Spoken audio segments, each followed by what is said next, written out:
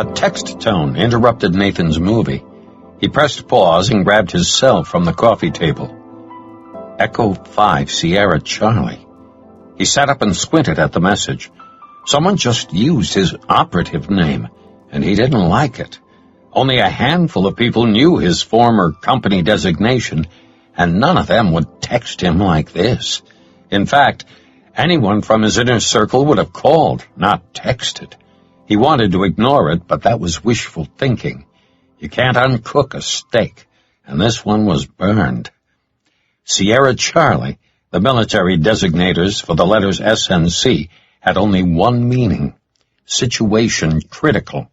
Someone was in a life-or-death struggle. It carried the same urgency as a cover now call over a police radio. Drop everything and respond. It could be a fishing expedition or an outright trap. He and Harv had enemies all over the world, and one of them could be baiting him. He'd delete this cellular account right away. Tonight. Nathan always kept his cell's GPS tracking capability disabled, but there were still methods of tracing a cell phone's location. But on second thought, it seemed unlikely this text originated from a former enemy. If it had, he'd already be dead. Or worse. One thing was certain. Whoever managed to obtain his cell number had to be resourceful. Maybe he could turn this around and get some info on the sender. He tapped the screen. "Who are you?" Nathan didn't consider himself a paranoid man, but now he felt vulnerable. He went upstairs to his bedroom and changed into 511 tactical clothing before punching a 6-digit combination into his handgun safe. He grabbed his SIG and pocketed the suppressor and 4 spare magazines. He jacked around into the chamber and lowered the hammer using the weapon's decocking lever. Gun in hand, he returned to the living room and turned off the Blu-ray player. His cell chimed again, showing a single name. Lauren. Okay, fair enough, but not very useful. A first name didn't tell him squat. How do you know about Echo 5? Nathan waited through 15 seconds of silence. My mom. What mom? Besides Harv's wife, he didn't know any moms who would or should know his old CIA call sign. In fact, he didn't know any other moms, period. He turned off all the lights, cracked the blinds, and scanned the front yard. Sensing his change in behavior, his 2 giant schnauzers studied his every move. He took them to the kitchen door and pressed a forefinger against the capacitance scanner of the security keypad. The red LED turned green. Grant, Sherman, search. The dogs bounded out the door. Nathan tapped another question. Where are you? The messages originated from a phone with a local 858 area code, but Lauren could be anywhere. For one crazy moment, he toyed with the idea that Harv could be using someone to play a prank on him. Today was April Fool's Day, but he knew Harv would never do this, not even as a gag. La Jolla. Nathan's radar sprang up 3 notches. He was in La Jolla as well. His house no more than a 7-minute drive from any location within the community. Was there another La Jolla in a different part of the country? He needed more info. La Jolla, San Diego? Where in La Jolla? The answer arrived a few seconds later. Exxon LJ Shores, black SUV. Nathan stared at the text. Exxon gas station at La Jolla Shores in a black SUV? Depending on the signal at La Jolla Parkway, this person was no more than a 3-minute drive away. Coincidence? Not in this Marine's world. Time to get mobile. He grabbed his emergency travel bag from the hall closet, unzipped it, and secured the handgun, spare mags, and suppressor next to his folding Predator knife. He felt an adrenaline surge build as he laced his boots, so he slowed his breathing. Whoever was sending these messages now had his full attention. If this was someone's twisted idea of a prank, there'd be hell to pay. In the garage, he belted himself into his Mustang. He always kept the vehicle backed in so he could exit straight out, but more importantly, he also faced the door when it opened. Seeing the driveway was clear, he took a few seconds to send another text. "What kind of trouble are you in?" He started the engine, pulled forward only enough to allow the garage door to close, and pressed the button. He never left his house without watching the door finish its descent. Old habits die hard. He opened the home security app on his phone and rearmed the system with a 6-digit code. KIDN. KIDN. Kidding? Was this Lauren person now telling him she was only kidding around? Then why use the Echo 5 reference? It didn't make sense. Nathan didn't text often, but knew there were all kinds of abbreviations. Did she mean kidnapped? He sent another text. "You still there?" Without waiting for an answer, Nathan started down the driveway. A few seconds later, his phone rang. He answered it, but didn't say anything. "Me that phone, you little slut. Who are you calling?" He heard a rustling sound, then a long silence ensued. Nathan sensed a malevolent presence on the other end, like the draft from a slaughterhouse. "Whoever you are, this is none of your business. Stay away from her, or you are dead. I'll do you slowly." The call went dark. Chapter 2. Nathan braked hard at the bottom of his driveway as the privacy gate rolled open, then sped away, driving as fast as possible without being reckless. This area of Mount Soledad was residential, with steep, curvy roads, and he didn't want to plow into anyone. He no longer doubted the messages. There was hatred in the man's voice, vicious and deep. Nathan had no illusions about the danger of jumping into this situation, but someone named Lauren knew his CIA call sign and also knew the Sierra Charlie reference. During their time as an operative team, Harv and he hadn't interacted with many female operations officers, so it was unlikely Lauren was one of them. Besides, no trained spook would initiate contact like this, especially after 14 years. This definitely smelled like a trap. Nathan was many things, but naive didn't make the list. At this point, he fully expected the situation to turn ugly. Nathan ran a stop sign and turned left on a busier street. This was a well-traveled route, so he didn't feel as concerned about speeding. People who lived along this road knew the score. He estimated no more than 3 minutes had elapsed since Lauren's first text. Pushing the limits of his Mustang, he raced down the mountain until a model citizen forced him to drive the speed limit. He couldn't pass, so he had to endure a painfully slow pace. At the bottom of the road, the signal to cross La Jolla Parkway was red. With a little luck, the delay wouldn't be long. He pulled into the line of waiting cars and replayed the call in his head. The voice had an Hispanic accent. He guessed the man's age to be somewhere between 30 and 50. The guy was obviously a bully by nature, and maybe worse, given the die slowly threat. Nathan knew about bullies all too well, and, if possible, he intended to properly introduce himself. We'll see who dies slowly. He assumed Lauren was fairly young because of her reference to my mom, which only made the situation more urgent.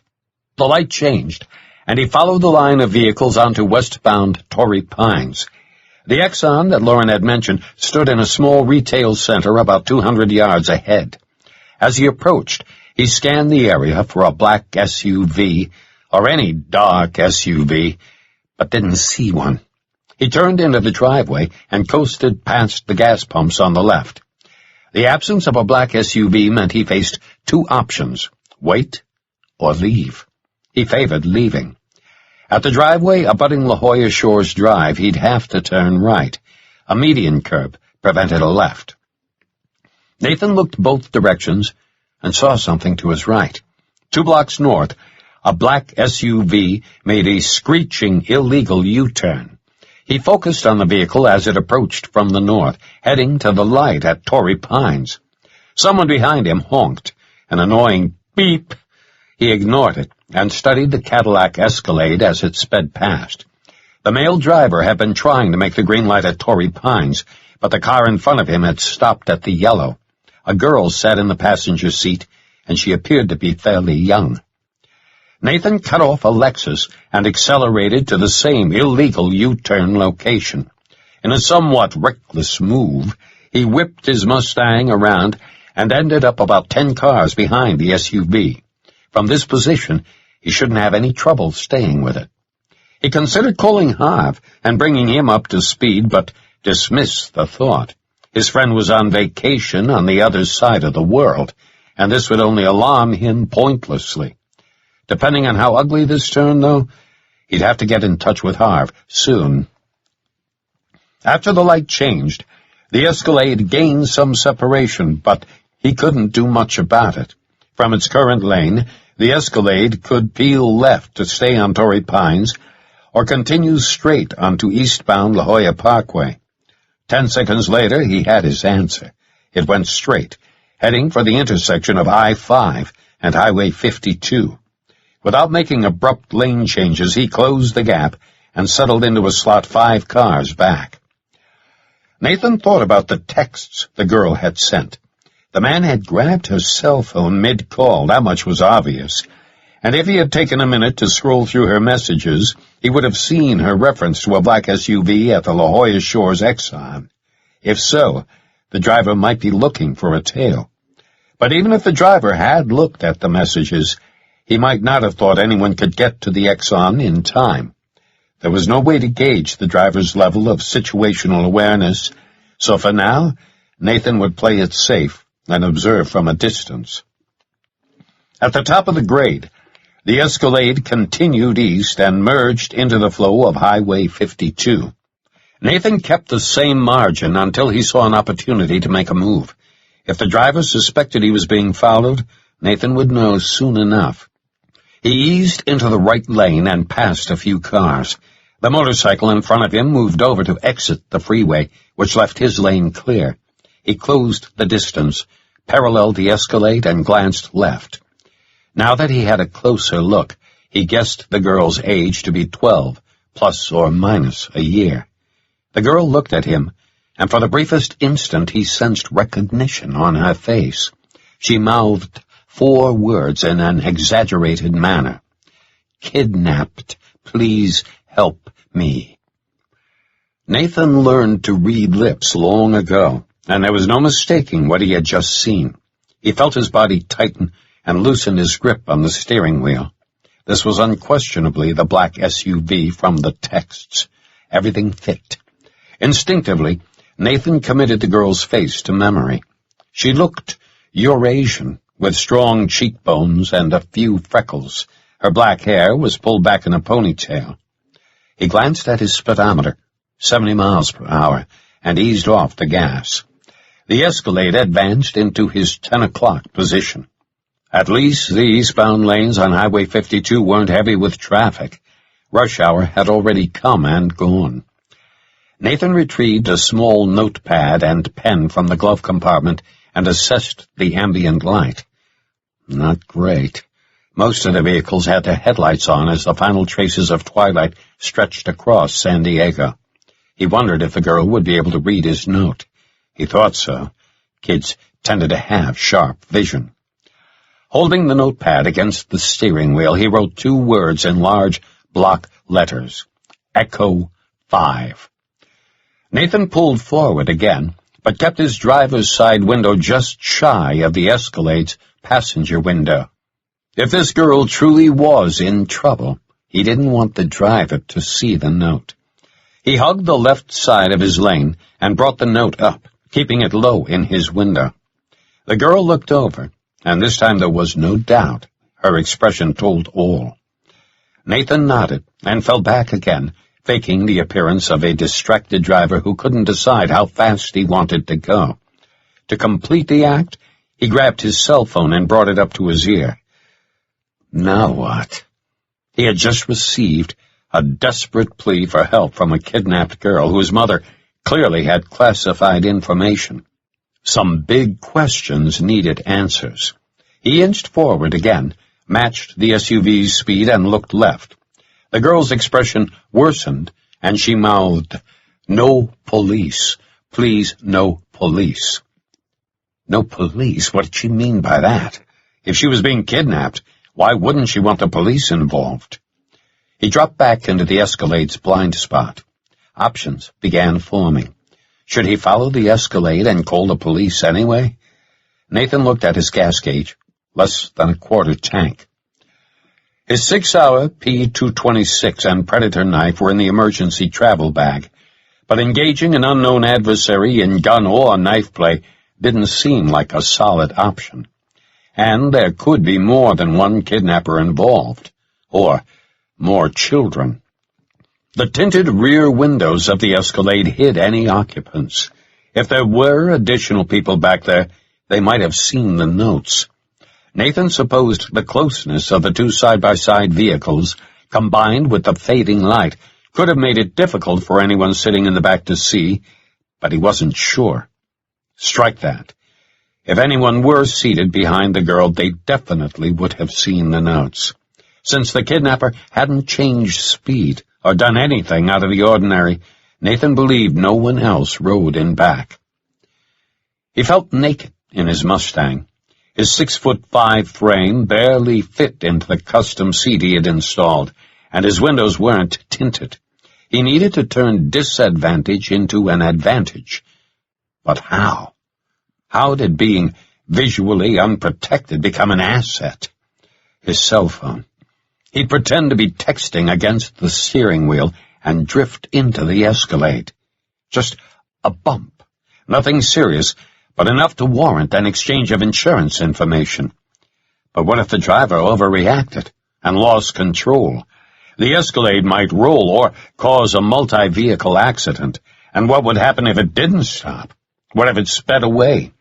Nathan didn't want to endanger innocent people by engaging in a high-speed pursuit. He needed more information and decided to risk another exchange. All he had gleaned at the Exxon station was the image of a clean-shaven man with short, dark hair and a pronounced chin, who looked to be in his late 30s or early 40s. He also appeared to be wearing a business suit. How many kidnappers wore business suits? Assuming the girl could respond only one more time, he'd ask a tactical yes or no question. He wrote a new note, inched forward, and waited until he was just ahead of her window so she wouldn't have to turn her head as far. Riskier, though. From this position, the driver might be able to see it. Without looking over, Nathan brought the pad up and held it low against his window. After several seconds, he lowered the note and glanced left. Keeping her head straight, the girl offered a barely perceptible nod. Whoever this child was, she was poised and smart. Nathan dropped back and thought about the question he had just asked. Just you plus driver? Answer, yes. The big question returned. Now what? The I-805 interchange was just ahead, and the kidnapper moved into the right lane. Nathan opened up some distance and followed the Escalade up the sweeping on-ramp. He began to feel a building pressure to do something. Come on, Nate, think. What are you going to do? Taking the wrong course of action could backfire and cause more harm than good. Patience, he told himself. Sometimes no action was the best action. As long as he kept the Escalade in sight, he had options. On the other hand, it would take multiple assets to tail a vehicle effectively through surface streets. If the driver possessed counter-surveillance training, he'd likely initiate a surveillance detection route. And if he did that, Nathan couldn't avoid being discovered. A single asset couldn't beat a properly executed SDR. Ahead on the freeway, something caught Nathan's attention. The Amber Alert sign at Claremont Mesa Boulevard displayed 3 bright lines of text. Set against the cobalt sky, the message demanded to be seen. Child abduction. black SUV, California license unknown. There were few times when Nathan experienced a chill, but this was one of them. He moved over a lane to the west and slowly inched forward. The girl was no longer visible. The driver must have seen the Amber Alert and ordered her to crouch down. The complexity and risk of his situation had just skyrocketed. Ironically, the Amber Alert hindered his efforts. Anything he did to interdict, even an accidental fender bender, would no longer be interpreted as a coincidence. The smallest act out of the ordinary would raise red flags with the kidnapper. On the flip side, the alert reaffirmed the immediate danger to the girl, and he now felt confident that any action he took would be justified. The Escalade changed lanes and slowed to 65. Several car lengths back, Nathan matched its pace as it made an additional lane change. The SUV was now directly in front of him. Anticipating the driver's next move, he eased into the slow lane, checked his rearview mirror, and dropped back farther. As predicted, the kidnapper signaled and moved into the exit-only lane. He obviously wanted off this freeway, probably because there weren't any Amber Alert signs on surface streets. The center divide sign indicated the Balboa Avenue exit lay 1/4 mile ahead. Nathan maintained his distance as the Escalade slowed to 55. Would the driver go east or west on Balboa? Playing it safe, Nathan didn't use his turn signal. The Escalade peeled right, heading for the westbound lanes. At the traffic light, Nathan ended up directly behind the Escalade, a mere 10 feet away. Okay, he told himself. There's a kidnapped girl named Lauren in the Escalade, and the Amber Alert system's activated. The kidnapper's edgy, wondering if anyone saw the girl and dropped a dime. If Nathan were driving that Escalade, he'd execute an SDR, but he doubted many people had his level of counter-surveillance training. If the abductor planned to try one, it would probably happen within the next mile or so. At least Nathan had the speed and maneuverability advantage. If this turned into a high-speed chase, the Cadillac could never outrun his Mustang. At Genesee Avenue, the Escalade moved into the inside, left-turn-only lane and stopped at the red light. Nathan maintained a single-car buffer between himself and the target. Several vehicles had lined up in front of the SUV, also waiting for the light to change. What do most kidnappers want? Privacy. If this were a ransom, the abductor would want seclusion, at least initially. The same would apply to an abductor bent on committing a sex crime. But what if this involves something else altogether? Something related to the mother, who knew Nathan's former CIA call sign, who had also taught her daughter operative code words. In that case, the kidnapper could be headed to a predetermined location to make a vehicle switch. He could have accomplices, fellow professionals. But no professional would allow his victim to keep or use a cell phone. Assuming the kidnapper didn't execute an SDR, he figured he could only keep this tale going for 10 to 15 minutes before being spotted. The left turn arrow at Genesee turned green, and the dual column of cars started forward. From this inside lane, the SUV could make a U-turn. If it did that, there was a good chance the U-turn was one of many to come, designed to expose a tail. Nathan felt some measure of relief when the Escalade settled into the right lane of Genesee. He pictured this area of San Diego in his mind. Assuming freeways were out of the equation, staying on major surface streets would be the fastest way to the kidnapper's destination. But doing that also ran the highest risk of crossing paths with an SDPD cruiser. Nathan didn't know for sure, but believed Amber Alerts were broadcast to all law enforcement units within a certain radius of the abduction, which meant every cop in the area would now have the info. Unfortunately, in a city this size, there were literally hundreds, if not thousands, of black SUVs on the road at any given time. Would police start randomly pulling over black SUVs? He wasn't sure. Genesee Avenue started down into a branch of Tecolote Canyon, where it would cross only a couple of roads before reaching Linda Vista. Nathan increased his separation to 500 yards and accelerated to 50 miles per hour to stay with the Escalade. He decided to up the stakes. Since the kidnapper had been going south on 805 before seeing the Amber Alert, he believed that was the general direction the driver wanted to go, and the best way to do that was to make a right turn onto Linda Vista Road. He moved into the fast lane.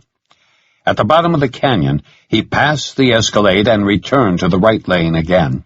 He didn't use his signal because he didn't want to draw any unnecessary attention. He was just another early evening commuter on his way home from work. Twilight was in full effect now. Every vehicle had its headlights on. He looked in his rear-view mirror, calculating. If he guessed wrong about this, he'd likely lose all stealth. Linda Vista lay just ahead, and he slowed to make the turn. The light stayed green as he rounded the corner. The moment of truth arrived.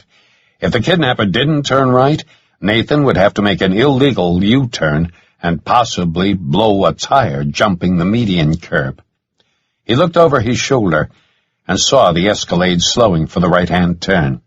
The kidnapper used his turn signal, probably to avoid making any kind of traffic violation. Nathan slowed to allow the SUV to catch up. In his side mirror, he saw the kidnapper signal and move into the left lane. He also watched for any sudden changes of speed. The right side of Linda Vista Road hosted several fast food joints. The left side was mostly residential. Since the Escalade immediately changed lanes to the inside, Nathan believed its next move would be a left turn onto Ulrich to head down to Friars Road. He needed to keep the Escalade in front of him for this leg of the pursuit. But how? An idea formed. Most drivers resented being cut off, and if Nathan timed his lane change just right, the kidnapper might feel a little irritation and the need to race ahead of him. It was a fine line. He didn't want to create suspicion, only annoyance. Nathan slowed and waited until the Escalade was only 25 feet behind and changed lanes without signaling.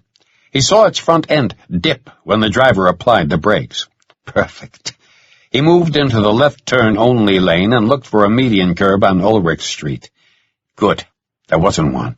If he had to make a U-turn because the Escalade continued west on Linda Vista, it wouldn't be an issue turning around. Come on, pull in behind. Perfect. The kidnapper accelerated into Nathan's lane, turned on his high beams, and stopped 3 feet back. A feeling of relief mixed with anxiety from the blinding headlights behind him. He didn't think the driver would get out and offer a challenge, but if he did, that might create an ideal opportunity to introduce himself to the girl's kidnapper. Nathan reached up and casually made the high beam adjustment on his rearview mirror. Did the creep have a gun? He didn't like the idea of being in front, but it seemed the best way to continue the trail without being detected. Nathan doubted he'd be able to anticipate the SUV's move at Friars Road. At the bottom of Ulrich, continuing south would be impossible without an east or west detour to cross the San Diego River and I-8. Unless the kidnapper was totally inept, Nathan felt he couldn't continue this charade for more than 2 or 3 more turns, and he was beginning to feel the early signs of decision paralysis. The longer he waited to act, the more difficult acting became. At some point, he'd have to force the issue. The question became, when? To reel the kidnapper in, Nathan crept through the intersection when the light turned green, purposely going slower than necessary. Once on Ulrich, the kidnapper swerved into the left lane and accelerated. He didn't look, but felt the driver's malignant glare as the Escalade sped past. Nathan allowed it to get several hundred yards ahead before matching its speed again. He didn't believe his cover was blown, but one more stunt like that, and all bets were off. Ulrich began a gradual descent through a narrow canyon. Nathan formulated a plan. He had no illusions. It would be simple. But it was time to act. A girl's life was at stake, and every passing minute represented increasing danger to her. He closed the distance to 100 yards and knew the kidnapper would see the change in separation. Up ahead, the traffic light glowed red. The kidnapper slowed as several cars turned left at the light and started up Ulrich toward them. Now was his chance. There wouldn't be another like it. Nathan noticed multiple headlights in his rearview mirror, but couldn't worry about them. He reached into the emergency bag and retrieved his SIG. He turned the laser sight on and tucked the weapon into his right pocket. The suppressor, folded predator knife, cell phone, and spare magazines went into his thigh pockets. Everything you need in life: a knife, a gun, and a cell phone. Nathan saw the light for the cross traffic turn yellow and moved into the left lane. Up ahead, the light turned green. Nathan hit the gas. Chapter 3. Even if the kidnapper had seen him coming, it was too late. Before the Escalade reached the intersection, Nathan pulled alongside and jerked the steering wheel to the right. Just before the impact, he exhaled, tightened his abs, and forced himself against the back of his seat. The Mustang's airbag control unit did its job. For an instant, Nathan felt stunned and unable to move. He thought his heart might actually fail. Son of a bitch! He had never experienced an airbag deployment and was damn sure he never wanted to again. Out his right window, he saw the Escalade jerk to a sudden stop. Nathan started a mental stopwatch, figuring he had fewer than 60 seconds to secure the girl and clear the area on foot. The airbag had already deflated. A noxious chemical smell, like burned electrical wiring, filled the compartment, and for an instant he thought his Mustang had caught fire. 3 seconds after impact, he had his seatbelt unbuckled and its door open.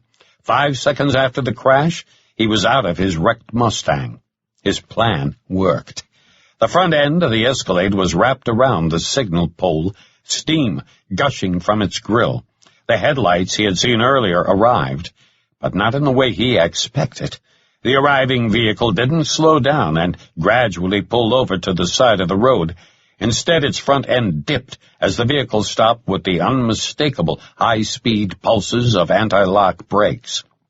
Armed with compact machine guns, 2 men in business suits jumped out and ran directly toward him. One of them already had his gun lined up. Cops? No way. Cops would immediately identify themselves as such. These guys weren't saying anything. Nathan cursed. He'd been so focused on the Escalade he hadn't detected a vehicle following him. Pulling his SIG, he circled his wrecked Mustang and sprinted toward the SUV, believing the new arrivals would be momentarily confused and hold their fire. All he needed was a second or two. Behind the gunman's car, he saw a second vehicle approach, and its driver didn't appear to be paying attention. The driver attempted to stop and nearly succeeded, but the car smacked the rear end of the gunman's sedan with a loud, metallic bang. The impact wasn't hard enough to trigger any airbags, but the 2 gunmen turned, giving Nathan the precious seconds he needed. He toggled the weapon's laser, painted the red dot on the lead gunman's chest, and fired 2 quick shots. Unsuppressed, the discharges hammered his ears. The gunman grunted and spun, but didn't go down. Body armor under a business suit? He lined up on the second gunman, adjusted his aim below the belt, and fired twice more. The machine gun clattered away as the wounded man tumbled onto the asphalt. Before the first guy could recover, Nathan sent 2 more bullets, also lower. Both slammed home. The gunman dropped his weapon and cupped his groin. The guy fell to his knees and keeled over, cursing in Spanish. Within 4 seconds, Nathan had popped off 6 shots and scored 6 hits. He considered finishing them, but decided killing men while they were down wouldn't sit right with his conscience. And there was still a remote possibility they could be police or feds working undercover. He hustled over to the wounded men, gave them a pat-down for additional weapons, and picked up their MP5s. Ignoring their obscene protests, he tossed the weapons into the landscaping behind a low stucco wall. Whoever plowed the gunman's vehicle was leaving. The driver backed up, made a screeching U-turn, and sped away up the hill, no doubt frightened by the gunfire. Nathan hurried to the passenger side of the Escalade and found the girl screaming incoherently, her shrieks muffled by the glass. Other than a steady stream of blood flowing from the driver's nose, he seemed physically unharmed. Although clearly dazed from the impact, the man held onto the girl's wrist tightly. Nathan didn't see a weapon, but stayed alert as he tried the girl's door, locked. Nathan banged the window with his gun. "Let go of her!" No response. The driver was trying to free himself one-handed from his seatbelt and the deflated airbag surrounding him. Nathan circled to the shattered driver's side window and swung his pistol through it like a club, clocking the kidnapper on the side of the head. That did the trick. The girl pulled free and cringed against her door. Nathan returned to the passenger side. In his best command tone, he yelled, "You're okay! Stop screaming!" The girl's expression showed recognition. He saw her eyes then, unmistakably blue and startling in combination with her Eurasian face and black hair. "We need to get out of here." She stopped crying but didn't move. "Fine. Stay with him. I'm leaving." She unbuckled her seatbelt. "Unlock the door." She fumbled with the armrest looking for the button. He didn't have time for this. "Get back." She looked over at the driver and didn't move. "I'm going to break the window. Get back." She leaned toward the driver and turned her head away. He struck the tempered glass with his cig and broke away the pieces clinging to the corners. He secured his gun in his pocket, grabbed the girl under her arms, and pulled her out. Wearing blue jeans, a lavender T-shirt, and white sneakers, she felt like 80 pounds of trouble. A car approached from the south, its headlights illuminating the canyon's eastern slope. "Hey!" Nathan looked at the driver. The guy spat blood onto the airbag. "You stupid son of a bitch. You have no idea who you are fucking with." "Likewise." He pulled his cig and thrust it into the Escalade's interior. The driver held his hands up in a useless gesture. Aiming at the driver's thigh, Nathan pulled the trigger. Chapter 4. Nathan's Mustang wasn't drivable. The collision had collapsed the entire right fender into the wheel well. He considered using the gunman's black sedan, but dismissed the thought. There were too many variables, including the possibility of a tracking bug. Instead, he took the girl across the street intersecting Ulrich and began running up the sidewalk. He stole a look over his shoulder. The second gunman from the sedan had gained his feet and was limping toward the wrecked SUV, but he didn't make it. Halfway there, his legs quit. Nathan noticed a stinging pain on the side of his hand and wondered what was causing it. "We need to clear the area. Take my hand, and don't look back." "I won't." The girl's voice was soft but laced with fear. He needed her functioning and coherent, not thinking about the violence she had just witnessed. Distraction time. "Is your name really Lauren?" "Yes." "That's a beautiful name. I'm Nathan. How old are you?" "You aren't supposed to ask girls that." 13? 12.5. What happened to your face?" "It happened a long time ago. Are you injured? Does anything hurt?" "My back." Nathan hoped she didn't have a spinal injury from the impact. "Your back hurts?" "The airbag felt really hot." "You were leaning forward, with your chest on your legs? The airbag burns your back?" "Uh-huh. Are they supposed to be hot like that?" "I'm afraid so." He realized that the stinging on his hand must also have been caused by the airbag's heat. "Does your back Hurt really badly? Nathan sensed her hesitate, as if she were trying to compare it with something else. Not really. They continued running up the sidewalk. Give me a number, from 1 to 10, 1 being really mild pain and 10 being the worst pain you could ever imagine. Maybe a 3? Who's your mom? I don't know. She's just my mom. I mean, what's her name? Jin.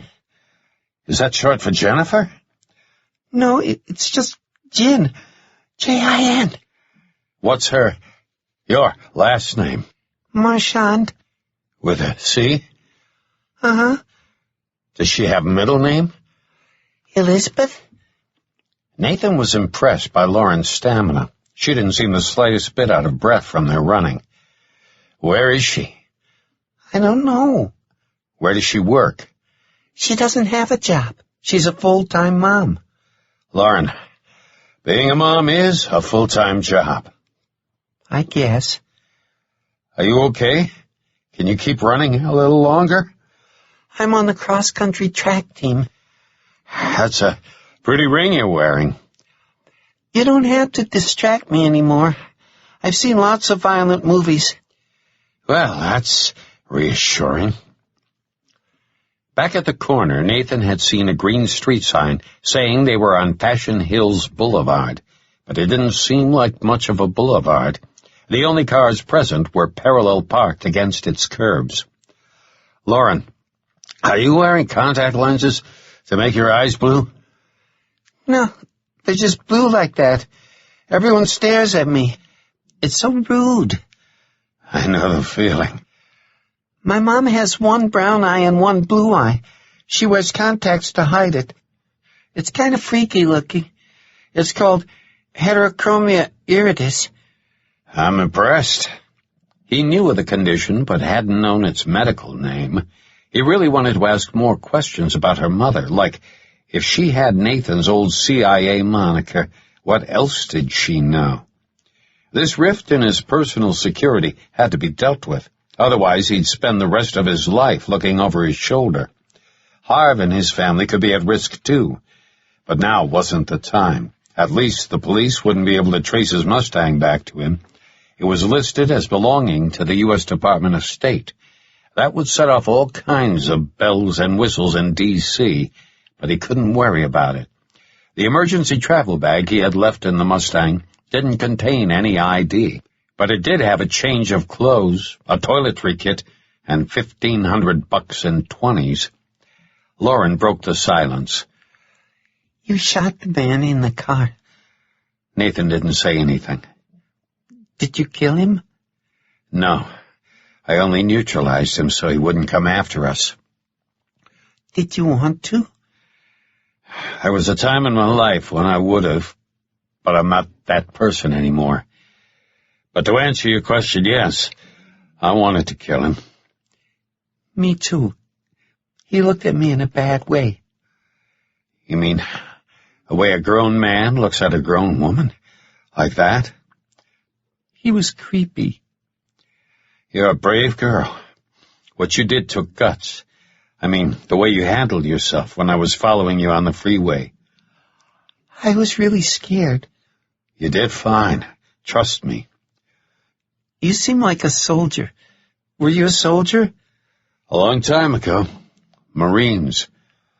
My stepdad was a Marine. Did you ever kill anyone? Yes. Was it hard? Did you feel bad about it? Shh. There's someone up ahead. Stop running. Where? She whispered. I don't see anyone. Shh.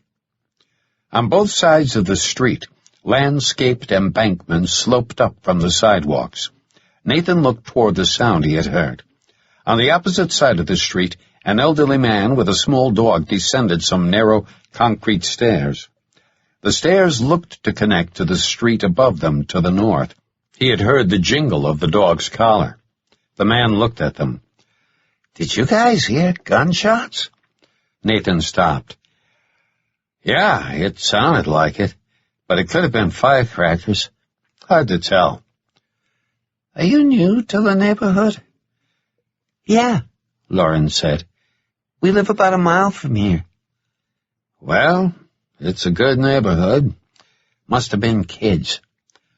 Probably, Nathan said. Have a nice evening. Yeah, you too. When they were out of earshot, Nathan said, Why don't you want the police involved? I saw you say no police. The man had a badge. The man in the Escalade? The man I just shot? He showed it to me. Can you describe it? Did it have a star or anything like that? I think so. He reevaluated his earlier assessment. This girl wasn't 80 pounds of trouble. She was 80 pounds of pure trouble. Had he just shot a police officer? And what about the other two? The suits from the sedan, suits wearing body armor. They were carrying Heckler & Koch MP5s, the weapon of choice for many federal agencies. He needed more info. But first things first, they needed to keep moving. We need to start running again. They hustled past a private clubhouse with a pool and tennis courts. Where are we going? She asked. Trolley. Trolley? What trolley? Are you from San Diego? No, I'm from Boston. You don't sound like you're from Boston. I'm not supposed to tell anyone where I'm from. Why is that? I'm in the witness security program, 'cause I saw something I wasn't supposed to. Nathan stopped running and faced her. Are you talking about the federal witness security program run by U.S. Marshals? Uh-huh. He stared at her. 80 pounds of trouble just turned into several tons. Lauren, are you telling me I just shot 3 federal law enforcement officers? You said you'd been kidnapped. Federal agents don't kidnap people. Please don't be mad at me. She started to cry. Had the Amber Alert been wrong? He knew the system wasn't perfect. Mistakes happened.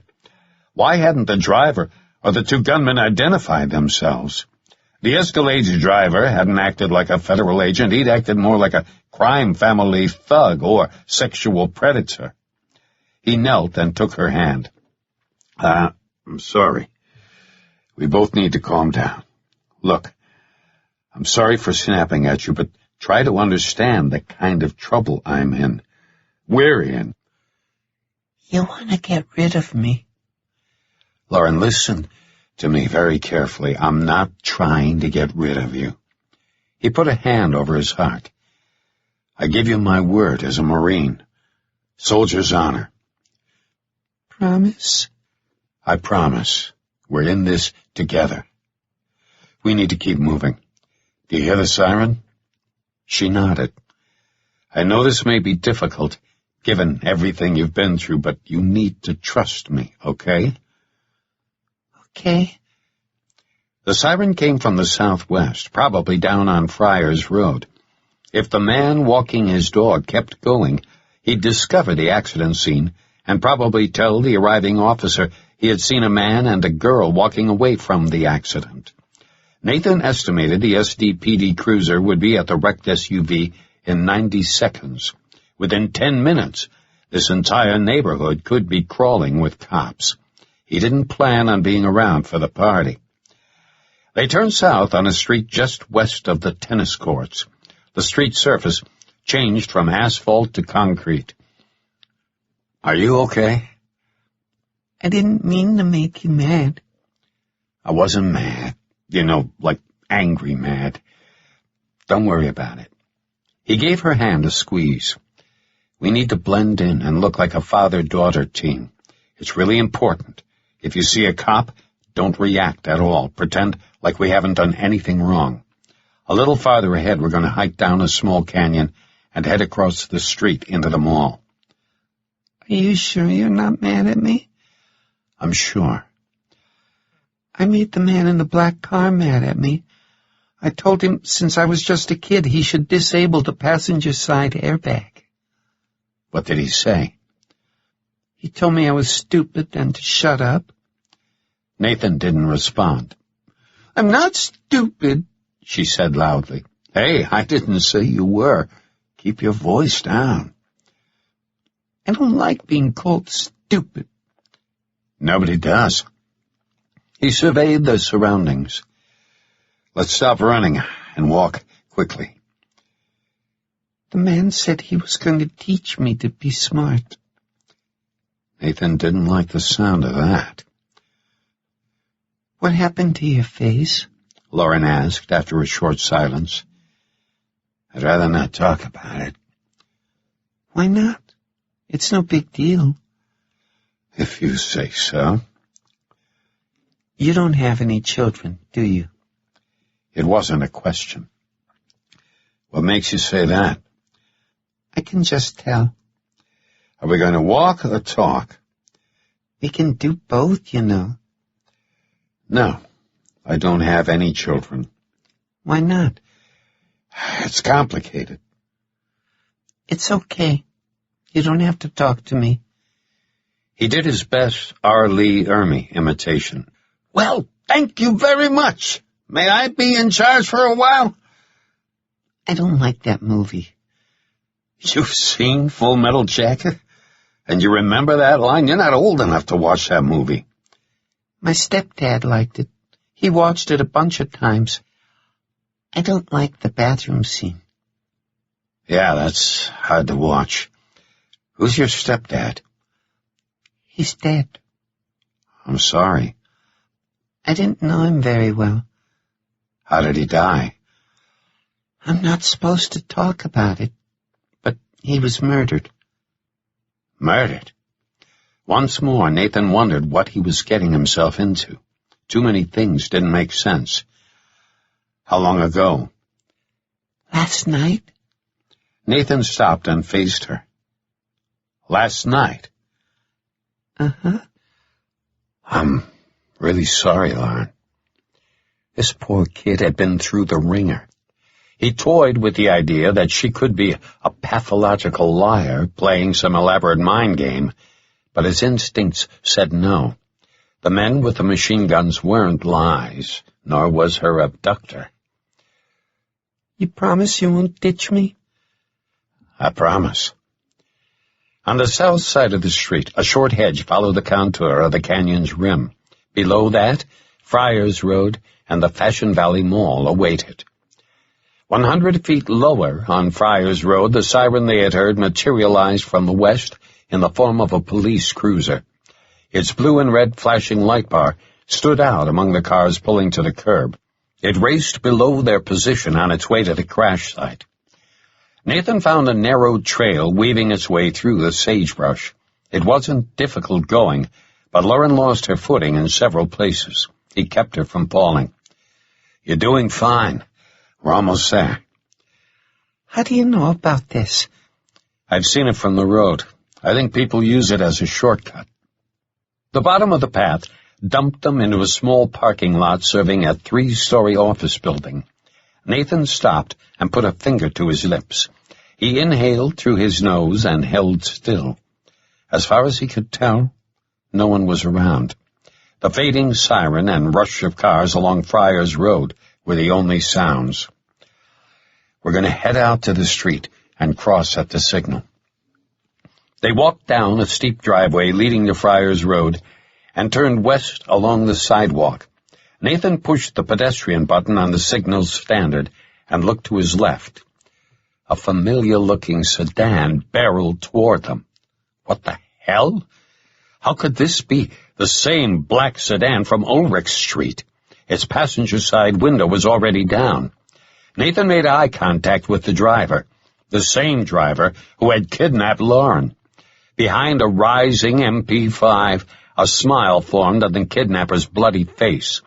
Nathan had to protect Lauren and draw his gun, but there wasn't time for both. He made the decision. Rather than reach for the cig, he picked Lauren up and literally hurled her over a chest-high retaining wall beside the sidewalk. As best he could tell, she had about 2 feet of protective cover on the other side. Nathan yelled for her to stay down and made a move for his gun, but too late. Its anti-lock brakes thumping, the The sedan arrived like a harbinger of death. Chapter 5. After all he'd been through in the Marines and the CIA, his life would end like this? Right here? Right now? It seemed so random and pointless. Then things happened fast. Just as the kidnapper pulled the trigger, the sedan jumped forward from being rear-ended by a pickup truck. The sedan's airbags deployed in simultaneous claps. The distinctive crunch of metal on metal was followed by the thunderous percussion of the machine gun. The shooter's arm jerked. The slugs shattered the rear passenger window and careened off the retaining wall. Nathan crouched and shielded his eyes against the explosion of tempered glass. He looked up and saw fresh blood spatter on the rear window. The two men he shot on Ulrich must have been in the back seat, and the collision forced the driver's arm in their direction. Time to move. "Come on!" Lauren didn't respond. She was clearly frozen from shock and disbelief. "Lauren!" he yelled. "Let's go!" She sat up and reached for him. 2 seconds later, they sprinted into the slowing traffic on Friars Road, heading for the mall. Nathan glanced over his shoulder and saw the kidnapper fighting the airbag. Well, he's 2 for 2, Nathan thought. There's nothing like a second airbag to the chops to ruin a guy's evening. 2 more sirens rang out. Probably fire and medical. Nathan and Lauren kept running as the smashed sedan sped away from the scene, its plastic rear bumper dragging along the asphalt. "He tried to kill us." "Come on, we have to clear the area." They hurried down the street leading into the Fashion Valley Mall. The parking garage on their left was fairly quiet, only a few shoppers looking for spaces. Nathan looked over his shoulder, relieved to see no one had focused on them.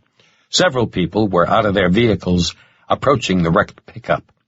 Nathan took a deep breath and let it out slowly.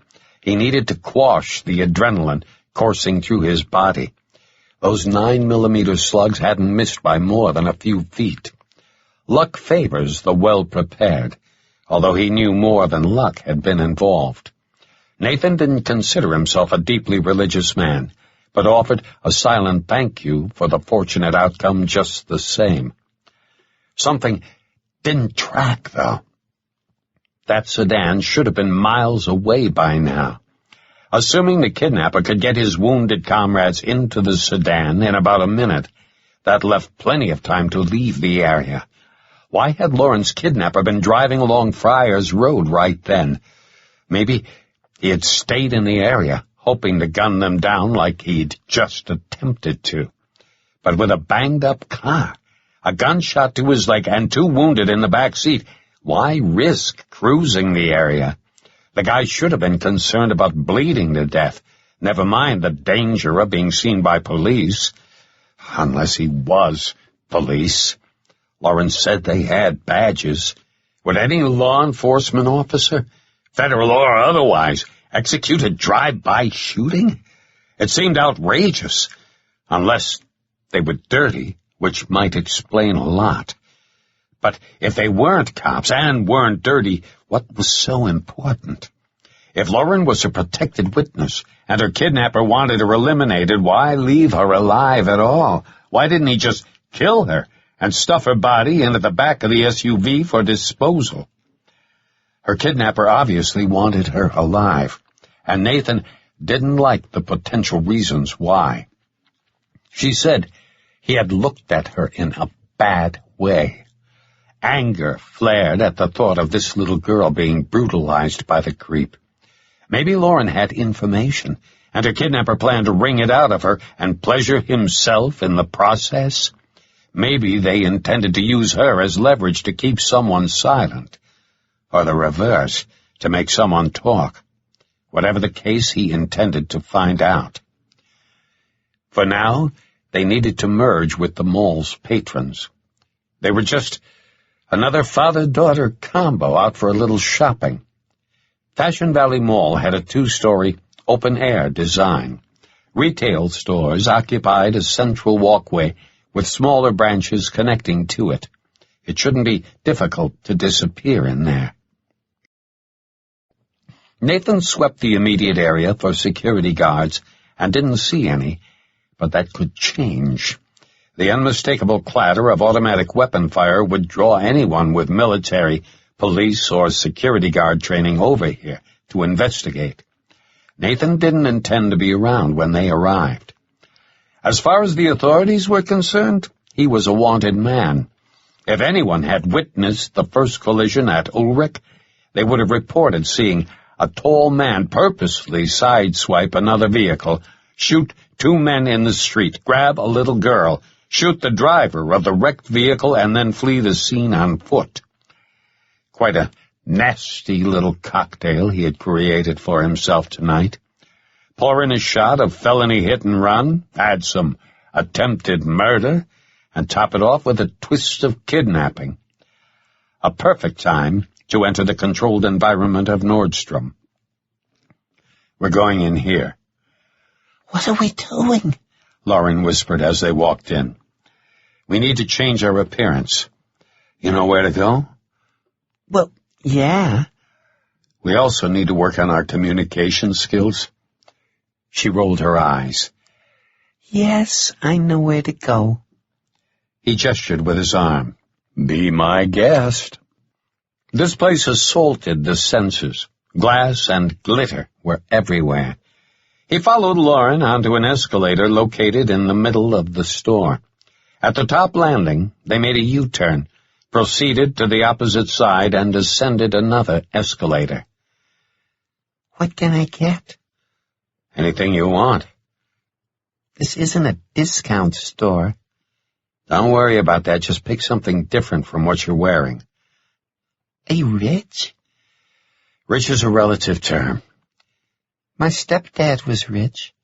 He drove a Porsche. I think it cost like $100,000. What did he do? You mean like work? He made furniture. What kind of furniture? Mostly patio stuff. He must have made a boatload of furniture to be driving around in a Porsche. He owned 2 factories.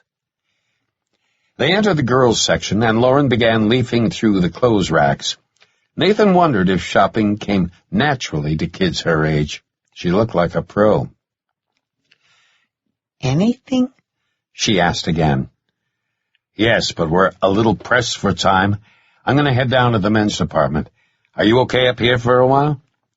Her expression went blank, then changed. I don't want any clothes.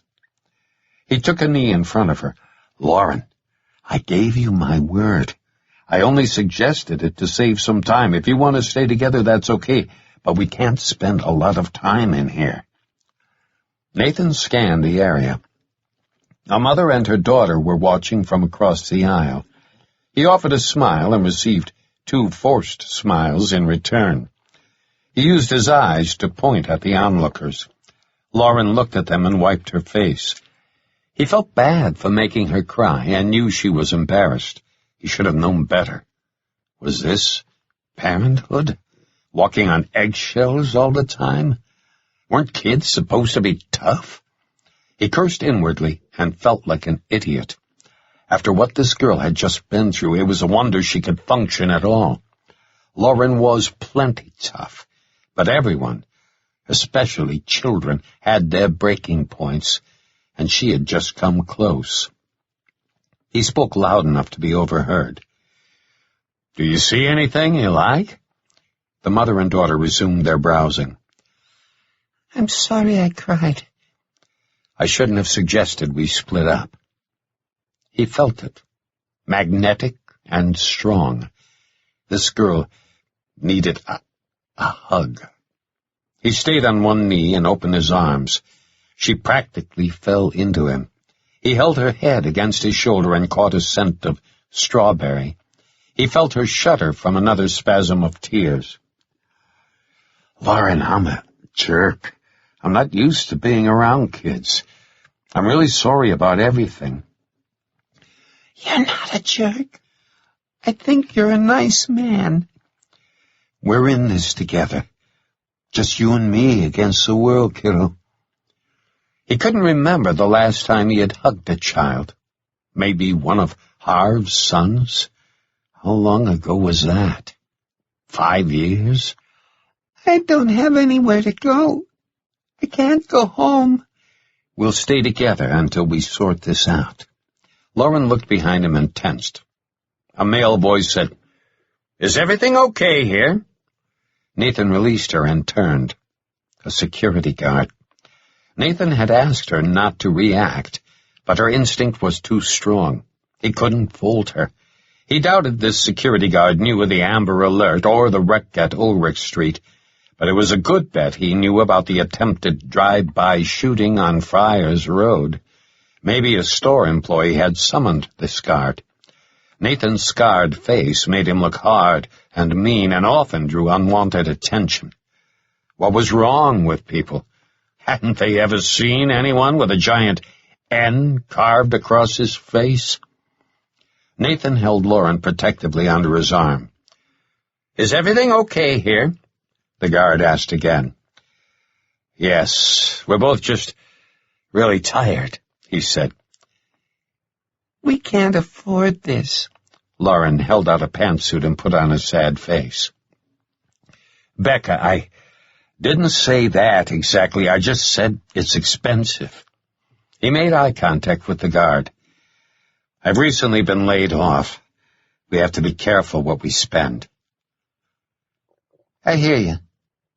Y'all have a nice night, folks. "Thank you, sir. We'll try." The guard turned and walked back toward the escalator. The mother and her teenage daughter had resumed their surveillance. Time to go. The change in clothes would have to wait. He should have thought about the consequences of entering a public place like a mall, should have thought about all the security cameras.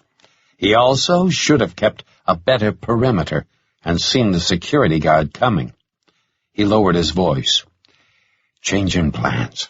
We're leaving, but not quickly. We don't want to look like we've been spooked. Good job with the security card. Smart thinking." I forgot I wasn't supposed to react. "You did fine." Nathan had been in here only a few times, but knew there was an exit out to an elevated walkway on the east side of the building. They'd head that way. At the landing of the second-floor escalator, he spotted what he needed. "Lauren, see that mannequin up ahead on the right? I want you to pretend to look at the dress it's wearing, but look for the security guard we just saw. If you see him, form a fist with your right hand for a second." She approached the mannequin, circled it, and touched the material. Her right hand formed a fist, then released. Nathan kept his back to the escalator and whispered, "What's he doing?" He's talking on a radio. "His SIG." The guard must have seen the handgun's outline when Nathan knelt in front of Lauren. How could he have been so careless and sloppy? Every security guard in the mall was probably converging toward Nordstrom. He knew guards weren't allowed to take direct action against an armed assailant, but they could definitely call for reinforcements in the form of San Diego's finest. How long did they have? 2 or 3 minutes? They could run for it and take their chances, but sprinting through a crowded mall with a security guard pursuing them wouldn't work. An idea formed. The guard's handcuffs. If he could remove the flow of information, the rest of the mall's security guards would be blind. He kept his voice low. "Lauren, we're going to run toward the exit. Stay close." I'm scared. Ready? Chapter 6. It all boiled down to timing. Nathan needed to execute a series of precise moves if his plan was going to work. He couldn't do anything about all the customers present, but he figured their desire to remain uninvolved would render them inert. Nathan and Lauren made an all-out sprint toward the east exit. "Stop! You're under arrest!" Nathan pretended to lose his footing. He sprawled out on the ground and acted like he had twisted an ankle. "Stay on the ground! Keep your hands away from your body!" "Don't shoot!" Nathan knew the guard didn't have a gun, but he needed to make his act believable. He assumed a face-down, spread-eagle position on the floor. Lauren stopped running and turned around. With the guard still behind him, he gave her a wink. Her expression changed, but he wasn't sure if she'd play along. She might bolt for the exit without him. The guard ran forward and repeated his command to stay on the ground. Nathan turned his head and watched the guard remove the handcuffs. Perfect. In a quick move, he swept his foot and brought the security guard down. An elbow to the guard's jaw ended the struggle. Nathan hoped he hadn't broken anything, but he had clocked the guy pretty hard. Within seconds, he had the guard's wrist secured around the chrome support of a clothing rack. He grabbed the guard's radio and tossed it aside. Everyone in the immediate area looked startled and frightened. A heavy-set man with lousy tattoos looked to be a potential threat, and Nathan decided to keep an eye on him. He grabbed Lauren's hand and ran toward the exit, inwardly cursing at all the cameras that had just recorded his assault on the guard. How long before his and Lauren's faces were plastered on every television in the city? Tattoo Man also moved toward the same exit, paralleling their pace. Just what Nathan needed, a frigging hero. He didn't want one surveillance source replaced with a new one. He'd have to deal with this. When the guy closed to within 10 feet, Nathan pulled his cig and pointed it at the man's chest. The man raised his inked-up arms. "Hey, man, I don't want no trouble." "Then get on the ground." "Okay, take it easy." "Please do it now." The big man grunted as he dropped to his knees and flopped onto his belly. Without looking back, Nathan tugged his cig back into his pocket and did his best to cover it with his shirt. Outside the store, he had several options. Going left into the parking garage was out, as that would take them in the wrong direction. An escalator leading down to the first level was directly ahead. So was the entrance to Neiman Marcus. But they couldn't enter the retailer or go down the escalator without being seen by people inside Nordstrom, including Tattoo Man. Nathan made the decision to stay on the second level and head south along the stores lining the open-air walkway. "We're going to hurry, but not run." Nathan spotted the new threat immediately. At the far end of the walkway, another security guard crested the mall's central escalator and began sprinting toward them. It was a woman. "Follow my lead." He crouched down at a store window and covered the outline of his cig with his right hand. He lowered his voice to a whisper. "Ignore her, Lauren. We're just window shopping."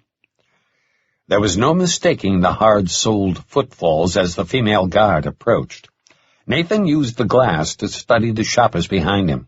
In the reflection, he saw people on both sides of the elevated walkways freeze and watched the guard race toward Nordstrom. Time seemed to slow as the guard passed directly behind them.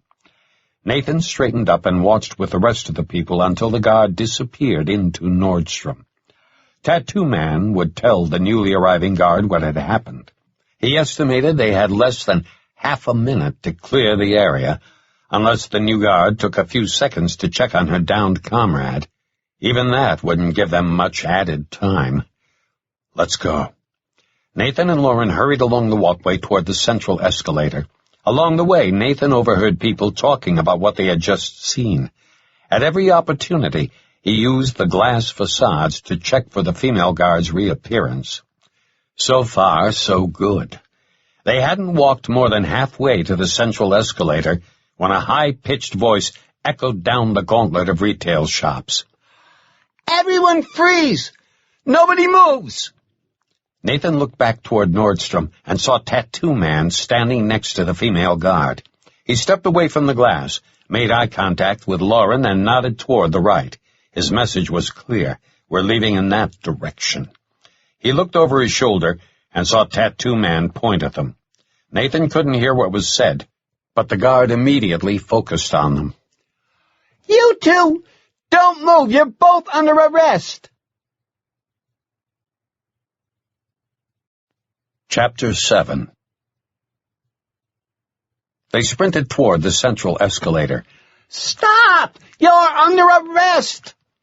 Lauren couldn't run as fast as he could, so they'd never lose the second guard, even with all the people present. He formulated another plan.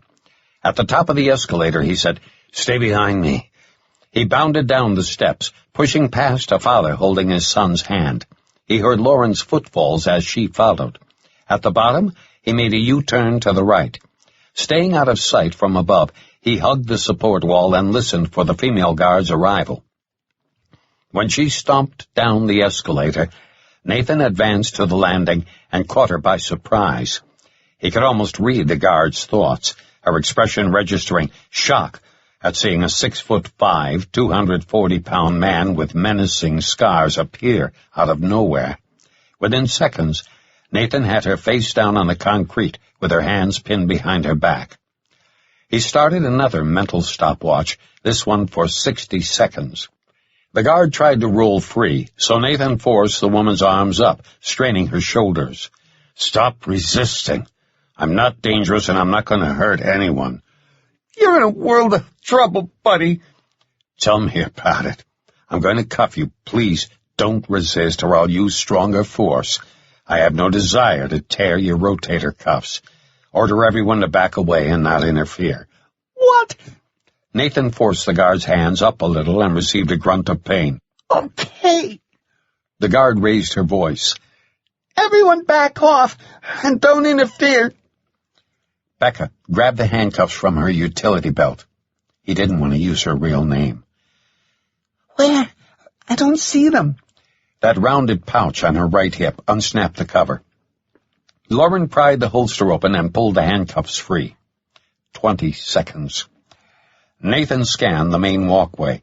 No other guards appeared, but several dozen people had taken notice of the action. Hopefully, there weren't any off-duty cops or service members among them. The sooner Lauren and he got out of here, the better.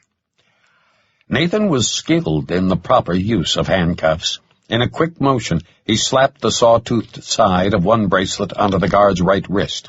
He secured the handcuff snugly, but made sure not to over-tighten it. He kept a knee on the guard's back and repeated the procedure on her opposite wrist. He kept his voice low to avoid embarrassing the woman. "We're leaving. If you try to pursue us, I'll take you down. Without the use of your arms, you'll go down ugly and lose some teeth, or worse. Do we have an agreement here?" The guard nodded tightly. 30 seconds. "Order everyone to stay where they are and not to follow us." She took a deep breath and yelled, "Everyone, stay where you are. Don't follow them." Nathan rolled the guard over and unbuckled her utility belt. The belt didn't have a gun, but it held other non-lethal weapons, plus a radio. It might come in handy, so he took the belt and put it on.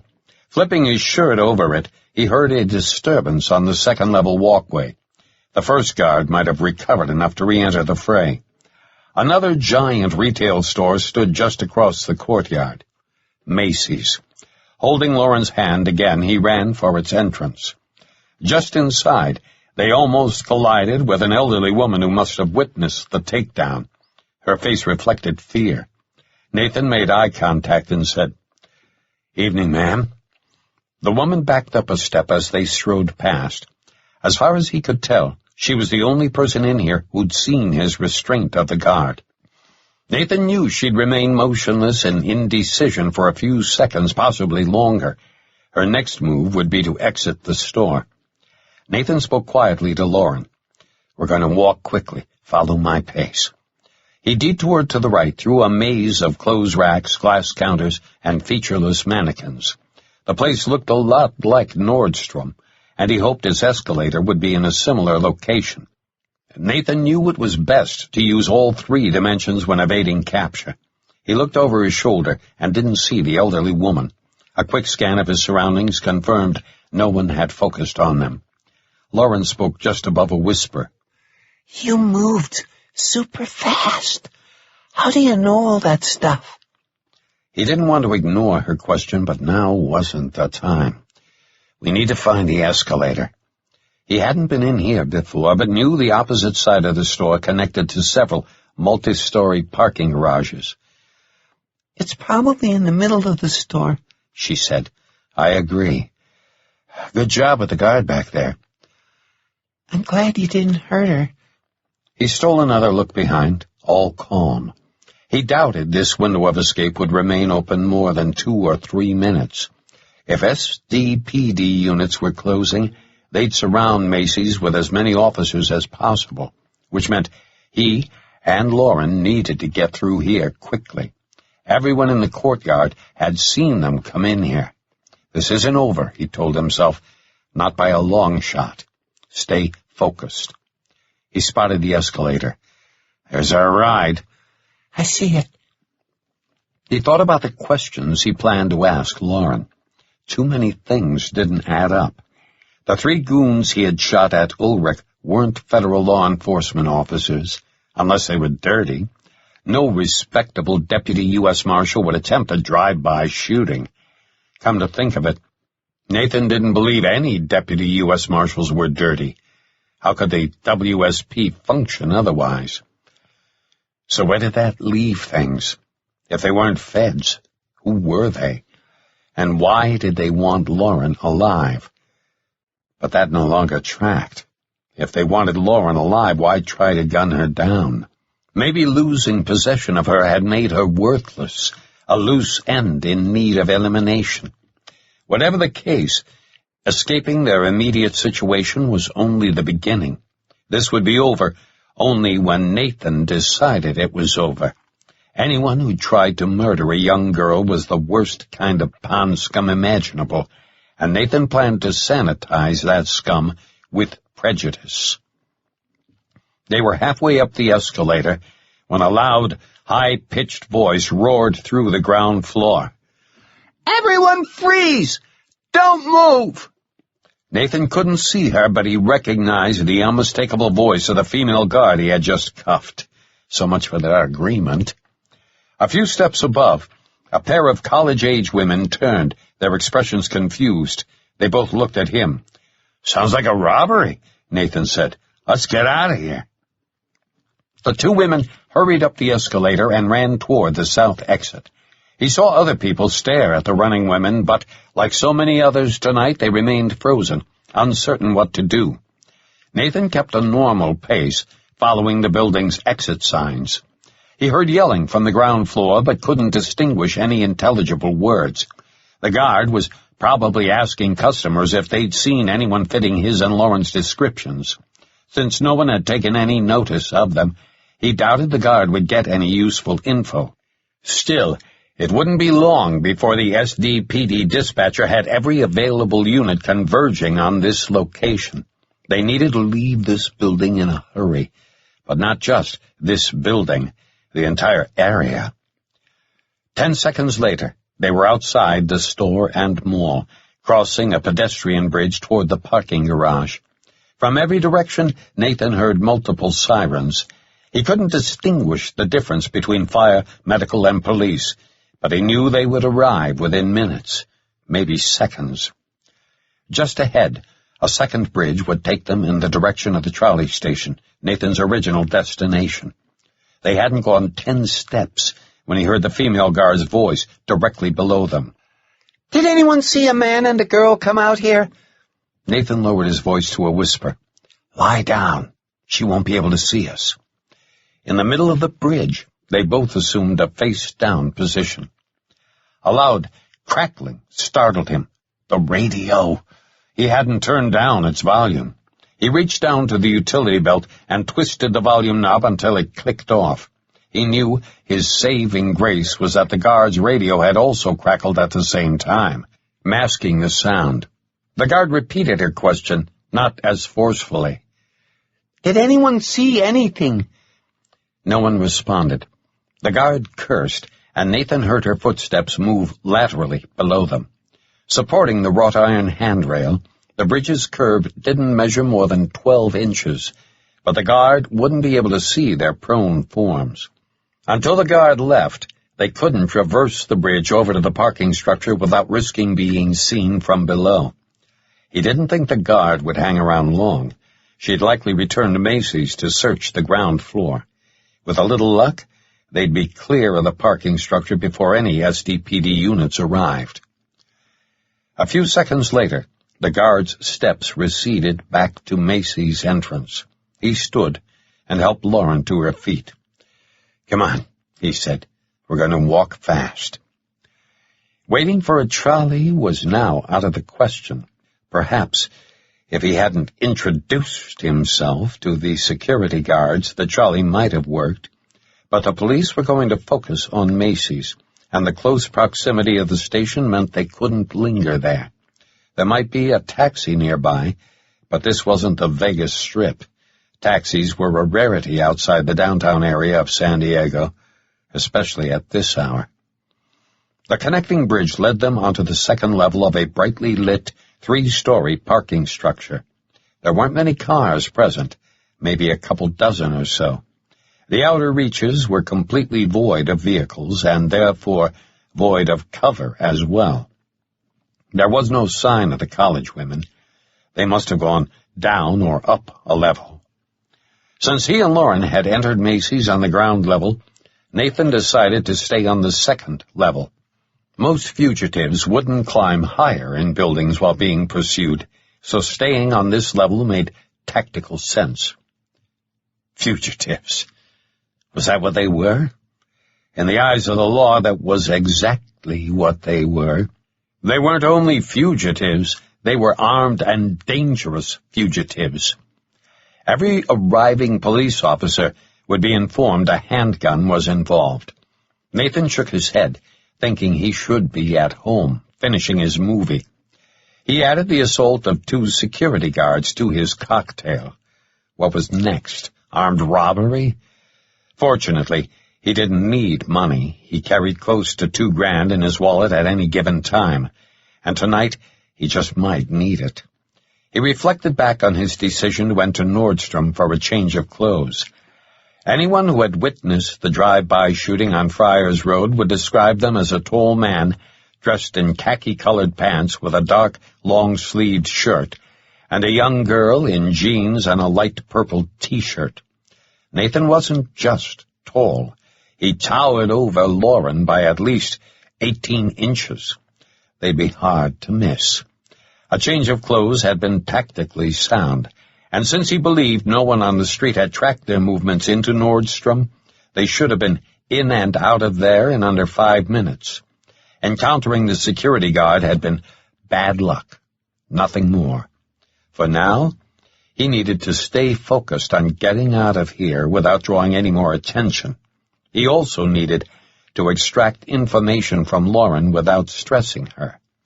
Aside from her mother's role in all of this, he needed to know how she had ended up in the custody of her kidnappers. They stayed on the north side of the parking garage and worked their way west until they arrived at a stairwell. Down to street level or up to the top? Nathan chose up. He knew there was a pedestrian bridge at the southwest corner of the structure, connecting to the elevated trolley station. He and Harv had once parked up there for a Chargers game and taken the trolley over to Qualcomm Stadium. Given their current predicament, waiting for the trolley was still out of the question, but they could take the stairs down to street level and slip away. A siren closed on their position. He looked west toward its source and saw the red and blue flashes of an SDPD cruiser. It turned into the mall's parking lot and accelerated straight toward them.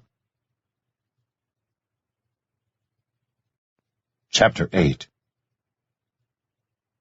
What do we do? Lauren asked. Stay calm. He doesn't know where we are. Mixed with the siren, Nathan heard the cruiser's engine roar. Stay behind me. They ducked deeper into the stairwell's shaft and hugged the wall. 10 feet below, the cruiser sped past, its howling scream reverberating off every building in the area. Nathan had to admit he was feeling a strong sense of urgency take hold, but he needed to stay calm for Lauren's sake. The cruiser's siren went silent as it stopped a mere 30 yards to the east. He hoped the arriving officer believed they were still inside Macy's. He thought most SDPD cruisers were single-officer units, so if the cop went into Macy's, they'd have a chance. Come on, we're going up another level. They hustled up the stairs and were greeted by a vast expanse of concrete. Trellises with high-intensity lights marched along its length. It was damned bright up here. There weren't any cars present. 0. Let's see how fast you really are. Ready?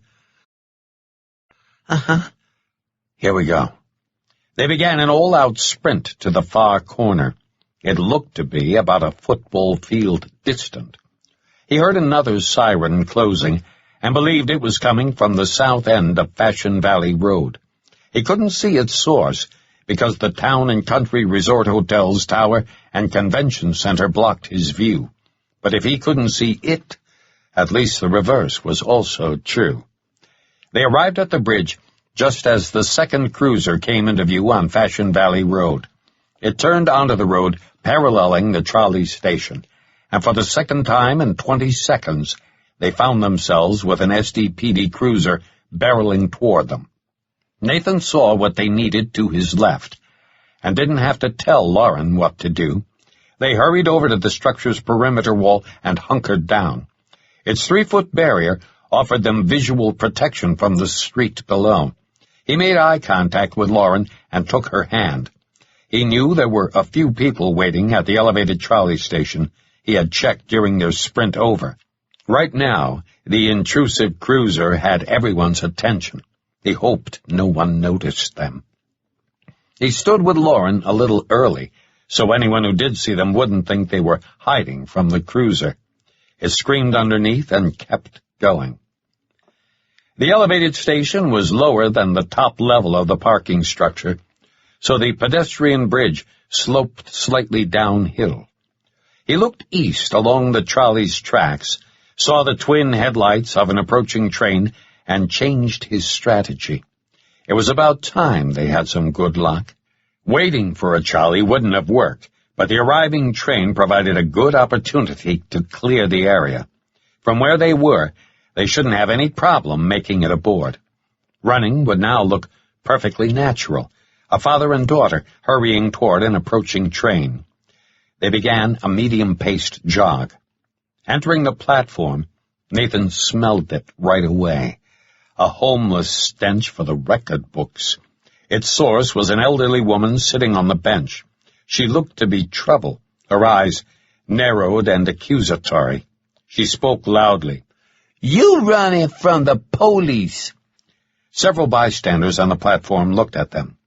Nathan lowered his voice to a whisper. "Ignore her." He led Lauren a few steps away. "Hey, I'm talking at you." He knew from the angle of her voice that she had stood up.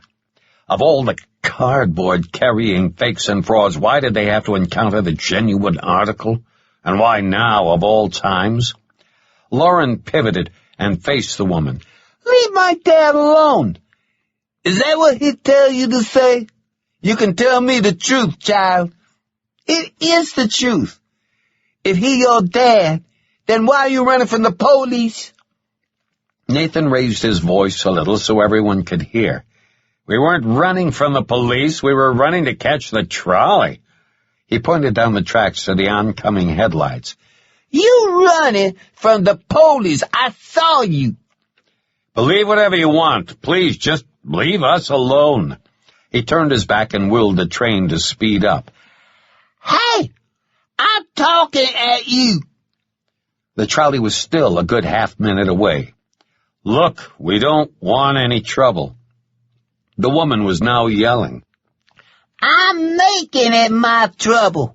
Look at your face. You're a monster. You got no right to steal this innocent child." Hopeless.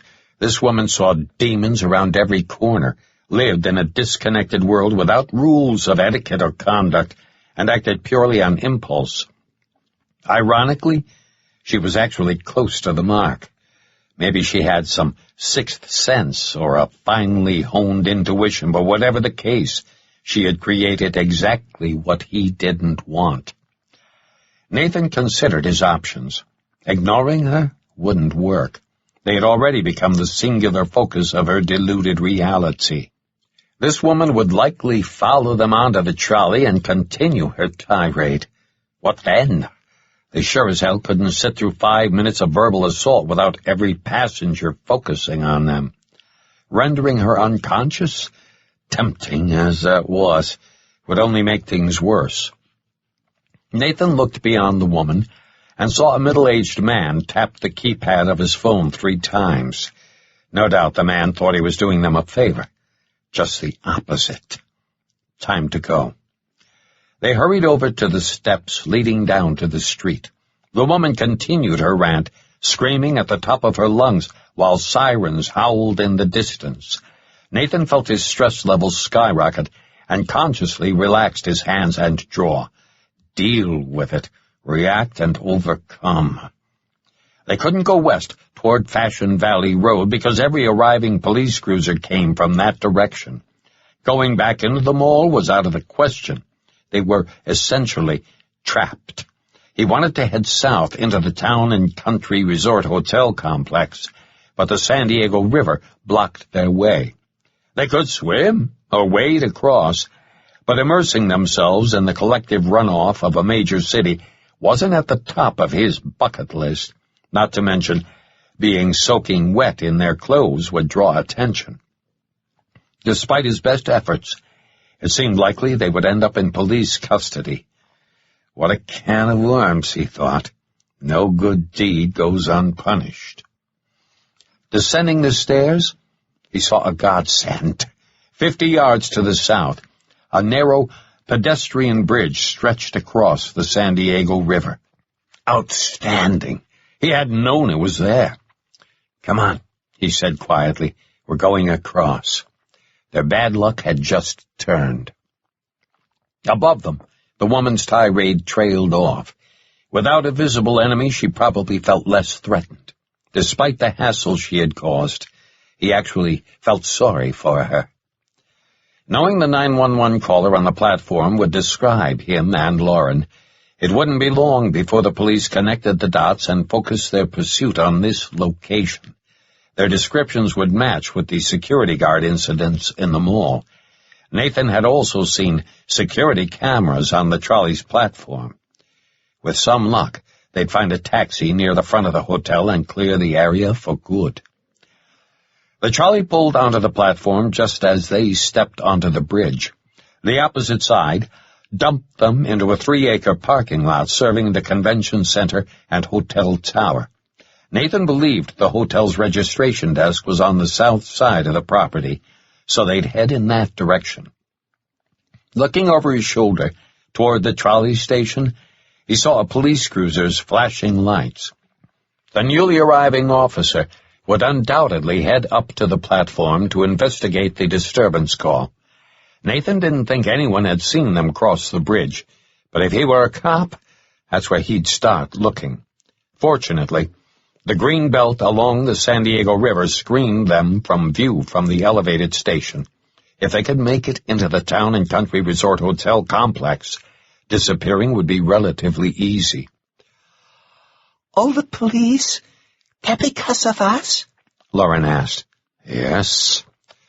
Where are we going? To find a taxi. I saw one back at the trolley station. Impressive. Lauren had a good sense of her surroundings. How many stressed-out kids her age would have the presence of mind to notice a waiting taxi? I saw it. But the homeless woman wrecked things. Exactly.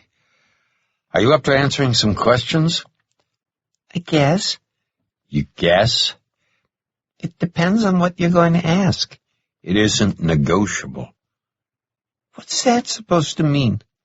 It means you'll have to answer my questions. You can't hold anything back.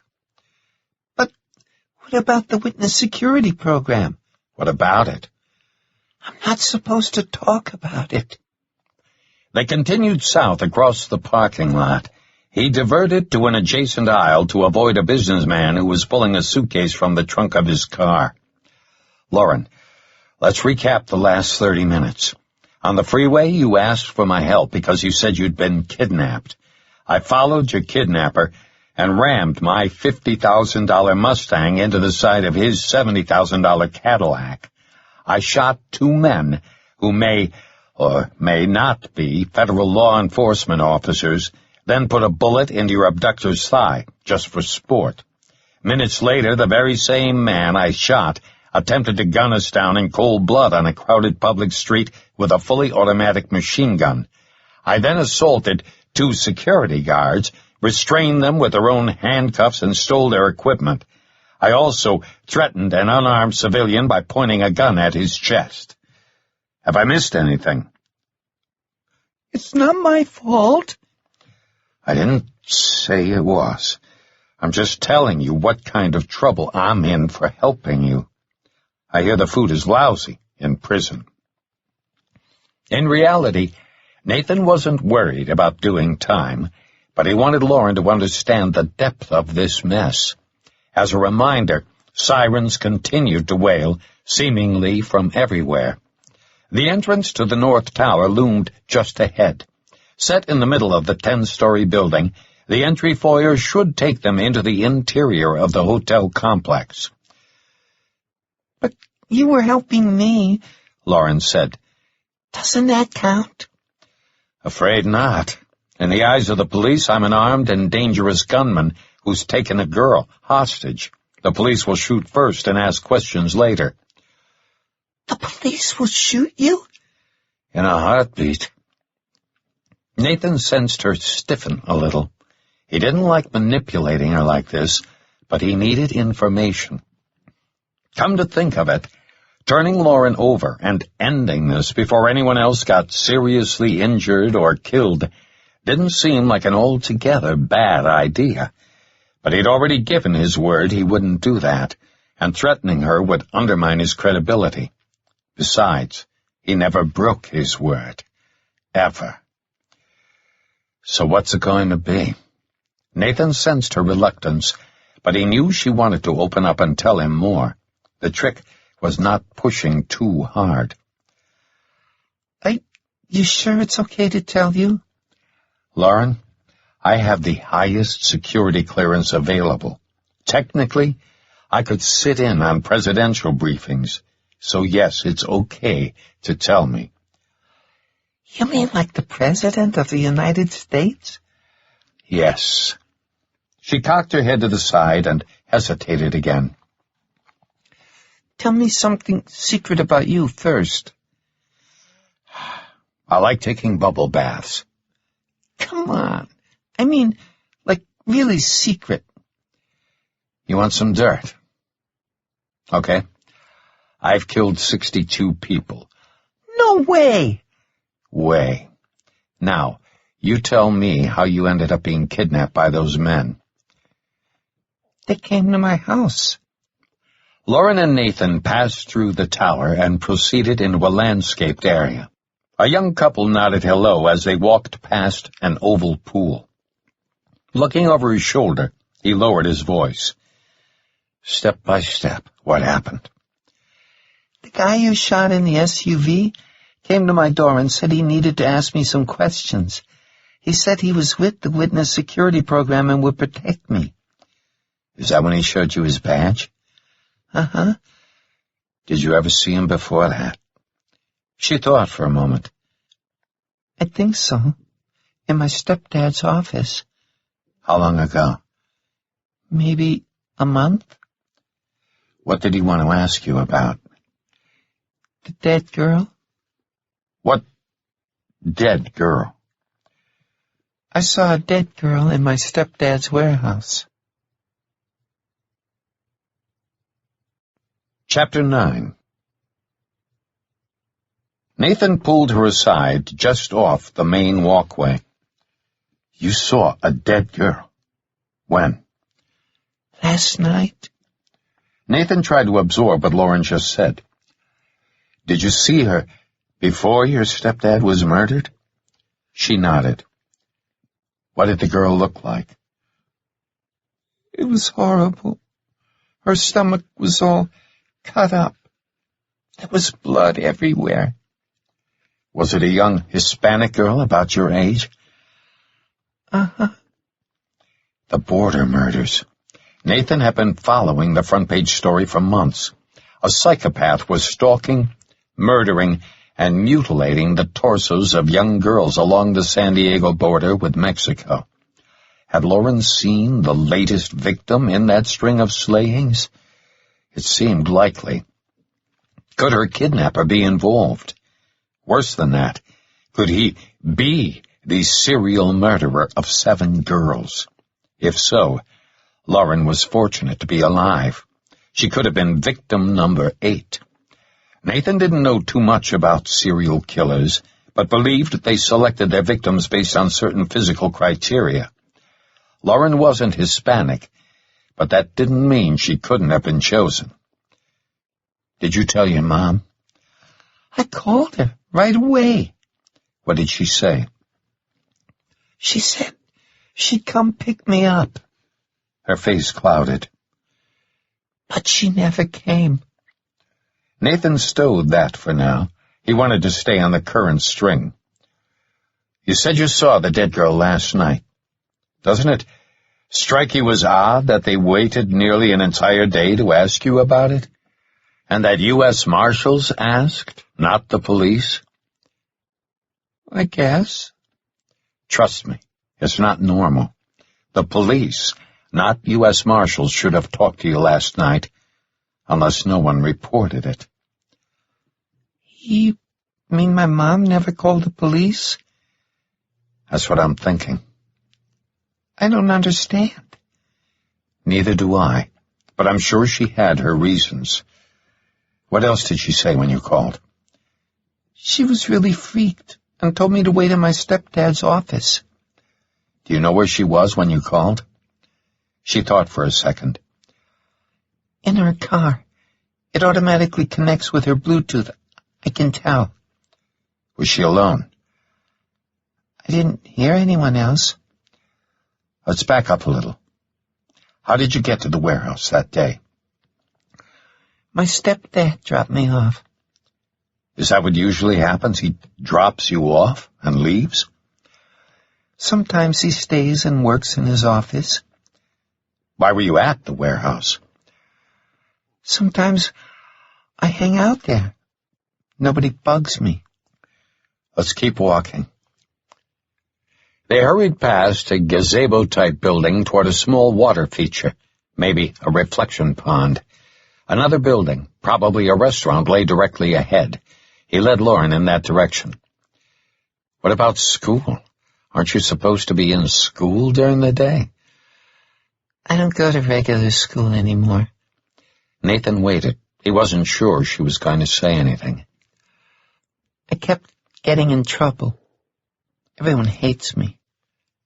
Everyone doesn't hate you. It's okay. You don't have to say that. I'm serious. I don't hate you. You haven't known me very long. Maybe you want everyone to hate you. That hit a little too close to home. He wished he hadn't said it. Whatever. Did anyone see you when you found the dead girl? I don't want to talk about it anymore. Lauren, look, I'm sorry. I shouldn't have said that. It's okay. Don't worry about it. It's not okay. I was out of line. It's just that you seem like such a nice girl. I can't imagine anyone hating you. You're just like me. You want people to hate you too. Ouch. This girl had just carved into his soul with a fillet knife. He tried to think of a way to change the subject, but he had brought it up, not her. It seemed unfair not to come clean. Okay, Lauren, the truth. You're right. I don't want friends. Having friends means you have to trust them. And you don't trust people? Generally, no. Me either. They followed a landscaped walkway lined with white benches and rosebush hedges. Up ahead, he was pretty sure, a linear-shaped parking lot would take them to the main driveway of the hotel. They'd head that way and, with some luck, find a cab. Somewhere behind them, a siren wailed. It served as a reminder that the police were still pursuing them. They weren't out of this yet. When you think about it, we have no reason to trust each other. But look at all we've been through together. Is there any doubt I could have ditched you if I'd wanted to. So why didn't you? You asked for my help. Is that the only reason? He stopped walking and faced her. What's that supposed to mean? She crossed her arms and stared him in the eyes. What was she implying? Was she suggesting he had impure intentions? He supposed she was old enough to know about such things, and she said the driver of the SUV had looked at her in a bad way. Lauren, I would never do anything to hurt you. It's important you understand that. Promise? Yes, absolutely. Marine's honor. Cut me some slack here. You're only 12 years old, almost 13. Are there bad people in the world? Yes. Are there creeps who might try to take advantage of you? Sadly, yes.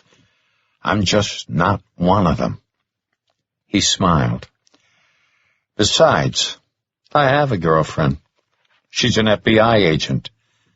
No way. Seriously? Yep. She's in charge of the Sacramento field office. Is she pretty? Yes. But that's not the point. The point is, we're in this together. I'm not going to ditch you or try to take advantage of you. So we need to trust each other like real friends would. That's right. So are we? Yes. They started walking again. Do you really take bubble baths? Yes. Without a rubber duck. She smiled, and it suddenly occurred to him that he no longer thought of her as a liability. What had he thought of her as? 80 pounds of pure trouble? He supposed that was still true, but she felt more real now, more human. Lauren was also plenty smart, bordering on brilliant. Except for the slip-up with the guard inside Nordstrom, she'd been remarkably poised tonight. Though he hadn't been around kids much, something told him Lauren was exceptional. Of course, most parents thought their kids were special, but Lauren wasn't his kid. They barely knew each other. Granted, they had shared some harrowing moments tonight, but there was something else beyond that, something he found hard to label. He felt comfortable with her, similar to when he had first met Holly. He didn't know how or why, but he knew Lauren felt it too. As they walked, Nathan tried to turn their conversation back to the chain of events that had led to her seeing the dead girl, and what happened after that. Let's get back to the warehouse. Walk me through it. How did you see her? What were you doing? I was rollerblading, and a forklift almost hit me. Rollerblading? The aisles are really long and straight. It's perfect, except I ran over some cardboard and fell. I saw something through the slots under the pallets. You know, where the forklift blades go. I know how they work. What did you see? I went around to the other side, but I couldn't see well enough, so I crawled on my hands and knees, looking under the pallets until I found the right spot. So there was a secret hollow place inside all the stacked pallets? Yeah, but the pallets were stacked really high, so I couldn't climb up to look. Then how did you see her? You know, her cut-up stomach. I hid under the desk in my stepdad's office until everyone left, and then moved the pallets. Lauren, I may not be the brightest bulb in the closet, but you can't move pallets of patio furniture. I used a forklift. You can operate a forklift. It's easy. My stepdad taught me. He taught me to drive, too. Drive? You mean cars? It's no big deal. Kids fly airplanes at my age. He conceded the point. Well, aren't you full of surprises? Why couldn't you just look between the pallets? Aren't pallets usually stacked with gaps between them? That's what was kind of weird. Someone taped sheets of cardboard around the inside. So the cardboard prevented you from seeing through the gaps? Uh-huh. So you moved the pallets out of the way, and that's when you found the dead girl hidden in there? She nodded. It was horrible. What did you do next? I ran into my stepdad's office and called my mom. You didn't have a cell phone? I thought all kids your age had cell phones. I didn't have it with me yesterday. My stepdad took it away as punishment. But you had it earlier to send me the texts.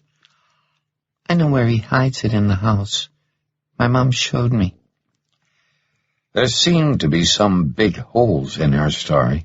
For every question she answered, 5 more sprang up. Should he press harder for more info?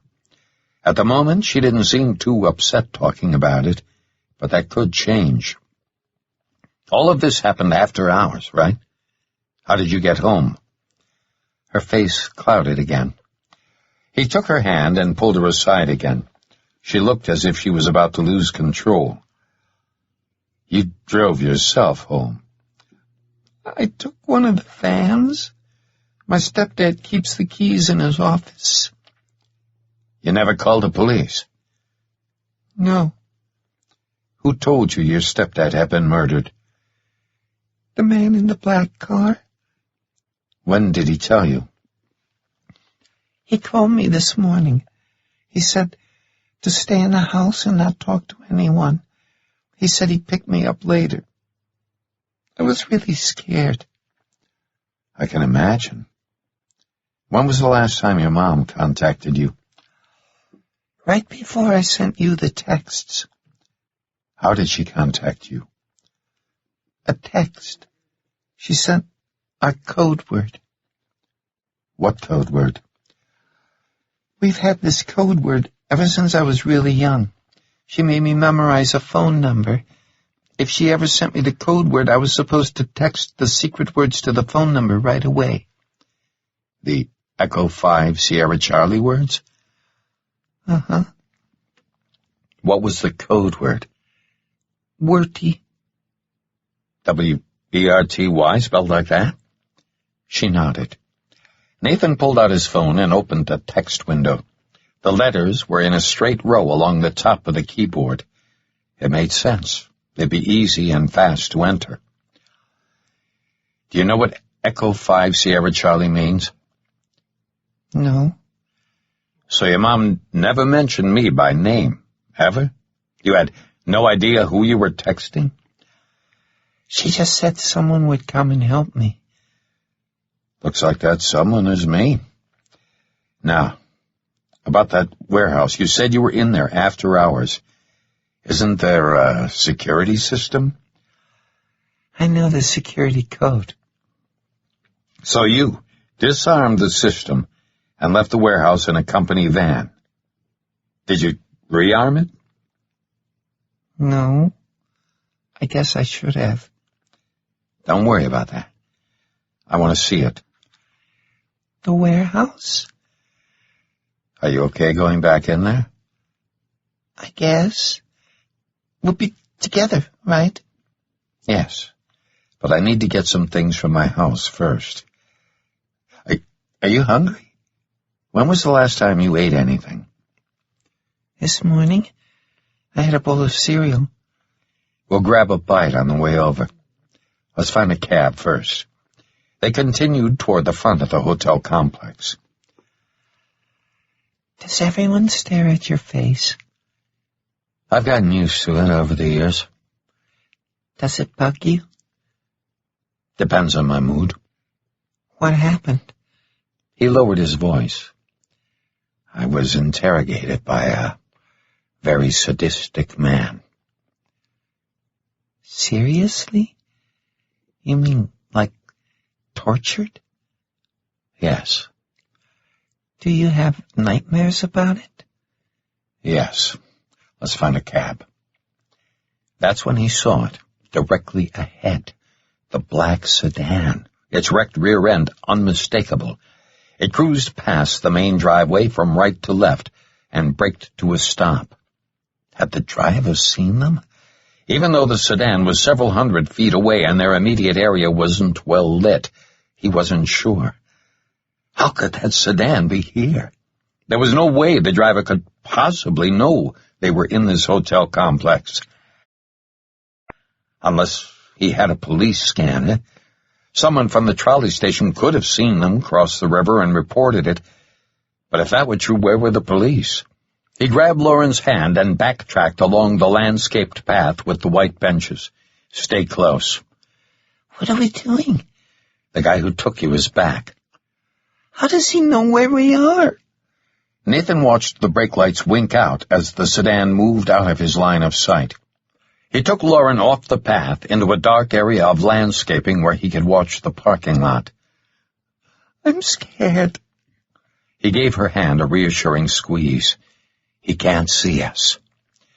Bleed light from the sedan's headlights grew brighter as it cruised down the opposite side of the U-shaped parking lot. It slowly rounded the corner like a predatory cat. Lauren, don't make a sound.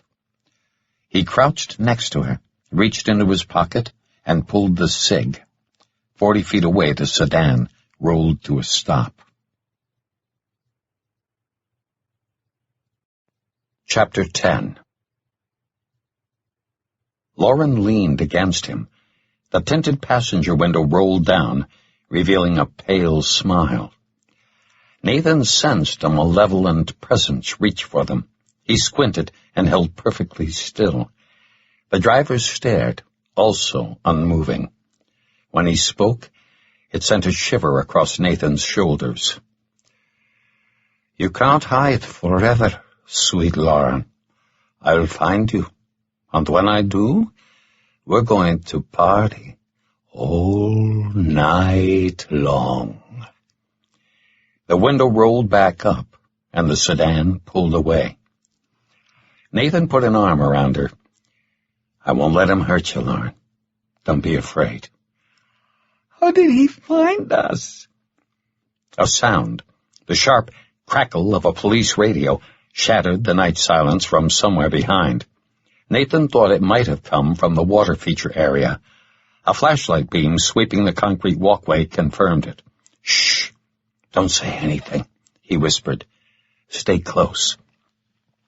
They hugged the wall of the building and worked their way deeper into the landscaping. The officer from the trolley station must have followed them into the hotel complex. They couldn't go out to the parking lot. Lauren's kidnapper could still be lurking, and he'd already demonstrated his disregard for collateral damage. The approaching cop became Nathan's immediate concern. From their current position, they were discoverable. They needed to find solid visual cover in a big hurry. A flashlight beam would easily penetrate the landscaping and nail them.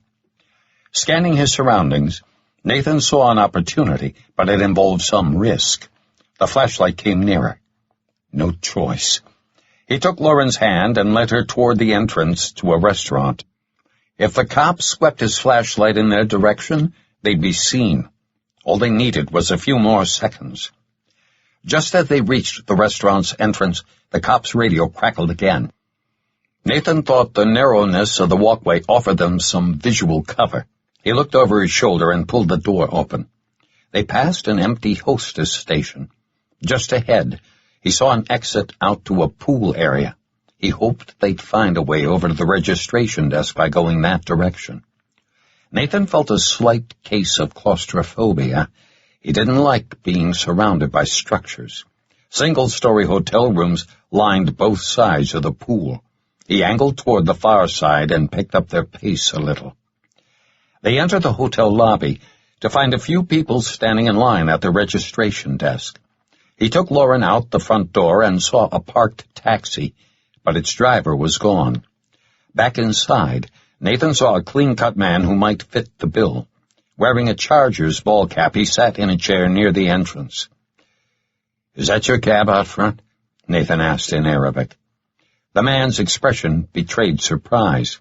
Nathan wondered if the reaction was from seeing the scars on his face or from his knowledge of Arabic. Probably both. Nathan pulled out his wallet and removed a $100 bill. He continued in Arabic. "We need a ride." The driver responded in kind. "I'm not available. I'm waiting for someone." Nathan pulled 2 more bills and handed all 3 to the driver. "We don't need change." The driver nodded and took the money. Outside, Nathan skimmed the immediate area again, but didn't see the sedan. The siren he'd heard earlier was louder and seemed to be coming from the direction of the mall. He knew the police had a description of the sedan from the drive-by shooting. Nathan also believed Lauren's kidnapper had to know that every cop in the area was looking for a dark sedan with a smashed rear end. Even if the presence of police in the area didn't concern the guy, the bullet wound to his leg had to be distressing at best and downright life-threatening at worst.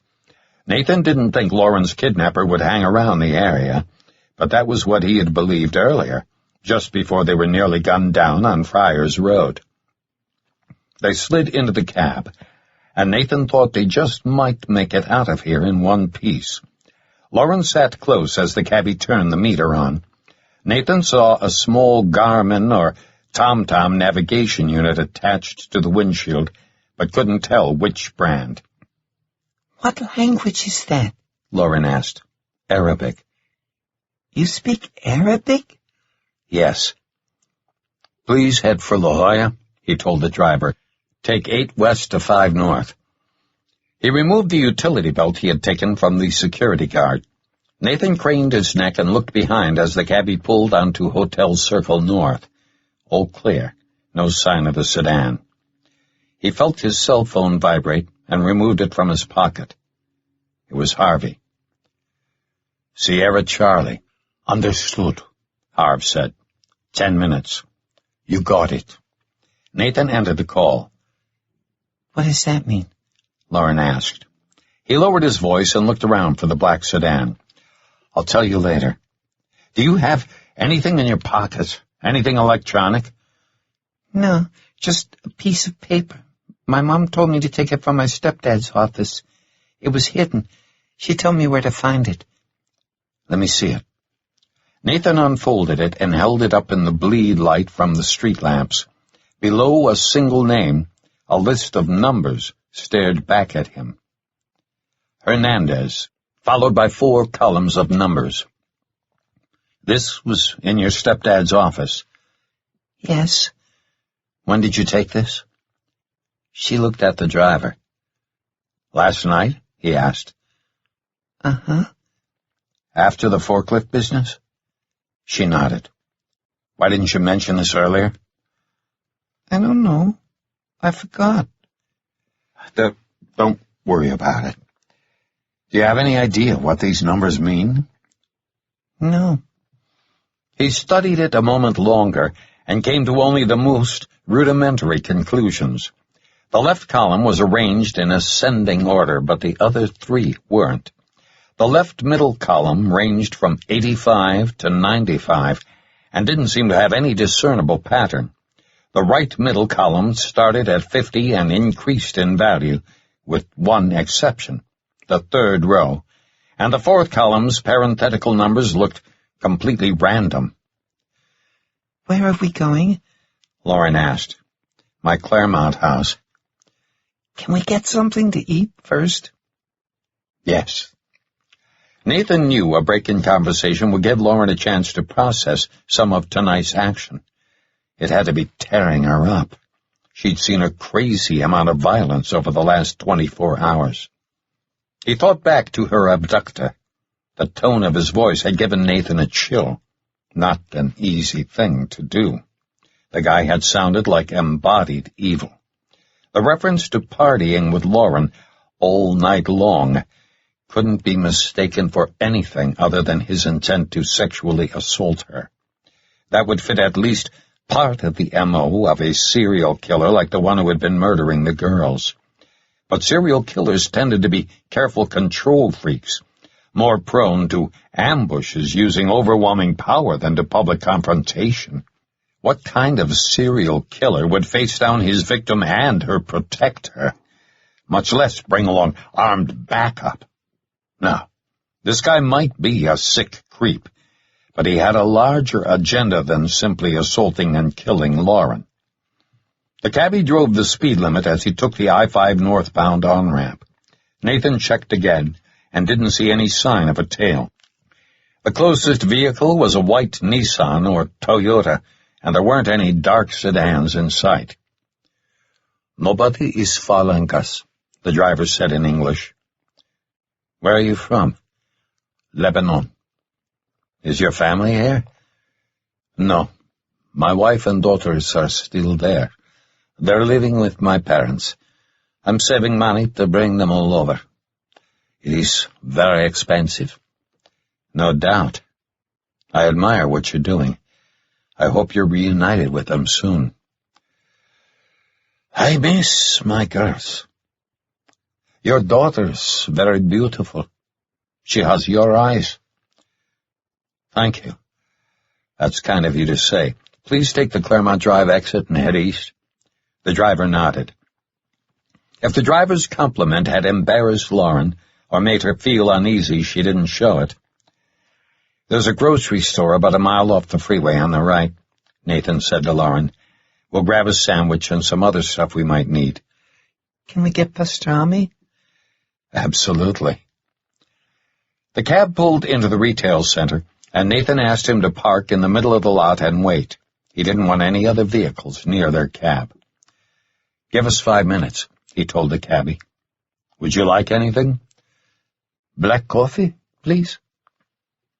Nathan looked around the parking lot as they walked toward the entrance. "My house isn't far from here. We'll head over there next." Thinking ahead, he'd asked their driver to drop them off several blocks away.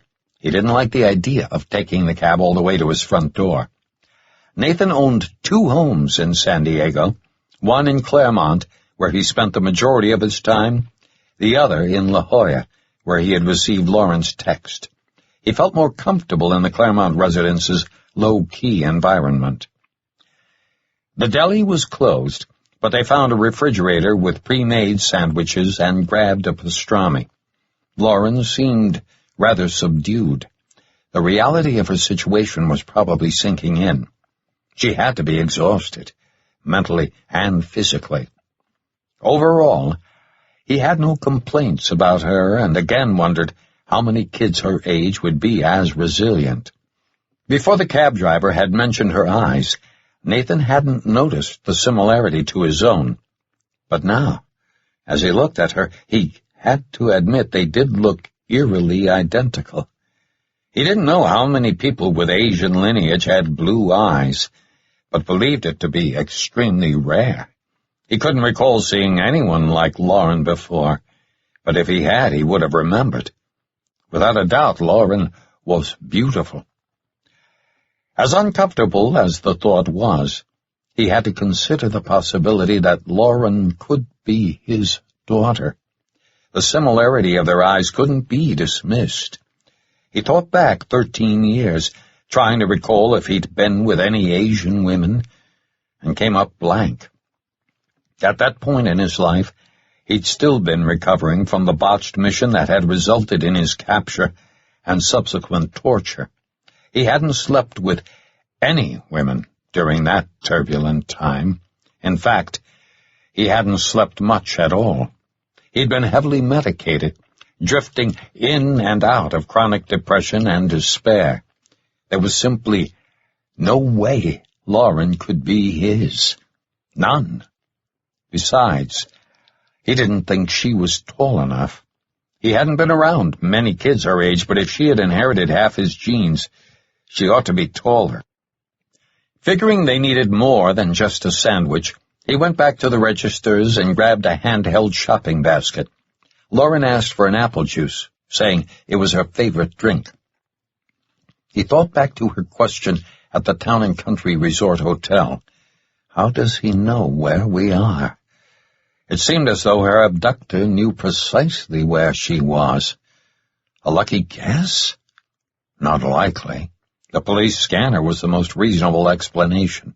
The cop who followed them into the complex would have reported his location to dispatch, And the cop could have also said he was heading toward the front of the hotel where Nathan had spotted the sedan. The other possibility, an inside source, didn't sit well with him. Lauren said she didn't trust the police, maybe for good reason. But if her abductor had no law enforcement credentials, it seemed crazy for him to remain in the area with all the cops converging. Maybe if the guy was twisted enough, he'd risk hanging around to recapture Lauren, but with a life-threatening gunshot wound? Nathan had purposely avoided shooting the man's femoral artery, but his destroyed quadriceps muscles had to be crippling. Yet the man persisted. Why was capturing or killing Lauren so important? The border murders. She'd seen the dead girl. But if a kidnapper was behind the murders, he could have killed her in seclusion when he came to her house. Did she know something he wanted? Did he plan to use her as leverage? Against whom? Her mom? Too many questions with no answers. When Lauren put the bottle of apple juice into the basket, he got a good look at her ring. It was really quite beautiful, with a heavy gold setting. It didn't look like cosmetic jewelry, but hadn't the stone been red inside Nordstrom? Now that he thought about it, he was certain it had shone bright red. Lauren, wasn't your ring red inside Nordstrom? It changes color. It changes from red to green? Yeah, it's really cool. In the daytime it's green, but sometimes it's green inside, like now, but mostly it's red, like in my room. May I see it? My mom said I'm never supposed to take it off, but I guess it's okay. She handed it to him, and he took a closer look. It was an oval cut and looked to be about 3 carats in size. Nice quality. The setting was almost certainly 14-carat gold. Follow me. We need to find an incandescent light.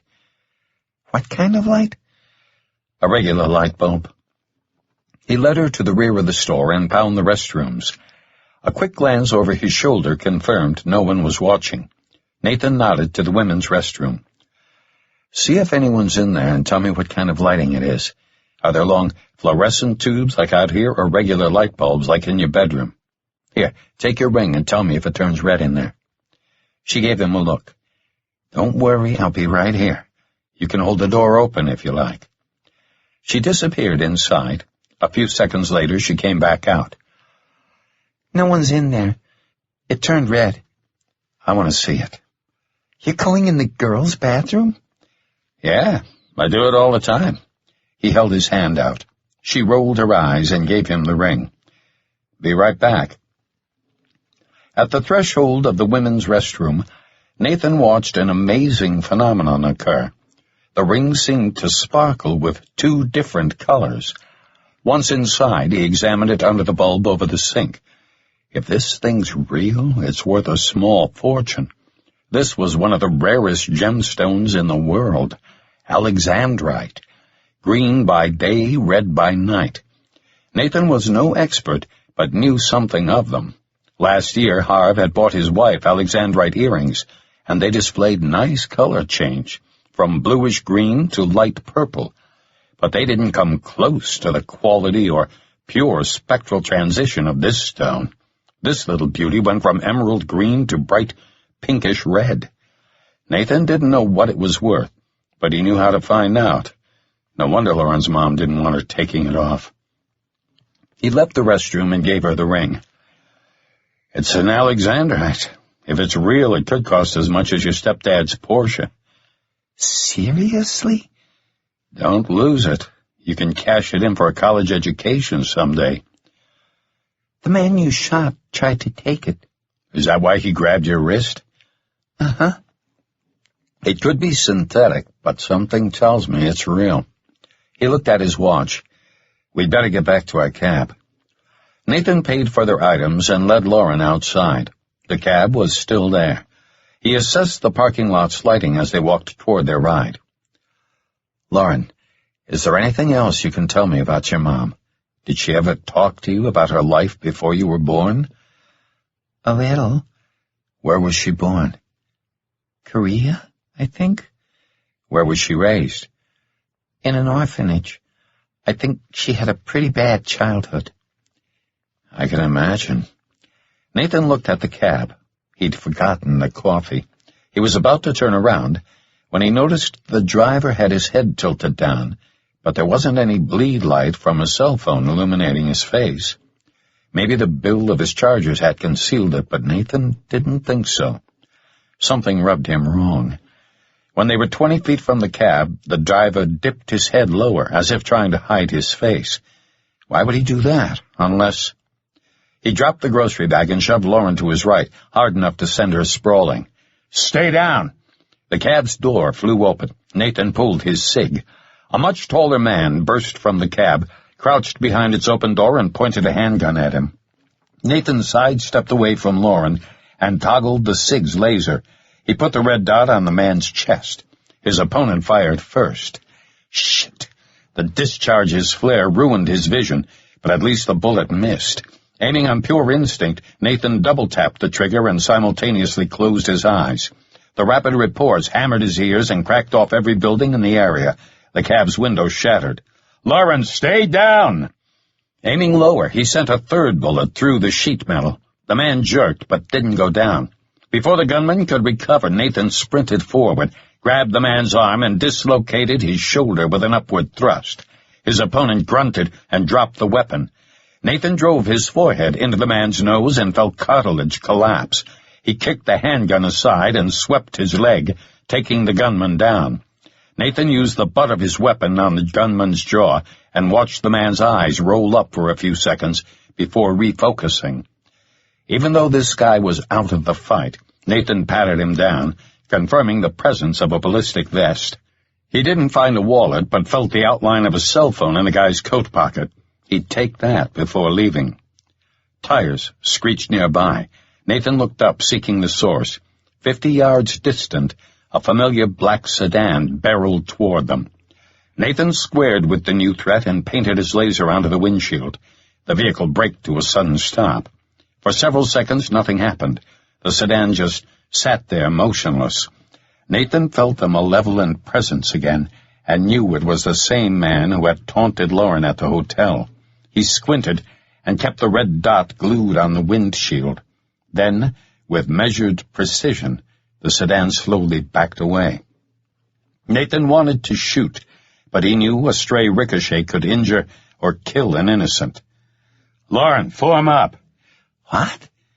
"Come over here." Blood streaming from his nose, the man at his feet moaned and tried to roll over. Nathan put a boot on the guy's neck and applied half his weight. "I'll crush your windpipe if you try anything cute." "No hablo inglés." Nathan repeated the threat in Spanish and refocused the laser back onto the windshield of the retreating sedan. The man at his feet wasn't Hispanic.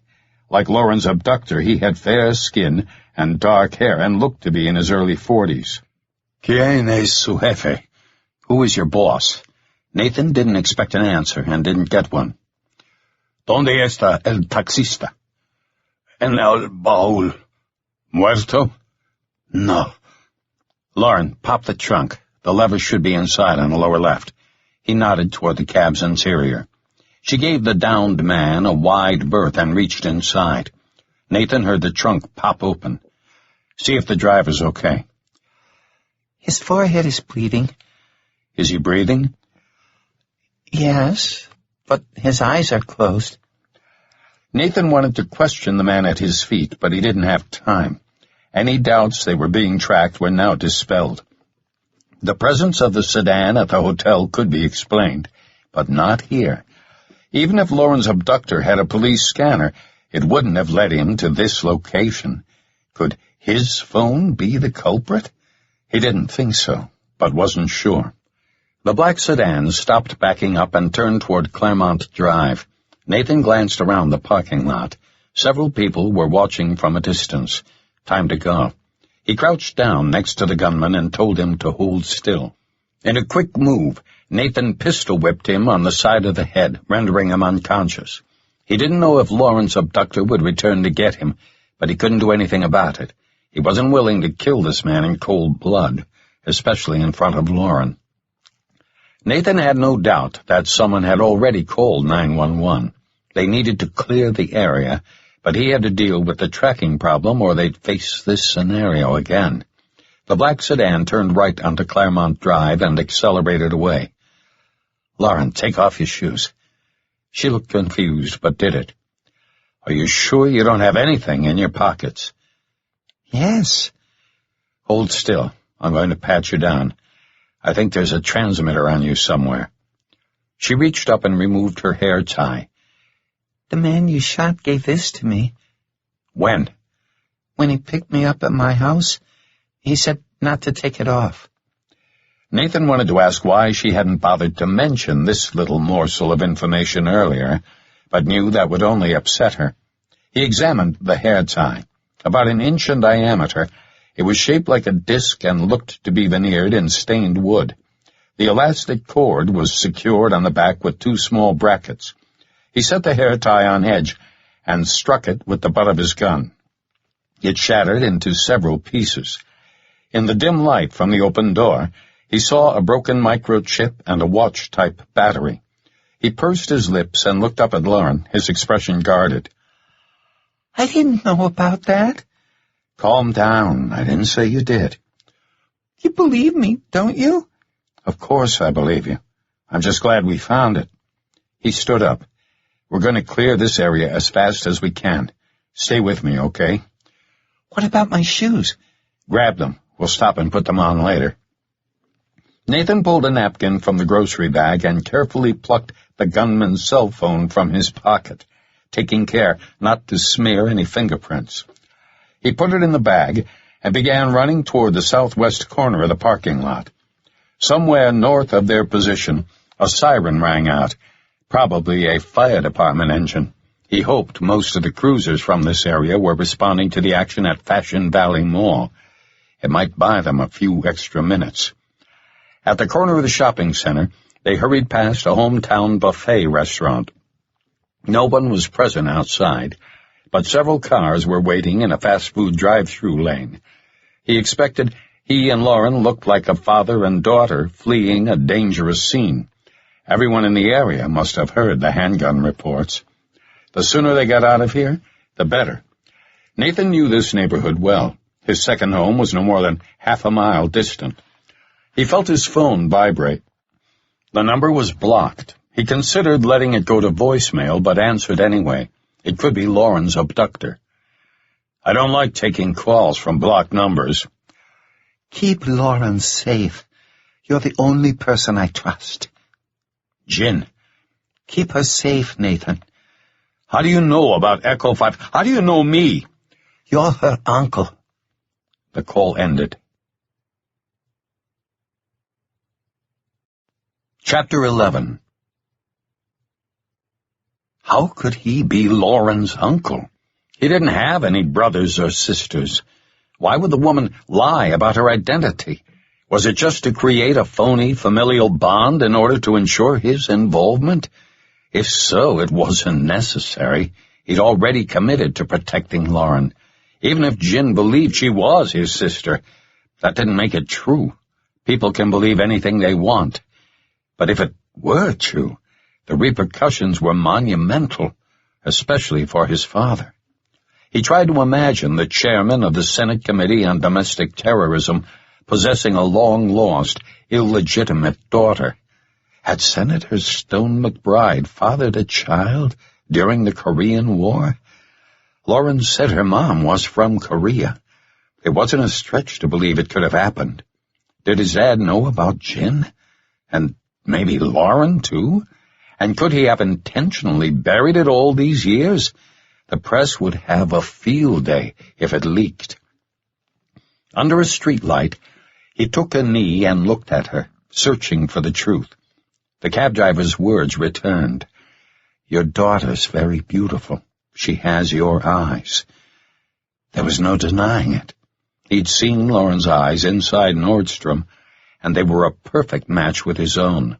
Deep cobalt toward the pupil, surrounded by an even darker hue of blue. That was your mom. What did she say? She said, I'm your uncle. No way. Seriously? That's what she said. But let's not jump to any conclusions. We have the same eyes, but that doesn't prove anything. If ever you needed to be totally honest with me, now's the time.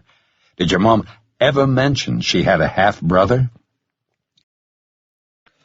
No, I'd remember that. Nathan thought she was being honest. Further speculation seemed pointless, at least right now. He needed to avoid distraction and keep his head in the game. Hopefully they'd bought a little time by destroying the tracking bug. Maybe now Lauren's kidnapper would focus on getting medical attention, and he'd have to do it outside the normal EMS structure. He looked over his shoulder. No one from the parking lot seemed to be watching them, but the 911 operators would be informed that a man and a girl had fled the scene on foot. Once the police arrived and found the Fashion Valley Guard's utility belt in the back seat of the cab, they'd piece things together quickly. He was tempted to backtrack and watch from a safe distance to see if Lauren's abductor returned for his unconscious man, but exiting the area was clearly the best course of action. Come on, he told Lauren. Together they crossed a road and ran at a decent clip for a solid minute. This neighborhood was laid out in a grid, with older, single-family residences lining the streets. Nathan didn't see anyone out for a stroll, so he slowed their pace. Let's walk for a bit while I call my friend back. Lauren took a long look behind them. He'd need to talk to her later about being more discreet. Nathan entered the international code and tapped out Harvey's number. What's your situation? Harv immediately asked. Nathan relayed the chain of events from the beginning, including a description of Lauren's kidnapper and his Spanish-speaking friends. He also told Harv about Lauren's Alexandrite ring and gave him Jin's full name, Jin Elizabeth Marchand. He didn't mention the big news yet. Got it, Harv said. There's someone else to look at, Nathan said. Lauren's stepdad. He wasn't murdered by coincidence. The timing's highly suspect. What's his name? Hang on. Lauren, what's your stepdad's first name? Malcolm? Malcolm Marchand? Does he have a middle name? I don't know what it is. What's his company's name? I think it's Marchand Patio something. I'm not sure. Do you know the address? Lauren shook her head. I know how to get there, though. It's in Otay Mesa. Did you catch that, Harv? Yes, I'll relay all this to Holly and follow through with what she can dig up. Lauren, what's your La Jolla Shores address? Nathan held the phone out while she rattled it off. Did you get that? Got it, Harv said. Quite a night you've had. It gets better, Nathan said. Jin called a few minutes ago and said I'm Lauren's uncle. Silence on the other end. You still there? You don't have any brothers or sisters. Apparently I do. And you believe this woman? I can't explain it, but yeah, I do. The complexity of your situation has just increased by a factor of 10. Tell me about it. We're heading over to the Claremont house, ETA 5 minutes. Can you question Lauren deeper about her mom? Yeah, said Nathan with a glance at Lauren, but it's a little delicate. You picked one hell of a time to get in the shit. It picked me. Do I need to say it? I guess I've been a little out of sorts. He looked at Lauren again. Cut me some slack. I'm not used to being around kids. You have a gift for understatement. You should have suspected a tracking bug at the hotel. There's no sense beating yourself up over it now. No need. You're doing a fine job. I'm taking the first available flight to Los Angeles. Harv, you're in Istanbul.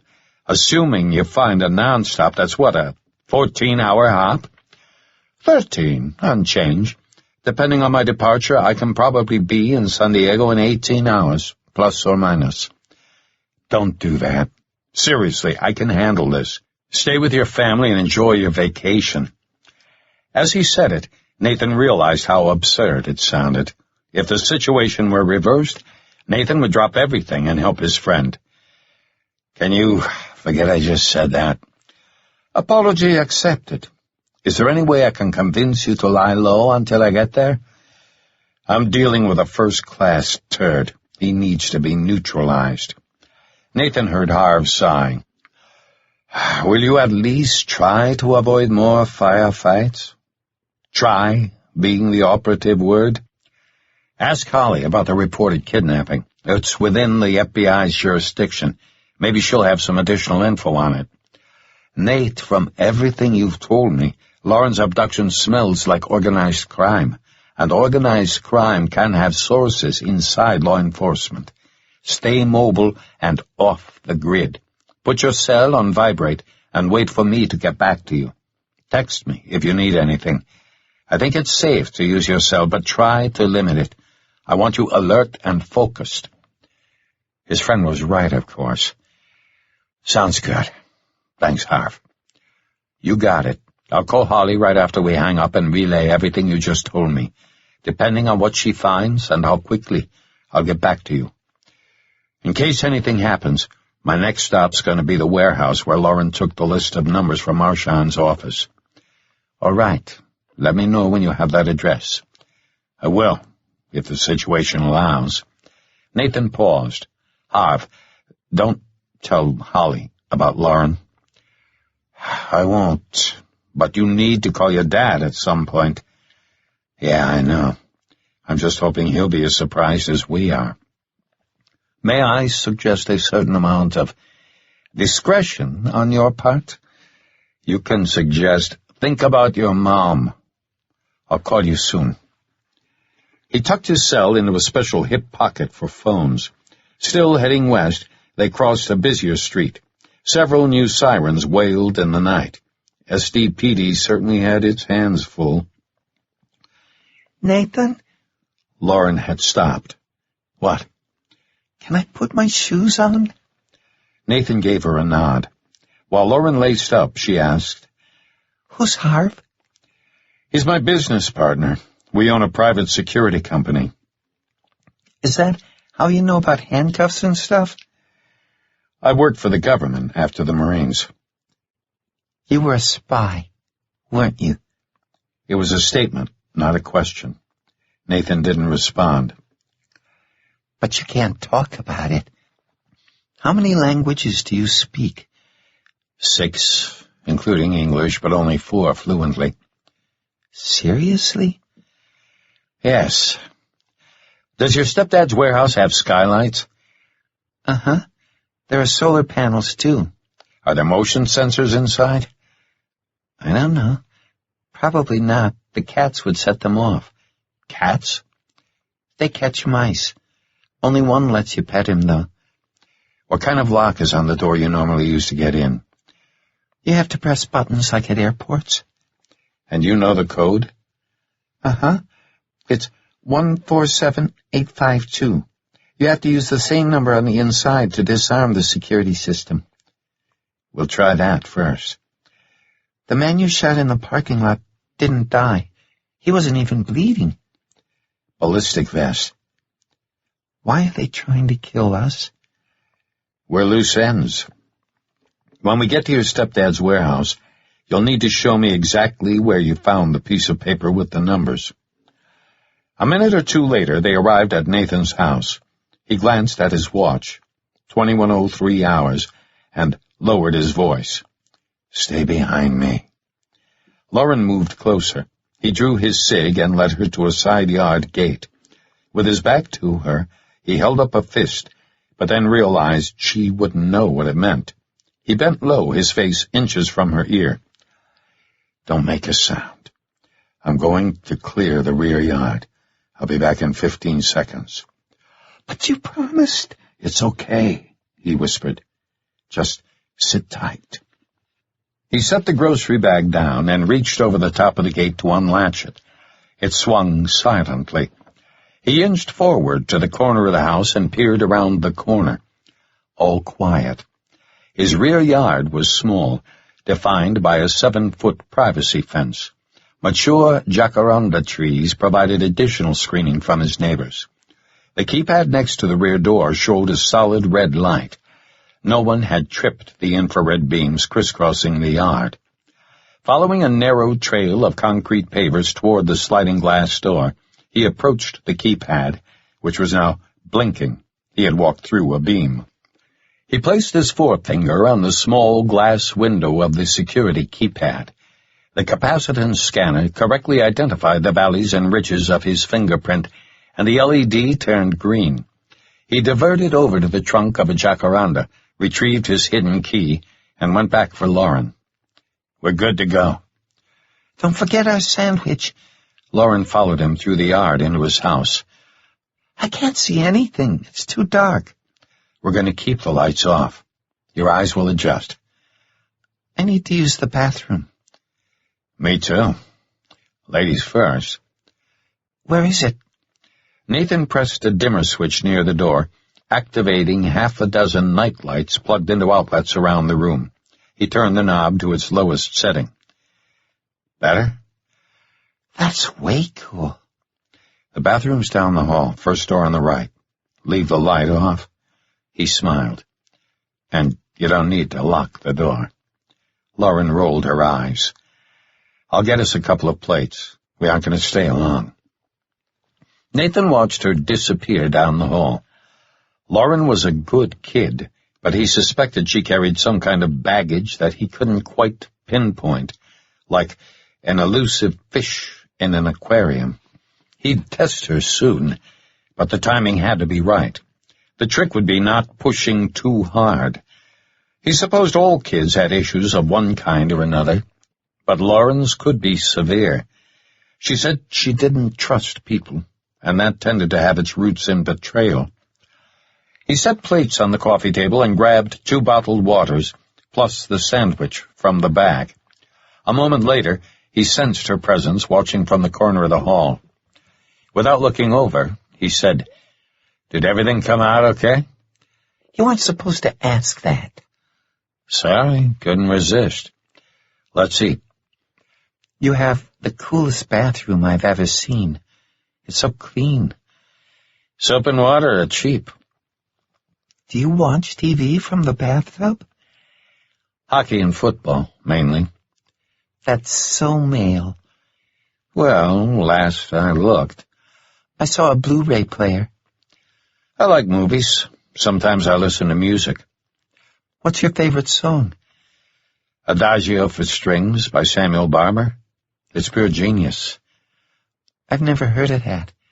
Classical. She sat a comfortable distance away on the couch. "You just prayed." Again, Lauren amazed him with her level of awareness.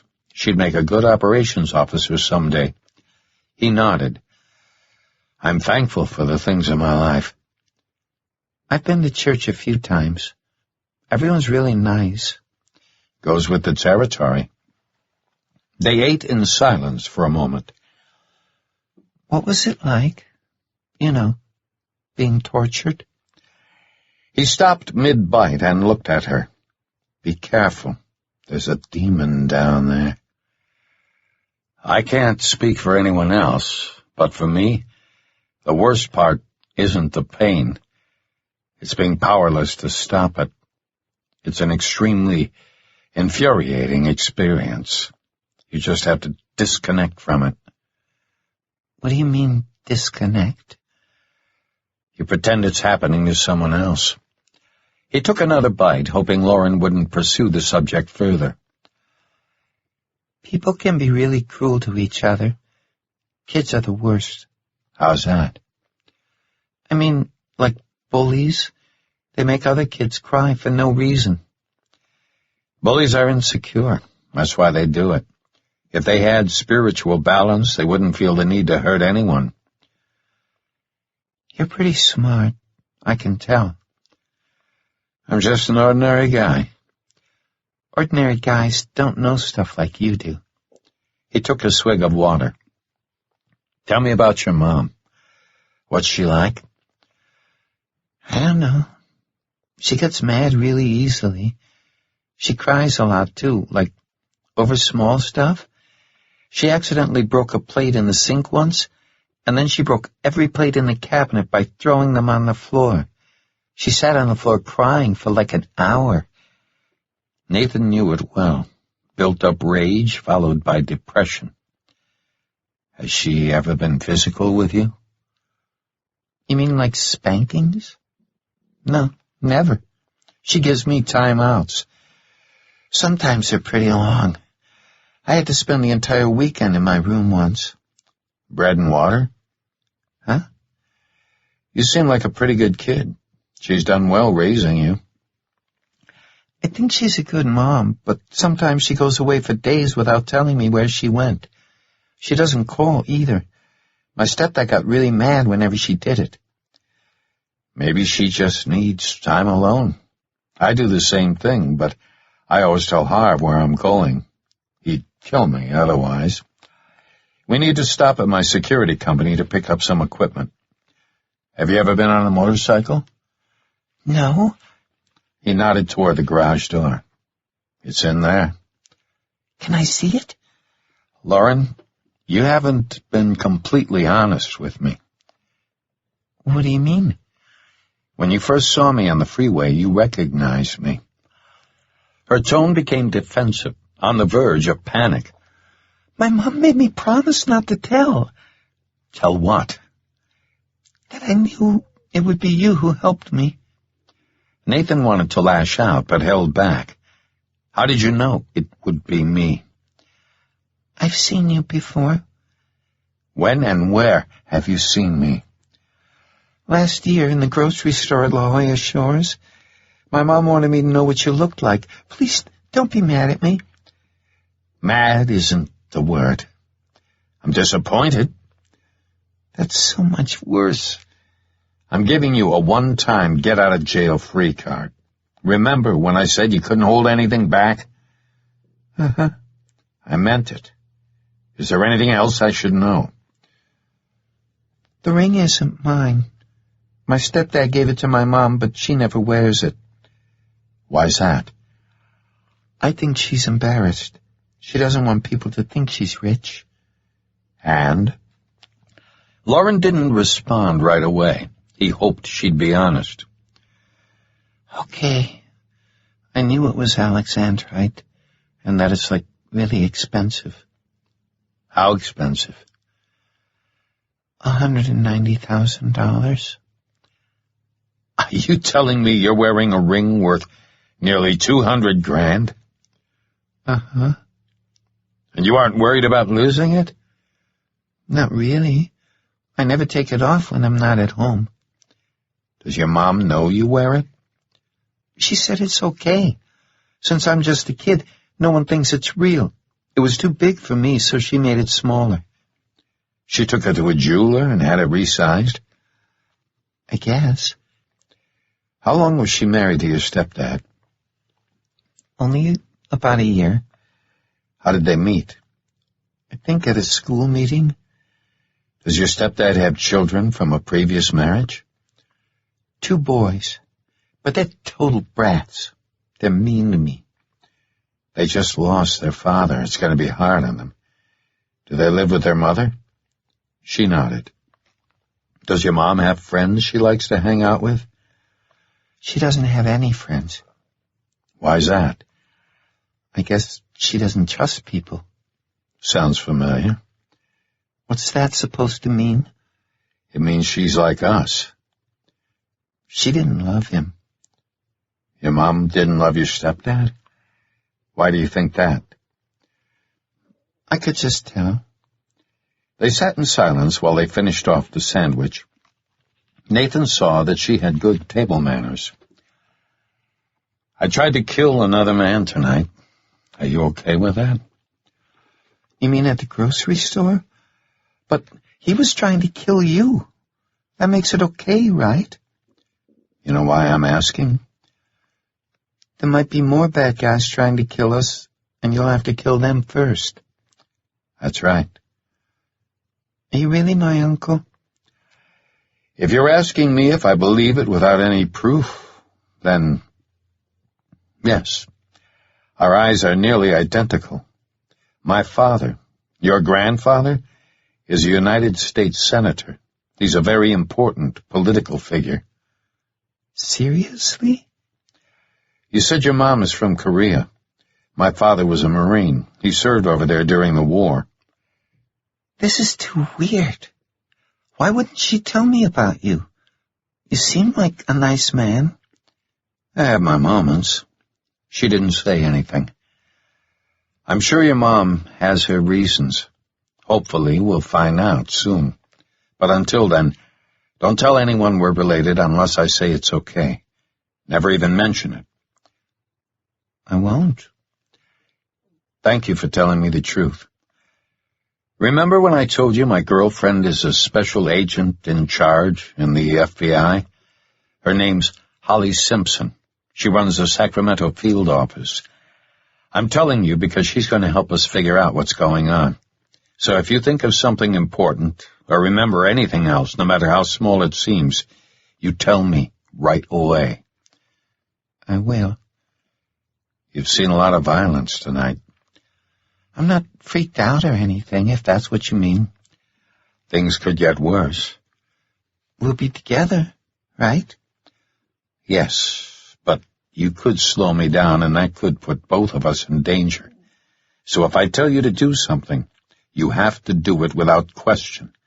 It's like a Marine following orders. Are you okay with that? I guess. There's no room for guessing. It could be a life or death situation.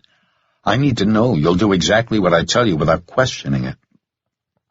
I can do that. Good. Now, take these plates to the sink.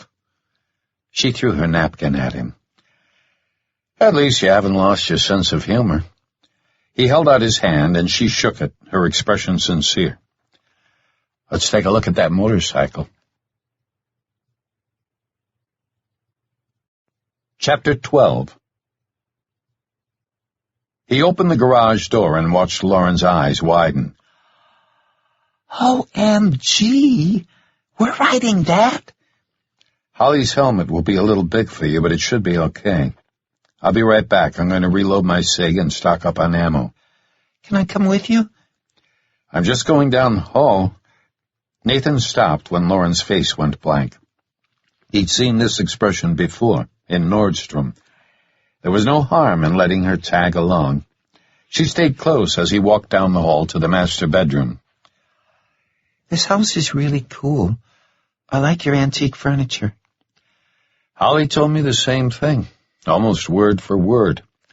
I'll have to show you my La Jolla home sometime. My giant schnauzers are going to love you.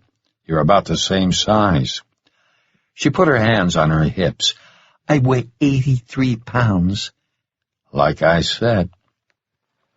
In his bedroom, he reloaded the SIG's magazine and put 3 50-round boxes of subsonic ammo in his left thigh pocket. The right side still held the SIG's suppressor and spare magazines. Lauren watched in silence. He knew she was evaluating his every move, looking for uncertainty or weakness. Understandable, given their circumstances. Lauren, your lavender shirt isn't dark enough for a night op. I need you in black, at least your top half. He removed a black T-shirt from his dresser and asked her to put it on. It hung to her knees. She cocked her head to the side, pursed her lips, and stared at him. No words were necessary. What's wrong? It looks great. I can't be seen like this. Don't worry. That's our goal, remember? Come on, I'll cut the excess off in the kitchen with scissors. With scissors? Fighting a smile, he grabbed Holly's helmet from the hall closet and handed it to her. Try it on. She fumbled with the chin strap, so he showed her how to fasten it. There's a microphone. Voice-activated Bluetooth. Okay, now I'm impressed. This is seriously cool. It's really important you don't lean while we're riding. Just stay upright behind me, okay? I will. I need to check the front yard before I open the garage door. Don't worry, I'll be back in 20 seconds. Nathan retraced his steps through the backyard and scanned the front of his house. All clear. No sign of the menacing black sedan. Feeling confident he had destroyed the only tracking bug and his cell hadn't been the culprit, he went back inside. Lauren looked silly wearing the huge helmet and baggy shirt. Clearly, she was thinking the same thing. I must look like a total geek. If we crash, at least your noggin's protected. That's not very encouraging. As promised, he trimmed about 8 inches from the bottom of her T-shirt. She looked down at herself. At least let me tuck it in. Nathan waited while she retreated to the bathroom to do it. He grabbed his keys to First Security and took her into the garage, where she approached his motorcycle in a manner resembling reverence. She ran her hand along the gas tank. This is a custom paint job, isn't it? Our receptionist's husband does it for a living. I've never seen anything like this before. The gas tank on his Harley went from pure white on the front end to pure black on the back, with a perfectly blended transition in the middle. The frame followed suit with a much longer blended area. Tons of chrome sealed the deal. He had to admit it was an awesome-looking motorcycle. Wait until I fire her up. Remember, don't lean. I'll grab Holly's leather jacket for you. It's not too cold out, but riding creates a wind chill. The jacket also prevented road rash in case of a spill, but he didn't need to share that. Nathan put on his jacket, opened the garage door, and mounted the bike. When he turned the ignition, Lauren grinned at the deep-throated rumble. Out of respect for his neighbors, he didn't rev the motor in the traditional Harley-Davidson manner. It was also better to let the big twin warm up gradually. He pulled on his helmet and activated their Bluetooth units. He spoke into the microphone boom at a normal conversational level. Can you hear me okay? Uh-huh. Perfectly. Okay. Climb on. She immediately reached around his waist and bear-hugged him. Lauren, you don't have to hang on that tight. Just sit up, hold my sides, and don't fight it when the motorcycle leans into a turn. Idling on his driveway, he pressed the remote on his keychain and waited until the garage door was all the way down. Using his iPhone, he rearmed the security system to his house. A twist of the throttle sent them on their way. This is so cool! Glad you're having fun back there. Nathan didn't know with certainty what caused it, but riding gave him a strong sense of security. Maybe it was the open air, or the illusion of power, or something far more intangible, but this merging of flesh and machine felt good. It was as simple as that. He experienced the same sensation in his helicopter. Following the same route they had taken on foot 10 minutes earlier, Nathan returned to the site of the shooting at the grocery store. As he had suspected, several police cruisers were on scene, along with 2 fire department engines and an ambulance. He didn't see the gunman or the cab driver.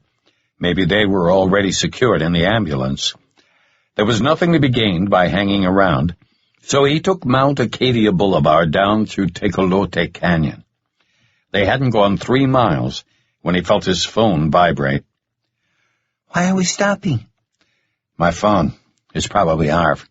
He pulled into a small retail center, killed the engine, and removed his helmet. It was Arv. What's your situation? We're good. According to Holly, Lauren's kidnapping was reported by an anonymous source. A woman reported seeing a man abduct her from her front yard, kicking and screaming, and force her into a black SUV. The police activated the Amber Alert based on that report, and they reported it to the FBI. Jin probably made the call. Lauren's story doesn't agree with the report, though. She said the guy knocked on her door and claimed to be from the witness security program. She wasn't taken by force. Maybe Jin had to report it that way, or the police wouldn't have activated the Amber Alert system. That sounds right. The question becomes, how did Jin know about the kidnapping?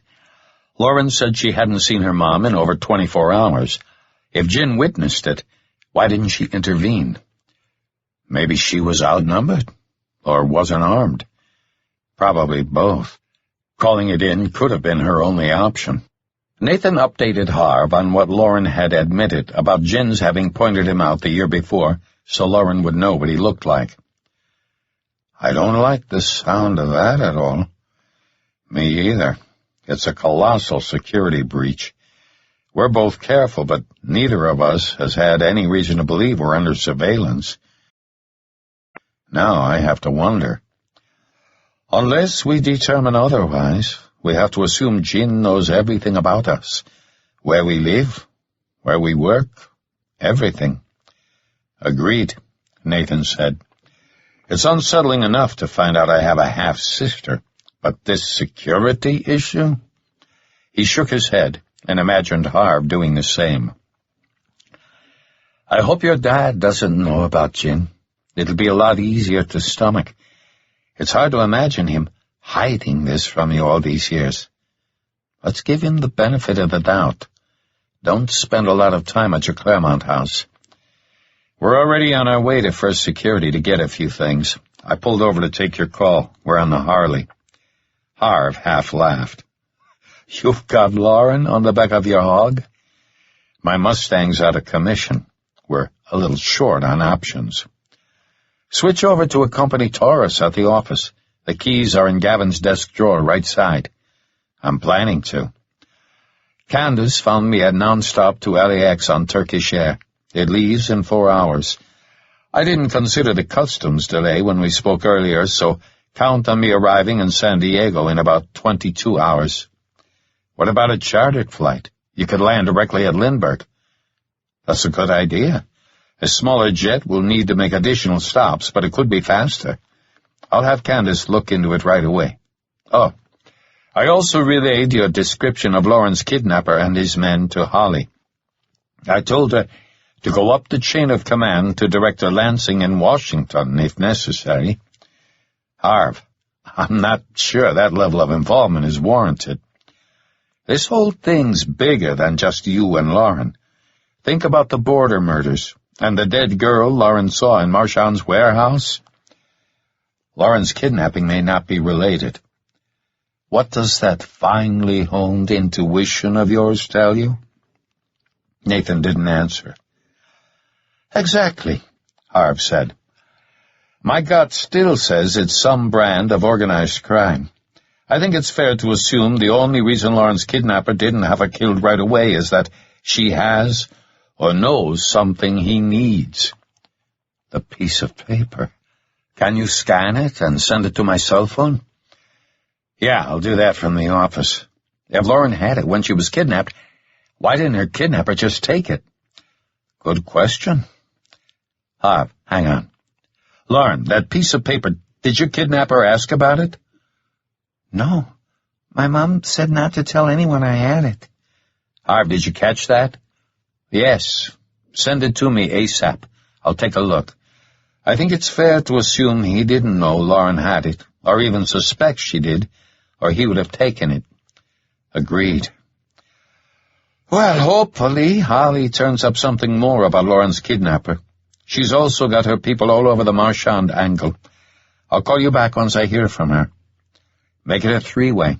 I've got a bunch of questions, starting with the unconscious bad guy I left in the grocery store parking lot.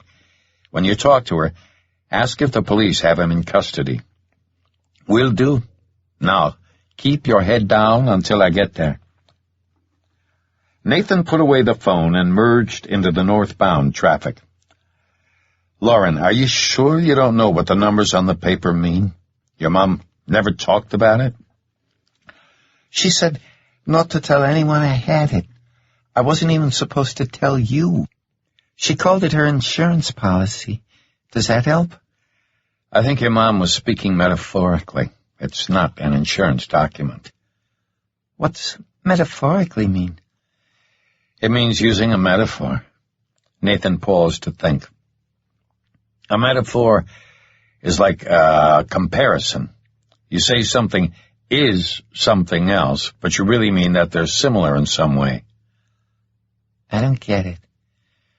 What would be a good example? Okay, here's one. True friendship is granite. So it's kind of like a synonym. Right, but using two totally different things with something in common. Think about the ring you're wearing. How could you use it metaphorically in a sentence?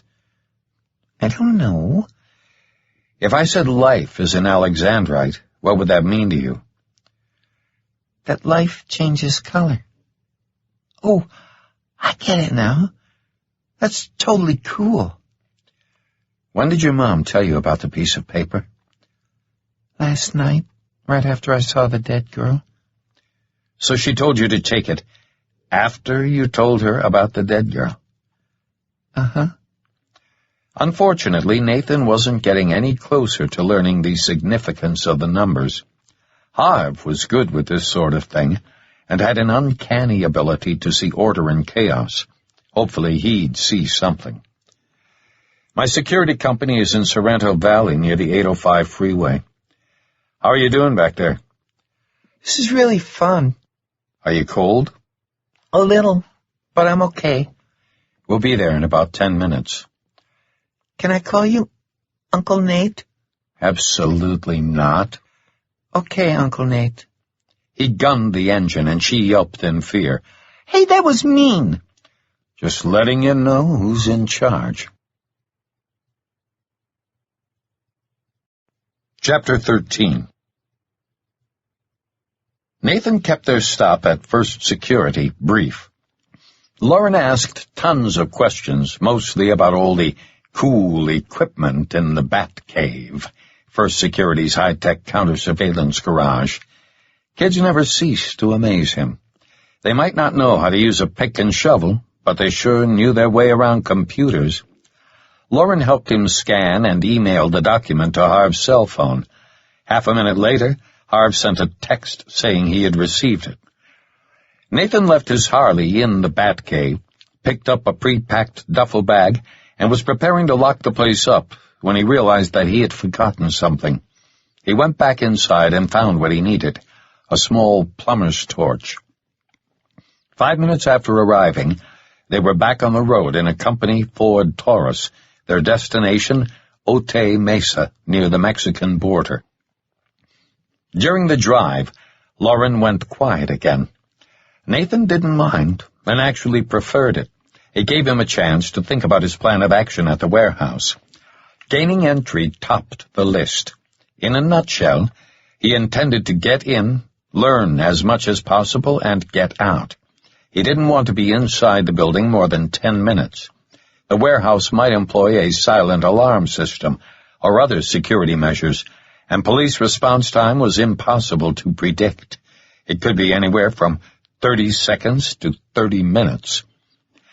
A glance in Lauren's direction confirmed that she was close to nodding off. He had hoped to use the travel time to ask more questions about her mom, but he figured a little shut-eye wouldn't hurt her. With rush hour long gone, Otay Mesa ought to be a 30-minute drive. His cell vibrated. "I've got Holly on the phone with us," Harv said. Nathan kept his voice low. "Hi, Holly." Hi, Nathan.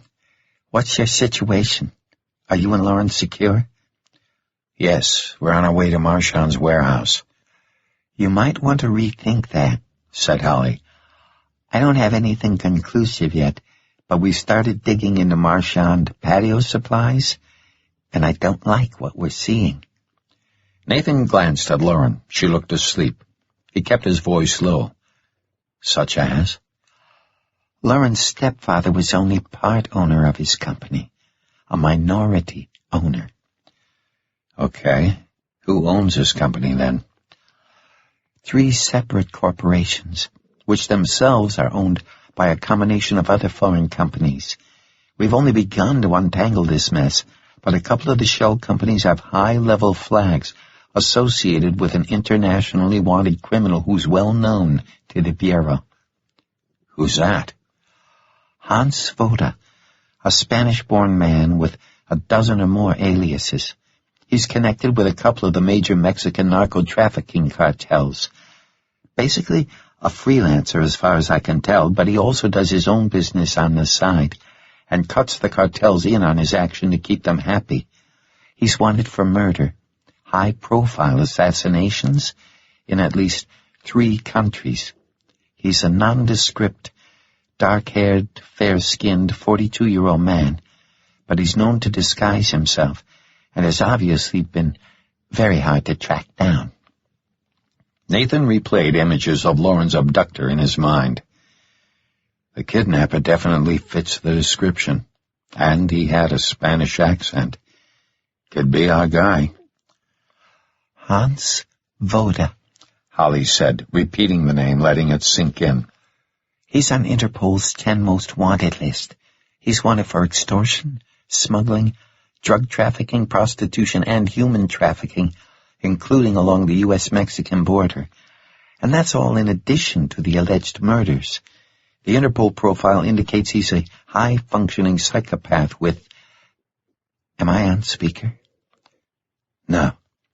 Another glance at Lauren showed her motionless and in the same position as before. He's got a thing for young girls, Nathan. If you hadn't rescued Lauren, it's a good bet he would have sexually assaulted her and killed her. He's not an armchair quarterback. He personally gets into the dirt because he likes violence. It could explain why he didn't clear the area. I spoiled his little party. I'm telling you, he's as vicious as they come. He makes your old friend Montes look like a choir boy. I'd sure feel better if you turned this over to us. I understand where you're coming from, but I'm not planning to take any unnecessary risks. Every minute you're with Lauren puts both of you at risk. Lauren's safe with me. I won't let anything happen to her. Well, I'm worried about both of you. What can you tell me about Jin? It's what I can't tell you that concerns me. We've got nothing on her. I can't find any records at all. I ran her full name through every available database and came up with nothing. Sound familiar? Yeah, she's invisible, like Harv and me. Harv jumped in. Nate, she could be a spook, or worse. True, but my take is that she's a good guy in all this. You shouldn't assume that just because she's protective of Lauren. I can't explain it. You'll just have to trust that she's a white hat in this. But for some reason, she's unable to protect Lauren. You're speaking in present tense, said Harv. What about her past? We don't know anything about her. All we really know is she's Marchand's wife, and he seems to be neck-deep in Voda's world. That's true. But if Jin knows as much as we suspect she does, we'd both be dead if she wasn't on our side. She pointed me out to Lauren last year, and if she knows about me, it's a good bet she knows about you. Okay, I'll grant you that. So where does this leave us? I'll keep Lauren with me and stay mobile. I know you don't want direct help from us at this stage, said Holly. But let me send Special Agent Grangeland in your direction. I'd feel a lot better if you had a second pair of eyes and a second gun. That's a tempting offer, and she's a proven asset, but we're okay for now. Well, then, legally we're on shaky ground, Holly said. As a sworn law enforcement officer, I'm officially telling you to back off. I understand. I've officially been told to stand down. You're covered. That's not what I'm worried about, said Holly, with some frustration in her voice. I want to hear from you after you've looked around the warehouse, and don't leave any trace of your entry. We may need evidence in court someday. I'll be wearing gloves. Lauren doesn't need them. She's already been all over the place. Her prints can be explained. Since Voda took Lauren's phone, Holly said, he'll have your cell number from the texts you exchanged with her tonight. Is your cellular account secure? Yes, Harv cut in. Both our phones are hidden under a double-layered shell company with an eventual address in Delaware. It would be extremely difficult to trace our phone numbers back to First Security without direct access to Verizon's encrypted servers. Holly, don't get the wrong idea. Our shell companies are legit and legal. They're just not doing any actual business. I wasn't worried. You've both got U.S. government plates on your vehicles, so even if Voda noted the Mustang's plate, he can't trace you that way either. I think you're okay. He'd need to have a pretty high-level informant to get anything useful on you guys. Right, if it's even Voda, Nathan said. True, said Holly. We can't confirm it yet, but I still have to report his suspected presence up the chain of command right away. Understood. Nathan thought for a moment. Assuming it's Voda, is there any way you can discreetly find out if the Bureau or any other law enforcement agencies have a man inside his operation? I suppose. Why are you asking? I'm not saying it will happen, but there could be more confrontations tonight, and I don't want to worry about a friendly fire situation. Confrontations? Harv asked. What happened to lying low until I get there? Look, I'm not planning to engage Voda or his men. I've got Lauren with me, but I need to know if I do face that situation, I won't be shooting at any undercover federal agents. Nathan, you don't have to go after him, Holly said. Under normal circumstances, I would agree. But Jin's a wild card. She knows who I am, and until we figure out what her connection is, Voda's fair game. Maybe I'll just wring it out of him. I'd love to give him a taste of his own medicine. Holly, said Harv, I'm with Nate on this. He needs to act as he sees fit until we understand who Jin is and why she's involved, especially given what she knows about us. Okay, Holly said. I'll look into the undercover question. But remember, I'll only be able to speak for the FBI. What other law enforcement agencies may be doing... She let the sentence hang. Understood. And if you have to talk to Director Lansing, tell him the truth. Everything that's happened. Don't hold anything back. Tell him everything you know. I'm glad to hear you say that, Nathan. I was planning to. I can't withhold any of this from him. I wouldn't expect you to. Lansing and I have an unspoken understanding. Our trust in each other isn't absolute, but we have a proven history together. He knows the score. I'll be honest, Nathan. I'm uncomfortable with this. I know you're not indiscriminate, but if it's truly Voda, he's a gold mine. This could be an opportunity for us to collar him. Nathan knew she'd purposely omitted the word alive. He didn't say anything, didn't trust himself to. Of course, she added, I won't second-guess any action you take to protect yourself and Lauren. Thanks, Holly. Harv, can you forward the list of numbers? I already did. Holly, it should be in your inbox. What numbers are you talking about? Harv answered. Lauren had a piece of paper in her pocket with columns of numbers. She took it from Marchand's office, Nathan added.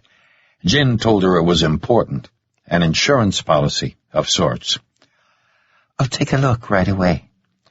Nathan was about to sign off when an idea struck him. Wait a minute. If I call Lauren's phone, Voda might answer. He confiscated it from her. Holly, can you record the call and get a voice print? Yes, but I'm on my cell. Can you write down a different number? I'm pulling over. Hang on a sec. Nate, keep going, Harv said. Ask Lauren to write the number down. There should be a notepad and pen in the glove box. Lauren, I know you're awake. Pop the glove. I need you to write down a number. Holly, I'm putting you on speaker. Okay, shoot. I'll give you my field office number. All incoming calls are recorded. After the recording, hit extension 2587. It'll ring straight through to my office. I'll pick up before you initiate the three-way call with Lauren's phone. Lauren wrote the phone number and extension on the pad. Harv, we'll talk later. Look into the private charters. Candace is doing it as we speak. Okay, Holly, I'll make the call to your field office as soon as we hang up. I'll be waiting. Nathan looked at Lauren. I'm going to call your cell phone and see if your kidnapper picks up. I'm setting up a three-way call with Holly so she can record it. What's the number she just gave us? Nathan keyed it in and tapped the call button. He waited until the recorded message ended before entering Holly's extension. I'm here, Holly said. Good, said Nathan. Hang on, I'll make the other call. He pressed the symbol for adding a call and asked Lauren for her number. When it began ringing on Lauren's phone, he brought Holly back into the call. Holly, are you there? I'm here. I'll call you afterward. A moment later, a voice Nathan recognized answered Lauren's phone. Whoever you are, I'll give you credit. You've got some balls. Turn the girl over and I'll let you keep them. Good evening, Mr. Voda. A pause. You think I can't find you? How's the leg? Give me the girl. I'm a businessman. How about a trade? Nathan winked at Lauren. 300 grand and she's yours. I don't take checks. And if I say no? It's been nice talking with you. Goodbye, Mr. Voda. When and where? I'll get back to you. Nathan ended the call and waited for Holly. 15 seconds later, his cell vibrated. Did you get that? Yes, we'll do a voice print analysis. I wish you'd kept him on the phone longer. I don't want him to think I have ties to law enforcement. Hopefully, he guesses I'm horning in on his action. A rival cartel or some independent contractor. It's something he should be able to relate to. Smart thinking. We'll do another three-way on your next call. I'll get my people working on this right away. Sounds good. One more thing. I need you to find out if SDPD has my bad guy in custody from the grocery store. Will do, Holly said. Harv already asked me about it. Nathan also told her about the MP5s he had stashed behind the stucco wall where he had rammed Voda's Escalade. It was possible Voda and his goons had retrieved them, but he needed to mention it just in case. The only thing Nathan didn't tell Holly was that he had seized a cell phone from one of Voda's men. He felt badly about not mentioning it, but if he had, Holly would want it right away, and he needed to go through it first. Holly's tone was firm. No unnecessary risks, Nathan. He agreed, thanked her, and ended the call, then looked over at Lauren. If you're going to fake being asleep, you have to slow your breathing in half. You noticed my breathing? Seriously? You are such a spy. You watch too many movies. It's okay. You don't have to tell me the truth. Let's change the subject. I need to go over some stuff with you before we reach your stepdad's warehouse. Like what? Like being very quiet during the operation. Don't say anything or make any noise unless I prompt you. We're invisible. Sounds cool. Lauren, this is serious. I mean it. Don't make a sound. I want you to think about your footsteps, your breathing, accidentally bumping into things. You need to be totally silent. I can do that. You also need to learn some basic hand signals. Nathan showed her the gesture for holding position, taking point, following, forming up, hunkering down, looking in certain directions, and several others. Lauren was a quick study and could emulate all of them within a minute. He also taught her directional indicators using the clock method. 12 o'clock, straight ahead. 6 o'clock directly behind. 3 o'clock to the right. 9 o'clock to the left. He tested her with a couple of landmarks, and she seemed to have a good command of the concept. Perhaps a little too good. A point of clarification. You are not taking an active part in tonight's operations. I am not giving you a gun to act as my backup. Your role is to be very quiet and stay out of my way. If I need something from you, I'll ask. Understood?" She nodded agreement, but he saw her mind working behind those discerning blue eyes. Chapter 14. After they exited the 905 interchange, Lauren directed Nathan east toward Otay Mesa for several miles, then had him turn left into a cluster of industrial buildings. A huge auto-wrecking complex dominated the right side of the road. Nathan was somewhat familiar with this area of South San Diego. First Security had installed a state-of-the-art system in a self-storage facility a little farther down 905. Lauren sat forward and pointed to a side street. "Turn here. It's the next one on the right." Nathan studied the huge building as he drove past, making a mental note of the security lights mounted on the walls. Many of the lights were dark, and it didn't take long to see the pattern. Along the loading dock, every third light was on. Marchand probably did it to save on the electric bill. He didn't see any security cameras, but that didn't mean there weren't any. He guessed the building's footprint to be roughly 300 by 500 feet, and it looked to be about 25 feet high. Whatever the case, Mr. Marchand probably stored a boatload of patio furniture in there. Several vans were parked about two-thirds of the way down the loading dock under an illuminated security light. "Are those the company vans?" Lauren nodded. "You used one of them to drive home last night?" Another nod. "You okay?" "This place creeps me out. We'll be together, right?" "Yes." He made a U-turn and cruised past the south side, taking notice of the building's main entrance. 2 cars were parked at the curb, but the amount of dust and grime on them suggested they hadn't been moved in some time. Just to be sure, he pulled alongside and had Lauren reach out and feel their hoods. She said they felt cold.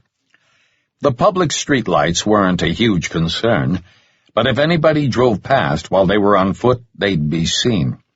The low, fire-resistant landscaping offered no place to hide.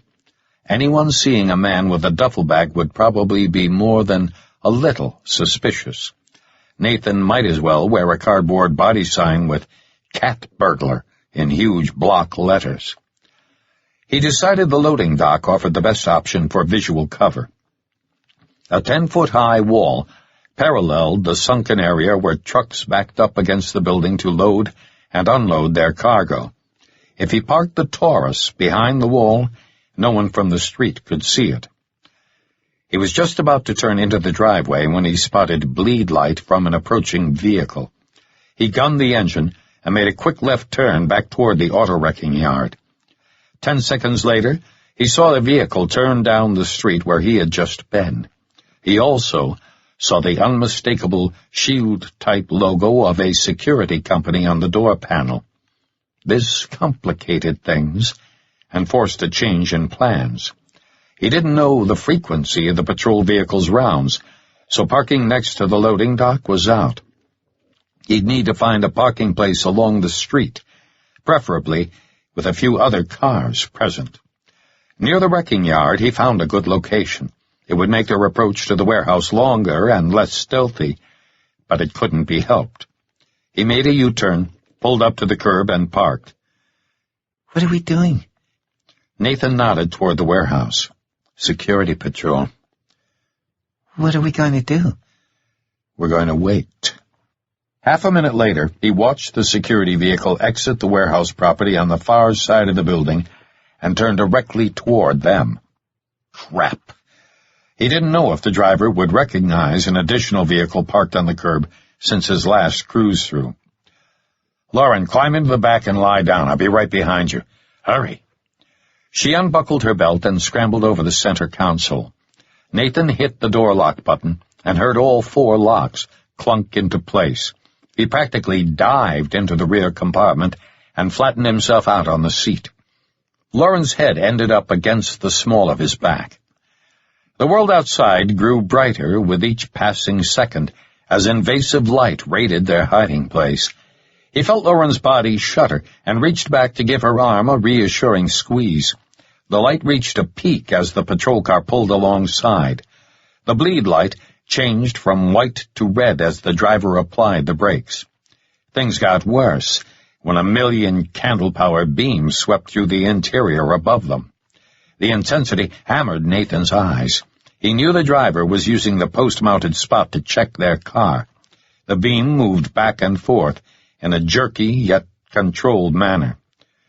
"What do we do?" Lauren whispered. "Don't move a muscle."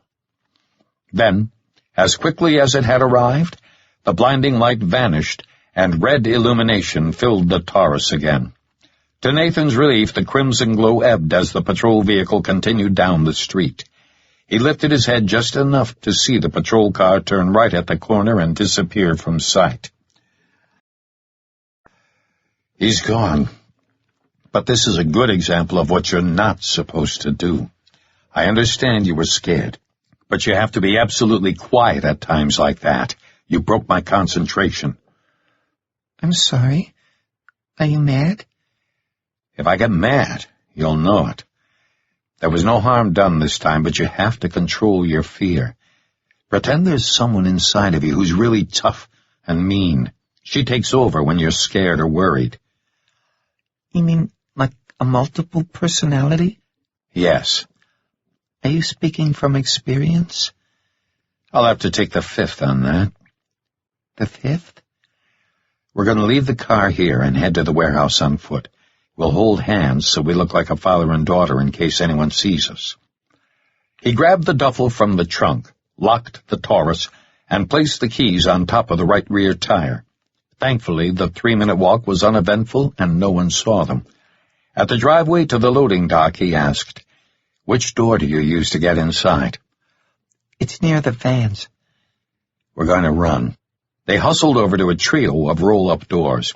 Nathan looked for a camera but didn't see one. He approached a steel door with a punch-button keypad. Above the door, a sign stated, "Fire exit do not block." "Is this it?" "Uh-huh."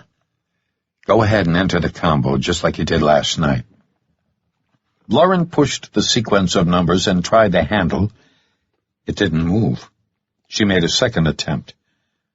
"Are you sure you're using the right code?" "Yeah, positive." She tried again with the same result. She was about to punch the numbers a fourth time, but Nathan blocked the keypad with his hand. Many security systems only allow 3 attempts before triggering the alarm. Someone changed the combo. We'll have to do it the hard way. Nathan removed the grappling hook from the duffel and wound its rope into loose coils. He swung the hook over the top of the parapet and tested its anchor by gradually applying more and more weight until it supported his entire mass. He created a loop at knee height and tied the duffel to the end of the rope. "Good to go. After I'm up there, put your foot into the loop and walk your hands along the wall as I pull you up." "What are those donut-shaped things for?" "They keep the rope away from the wall, which makes it easier to use near the top." "Okay, I'm going up." Climbing a grappling hook rope close to a wall required power and dexterity, but Nathan had the technique down. Once on the roof, he felt exposed, but the 3-foot-high parapet gave him some cover. He dropped to his knees and gave Lauren a nod. She stepped into the loop, and he began hoisting her up. "Use your hands to steady yourself. It's like crawling on the ground, only you're doing it vertically. Don't look down." Lauren struggled as he pulled. She kept grabbing the rope with both hands to avoid falling. This wasn't going to work. Lauren didn't possess the dexterity or balance needed to form a stable triangle. "Hang on tight. I'm pulling you up in a hurry." Nathan used sheer strength to hoist her and the duffel up the wall. When she was near the top, Nathan anchored his stomach against the parapet and wrapped the rope around his right forearm to keep the rope from slipping. "Lauren, keep breathing. Don't hold your breath." He saw her face then, streaked with tears. Keeping the rope in one hand, he abandoned all sense of personal privacy, encircled her waist with his free arm and hauled her over the top. Visibly trembling, she hugged herself. Nathan kept his voice low. "You okay?" She wiped her cheeks. "Sorry about crying." "You did fine, trust me." He brushed her hair back from her face to get a better look. Other than being shaken, she seemed okay. He pulled the duffel up and took a moment to scan the immediate area. "Do you need a minute? Can you keep going?" She nodded tightly. "We're going silent. If you need to ask me something, poke me once. If you see something I should know about, poke me twice." "Okay." It was significantly darker up here. The bland illumination from the streetlights no longer reached them. Nathan removed a night vision visor and secured it on his head. He turned the device on, lowered the gain, and pivoted the scope down to his left eye. He felt a single poke. "What is that thing?" "Night vision." "Can I see?" He was about to sigh, but realized her curiosity might take her mind off the stress of the ascent. He took the device off and handed it to her. "Take a look, but make it quick." "OMG, this is super cool. I can see everything." "Lauren, keep your voice down." "I want one of these," she whispered. "You got $5,000 in your pocket?" "No way." "Way. Take a quick look at the stars." "Oh, wow. This is awesome. I can see the Milky Way.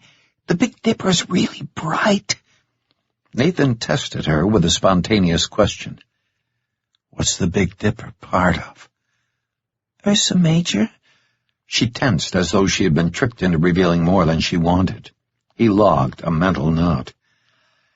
"I see you're up to speed with your astronomy, but we're a little pressed for time." Figuring it wouldn't hurt to have her equally equipped, he removed the second visor and showed her how to turn it on and adjust the gain and focus. He tweaked the fit and secured it on her head. "Keep both eyes open. The scope pivots up and down like this. Stay low and follow me. Think about your footsteps. Walk quietly." Hunched over, they worked their way west, staying close to the parapet. Although they could be seen from the loading dock, no one from the street could easily see them. If the security patrol returned, they could duck behind the parapet wall. As Lauren had mentioned, an impressive array of solar panels dominated the middle portion of the roof.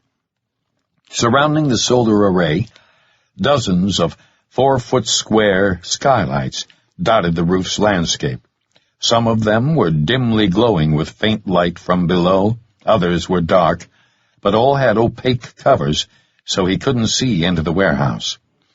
Nathan chose the darkest skylight, then peeked over the parapet to make sure there weren't any roll-up doors directly below it. He gave Lauren a hunker-down hand signal. She stopped walking and crouched.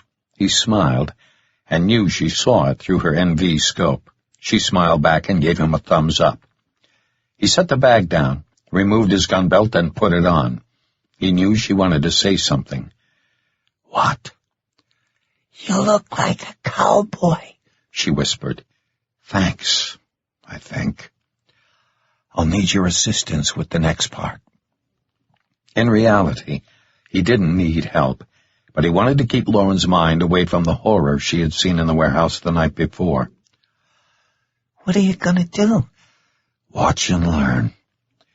He removed one of the folding USMC Predator knives and opened it. Keeping the torch away from the skylight, he ignited it with a lighter and adjusted the flame to a bluish color. It made a hissing sound as the flame formed a fine cone. "Hold the torch upright and keep it from falling over. We don't want to burn the place to the ground. Yet." He took his left glove off and put it on his right hand, upside down. The insulated handle plus the double glove protection would shield his skin from the heat. He moved the blade of the knife into the flame and turned it back and forth slowly. The trick was making the knife hot enough to cut the material, but not hot enough to refuse the plastic on the back side of the cut. He could have used a battery-powered grinder to cut an opening, but that would have made the devil's own noise. Although slower, this was a silent method. It took 2 test attempts to find the right temperature. He reheated the blade and pushed it into the opaque plastic of the skylight and began melting a cut line. He got 6 inches before the knife started to slow and get sticky. Just before the knife stuck in place, he pulled it out and repeated the process again. A noxious odor drifted. "Don't breathe that in." How do you know about this stuff? Books. Yeah, right. It took multiple melts before he had a 24-inch square ready to be removed. For the final cut, he grabbed the piece of plastic with his free hand so it wouldn't drop to the floor below. He made the final cut and placed the plexiglass next to the skylight. Nathan had purposely made the opening directly along the skylight's frame, so anchoring the grappling hook and dangling the rope wouldn't break any remaining plexiglass. He motioned for Lauren to follow and stepped away from the skylight. "Once we're inside, I'll follow you to your stepdad's office. You'll have to go in first, unless you can safely climb down that rope. If not, I'll lower you to the floor." You better lower me. I have big-time acrophobia. I almost lost it coming up the wall. "We need to be totally silent from now on. There could be acoustic alarms down there. Once your foot's in the loop, use your hands to guide yourself through the opening as I lower you. When you're below the skylight, grab the rope with both hands. Don't look down until you're close to the floor. The duffel bag will be below you, so watch out for it." Lauren made it to the floor without incident. The only trouble she had was a scrape on her forearm from the edge of the opening. 10 seconds later, Nathan joined her on the concrete. He felt 2 taps on his arm and turned. Lauren pointed to a bright light on the perimeter wall near the fire exit door. In the green image of his NV scope, he saw the unmistakable intensity of an infrared beam's source. Invisible to the naked eye, the night vision picked it up easily. Had they entered through the fire exit door Lauren normally used, they would have broken the IR beam. Nathan bent low and whispered, "Good work. Sit tight for a sec." Before proceeding, he needed to know where the beam went. He retrieved a plastic spray bottle from the duffel and turned the nozzle to a fine mist setting. Aiming toward the IR beam's source, he pulled the trigger. At waist height, a bright line materialized in shimmering splendor. The beam ran from left to right, covering the fire exit door and the larger freight doors. It shouldn't be a problem. Even with only every 10th ceiling light illuminated, their NV visors were too bright. Nathan turned Lauren's gain to its lowest setting before adjusting his own. He took a moment to orient himself. The warehouse contained long aisles of pallets, stacked 2 and 3 high. Each pallet secured large cardboard boxes, presumably the patio furniture Marchand manufactured. If that were true, there was enough stock in here to supply the entire state. Keeping his voice low, he asked, "Where's the office?" She pointed. That way. "Remember, no sounds at all. Walk quietly. I've got R6. You lead the way." Nathan trailed her down a long aisle. He wanted to see the location where she had seen the mutilated Mexican girl, but figured it should wait until he finished searching the office. At the end of the aisle, parked forklifts were being charged. Next to the forklifts, he saw a piece of white equipment. It had some kind of robotic arm device above a wheeled cart. He tapped Lauren on the shoulder and pointed at it. She shrugged and followed him over. When they got closer, recognition came. This thing didn't belong in here. More than that, it seemed randomly out of place. Nathan stared at the unmistakable GE logo on its side and shook his head. Keeping his voice low, he said, "This is a portable X-ray machine. Do you know why it's here?" No. Ever seen it before? He whispered. She nodded. Holly had said Voda was into smuggling, so maybe this thing was somehow related. Nathan didn't know the price tag, but believed it had to cost a small fortune. Something else caught his eye. Tossed aside near the corner of the building, several hundred empty 1-gallon water bottles littered the warehouse floor. The sight of the bottles triggered something, but he couldn't pinpoint it. He'd either seen or heard something about plastic water bottles on the news. He stowed the thought. Right now, he needed to search the office, look at the crime scene, and bug out. Following Lauren along the south wall, Nathan saw some doors that probably led to ground-floor offices or storage rooms. One of them would lead to the building's main entrance. He trailed her up a set of stairs into a short hallway. Lauren stopped at a closed door with a keypad like the one they had tried outside. He tried the knob. Locked. Is it the same combo? It's different. After she entered a sequence of numbers, the LED on the keypad turned green, and he heard a soft click. They were in. Large, square windows occupied the exterior wall, their vertical blinds open. Overflow from the streetlights provided all the illumination they needed. This office didn't look like it belonged in a warehouse.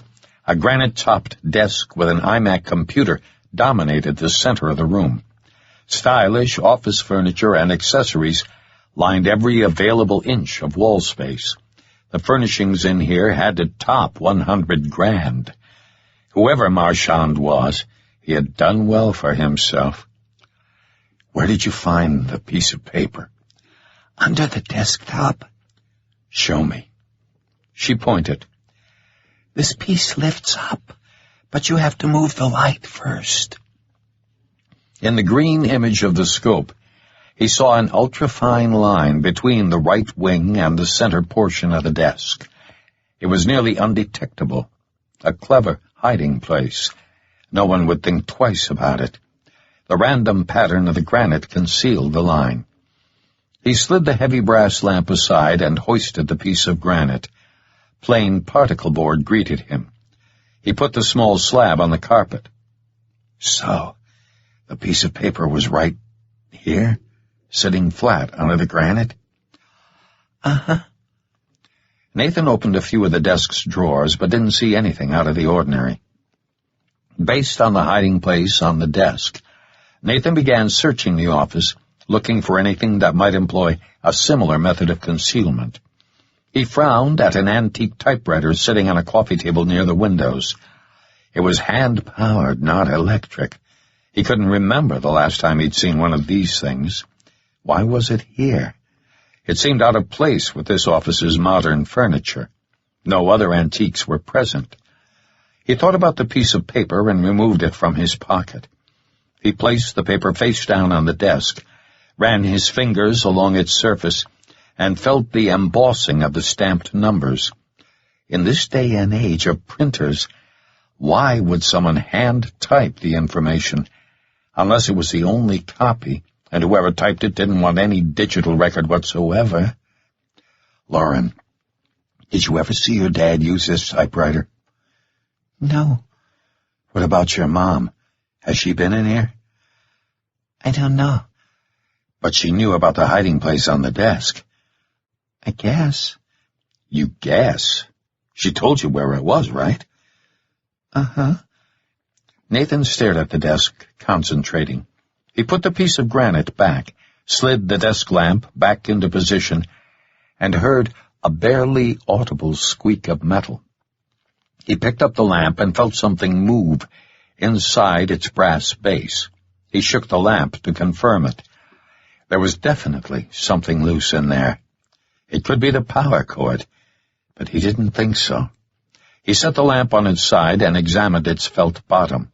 The felt appeared to be off-center by no more than 1/8 of an inch. He tugged at a corner of the felt and was rewarded with the sound of Velcro tearing. The squeak he heard was from the tiny sliver of exposed brass rubbing along the smooth granite. He hadn't heard a squeak when he had first slid it, because the exposed sliver of brass was on the trailing side. He tore the felt free, and a bundle of Bolivian passports fell onto the desk. He removed the rubber band and opened one. The unsmiling face of a young Hispanic girl stared back. She looked to be around Lauren's age, 12 or 13. He checked the other passports and found similar photos. A chilling thought struck him. Could he be looking at the border murder victims? Had a monster named Hans Voda snuffed out these innocent lives? It seemed likely. But if so, what was Marchand's role? Lauren, are you okay looking at these He stopped mid-word. Cigar smoke. It hadn't been there when they had walked through the warehouse. Smelling it now meant only one thing. They weren't alone. Chapter 15. Lauren, stay close and don't make a sound. He pocketed the passports, slung the duffel over his shoulder, and pulled his cig.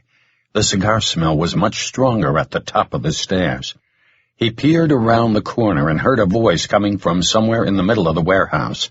From their current position on the south end of the warehouse floor, they'd need to traverse nearly 500 feet to return to the rope.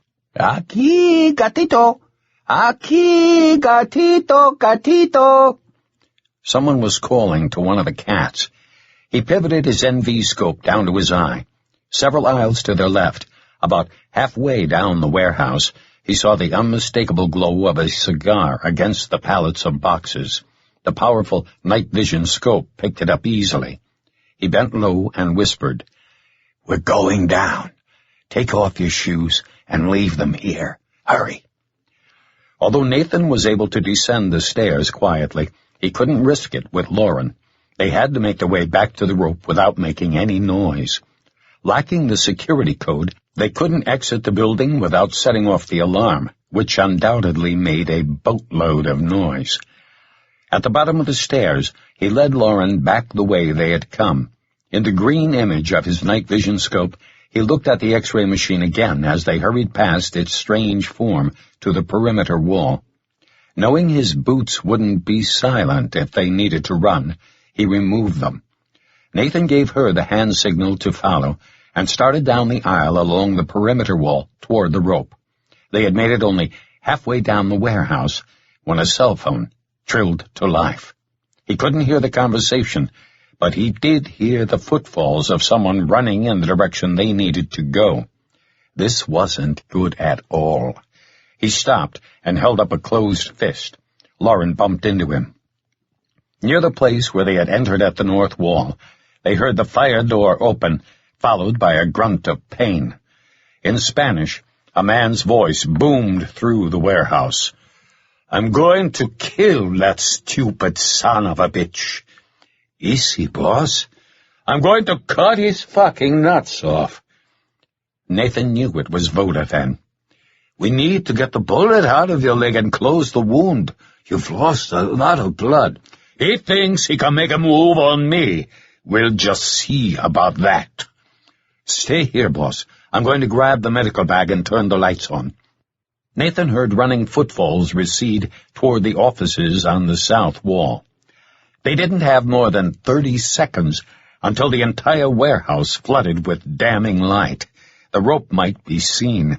Its dangling form was no more than 100 feet from the fire exit door where Voda had entered. They were trapped, and he didn't know how many men he faced. There were at least 2, Voda and the man who had called to the cat. How many more had come inside? Thugs like Voda tended to surround themselves with plenty of firepower. Time to move, and the rope was no longer an option. They needed an alternate exit. He led Lauren back toward the X-ray machine and ground-floor doors on the south wall. He knew one of them would lead to the warehouse's main entrance, but which one? At the end of the aisle, he stopped short and put Lauren on hold again. He felt a trembling hand on his back and turned.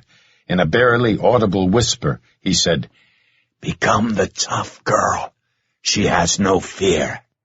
Nathan hoped she'd hold it together. If she panicked, he'd have a firefight on his hands, and without knowing his opponent's numbers, he didn't like the odds.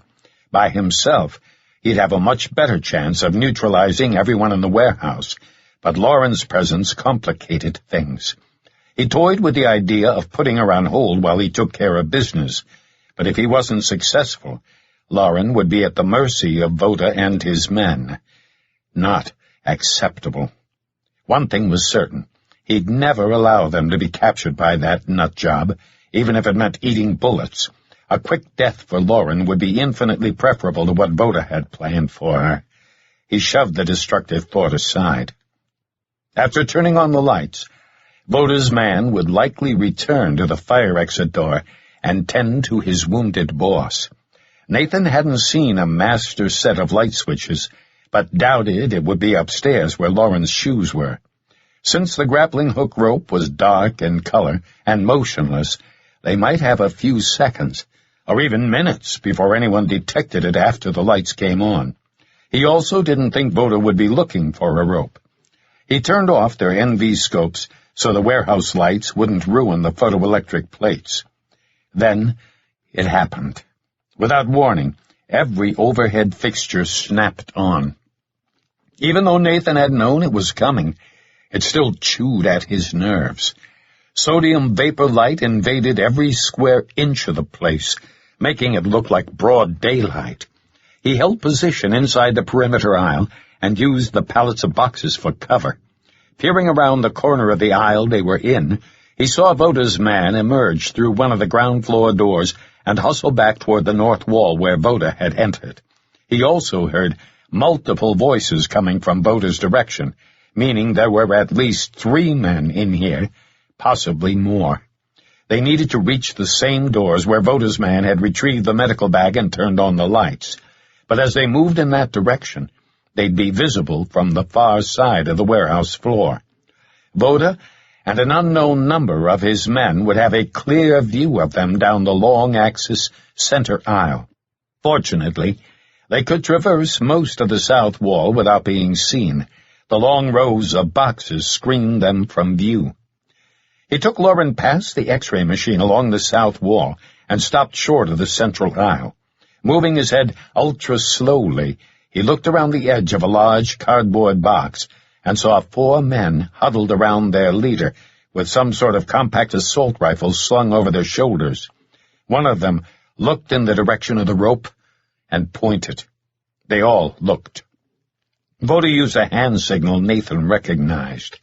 Voda made a peace symbol, pointed at his eyes, and gestured right and left. Voda's men fanned out in both directions and disappeared from sight. Seconds counted. With no other option, Nathan sprinted across the main aisle. He heard Voda's voice boom through the cavernous space. "The south wall! Get them!" With surprising speed, Voda pulled a handgun, took aim, and fired 2 shots. The staccato reports blasted through the warehouse. Nathan shoved Lauren forward as Voda's bullets smashed into the wall behind them and zinged away. Lauren lost her footing and sprawled on the floor. Nathan fired 3 suppressed shots down the center aisle, purposely aiming low. He hoped to score a skipping shot off the concrete. Nearly 500 feet distant, Voda cringed and limped to the left, seeking cover. Shooting at Voda also served to put his adversaries on notice. They now knew they were facing an armed intruder, which would slow them down a little. Nathan tried the first door. Locked. The second door was also locked. From the sound of their footfalls, Voda's men were already halfway down the aisles. In less than 10 seconds, he'd be facing opponents armed with fully automatic machine guns. Surrender wasn't an option, and he couldn't engage Voda's men without putting Lauren at risk. If this next door was locked, he'd force it open and try to ambush his pursuers. It opened. Nathan kicked it closed behind them.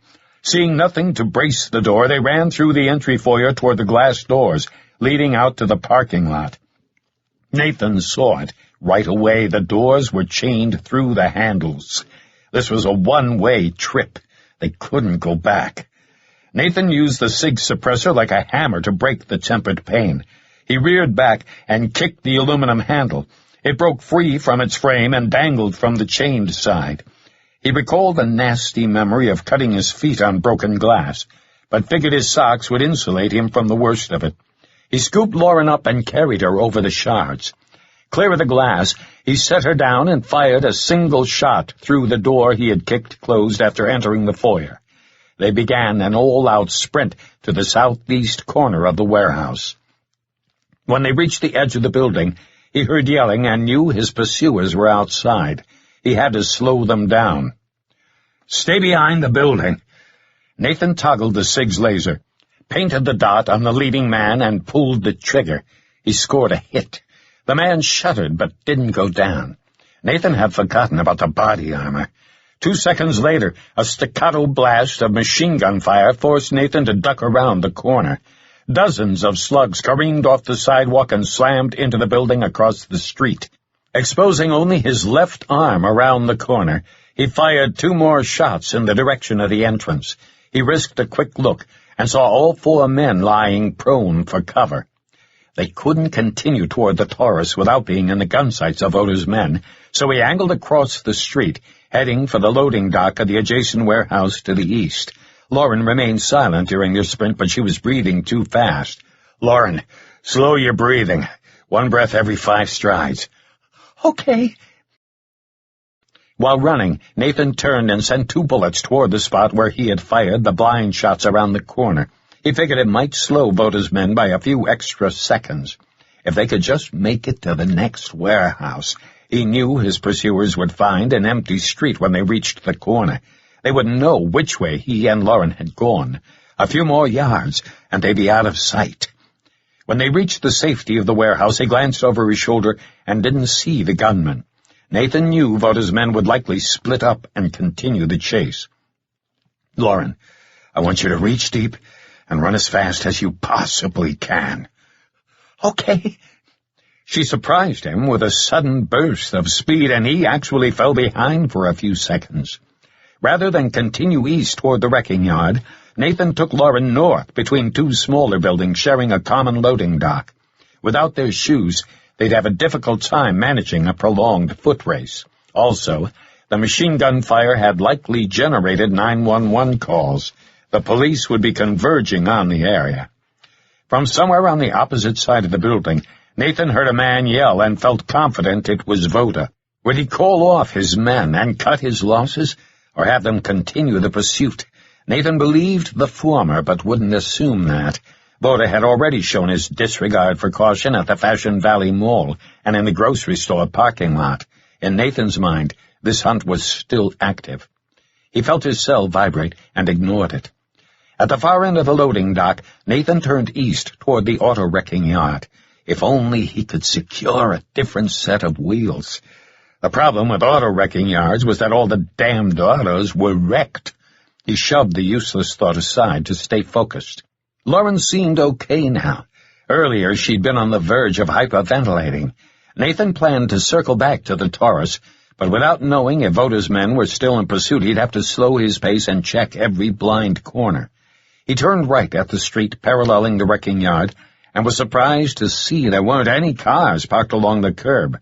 They'd have no cover if they ran its length back to the Taurus.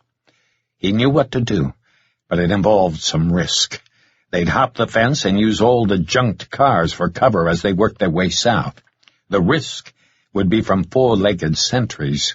The term junkyard dog wasn't just a colloquialism. They existed, and there could be 1 or more of them in there. He didn't like the idea of shooting a dog, but it was vastly preferable to engaging Voda's men in a firefight. A cheap, tattered canvas covered the fence of the wrecking yard. Although missing in places, the canvas would offer them additional concealment. He took Lauren across the street to where several nicer-looking cars were parked just inside a small U-shaped area of the fence. He was about to help Lauren scale the barrier when he felt 2 pokes. Lauren pointed to a narrow opening in a vehicle gate where its locking chain didn't keep it tightly against the post. "Good eye," he whispered. "Think you can fit?" She nodded, turned sideways, and easily slipped through under the chain. Nathan would never make it. His profile was twice Lauren's. With the duffel still slung over his shoulder, he used the chain as a foothold and climbed over. The chain clinked, but it wasn't too loud. A noxious odor of motor oil, old tires, and gasoline hung in the air. He took a few seconds to watch the opposite side of the street for any sign of Voda's men. All quiet. Watch and listen for dogs. Lauren visibly tensed at the comment and drew her arms against her chest. Don't worry. All they'll do is bark and raise hell. I won't let them get close. They needed to traverse around 1,000 feet to make it back to the Taurus. Without their shoes, they had to be careful in here. Use your night vision to look for glass and sharp objects on the ground. It's turned off. He turned their units on. Focus about 3 feet in front of you. Nathan took them deeper into the yard, where he found a north-south corridor of cars parked hood to hood. All of them had varying degrees of accident damage, most of them looking totaled. There wasn't more than 18 inches between the cars, but it allowed them to make decent progress. Every so often they had to scramble over a hood to continue. Both of them were rapidly growing filthy with grime and dirt.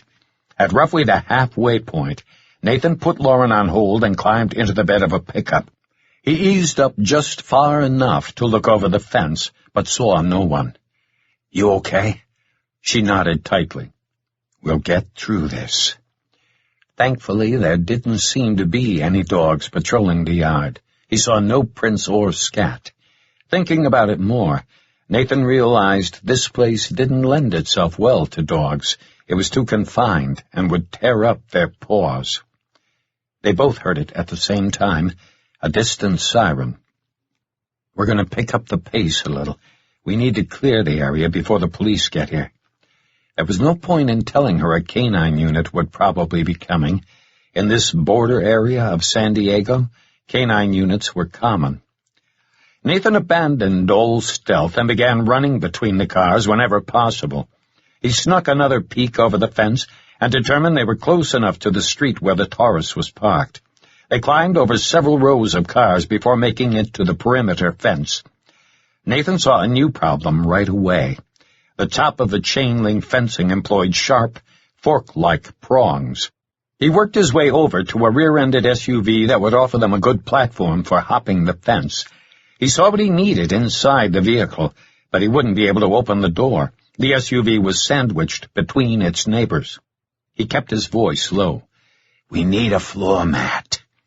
Scanning the immediate area, Nathan was amazed that every window of every vehicle was intact. Incredible. He didn't want to break any glass because that would make a substantial amount of noise. They didn't have time for this. Lauren, I'm going to take my shirt off. Don't freak out. What do you mean? He scaled the hood of the SUV and looked across the street. There was no sign of Voda or his men. He removed his shirt, folded it in half, and placed it on top of the sharp prongs lining the top of the fence. What happened to you? All those scars. Come on, up and over. I'll hand you the duffel. She straddled the fence before dropping to the other side. He lowered the duffel into her arms and climbed over. Lauren gave him the bag, and they ran in a full sprint toward the Taurus. The police siren sounded much closer. They had less than a minute. At the Taurus, he retrieved the keys from the top of the tire and used the remote to unlock the doors.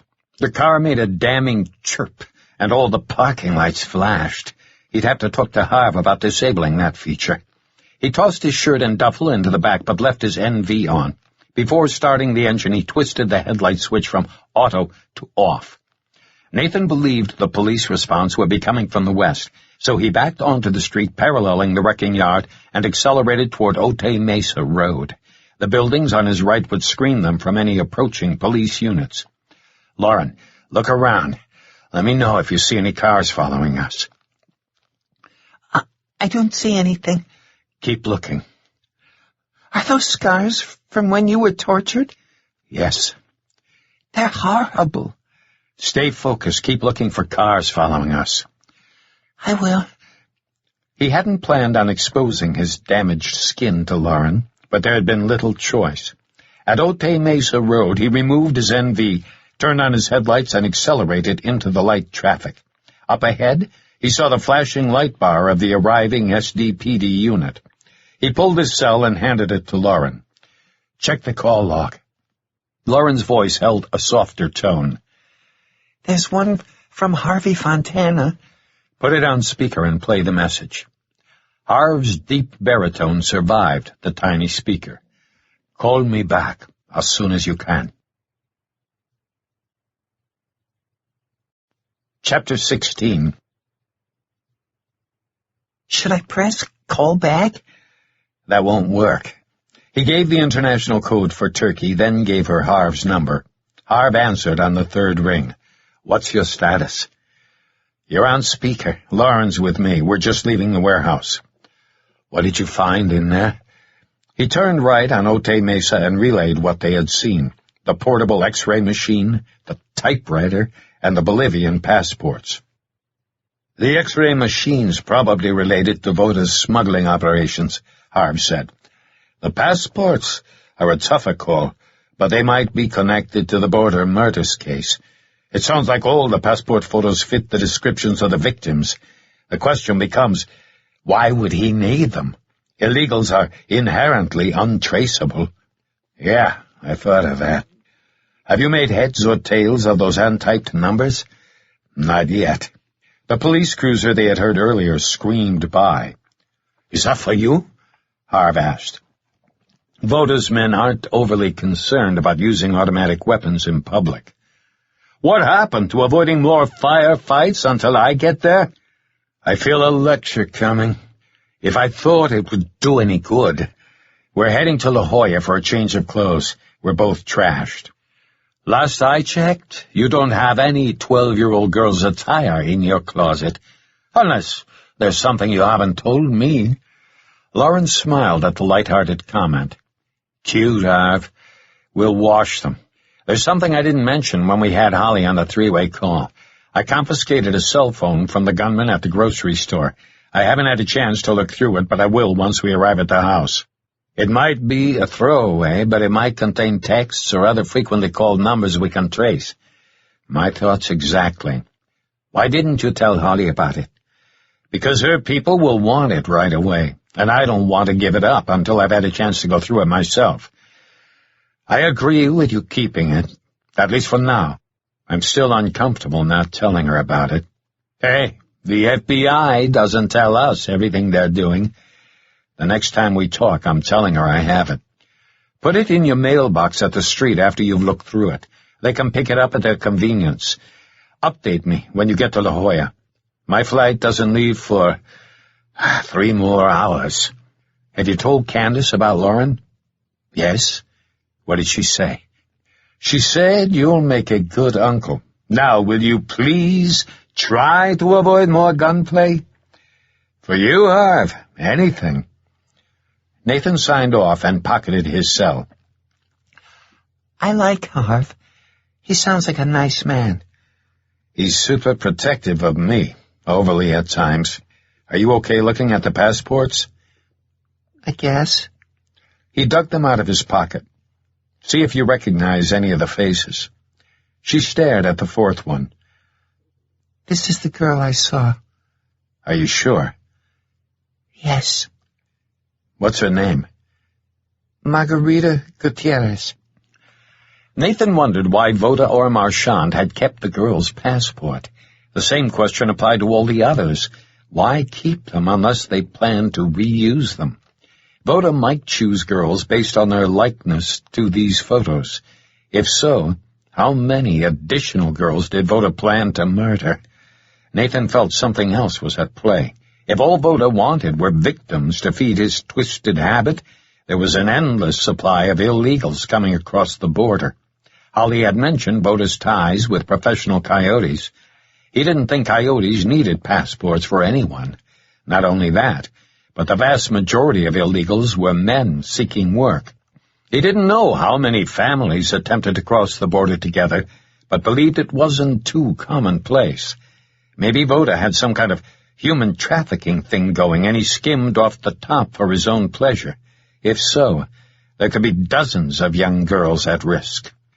Do you recognize any of the others? Look for someone with the last name of Hernandez. It was the surname atop the typed list of numbers. I don't see that name. They all look so sad. Are all of these girls dead? I don't know. I wish there weren't bad people in the world. Me too. 15 minutes later, Lauren was close to dozing off. Her comment about bad people wasn't naive, just reflective of her age. Nathan's resentment and anger flared at Voda for terrorizing her. She was just a kid and didn't deserve any of this. Again, he marveled at her resiliency. Considering everything they'd been through, she seemed remarkably poised. He gave a tiny portion of the credit to himself, knowing she had tapped into his composed nature. Overall, he had no complaints. Without his shirt, Nathan felt a little chilled, so he adjusted the temperature.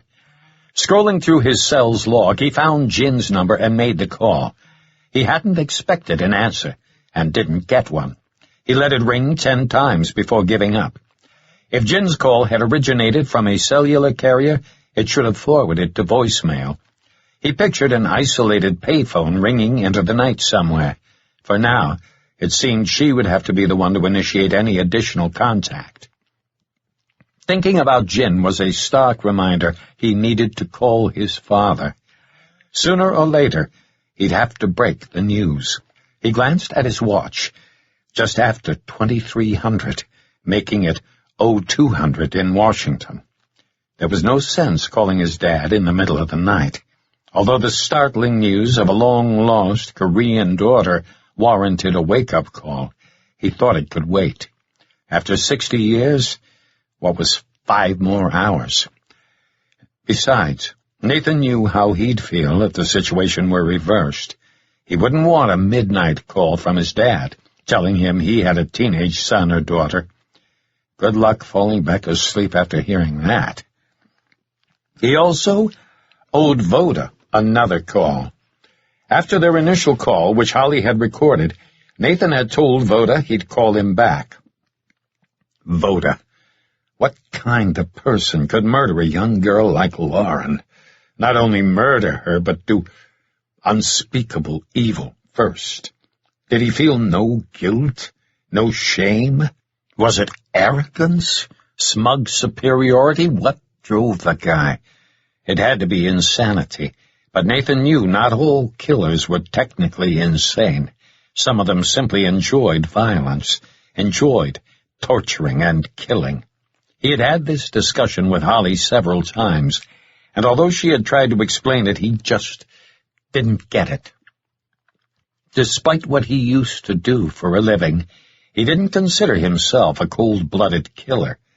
Yes, he'd been a sniper, but he had always believed the kills he and Harv made were both supportable and warranted. They had saved countless innocent lives. Was the death of one evil person worth the lives of 10 good people? Was that a fair trade? Perhaps it defined what snipers do, trade lives. What are you thinking about? Huh? What were you thinking about? It's kind of personal. But if you must know, I was thinking about killing Voda. I've thought about it too. Is that bad? For someone your age, I'd have to say, maybe. They drove in silence for a while. Nathan, do you believe in evil? You mean theologically? I guess. Then yes, I believe in evil. There are dark forces working in direct opposition to God. Is it hard being religious? Like being a Christian? I can't speak for anyone else, but to answer your question, yes. Was Voda going to kill me? Yes. And do other things too? He took a deep breath. Yes. I'm glad you saved me. Try not to think about it. It's hard not to. Do you know what intangible means? No? It refers to something we can't understand. The circumstances that brought you into my life and me into yours are intangible. Think about it. If you take one thing from our pasts and change it, a completely different outcome happens. Look at tonight's events. If I had waited one extra minute to respond to your texts, I may not have seen the black SUV leaving the Exxon station. I could have arrived after you were gone and just driven home. In truth, that's nearly what happened. Think about our close call with the security patrol at the warehouse. If he had seen us hiding in the back seat, a new set of variables would have been in play. The security guard driving that vehicle didn't know our situation. All he would have seen was a grown man and a 12-year-old girl lying down in the back seat of a car together. Since we didn't look homeless, he would have been suspicious and might have called the police. When you broke my concentration, I was formulating a plan based on what the security guard did or didn't do. I called them if-then scenarios. If the security guard does this, then I'll do that. And each if-then event triggers another, and another.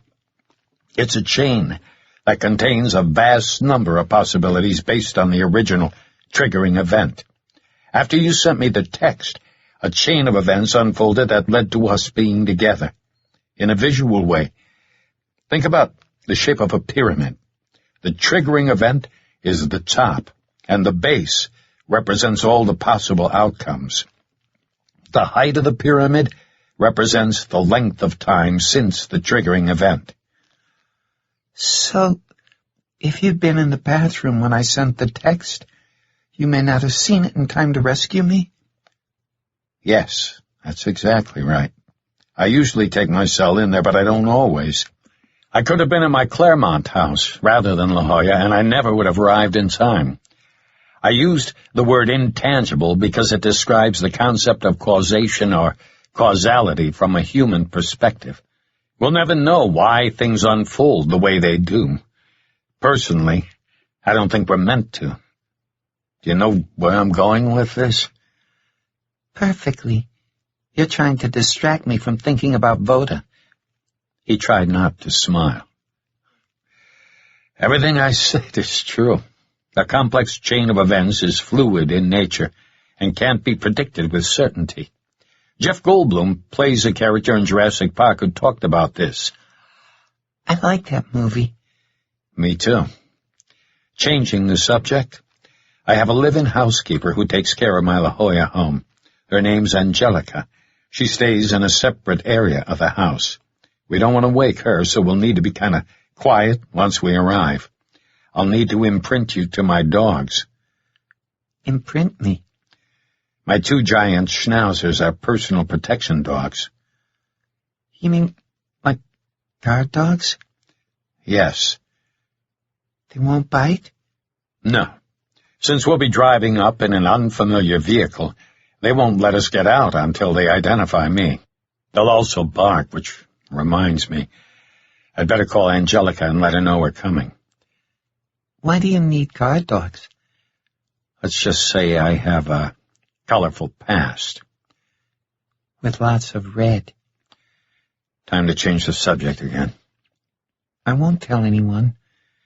Especially if you have nothing to tell. I thought we trusted each other. Lauren, it's not an issue of trust. Your past is super secret? You could get in trouble if you told? I'm sorry, Senator, I have no recollection of that. What's that mean? It means you're asking me something I'm not going to answer. Okay, I get it. Thank you. Chapter 17. At the privacy gate to his La Jolla home, Nathan pressed a forefinger onto the security keypad and the gate rolled open. Halfway up the steep driveway, 2 dark forms bounded toward them and challenged their intrusion. The dogs barked and snarled, blocking their way. Nathan rolled the window down a few inches and yelled his command word, "Cope!" They stopped barking and cautiously approached the driver's side door. He rolled the window down the rest of the way and extended his arm. "Good boys. I'm really glad to see you guys." Their docked tails wagging, both dogs approached and sniffed his hand. That's when he saw it. A tightly folded piece of paper was stapled to Grant's collar. What the hell? He put the Taurus in park, grabbed his cig, and slid out. He pulled the paper free and said, "Grant, Sherman, search." The giant schnauzers ran up the driveway and disappeared from sight. "What's going on? What's that piece of paper?" "Shh." He pocketed the note and crouched next to the open door. "Hand me one of the NV scopes. They're in the duffel, back seat." A few seconds later, he had the device secured on his head with maximum gain. "Wait here. Don't make a sound." Scanning the landscaping along his driveway, he hustled toward the house, but stopped short of losing sight of the Taurus. One thing was certain. Angelica hadn't attached the note to Grant's collar.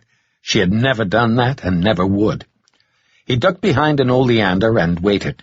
The stapled piece of paper worried him. His dogs were well trained.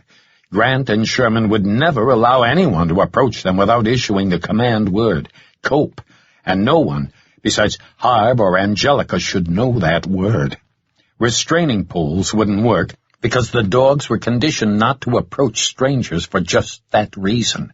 They also wouldn't eat anything strangers offered them, so they couldn't have been drugged. Someone either knew his command word or had used a tranquilizer gun. Nothing else, short of killing them, would have worked. At this point, he felt relieved they weren't dead. Nathan wanted to read the note, but right now he needed to stay alert until his dogs finished their reconnaissance. If they detected anyone inside the property, they wouldn't attack, but they'd raise hell. So far, all was silent. He gave them a little more time before whistling them back to his position. He looked down the driveway and saw Lauren sitting in the Taurus. Not surprisingly, she had an NV scope up to her eye. He gave her a wave, and she waved back. He also gave her the hold position hand signal. Until he knew his property was clear, he didn't want her out of the vehicle. In the green image of his NV, he saw them appear at the top of the driveway and trot down. "Good boys." Lauren looked concerned. "What's that folded paper?" "I don't know yet." "Aren't you curious?" He was, intensely. "It can wait. Let's get situated inside first." When they crested the driveway, Lauren said, "Oh, no way! You do not live here." "You're right. I spend most of my time at the Claremont house." His multi-story home looked like it was carved into the hillside. Designed to take maximum advantage of the view overlooking La Jolla shores, it featured wedge-shaped elements that were stacked atop one another in a random yet structured way. Low roof angles and extended overhangs gave it a Frank Lloyd Wright feel. "This house is awesome. You're rich, aren't you?" To quote someone I know, you aren't supposed to ask that. "Are those cannons real?" The barrels are real. They're working replicas of Napoleon 12-pounders used during the Civil War. Mounted on square pedestals, the two cannons held flanking positions on either side of the front door and appeared to be guarding the entrance. He killed the engine. Grant and Sherman stood next to the Taurus, tails wagging. "You can get out. They won't hurt you." "Are you sure?" "I'm sure." They approached her cautiously. She drew her arms against her chest. "You haven't been around dogs much." "We never had a dog. My mom doesn't like them." "Why's that?" "I don't know. She just doesn't." "They aren't going to bite. Hold your hand out, palm up." They both sniffed her. She smiled and petted Grant's head. "See? You still have all your fingers." "They seem nice." Nathan was about to reach for his keys, but realized he didn't have them. "Wait here. I need to grab my spare key. I'll be back in under a minute." Grant, Sherman, stay. He felt confident they were alone, but kept alert anyway. He jogged across the driveway toward the garage. He stole a look over his shoulder. Lauren seemed intrigued by the dogs and was using both hands to pet them. Dogs and kids were a good match. Once out of sight, he pulled the folded piece of paper from his pocket and held it under a solar-powered landscaping light. He felt something taped to the back and found an old, tarnished dog tag. He'd look at it later.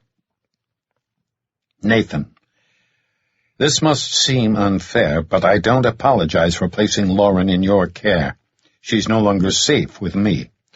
Voda's back in town, but at least if he captures me, I won't be able to tell him where she is, even under duress. I'm going after him. Either he lives or I do, but not both. As long as Voda's alive, Lauren will never be safe. I can't tell you more, but I'm paying back an old debt. I could run, but it's not the life I want for Lauren. She's a good kid with a kind heart. She deserves a structured and stable life. You have no children, so she's the last of our family's bloodline. Only one other person in the world knew about our father, and he took the secret to his grave. He was a powerful, yet kind man who cared for my mother over the years and reunited us just before she died. Lauren is his child, but she has her grandfather's eyes and yours. This dog tag is the only evidence my mother ever existed. I want you to have it. The proof of my identity is on the back. I never knew my mother. I was taken at birth as a GI baby and grew up in a North Korean orphanage. Her name was Han Chun-hee. She loved our father, and it broke her heart never seeing him again. Our father doesn't know about me. My mother had no way to contact him. You'll have to decide if you tell him or not, but if you do, it must be kept secret. If Voda ever discovers Lauren's true identity, he'll use her to create a scandal, or worse. The piece of paper Lauren has is somehow crucial to Voda's operations, and he'll stop at nothing to recover it. Voda thinks I have it, and I'm going to use that to bait a trap. Before Voda murdered him, Malcolm told me another young girl is in immediate danger, but I don't know more than that. Malcolm wasn't a bad man. He loved Lauren and was a good stepdad. The lure of easy money and a life of luxury sucked Malcolm into Voda's world, and before he knew it, Voda owned him. Many times he wanted out, but Voda threatened to kill me and Lauren. There's only one way out of Voda's world. After Lauren told me about the murdered girl, I told Malcolm to run and never look back, but Voda already had him. He tortured Malcolm for hours before killing him. I won't be able to help you again. As long as Voda's pursuing me, you and Lauren will be safe. Keep her with you and never let her out of your sight. She's headstrong and stubborn, so you'll have to be firm with her. If Voda prevails, you'll have to step up. As long as Voda's alive, Lauren will be in mortal danger. I had hoped to be a part of your life someday, but that would put you and Lauren at risk from more than just Voda. True heroism is selfless. No one knows that better than you. Han Jin Kyung. Jin Elizabeth Marchand. You said you were getting the spare key. He whipped around, aiming his cig. Adrenaline coursed through his body like acid. Lauren, don't ever do that again. I almost shot you. Never, ever sneak up on me. What does it say? He took a few deep breaths to quash the rush. It's from your mom. Can I read it? He considered the ramifications, but decided Lauren deserved the truth. He nodded her over, and she sat down cross-legged to read it. Nathan watched her eyes move back and forth. Her expression went blank before a single tear formed. He put a hand on her shoulder. Lauren, you'll see your mom again. You promise? He knew he couldn't guarantee it, but said it anyway. Yes, I promise. What are we going to do? We're going to find the girl who's in trouble and save her. But what about my mom? There's not much we can do until she contacts us again. When she does, I'll tell her not to go after Voda alone, and that I'll help her. But what if she doesn't call, like before? I know how to make her call. She sounded on the verge of panic. How? How will you make her call? Patience, Lauren. A good Marine knows when to lay low and wait. It may not seem like it right now, but we've got the advantage. Everything's going to be okay. You're just saying that to make me feel better. I won't deny that's partially true. She didn't respond. He wondered when he'd find a chink in her armor. She had been remarkably poised until now. He chalked it up to frayed nerves and fatigue. Your mom's going to be okay. She's a survivor. Do you think she was a spy, too? Lauren, I never said I was a spy. You said it. Come on. We need to wash your clothes. You can use one of my shirts. It'll fit you like a tent, but it should be okay. I think Angelica's shoes will work, but they might be a tad loose. You can wear 2 pairs of socks. Can we stay for a while? I'm really tired. We have to think about the girl your mom mentioned. There's someone just like you out there, and she needs our help. We have to find her. How? Do you think she's on one of those passports? I don't know. We should help her. We will. Come on, let's go inside. He moved some bark under the solar light and grabbed his hide-a-key. The entrance foyer to his home was no less stunning than the outside.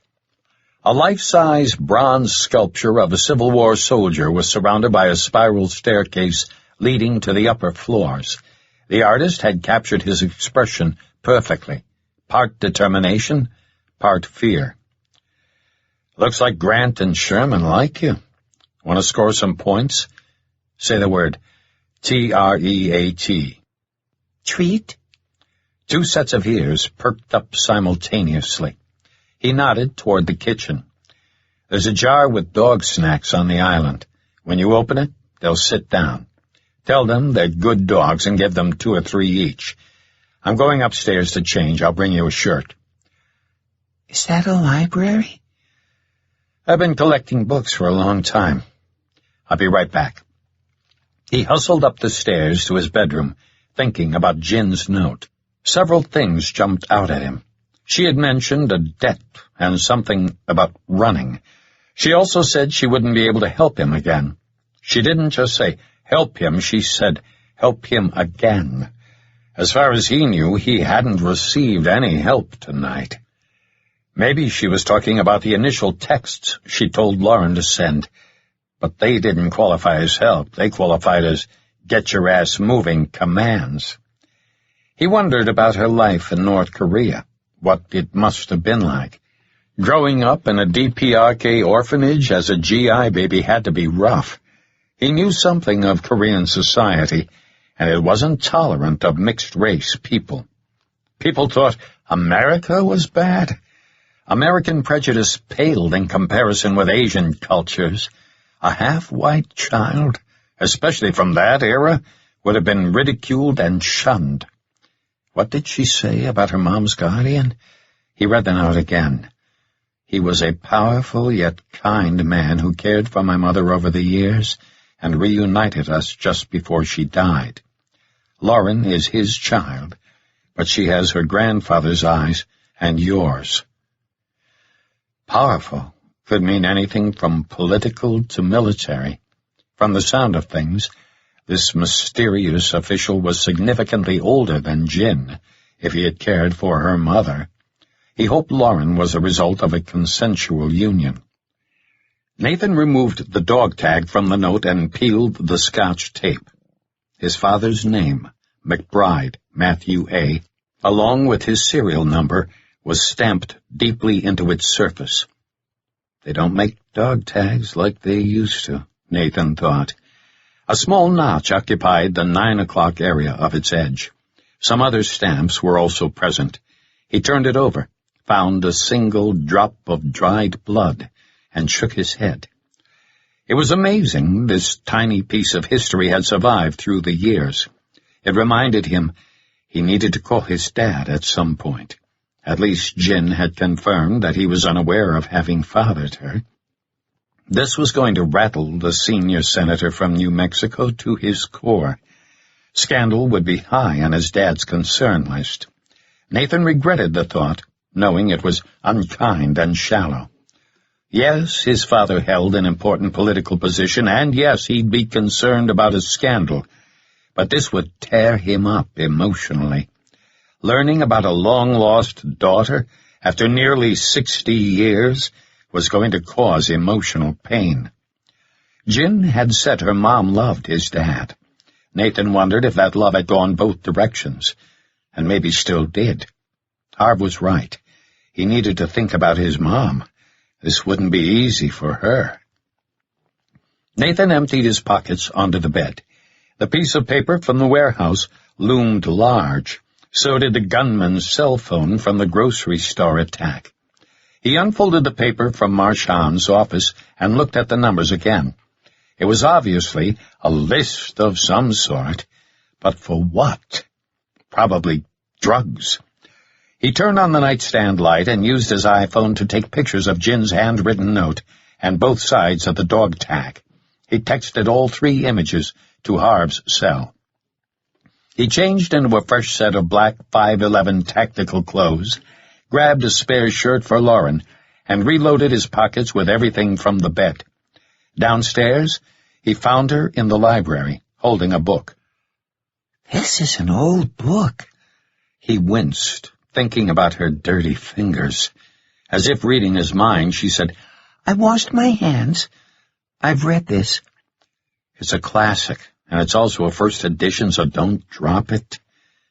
What's that mean? It means you're holding the very first printing ever made of that book. Seriously?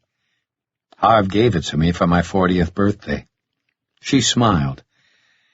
That must have been a long time ago. Hey, watch it. Can you name any other titles from the author? Dr. Jekyll and Mr. Hyde. Well, I see your education is well-rounded. I'm impressed. He returned Treasure Island to its shelf. Something's got me curious, though. When I asked you what the Big Dipper was part of, you knew the answer.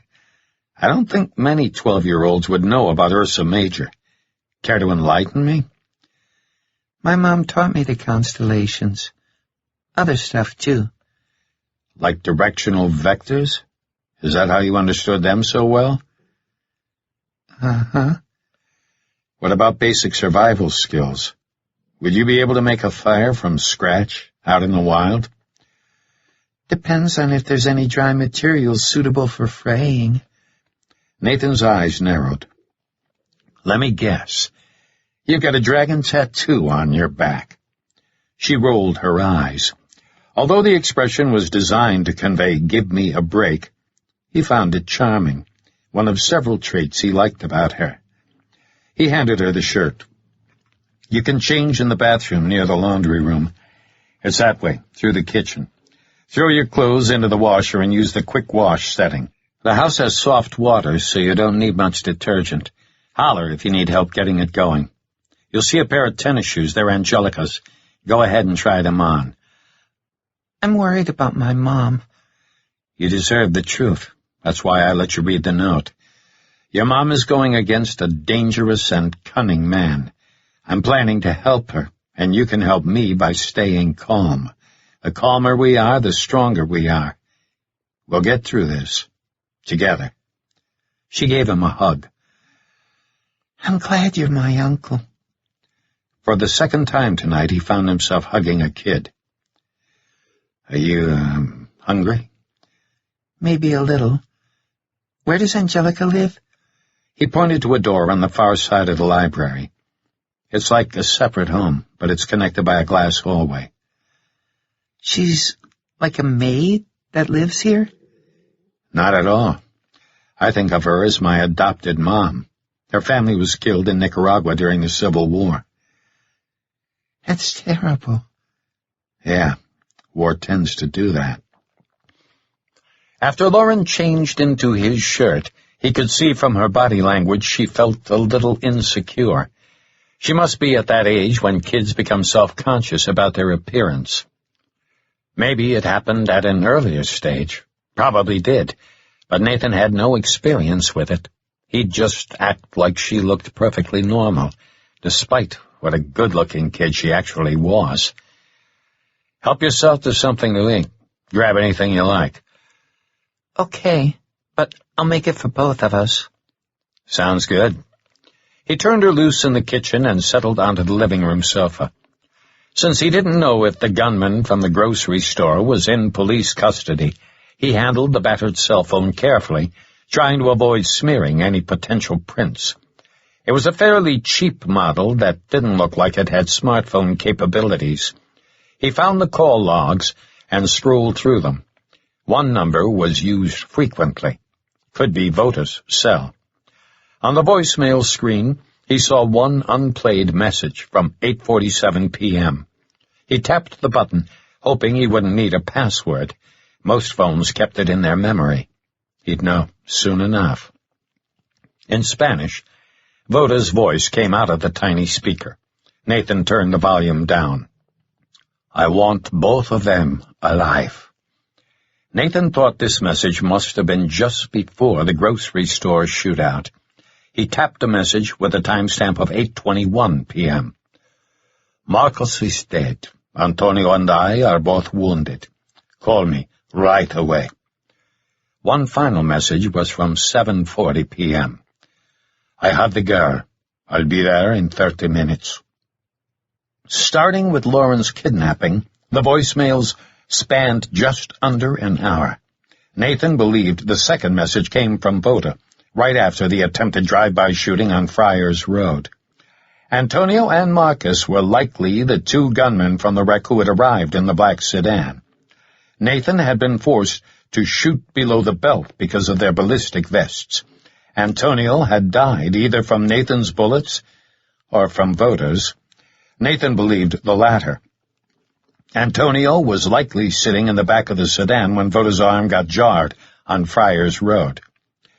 Nathan used the dictation app on his iPhone to record all three messages and inserted the time of each message with his own voice. Next, he found the text messaging screen and saw an entire string of texts to the phone number he'd seen most frequently in the call logs. Almost certainly, this was Voda's cell number. He went into the kitchen. It's not ready yet, Lauren said. I'm just getting a pad and pen. Nathan returned to the living room and wrote the most frequently used number on the notepad. He used his iPhone to take photos of all the remaining numbers stored in the call log. He checked the camera roll of his phone, making sure the phone numbers he had just photographed could be read. He repeated the same procedure on the text threads. It took about 25 photos to capture everything. Not surprisingly, there weren't any contacts stored in the phone. Based on the short call log and text string, Nathan felt reasonably confident Voda's man had been mindful to delete the entries, but it hadn't been done within the last hour before he had lost the phone. He went back and reread the texts, looking for anything specific, and found a potential candidate. In the middle of a string, Nathan zeroed in on, make sure S delivers the Opus XAS tonight. Nathan didn't know what an Opus XAS was, but it looked promising. The text had a timestamp of 7:44 p.m., 4 minutes after the voicemail message from Voda that he had Lauren. He went into the kitchen again and asked Lauren if Voda had been texting after he picked her up. Lauren said he had been, until he had caught her doing the same. When Nathan didn't leave the kitchen, she put her hands on her hips. Nathan smiled and returned to the living room, where he opened a web browser on his phone and typed Opus XAS into the search box. None of the listings looked encouraging. The first reference was to some kind of bistro, a bar and grill in Texas. The next 5 listings looked equally useless. Maybe Opus XA was singular, and the S made it plural. Nathan removed the S, searched again, and was rewarded with new listings. Master Coffin Opus XAs were premium cigars made by Arturo Fuente. They were also expensive and rare. From what Nathan initially found, they ranged in price from $70 to $100 per stick. He checked a few listings and saw they were out of stock. Cigars like these probably had to be special ordered. Many online cigar retailers claimed they were the most coveted cigars in the world. This definitely sounded like a viable lead, especially given that Voda's man in Marchand's warehouse had been smoking a cigar. Nathan hadn't known what brand, but it had been cigar smoke, not cigarette. Other than this Opus reference and Voda's cell number, the phone didn't appear to have much usable info, but he knew the FBI would be able to dissect it more thoroughly.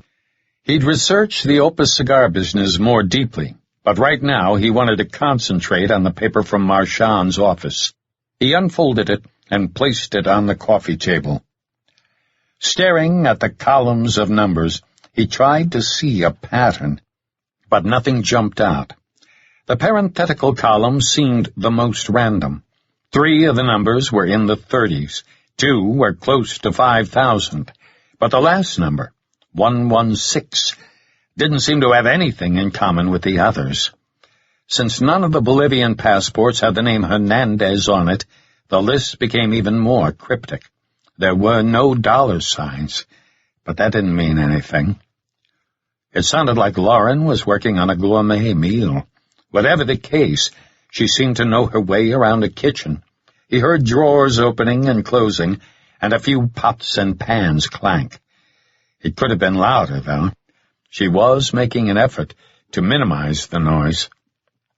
He closed his eyes and leaned back. A little sleep wouldn't hurt, but he couldn't dismiss the image of another girl being in danger. Chapter 18. Wearing a white nightgown, a young girl sits on a bed, her hands balled into fists. Her crying is soft, but sounds forced. A mass of black hair hides her face.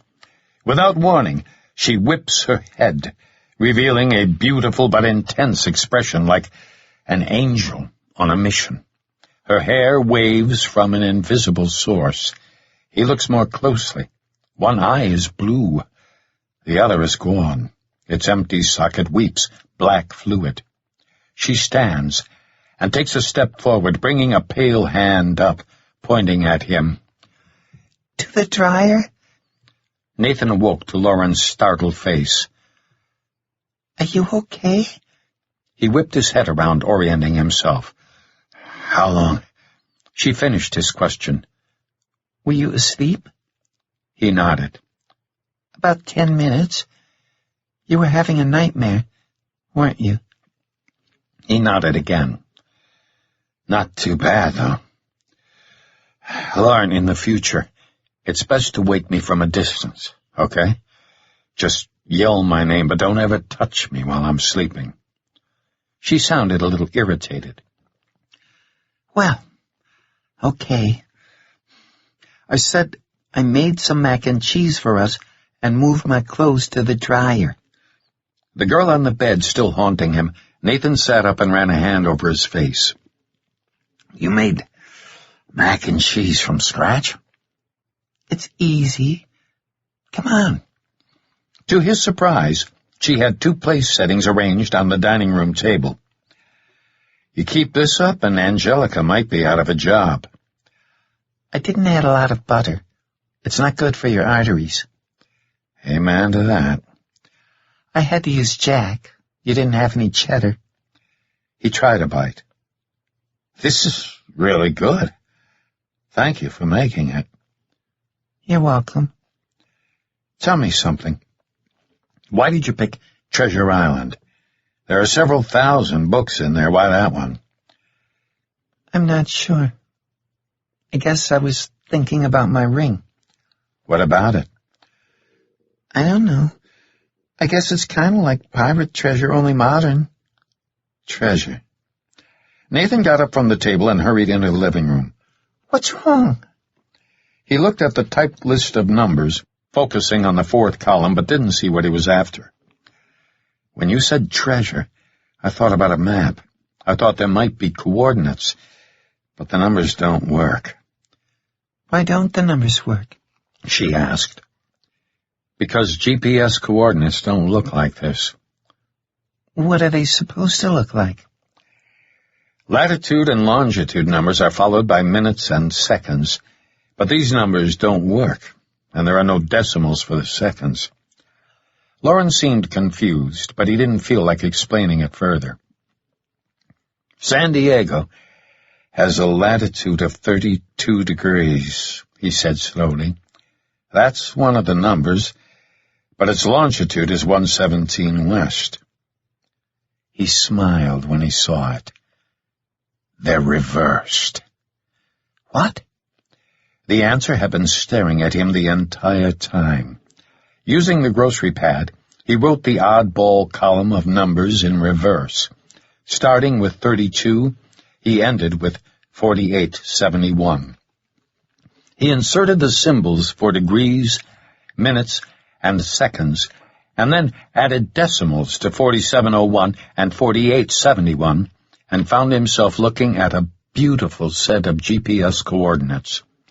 32 degrees, 34 minutes, 47.02 seconds. 116 degrees, 37 minutes, 48.71 seconds. The numbers work now? Yes.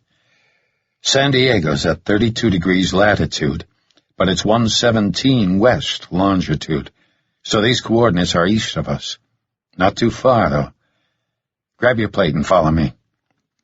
He took her into his study, turned on the computer, and opened the Google Earth program. Zooming in on the San Diego area, he moved the mouse east. He watched the longitude side of the GPS coordinates increase until it reached 116 west, then kept going until it read 37 minutes. How do you know where to go?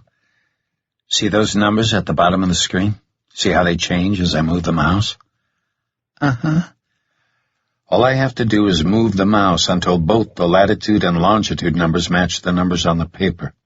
If you move off the satellite image, you can drag it using the mouse, like this. He showed her how to scroll across the picture and use the directional and angle features in the upper right corner. To zoom in or out, use the wheel on the mouse. This is super cool. Can you spy on people? It's not a live feed. You're looking at an older compilation of pieced-together photos. Can I do it? He leaned over her shoulder after she sat down. Keep going south until you see the number next to 32 switch to 34. Then move east until the longitude numbers start to align. He ate a few more bites. She was a quick study, but he had to remind her to zoom with the mouse wheel. Within 30 seconds, she had the coordinates located. They don't match perfectly. Don't worry about that. I have a GPS reader that's accurate to under 1 meter. What is this building? Judging from the size and shape, I'm guessing it's a motel. Only one way to find out. You up for a little road trip to Tecate? I'm not going like this. Do you know how to use MapQuest? I need to check the dryer. Not really. Type mapquest.com in the address bar. Hit Get Directions, then type in La Jolla, California in the first box, and Tecate, California in the second box. I'll be right back. He opened the dryer and felt Lauren's pants.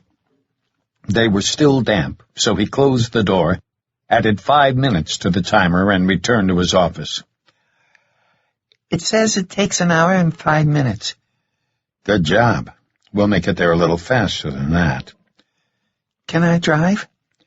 He half laughed, but realized she was serious. I have no doubt you could do it, but your presence behind the wheel would be difficult to explain to a CHP officer.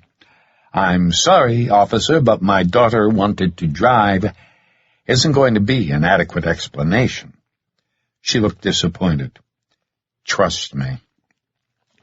Can you really get my mom to call? With absolute certainty?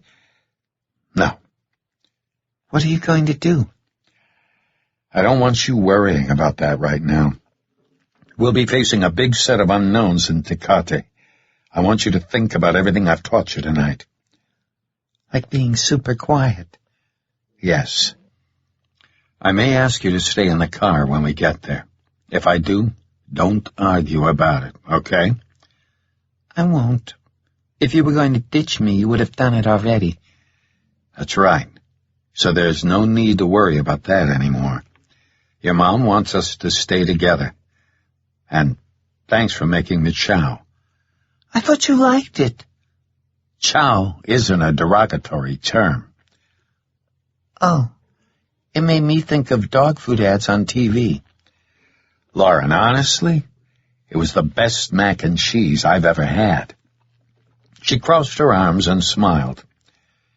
Did you wash your towel? I saw one in the dryer. If you put a dry towel in with a small load, it speeds up the drying process.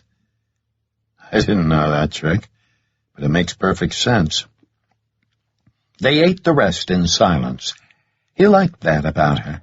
She didn't fill their conversational voids with small talk. Nathan nodded toward the laundry room. Why don't you try on Angelica's shoes and check on your clothes? I'll take care of the dishes. Before leaving the house, Nathan checked the duffel for the GPS reader and found it next to the handheld thermal imager. He'd show Lauren how to use them during the drive to Tecate. He hoped she'd get some sleep. Sooner or later, she'd hit a wall, especially after being physically drained from multiple adrenaline rushes.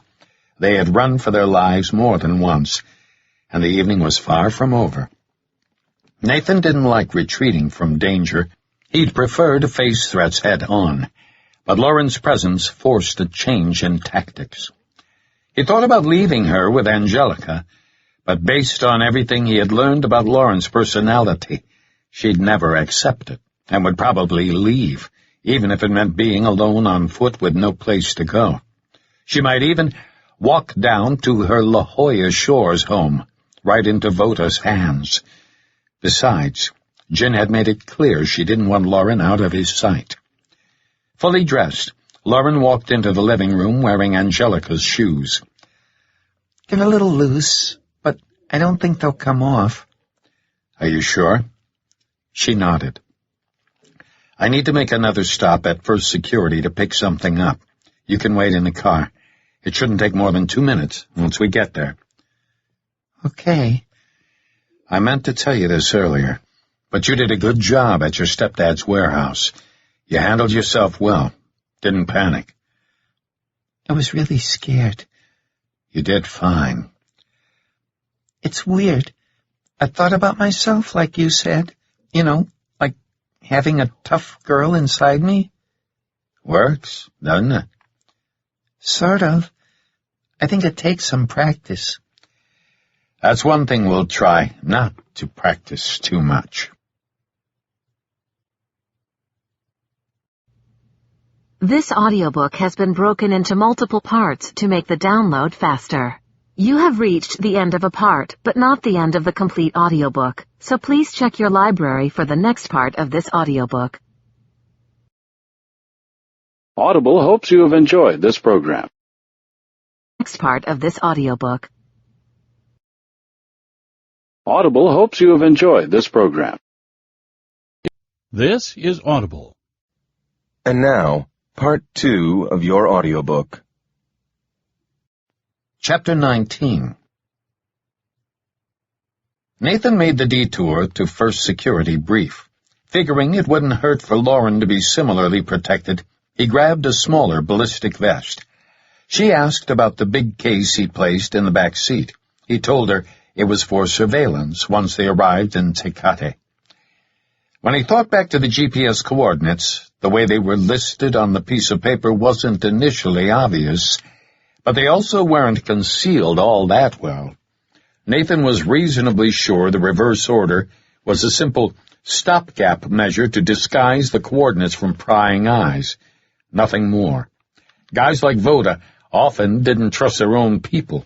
Betrayal from within was always a concern. Nathan had no idea what awaited them in Tecate. The columns of numbers could mean anything. But what if the numbers weren't columns? What if they were rows? Thinking about them as line items made more sense. If that were the case, he could reasonably expect to find 10 objects at the coordinates. 10 objects covered a lot of ground. They could be anything from trash bags full of illegal drugs to who knows what. Depending on what Nathan found, he might be able to use it as leverage against Voda. He also couldn't dismiss the idea that the GPS numbers could already be disguised with a mathematical cipher. They could be chasing a proverbial wild goose and find nothing at all. Even though Google Earth pointed them toward their current destination, he knew accuracy could be an issue. The coordinates on the paper might take them to a completely different destination than Google Earth indicated. He should have confirmed that before leaving the house. Lauren, do you know how to access the internet on an iPhone? Well, yeah. Okay, I want you to check something for me. He handed her his phone.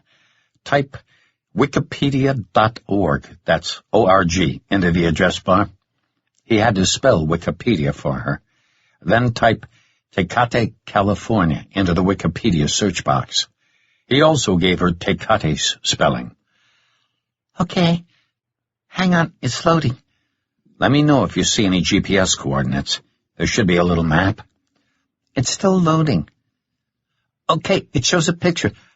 I see the map. Does it list coordinates? Yes. He handed her the pad. Do the degrees and minutes match? Yes, but the last numbers aren't the same. Don't worry about that. At least this confirmed they were going to Tecate's general locale.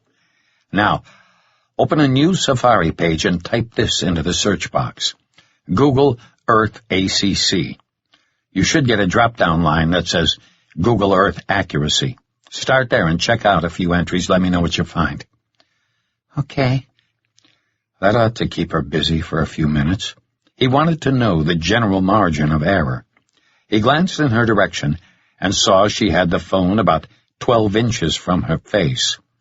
Give it 30 years, he thought, and she'll be holding it at arm's length. If the general location was a motel, as Google Earth indicated, the coordinates on the paper would most likely lead to a specific room. It made sense. Nathan tapped his knowledge of GPS. At the equator, 1 second of longitude was just over 100 feet in length. So at their current latitude of 32 minutes, 1 second of longitude ought to be around 60 feet, which meant 1/100th of a second would be just over half a foot. Having coordinates showing hundredths of a second should take them to a specific motel room door. He wouldn't know with certainty until they arrived. A drive by the motel would tell him if he had the right building, but he'd need to determine the precise coordinates on foot. He had to consider the strong possibility that the room was already under surveillance by either good guys or bad guys, or possibly even both. If he was wrong about the piece of paper being the only copy, all bets were off.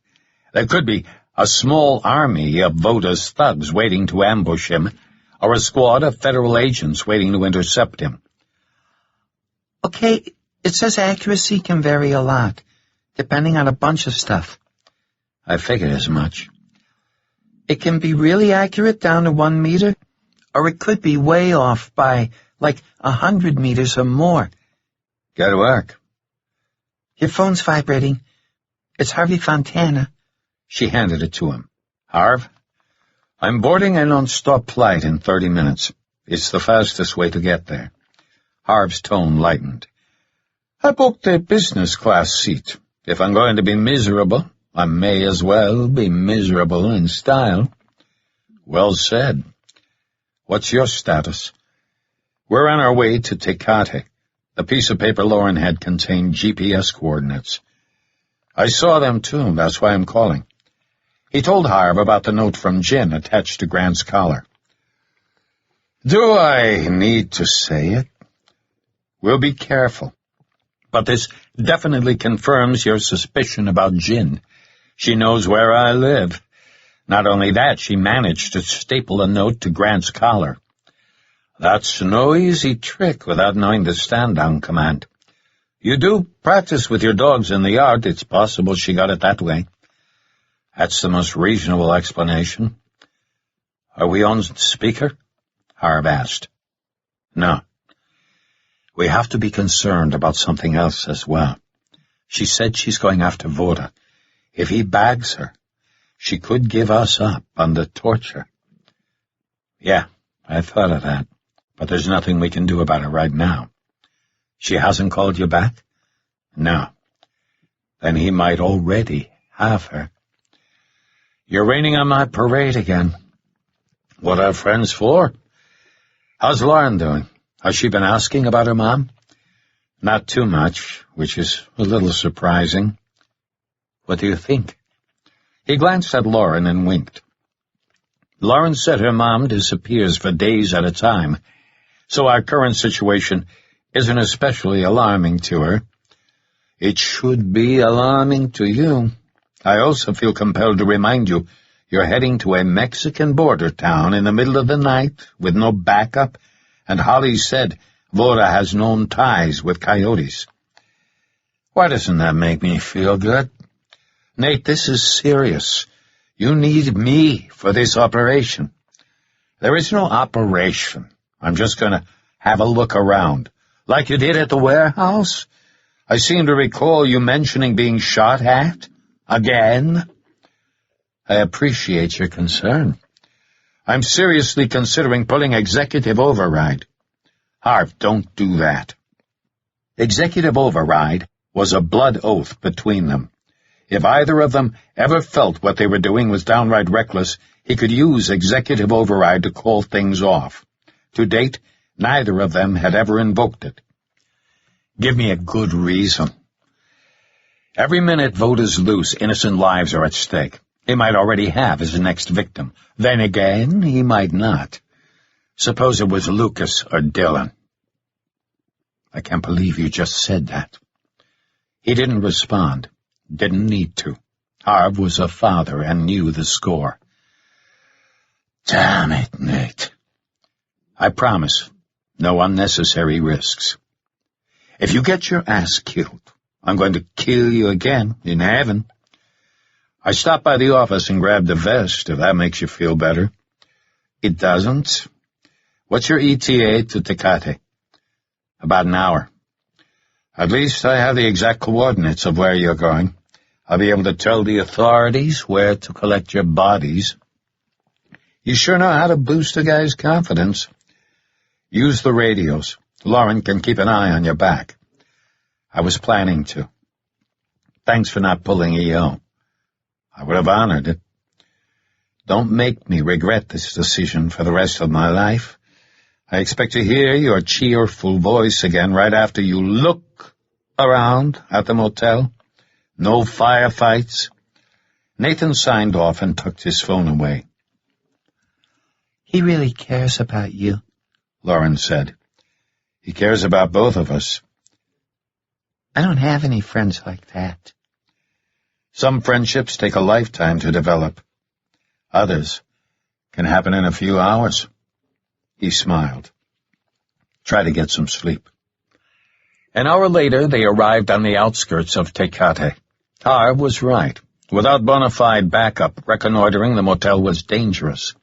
If he didn't see any bad guys before they saw him, the situation could get ugly in a big hurry. He'd have to play this cat-and-mouse game carefully. If anything happened to him, Lauren's fate would fall into someone else's hands. Not acceptable. Until he had a better idea of what was going on, He'd move cautiously at the motel and thoroughly assess the situation before taking any action. But first things first. He needed to determine where the GPS coordinates led. If Holly's people had also discovered the coordinates, this might be over already. There could be FBI or ICE agents in play, which added a layer of complexity and brought the potential for friendly fire into the equation. A quick call to Holly could remove that variable, but it would also tip his hand. He decided to call after conducting a reconnaissance. He didn't know a lot about coyotes, but he knew they weren't model citizens. The very nature of what they did made them human traffickers, and their core motivation was the pursuit of money. Human rights meant nothing to them, and that made them fair game in Nathan's eyes. Anyone willing to sell human beings or aid in that practice was morally bankrupt at best, downright evil at worst. "Lauren?" She blinked a couple of times. "We're coming into Tecate. I need to go over some stuff with you." How long was I asleep? "About 45 minutes. I'm going to show you how to work the radio and the handheld thermal imager. They're both easy to use. I'll handle the GPS reader. According to Google Earth, our coordinates should be on the left side of the road." Before driving into Tecate, Nathan pulled to the shoulder. The city lights on the south side of the border were clearly defined by a straight line, the international boundary. He gave Lauren a quick lesson with the radio and HHTI. To talk, all you do is press this button. Press it to talk, then let go. Don't say anything unless you see something I should know about.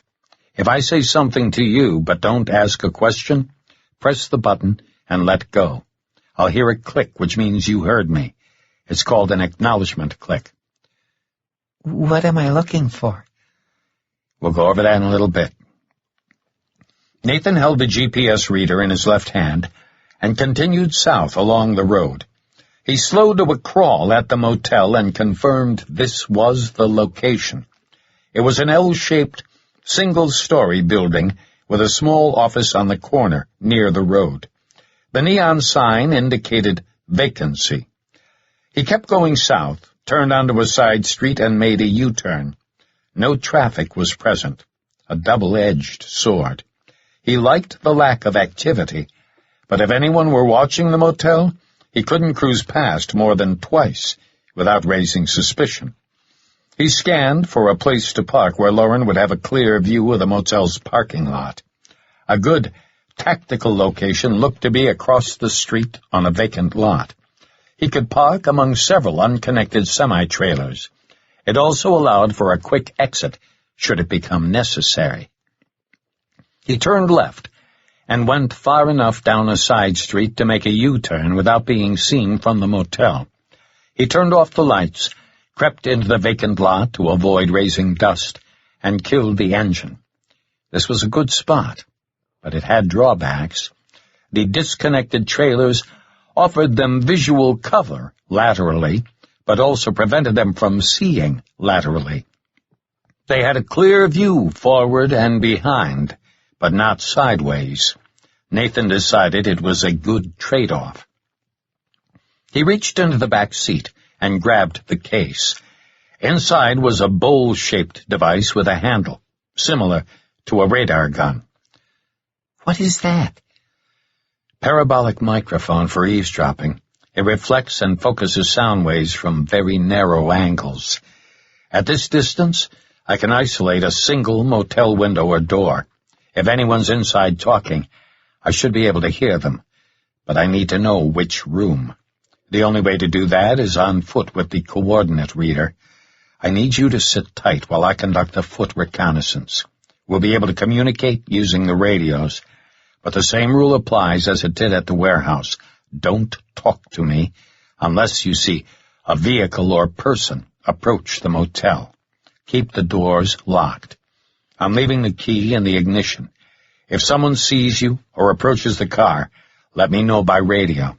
If that doesn't work, Turn the key and honk the horn. I'll be here in no time. I don't want to be alone. I know it's hard, but try to relax. If I go with you, we'll look like a father and daughter again. My mom said you shouldn't let me out of your sight. Lauren, we had this discussion. She crossed her arms and didn't respond.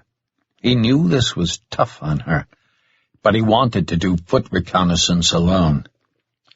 I need to put on my ballistic vest and wire the radio. He sensed an emotional withdrawal from her and hoped it wouldn't become a major problem. Since he had first rescued her from Voda, they'd been together constantly. This would be their first separation, and she'd just have to deal with it. Before donning the vest, he clipped the radio to his belt and connected the earpiece and transmit mic wires. He covered everything with a black sweatshirt and attached the small microphone to the collar.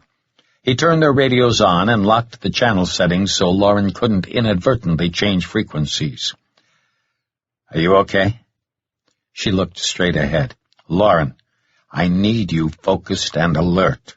Stop thinking whatever you're thinking. We're a team, and I need your help. I'll tell you about one of my missions, I promise.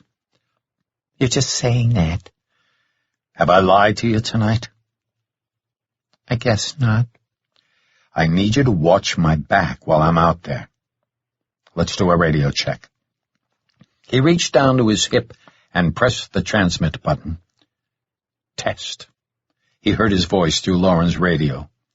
Okay, give me a test back. She brought the radio up. Test. He adjusted the volume. One more, please. Test. You're 5 by 5, loud and clear. Take turns using the NV and TI. Remember to keep both of them pressed against your face so there's no bleed light. Turn both their gains down so your eyes will adjust faster when you're not using them. This won't take long. I'll be right back. Chapter 20. With its suppressor attached, Nathan's cig wouldn't fit into his front pocket, so he tucked it into his waist and used the sweatshirt to cover it. He didn't like leaving her behind, but this wasn't like the warehouse operation. He figured he could sprint back to the Taurus in under 15 seconds from anywhere across the street.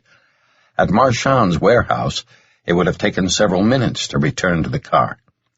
He slid out, closed the door with gradual pressure to minimize the sound, and pressed the transmit button. Lock the doors. He heard his radio click just before the clunk of the doors being locked. You won't see me for about 30 seconds. I'm going to cross the street north of our position. Keep an eye out for anyone on foot. I'll see a vehicle if it enters the motel's parking lot, so you don't need to report that. He received another click. Again, she impressed him. He had expected her to say something. You're doing great, Lauren. Take a look with the NV and let me know if anyone's sitting in any of the cars. Do you see anyone? A soft no came through his ear speaker. Turn on the TI and tell me how many of the cars have warm signatures. He didn't need the info, but knew it would keep her involved. 4 of them. Stay on the TI. I'll be crossing the street in 15 seconds. Are we still clear? Is anyone on foot in the parking lot? No. Nathan angled toward the motel and glanced to his right where the Taurus was parked. He couldn't see it yet.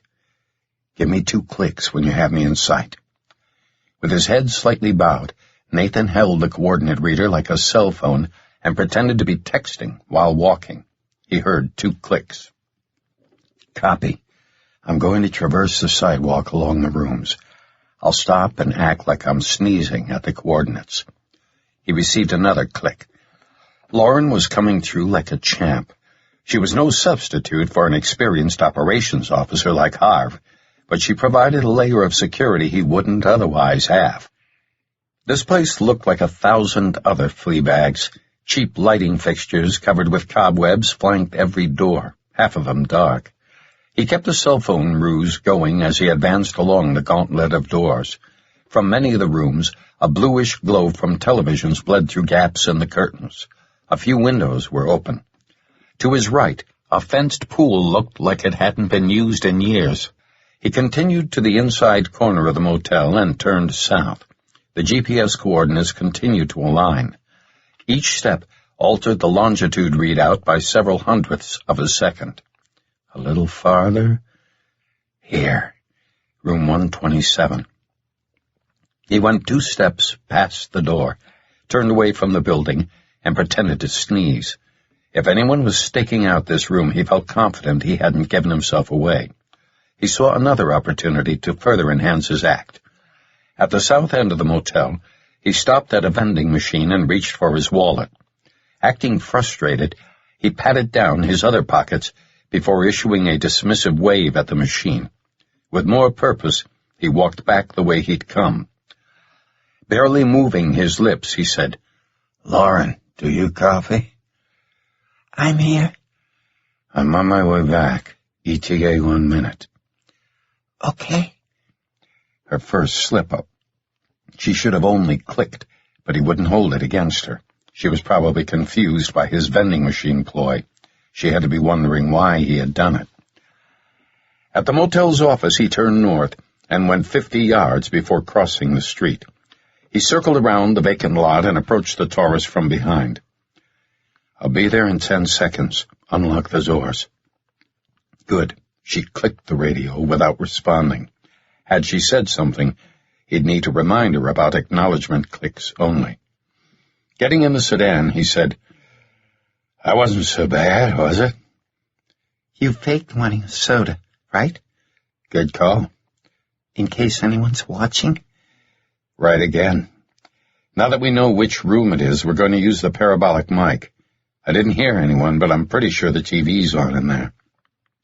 He grabbed the NV scope. Sure enough, a telltale glow leaked from the edges of the curtains. "Sit tight. I need a minute to set up the directional mic." He retrieved the case from the back seat and removed the dish and its hardware from their foam protection. He assembled the parabolic mic, connected the wires and power source, and rolled his window down. Before putting on the headphones, he turned the volume to 0. Even though the Taurus was well concealed between 2 semi-trailers, Nathan opted to forego setting up the tripod to mount the dish.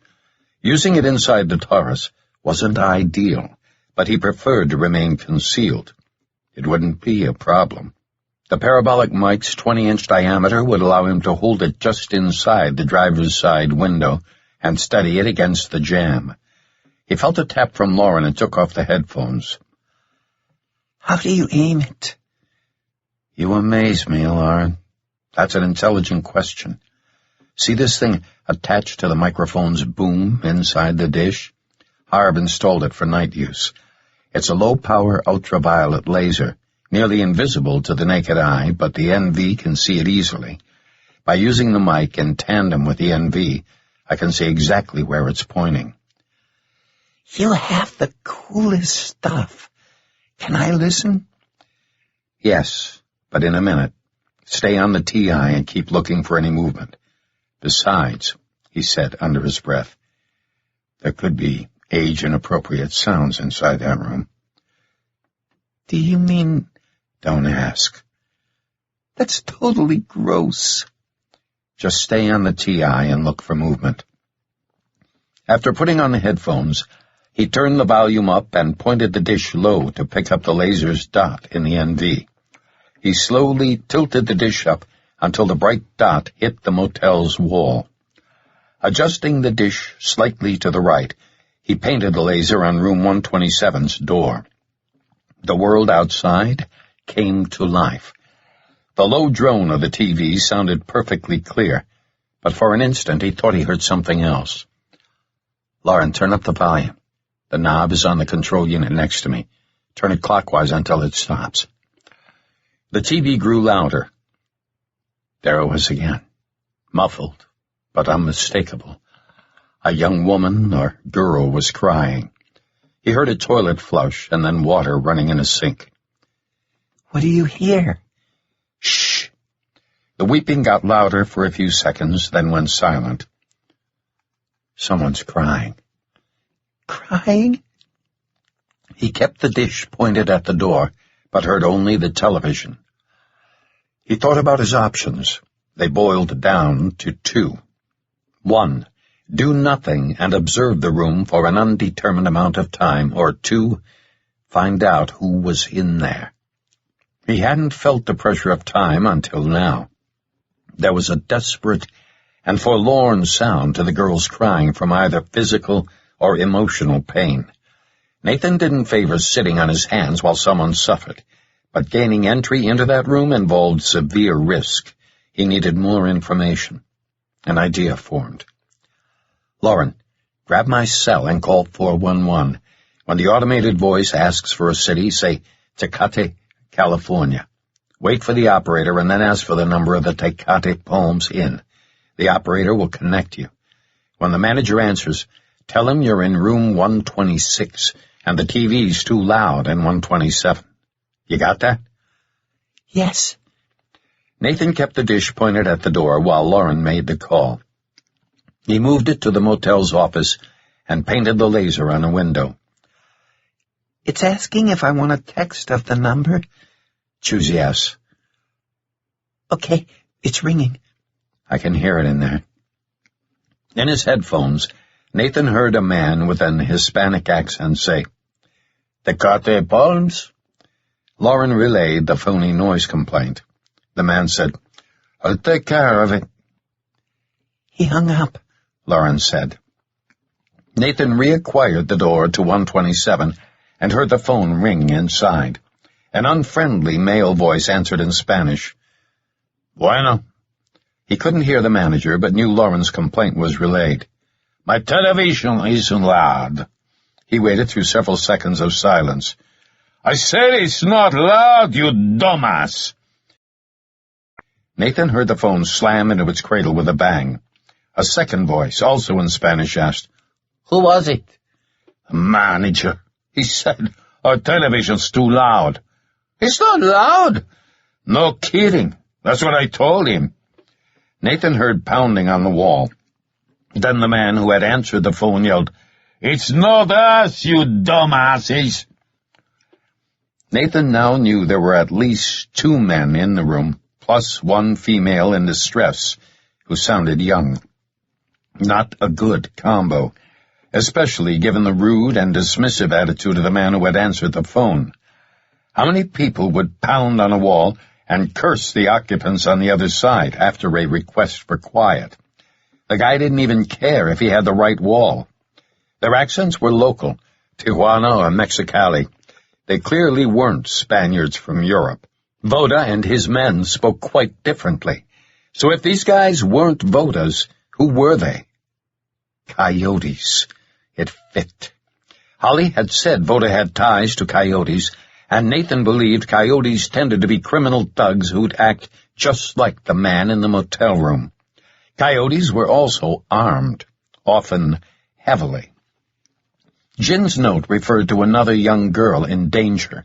The pieces fit, but not with absolute certainty. Nathan weighed the evidence. The coordinates led to this exact room. Jin had said there was a girl in danger. He heard a young girl crying in there, and the occupants of that room sounded rude and arrogant. What if the 2 men in the room were undercover federal agents? There could be a stakeout going. If that were true, Nathan knew any action he took could have catastrophic results. Months, if not years, of surveillance and planning could go down the drain. He thought about Lauren's description of the dead girl in her stepdad's warehouse, a perfect match to the border murders. He couldn't live with himself if he didn't do something, and another dead girl turned up in the mountains. He doubted federal agents randomly pounded walls and cursed the occupants on the other side, but if they were feds, the entire motel could be under surveillance, and his trip to the vending machine and back had just been recorded. Not only that, but the location of their Taurus might now be known, and it too might be under surveillance. If so, he should have been intercepted by now. His use of the parabolic mic on the hotel room would raise red flags, and any potential stakeout team would be wondering who he was and why he was here. All they'd know was that he wasn't part of the stakeout team, and if he wasn't part of the team, he'd be considered a wild card who could potentially wreck everything. What are you thinking about? Huh? You looked lost in thought. I'm considering all kinds of variables and weighing my options. He spoke a little louder. If anyone's watching me, you have 3 minutes to make your presence known. Who are you talking to? To anyone who's listening. Someone's listening to us? We're going to find out. Given their position between the trailers, he doubted anyone was listening, but it didn't hurt to make sure. Lauren looked around. What do we do? Wait until 3 minutes has expired. Then what? We aren't going to do anything. I need you to watch my back just like before. You're going over there again? Yes, and I could be coming back in a big hurry, so be ready. When you see me enter the motel room, start the engine. Verifying the headlight knob was in the off position, not auto, he got out, tucked the suppressed cig into his belt, and covered it with the sweatshirt. Lauren, maintain radio silence unless you see anyone approach the motel on foot. He silently closed the Taurus's door and heard Lauren lock it. Taking the same route, he angled across the street, began a brisk walk along the motel's sidewalk, and consciously slowed his breathing.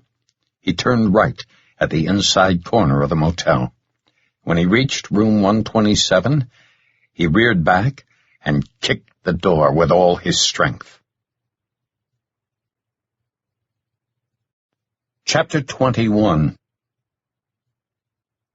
What Nathan saw caused rage, feral and deep. Lying naked on the bed, a young Hispanic girl was blindfolded and gagged, with her wrists bound together. She had obviously been assaulted multiple times. The right side of her abdomen showed a fresh incision, secured by surgical staples. Sitting on the bed next to her, a shirtless man held a can of beer, his face bearing shock at the sudden intrusion.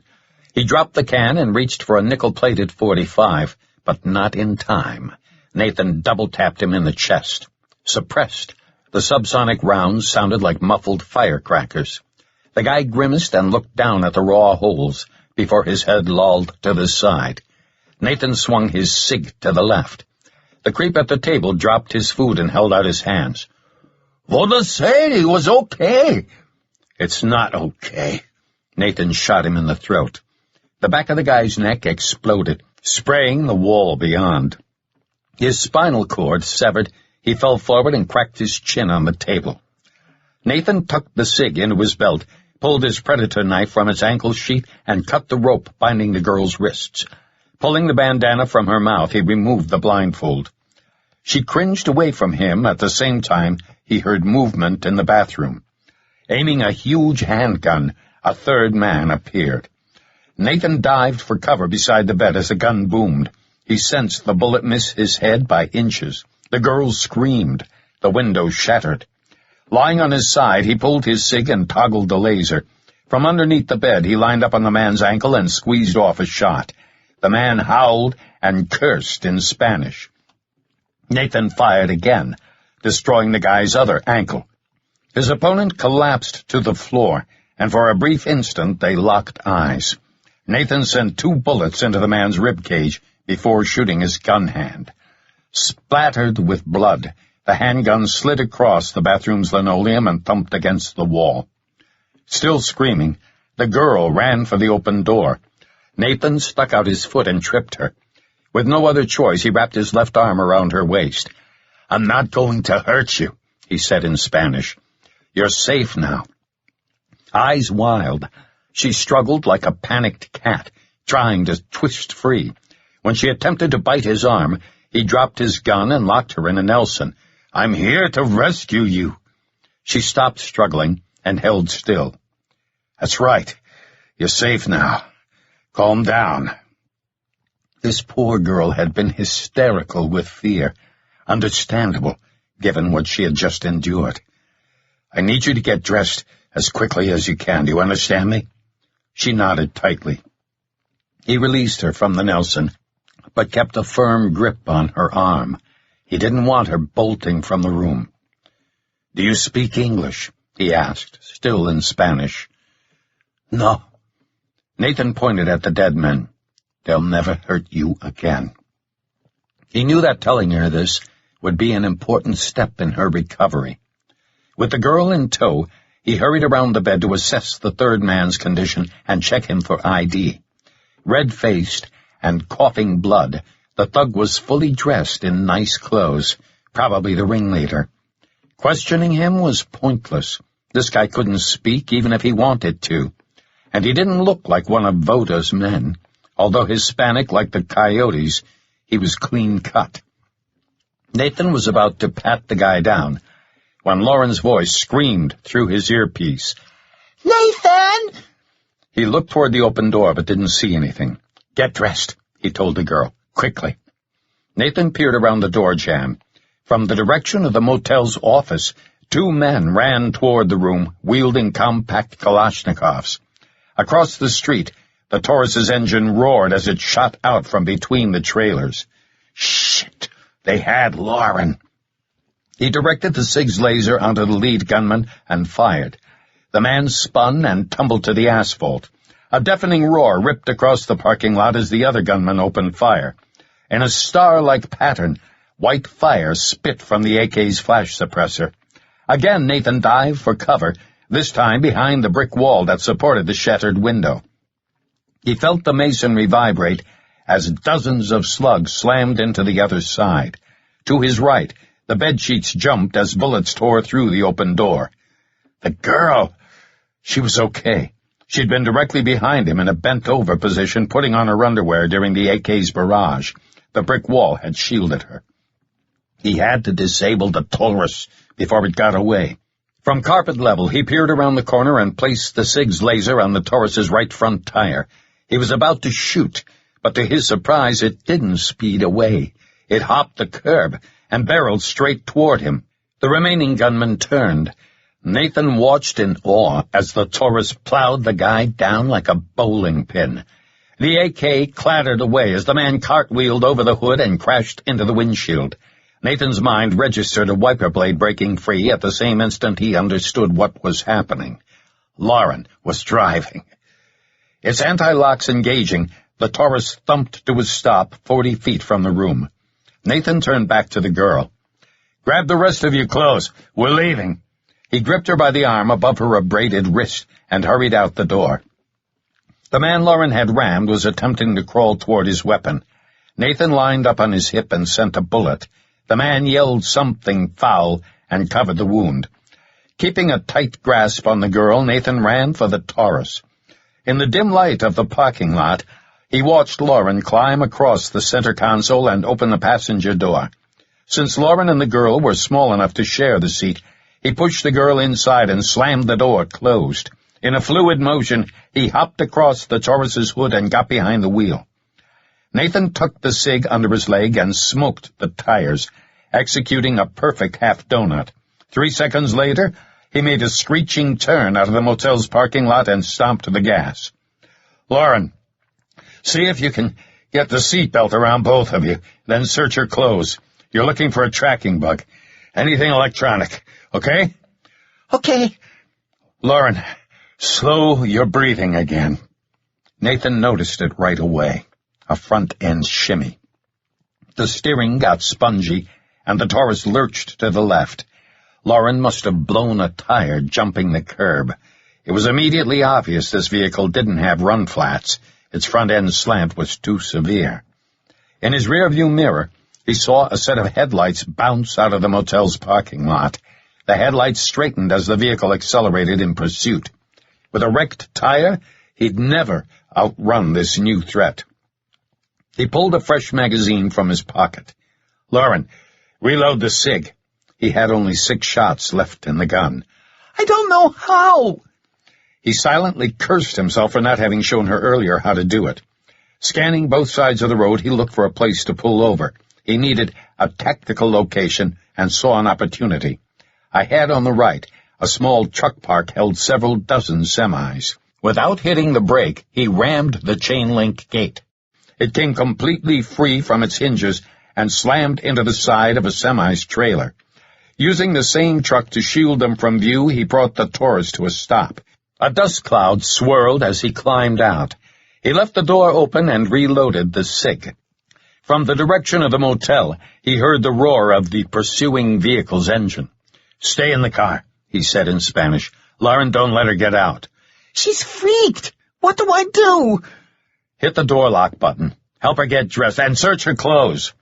Nathan ran to the cab of the semi and steadied his SIG on the approaching vehicle. It appeared to be a Hummer H2.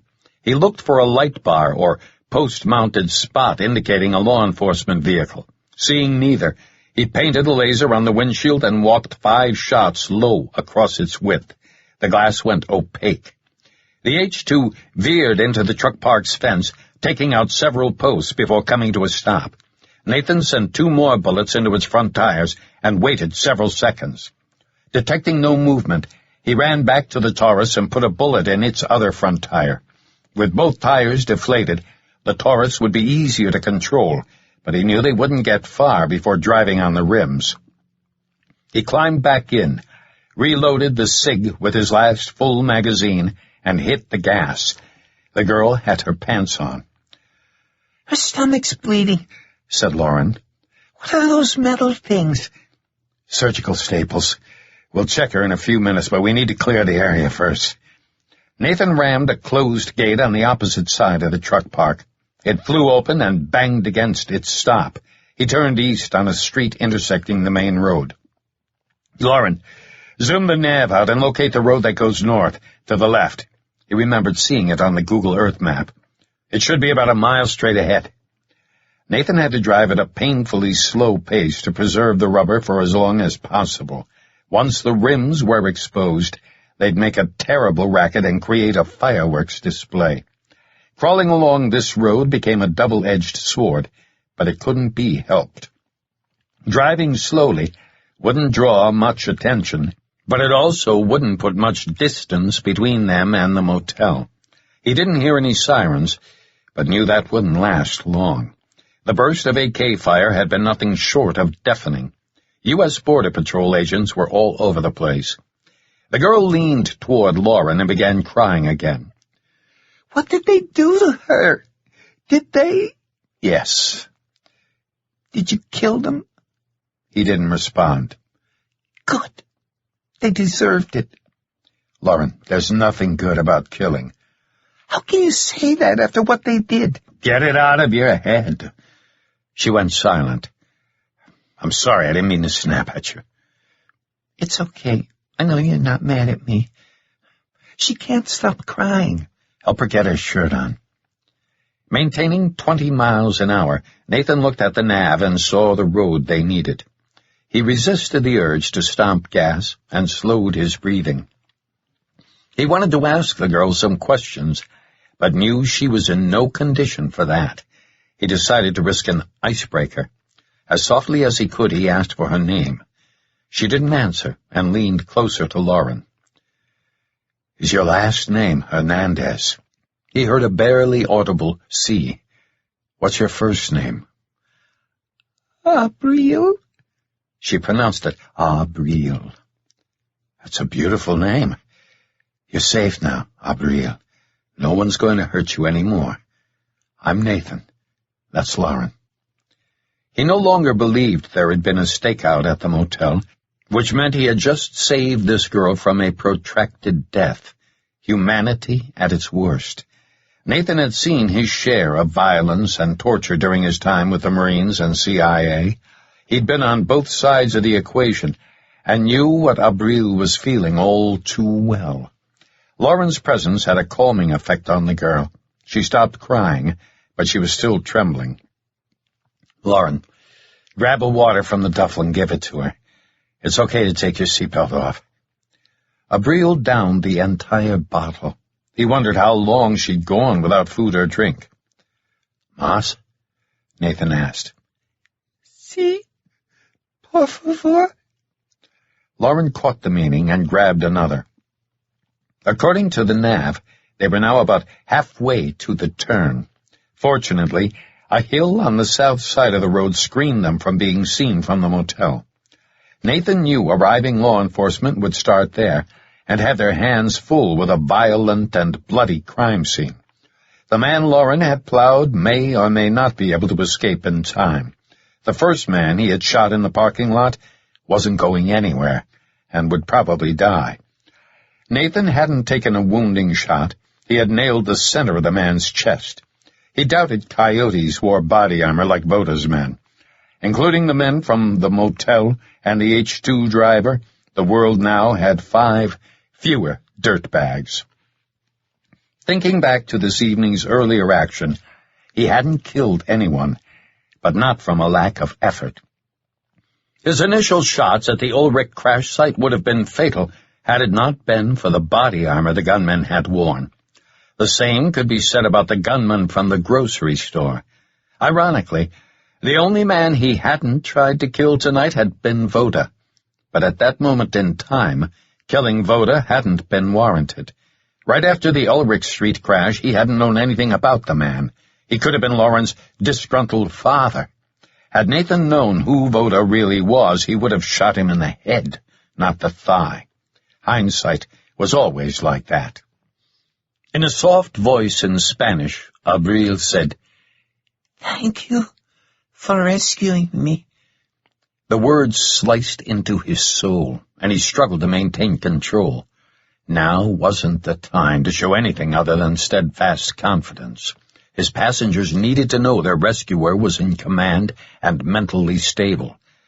It also didn't hurt to tell himself the same thing. He couldn't say for sure, but Abril's Spanish didn't sound local, which meant her Bolivian passport was likely authentic. "My stomach hurts," she said. "What happened to you?" Nathan asked. "A doctor operated on me." "How long ago?" 3 days. He shook his head at what this child must have endured. It was bad enough being brutalized, but after abdominal surgery? Killing those assholes had been more than justified. In fact, they had died too well. "Lauren, was there anything in her pockets?" "Just a passport, like we saw in my stepdad's office." "Does she feel hot, like she's got a fever? Check her forehead." "It feels really warm." Likely an infection. This made things more urgent. Abril didn't appear to be in dire trouble yet, but that could change quickly. She needed antibiotics and possibly more surgery. If the doctor botched the job, she could become septic, if she wasn't already. He knew what to do, but they needed a vehicle. The turn was just ahead. "Lauren, give Abril some air. Roll your window down." They all heard it, the whine of a siren, probably a fire engine. They were usually first to respond, but it would have to stage away until law enforcement secured the scene. The shot-up H2 was a good quarter of a mile from the motel. With a little luck, it wouldn't be discovered for several more minutes, especially if no one witnessed Nathan's pistol skills. "Lauren, do you know any songs? I want you to sing to Abril." "Sing? You mean like a song?" "Just pick anything, but sing softly." "I don't understand." "Please, just do it." Lauren began the itsy-bitsy spider song. Out of the corner of his eye, he saw Abril huddle closer to Lauren, almost hugging her. "I think she likes it." "Keep going." Lauren's soft singing created a stark dichotomy.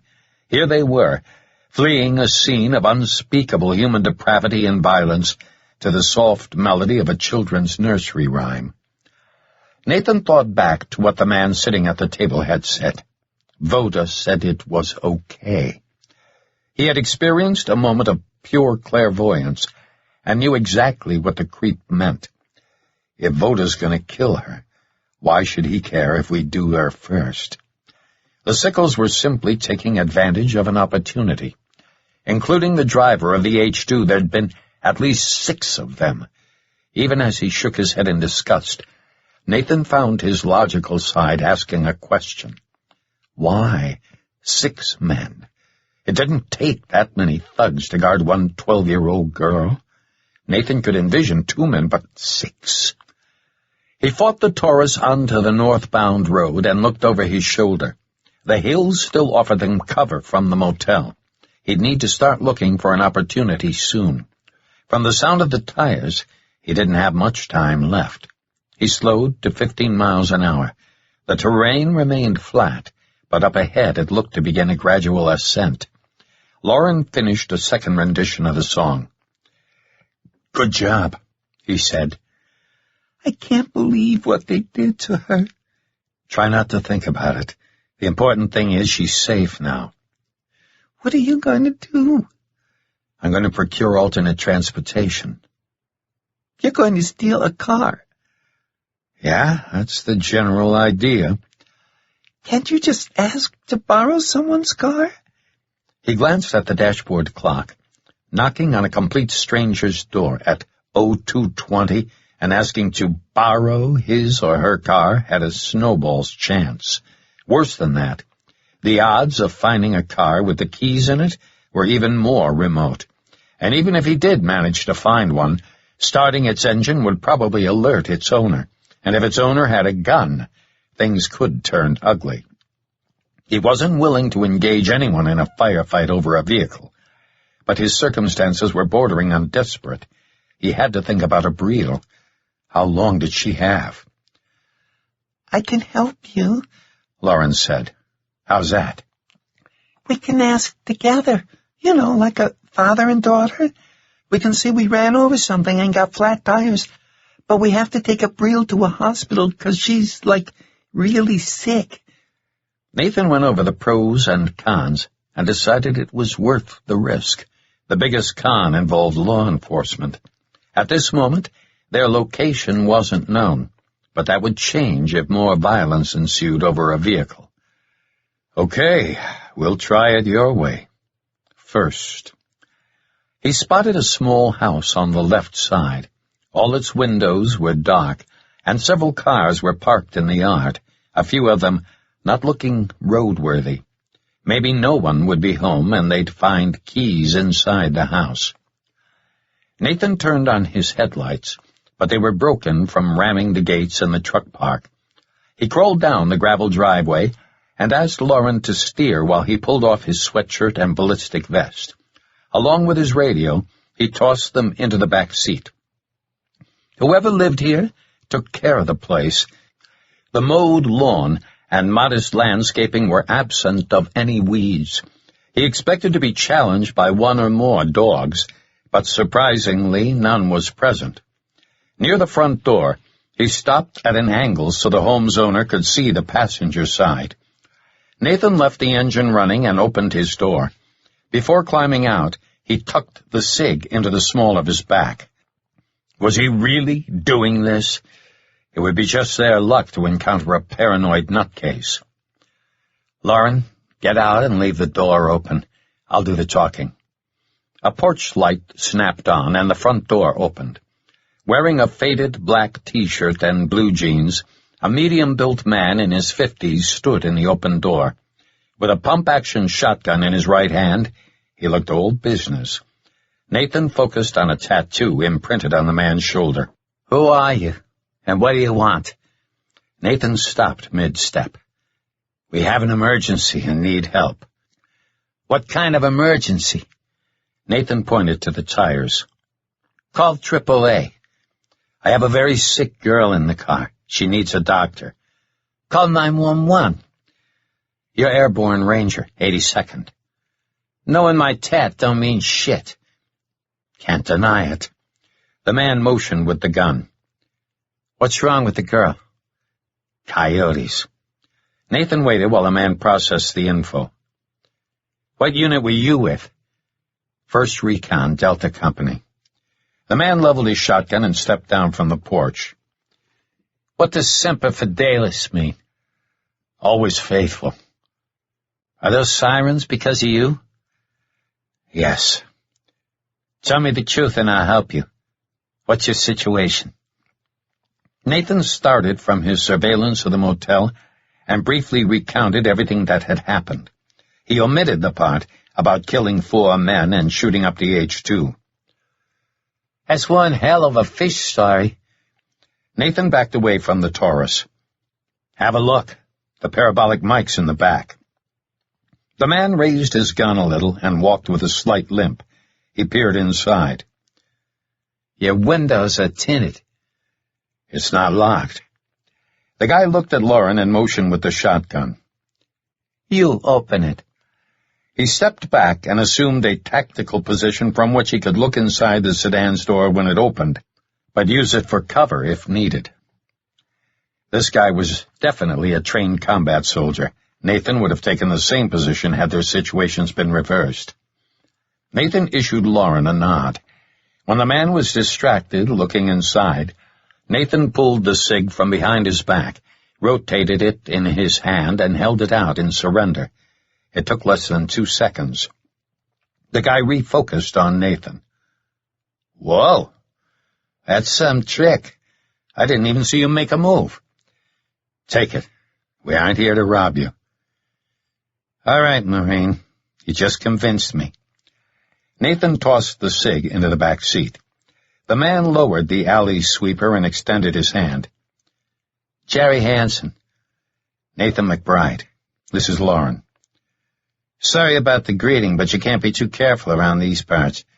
We see some unsavory types wander through. No doubt. I would have played it the same way. Bad jump? He shook his head. Drunk driver broadsided me. Rode a desk for 8 years after that. Sorry to hear it. Shit happens. Is the girl okay? What happened to her? She's got a fever, probably from infection. She's had a rough night. He motioned with his eyes toward Lauren. Fucking coyotes. He looked at Lauren. Pardon my language, ma'am. Holding a small dog, a woman in a sweatshirt appeared at the door. Who is it, Jerry? Should I call the sheriff? Everything's okay. It's just some folks who broke down on the road. Evening, ma'am. How about an even trade? Nathan said to Jerry, the Explorer for the Taurus. That Taurus looks brand new. She's got some fresh damage to her front end, but she's yours. I'll sign the pink slip. That's a mighty kind offer, but I can't accept it. It ain't a fair trade, even with them broken headlights. My Explorer's 15 years old. Just return it when you're finished. That's a promise, Jerry. You recons are a tight-knit bunch. I bet you could tell a few campfire stories. Maybe we'll exchange a few when I come back. Is there any way you can conceal the Taurus? I'll swap it out with my wife's car in the garage. I wish we could stay, but Abril's in an urgent situation. I'll get the keys. Do you need anything for the road? Coffee? A chow? We're okay, thanks. Be right back. Jerry disappeared inside.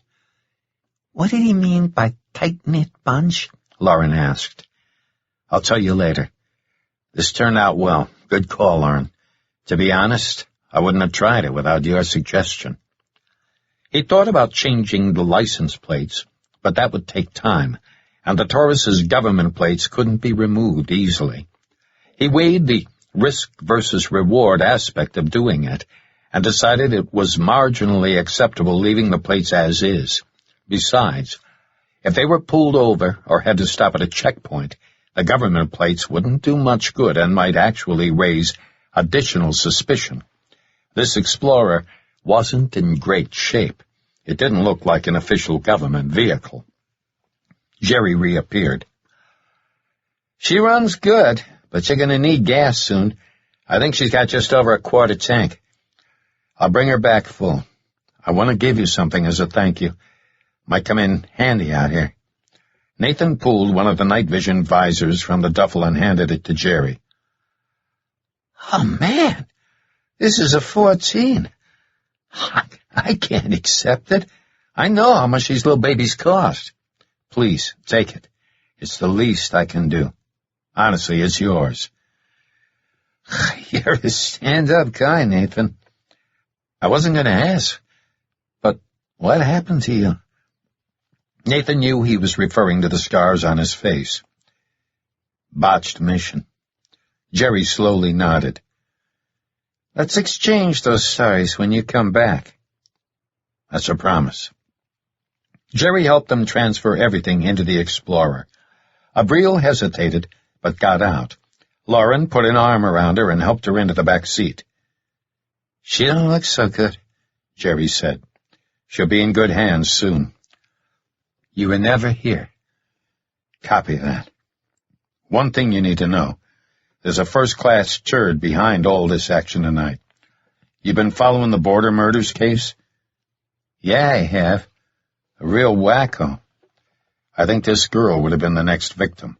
No shit. Nathan nodded. I'm 99.9% certain no one saw us drive down your driveway, but I can't say it with absolute certainty. Jerry's eyes narrowed again. You'll need to be extra alert for the next 24 hours or so. It'll be a shoot first and ask questions later situation, and you'll know it when it happens. Spanish nationals. They could be wearing body armor, aim low, or make headshots. We're talking about multiple threats with MP5s. If any Spanish nationals mosey down my driveway, I'll say hello for you. Does your wife have someplace she can go? Right now, like tonight? That's affirmative. Nathan asked for the shortest way back to Highway 94, and Jerry gave him the directions. Safe travels, Marine. Thanks for the NV. They shook hands once more, then Nathan climbed into the Explorer and hit the road. Chapter 22. Nathan pulled away and couldn't help but wonder how differently it would have turned out if anyone other than Jerry had appeared at the door. He didn't like the idea of taking someone's vehicle by force, but he would have had it been necessary. Nathan said a silent thank you to the big man upstairs and turned left out of the driveway. If they were going to hit any roadblocks, they'd probably be set up within the first few miles along Highway 94. He figured fewer than 5 minutes had passed since he had arrived at Jerry's house, and he doubted law enforcement could get anything set up that quickly. If Voda's coyotes had seen them enter Jerry's property, they should have attacked by now, but, as Nathan had told Jerry, he couldn't assume anything, and revealing the potential threat was the right thing to do. He had little doubt Jerry could kick some ass if it came to it. Rangers were a tough bunch. Inter-service rivalries aside, recons and Rangers were close cousins. How's Abril doing? She's crying again. Nathan asked the girl how her stomach felt, and she said it stung, which surprised him a little. He had expected her to say it ached, like a cramp. He reassured her they were taking her to a doctor who'd take good care of her. He also told her nothing would happen to her without her permission, figuring the statement would restore some feeling of security. He didn't know a lot about rape victims, but he had learned from his own experience being tortured that part of the recovery process involved re-establishing a sense of being in control. Lauren, I need you to make another 411 call. For the city, say Rancho Bernardo, California, then ask for Dr. Douglas Reevy's office.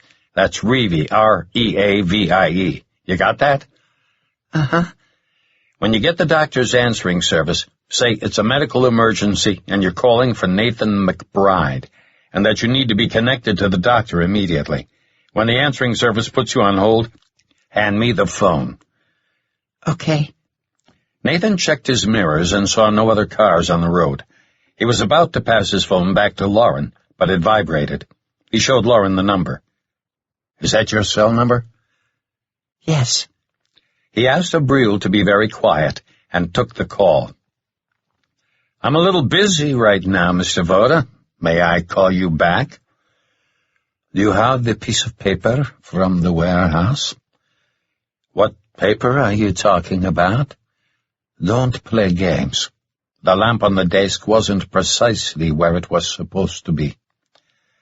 Are you talking about the lamp that used to contain the Bolivian passports? That lamp? Silence on the other end. He sensed Voda's rage and frustration. Give me the paper, and I'll double your fee. Given what Voda had just confirmed, Nathan thought he sounded remarkably poised and confident, perhaps overly so. Nathan decided to razz him a little. I think you should make a list of the items you want. I fear the list may grow as the evening progresses, and I wouldn't want you to forget anything. That's cute. I noticed an old typewriter in Marchand's office. This wouldn't be the only copy of your list, would it? You said it yourself. You're a businessman. I see no reason we can't come to some sort of agreement. I'm certain we can, but I'm a little pressed for time at the moment. Thank you for calling, Mr. Voda. I'll get back to you soon. Nathan ended the call. Was that him? Lauren asked. Why were you so nice? It's part of the game. He wants the paper from your stepdad's office. But my mom's note said Voda thinks she has it. Lauren was right, and he didn't like the potential ramifications. What would Voda have assumed upon finding the paper missing? Since he and Lauren had been in the warehouse when Voda and his goons had arrived, Voda might conclude Nathan took it. But, as Lauren pointed out, her mom was under the impression that Voda thought Jin had it. Yet Voda hadn't implied that. Instead, he had sounded certain Nathan possessed the paper. The question became, why? How could Voda know with absolute certainty that Jin didn't have the paper? The answer chilled him. He needed to keep Lauren from pursuing this train of thought. You're right. Voda thinks your mom has the paper, which tells us something very interesting. Voda doesn't know about our little raid out here. If he did, he wouldn't have asked if I have it. He'd already know. And that in turn tells us something else. No one from the motel contacted him with the news. And if no one from the hotel contacted him, it's a good bet that his contact person is dead, which gives us the advantage. As long as Voda thinks a Breel is still available, we can use it against him. How? I'm not sure yet. What if he hears about the motel on the news? I think it's fair to assume that since he doesn't know the location of the girl, it will be just another news story to him. Gang shootings happen all the time. On the other hand, if that location has been used before, it would definitely raise some suspicion. But think about it. If Voda were using the same location over and over, he wouldn't need GPS coordinates. He or one of his men would just go to room 127 at the Tecate Palms Motel. There'd be no need for coordinates. Thugs like Voda are paranoid and untrusting, especially of their own people. He's constantly worried one of his men will betray him. He probably uses a different location each time to avoid establishing a pattern.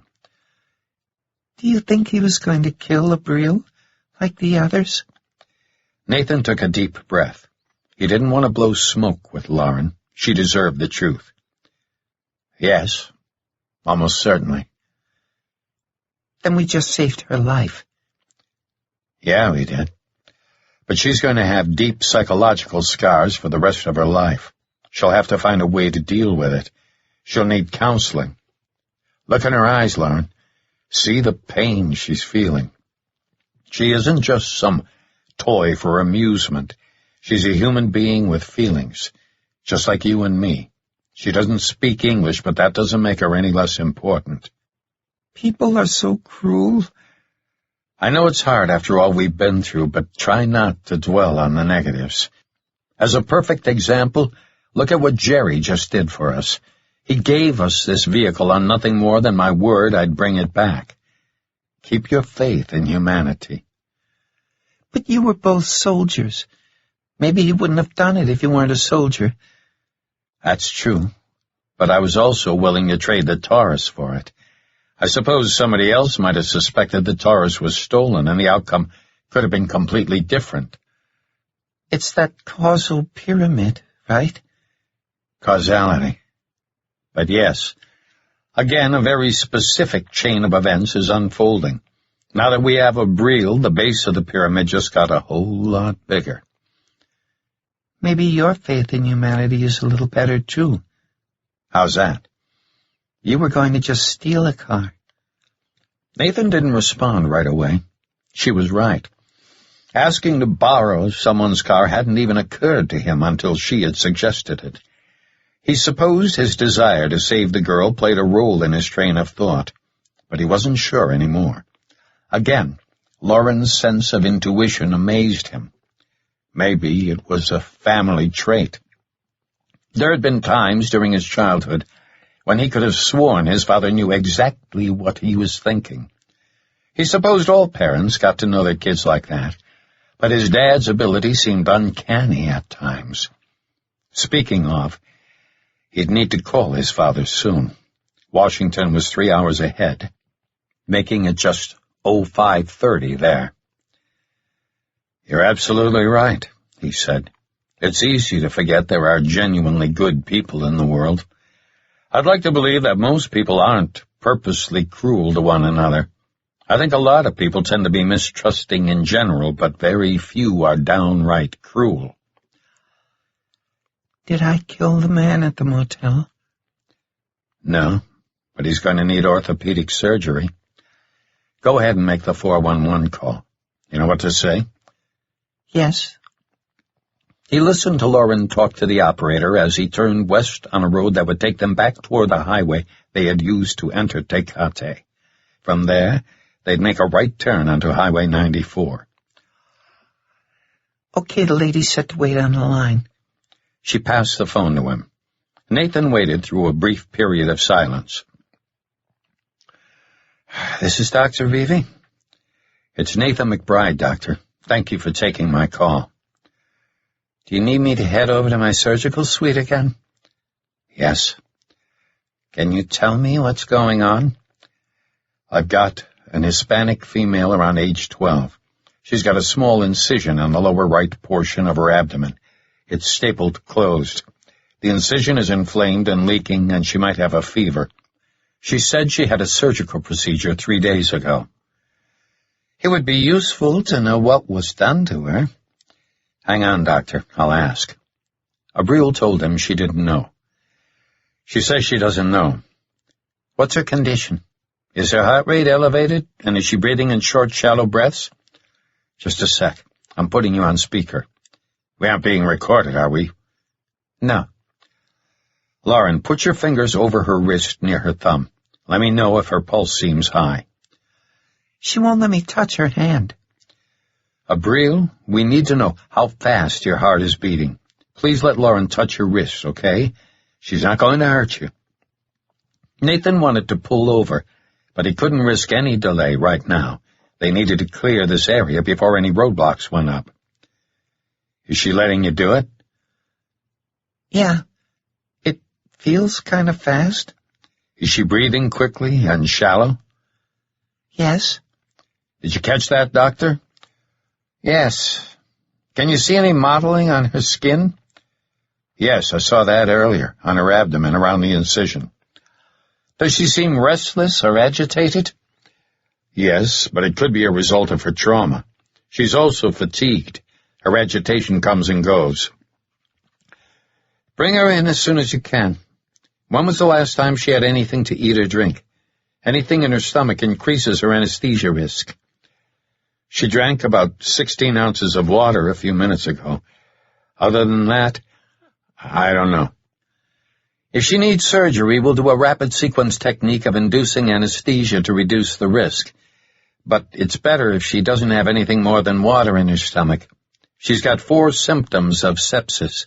If she's in full septic shock, her life's at risk, and she'll need intensive care. It's more than I can provide here. Since you haven't taken her to an urgent care facility, may I assume you'd like to keep all of this confidential? Yes. I can do that, but at my discretion. I'll transfer her to Pomerado. Agreed? Agreed. She doesn't speak English, though. That won't be an issue. I speak Spanish. Nathan lowered his voice. She's been assaulted. Multiple assailants. There was silence on the other end for a few seconds. Before or after her surgery? After, for sure. But I don't know about before. Again, I'll treat her, but I'm not set up for this sort of thing. I don't have a rape kit, and she'll need immediate counseling. The rape kit won't be necessary. Do I want to know? I think it's best if you don't. What's your ETA? If all goes well, around an hour. Can you give me your address again? Nathan committed it to memory. Thank you, Doctor. I really appreciate this. I'm glad to help, said the doctor. But I need to disclose something you might not be aware of. The girl's treatment can start off as emergency care, and I can help you with that. But as I mentioned, if she has a life-threatening infection, she'll need admission to Pomerado, and because she's a minor, she'll need legal consent. If she doesn't have a legal guardian available, the courts will get involved. There's no way around it. I hadn't considered that. What can we do? If her identity's at risk, a pseudonym can be used, like they do for gang risk or prominent public figures. The assault also triggers the involvement of Child Protective Services. I am legally and morally required to report even the slightest suspicion of child abuse, and if I don't, I could see license suspension or revocation, and even jail time. I won't put you or your career at risk, Doctor. I'll take her straight to Pomerado. You don't need to do that yet. For now, this is an emergency treatment. We'll deal with the other issues later. I just wanted to make you aware of what's involved with a minor. Does her citizenship matter? Not when it comes to emergency treatment. I can't say for sure, but if she was brought into the U.S. illegally, ICE will probably get involved. Let's try to delay that for as long as we can. She's in the best possible hands in your care. That's kind of you to say. I'll do everything I can to insulate her. I have an ace up my sleeve, but we'll talk about that later. Right now, my only concern is treating her condition and making sure she makes a full recovery. I agree. We'll see you in about an hour. I'll be ready. Thank you, Doctor. Nathan ended the call. Lauren asked, What did you say? I couldn't hear you.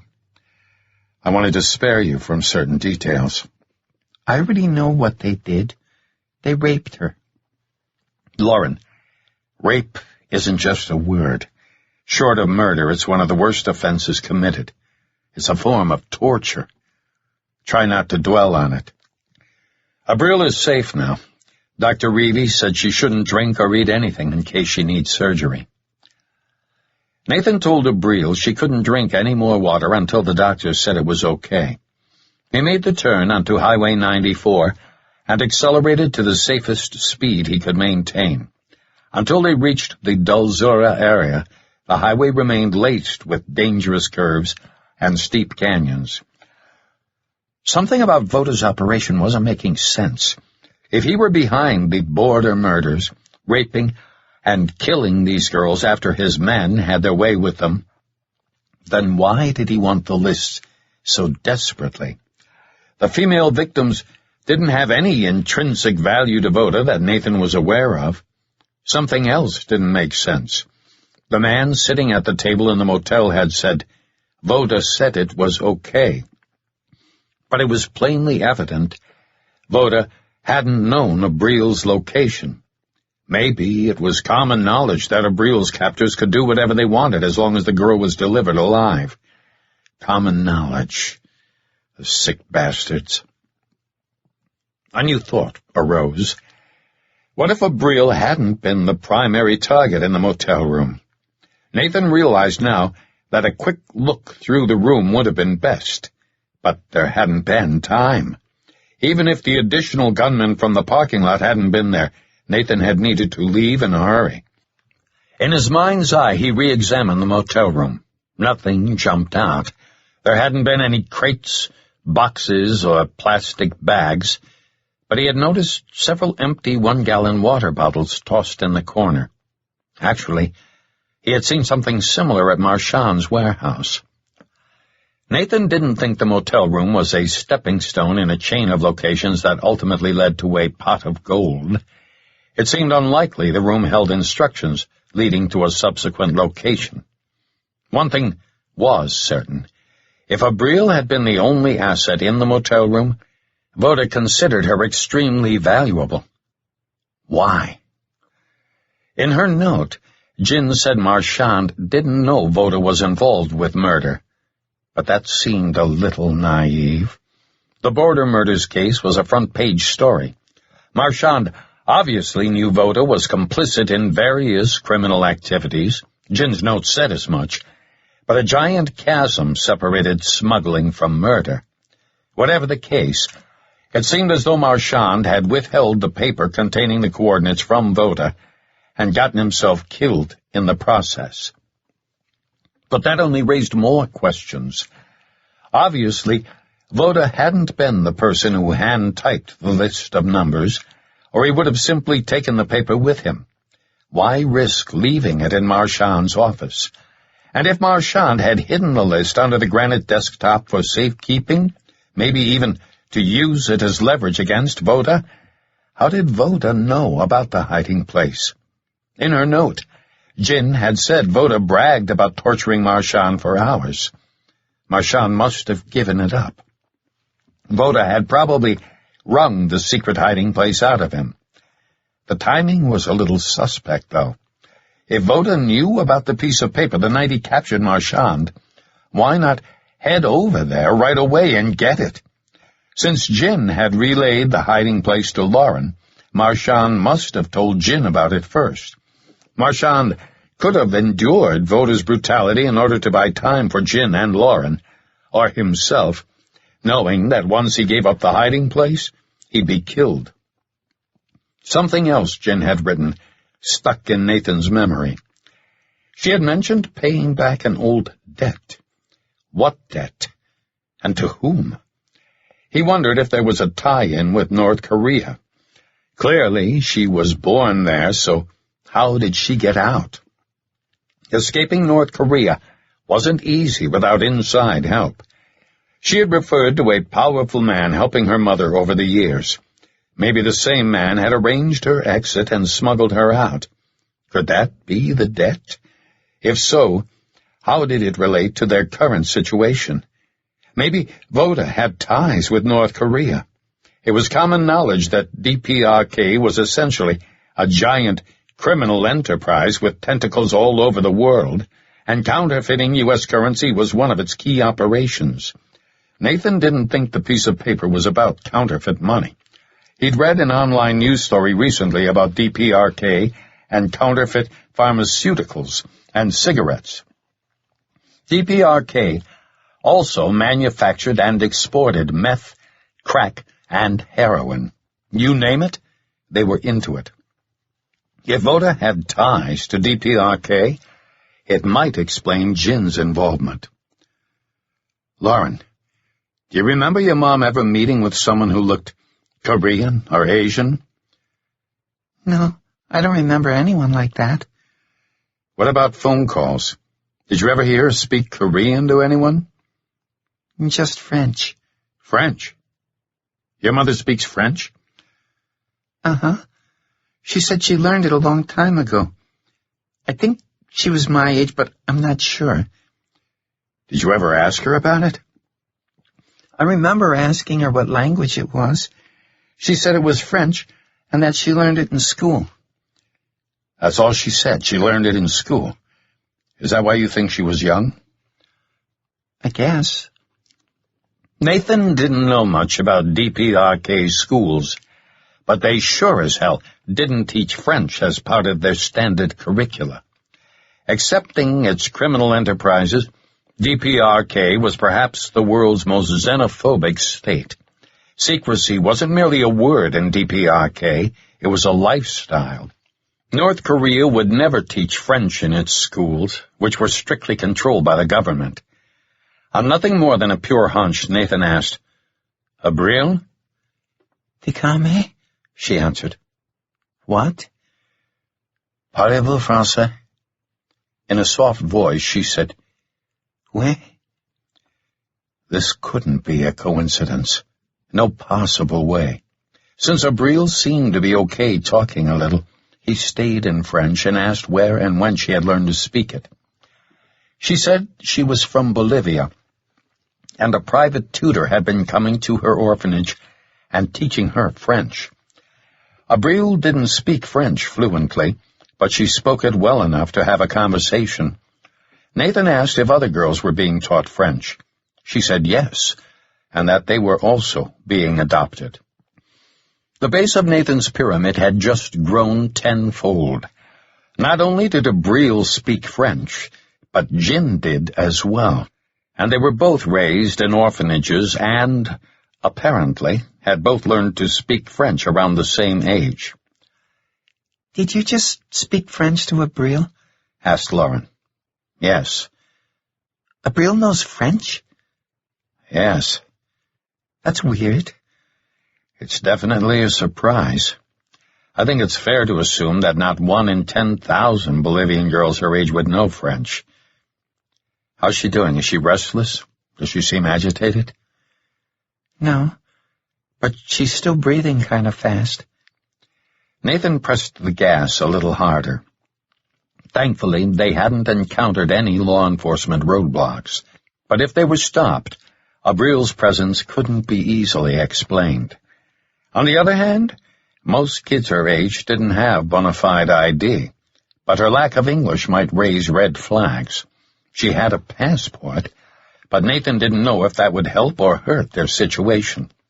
If the Explorer's plate were run, Nathan wouldn't come back as the owner, and a link to Jerry would be created, something he didn't want. He considered going over what Abril should say if they were stopped, but that would only serve to frighten her more. Right now, she seemed somewhat calm. Overall, Nathan couldn't complain about the way things had unfolded tonight. Although he and Lauren had endured some tough moments, they had been counterbalanced with good moments, like encountering the pedestrian bridge across the San Diego River, finding a waiting cab driver at the Town and Country Resort Hotel, and now Jerry. Rescuing Abril was at the top of the good moment list. With a little luck, they'd be clear of any roadblock danger within the next 10 minutes. He checked his cell and had 2 bars showing. He'd wait until he had a better connection to call Holly with an update. Harv was at 30,000 feet for the next 12 hours or so.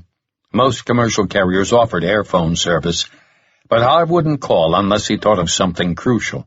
Also, the air phone connection wouldn't be secure. When he thought about it more, maybe he shouldn't call Holly. He felt pulled in 2 different directions. Because of his personal relationship with her, he felt obligated to give her updates so she wouldn't worry. But in doing so, she'd need to report his activities, and he didn't want that. He had asked her about potential undercover agents inside Voda's operation, but he didn't plan to ask Holly for more help than that. He'd initially thought he might need her to track down Voda, but he now had the ability to force Voda to come to him. The trick would be keeping Lauren safe through any future confrontations. Confrontations? That was a gross understatement. Nathan fully expected things to turn even uglier than they had been, and there may come a point where leaving Lauren in a secure location would be his only option. He didn't know how she'd deal with it. Lauren was strong-willed, a trait he admired, but it might prove to be a problem. So far, she'd been reliable and inventive. Watching her plow the gunman in the motel's parking lot had been nothing short of astonishing. And if she was capable of doing that, what else could she do? Again, he couldn't help but wonder how many kids her age had her guts and willpower. One thing remained certain. He wouldn't involve Lauren in any direct action against Voda. She could continue to be his eyes and ears, but that was as far as it went. Although Nathan didn't know anything about parenting, he knew being consistent was essential. Before the warehouse raid, he had told Lauren he wasn't handing her a gun to act as his backup, and that wasn't going to change, plowed gunman or not. He concentrated on driving and gauged his operational readiness at 80%. Not great, but nothing a catnap at Dr. Reevy's office wouldn't cure. Sleep deprivation took a gradual toll, becoming cumulatively worse and worse. Maybe Harv was right. Waiting until his friend arrived from Istanbul didn't sound too bad right now. But Nathan had Voda on the defensive, and allowing too much time to pass might undermine that. A catnap would have to do. During one mission in Nicaragua, he and Harv had lasted an entire week on nothing more than 2-hour catnaps. It wasn't ideal, but he'd do it again to protect Lauren if that was what it took. Abril stopped crying, but she's shivering a little. Okay, try to keep her calm and don't let her drink any more water. I won't. What were you just thinking about? I was thinking about the motel, how you ran that guy over. Are you mad about that? Just amazed. I couldn't believe you did it. It looked like you needed help, 'cause you didn't see the men with the guns. That's what the radios are for. When you yelled my name, I thought they had you. I felt sick to my stomach about it. That's nice of you to say. I felt empty, like I'd lost someone, like... Hell, I guess I don't know what I'm saying. You're saying you care about me. Nailed again. What was Lauren's spell over him? There had been times tonight when he had made mistakes he wouldn't normally have made. He supposed it might have something to do with a lack of experience with kids, but he doubted he would have had the same issue with anyone else. He knew he possessed a conflicted nature, and it wasn't entirely from his botched mission in Nicaragua. He'd always been guarded. Maybe Lauren acted like an amplifier, or more accurately, a prism, and she had revealed a new color in him. Had she activated some kind of dormant paternal instinct? How could this happen? It seemed crazy. He wasn't Lauren's dad, far from it. But he knew he'd do anything to protect her. Lauren spoke softly. Remember when I asked you why you didn't have any children? You told me it was complicated. I was avoiding the question. Does it bother you to talk about it? Let's just say it's outside of my comfort zone. I'm sorry for mentioning it. No need to apologize. I think you'd make a good dad. Thank you for saying so. Truthfully, settling down and having a family isn't complicated. People do it all the time. It's more an issue of opportunity with me. Lauren didn't respond right away. Opportunity? Nathan lightened his tone. For one, it would be good to be married first. Well, yeah.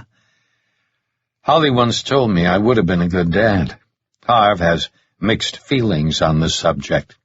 There are times when Harv agrees with Holly, and other times he's thanked heaven I haven't reproduced.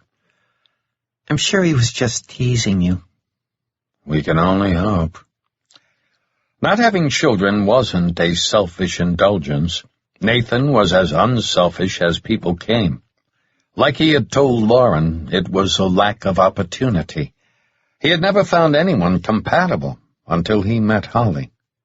Well, he knew that wasn't entirely honest. He had never really sought a meaningful relationship, and his past career as a Marine sniper and CIA operative had certainly gotten in the way. But Harv had moved beyond it. He had a wife and 2 sons. Nathan was a loner by nature, and he had resigned himself to never being able to share his life intimately with anyone. He had been honest with Holly and told her as much. It's okay to care about someone, she said. Sorry, I wasn't, dodging what you said. But I can't help but wonder how all of this came down tonight. It's crazy. I was sitting at home watching a movie, and here I am, transporting a sick and injured Bolivian girl who speaks French to a plastic surgeon. But you made decisions that led to this, didn't you? I was thinking in more general terms. When I used the metaphor, life is like an Alexandrite, I hadn't realized how apropos it was. What's apropos mean? It means suitable, but I'm probably using it wrong. Abril's still shaking. Chills are a common symptom of an infection. She'll be in good hands soon.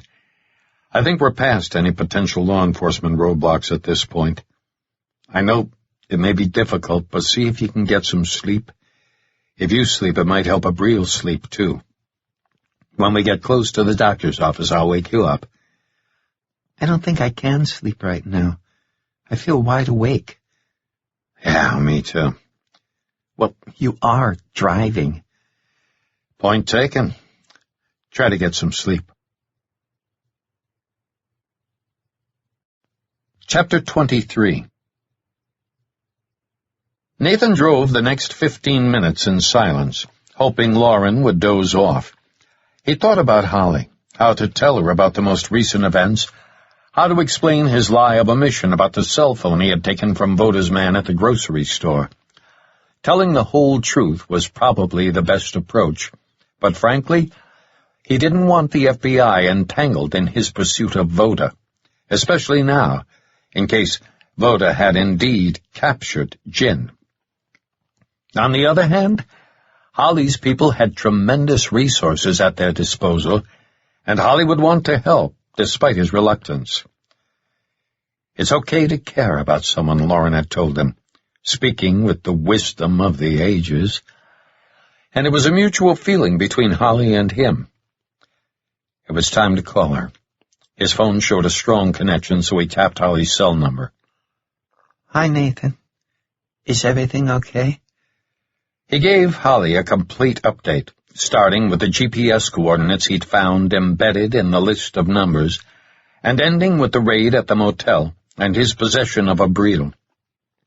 Holly, I executed those two men in the motel room. There's no way to sugarcoat what I did. They weren't armed when I shot them.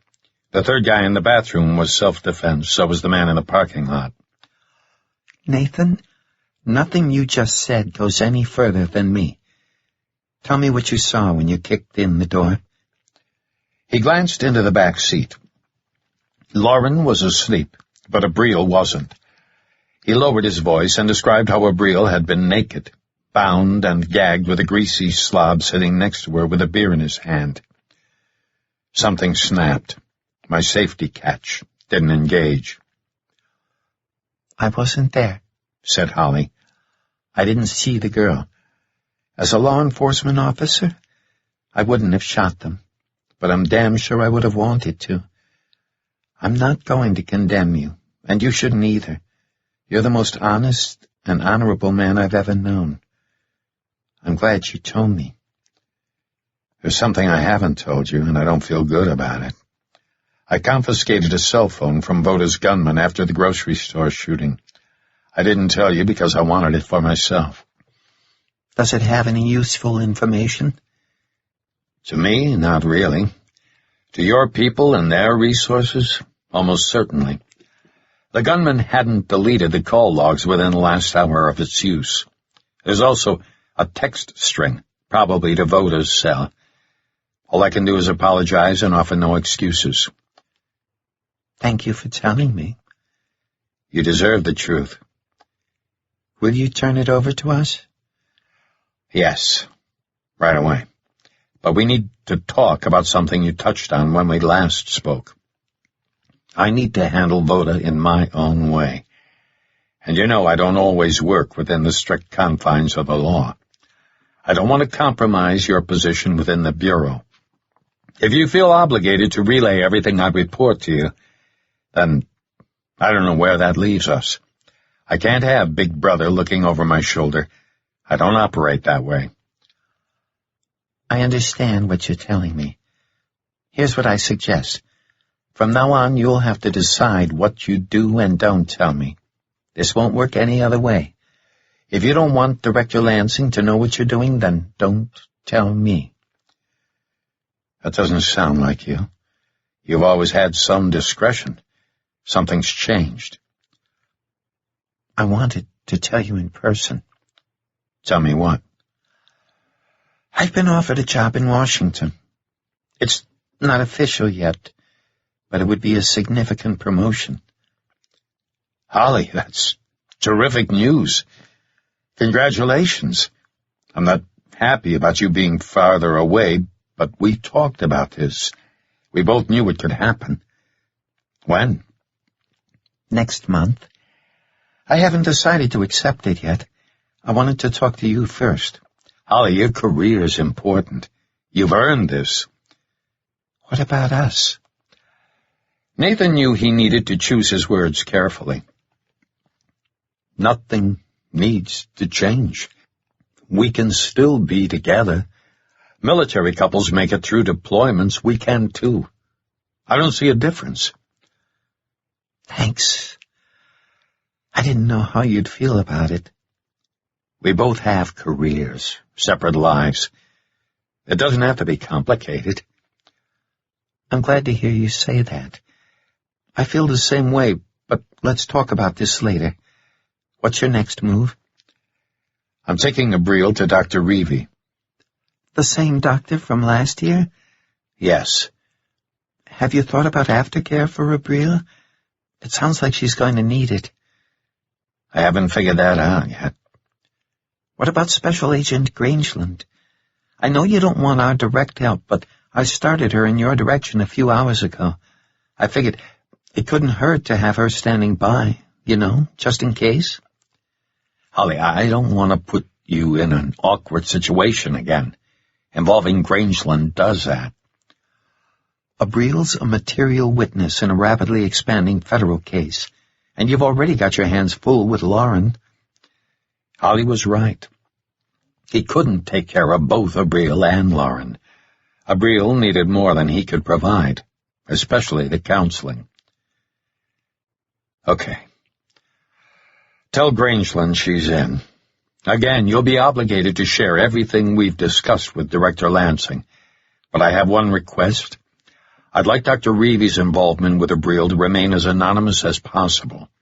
I spoke with Dr. Reevy a few minutes ago, and he pointed out there are significant legal and moral issues involved because she's a minor.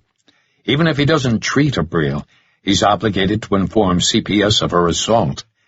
To make matters worse, Abril doesn't have a legal guardian for consent purposes. It's a can of worms. Do you think there's anything the Bureau can do? I'll look into this right away and give it top priority. Since Abril's a material witness against Boda and his operation, I'm sure we'll be able to solve the legal guardian issue and protect her. Depending on what Dr. Reevy finds, he might have to transfer Abril to a local hospital's ER, which means the legal guardian and consent issue becomes immediate. Can Grangeland assume that role on a temporary basis, if needed? I honestly don't know. We're talking about signing legal documents, hospital admission forms. There's no way to explain Grangeland's role without tracing her involvement back to Dr. Reevy, and ultimately to you. All roads lead to Nathan McBride. Isn't that the truth? Well, if Abril needs to be hospitalized, I'll step up and sign her admission papers and act as her legal guardian. It could be the only way to make sure she doesn't end up in foster care today. She needs counseling, not daycare. I'm already facing jail time for my actions tonight. What's a little fraud and forgery added into the fray? Holly, there's something else I haven't told you. Okay. Jen is my sister. There was a pause on the other end. Your sister? You don't have any sisters.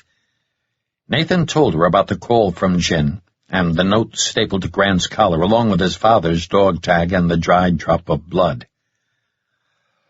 Nathan, this whole thing could be some sort of elaborate ruse to flush you out. I've thought about that. But Jen already knows who we are, Harv and me. If she wanted to expose us or damage the U.S., she could have done it already. She could have created a scandal with my dad or given us to the Iranians. They'd love to parade our heads through the streets of Tehran. There are countless ways she could have ruined our lives, but she hasn't. If Jin's truly your sister, then it changes everything. I sensed you were holding something back, but I didn't want to say anything. I figured you had enough on your plate without worrying about me. This has to be tearing you up, not knowing what Jin's role is in all of this. It's extremely unsettling, to say the least.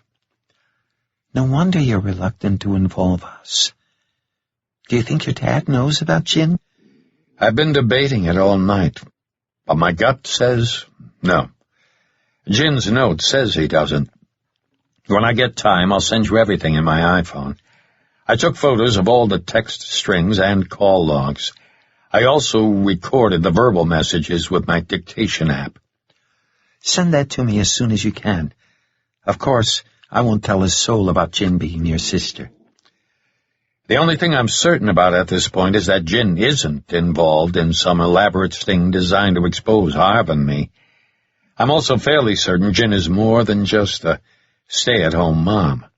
She's been teaching Lauren basic survival and tactical skills, and she speaks fluent French. Now, get this, so does Abril, and they both learned French around the same age, and they were both raised in orphanages. I seriously doubt any of this is a coincidence. My thoughts exactly. I tried calling the number Jin used, but it rings without being answered. It's probably a payphone. A payphone, he said slowly. Hang on. I'm going to check my cell's call log and see if the number Jin used appears in the gunman's cell. I'm driving, so I can't do this quickly. Hang on. Being careful not to take his eyes off the road for more than 2 seconds at a time, he located a call from Jin in his own phone and looked for the same phone number in the gunman's call log. It wasn't there. The number Jin used isn't logged in the gunman's cell. I was hoping to catch a break. It's possible she can't call because of her situation. I know you don't want to think about it, but Harv could be right. Jin may be integrally involved in Voda's operation, but she's being torn in opposite directions because of Lauren. If that's true, it's inconsistent with her note. She said she was taking Voda down at all costs. And now that she's gone silent, you have to consider that she might have failed, right? Nathan glanced at Lauren, who seemed genuinely asleep. Right. Look, I won't ask you to withhold anything permanently from Lansing, but I might ask for a delay in passing certain information along. Based on everything you just told me, I think that's a fair compromise. But any delays need to be a few hours, no more than that. Agreed? That's more than reasonable. Thanks, Holly. Can you track down the phone number Jen used? Yes. Nathan gave her the number. Let me know what you find, but please keep it between us for now. No problem. I'll send you a text, then delete it from my phone. I'm sorry I didn't tell you about Jen or the gunman's cell phone. I wish I had a good excuse, but I don't. You know I'll never betray your confidence. Ever. Thanks, Holly. I've been feeling terrible about it. For now, I'll just say I haven't heard anything more from you. If push comes to shove, Lansing could find out we've talked from my cell phone records. But I don't think he'll go that far. And even if he does, he won't know what we talked about. Could this compromise your new job? I can't live with that. Nathan, we're talking about your sister, Senator Stone McBride's daughter. My new job doesn't take precedence over that. When are you going to tell him? I could have called already. I guess I'm stalling. Nathan, he's chairman of the Senate Committee on Domestic Terrorism. He's one of the most powerful political figures in Washington, not to mention he's friends with Director Lansing and the President. Remember those other friends in high places CIA Director Cantrell said you have? Need I say more? I don't know why I didn't think of all this sooner. You're too close to it. I'll call him. What you're doing, protecting Lauren and Abril, I think it's extremely selfless and honorable. Don't ever forget you're a good guy through all of this, okay? Thanks, Holly.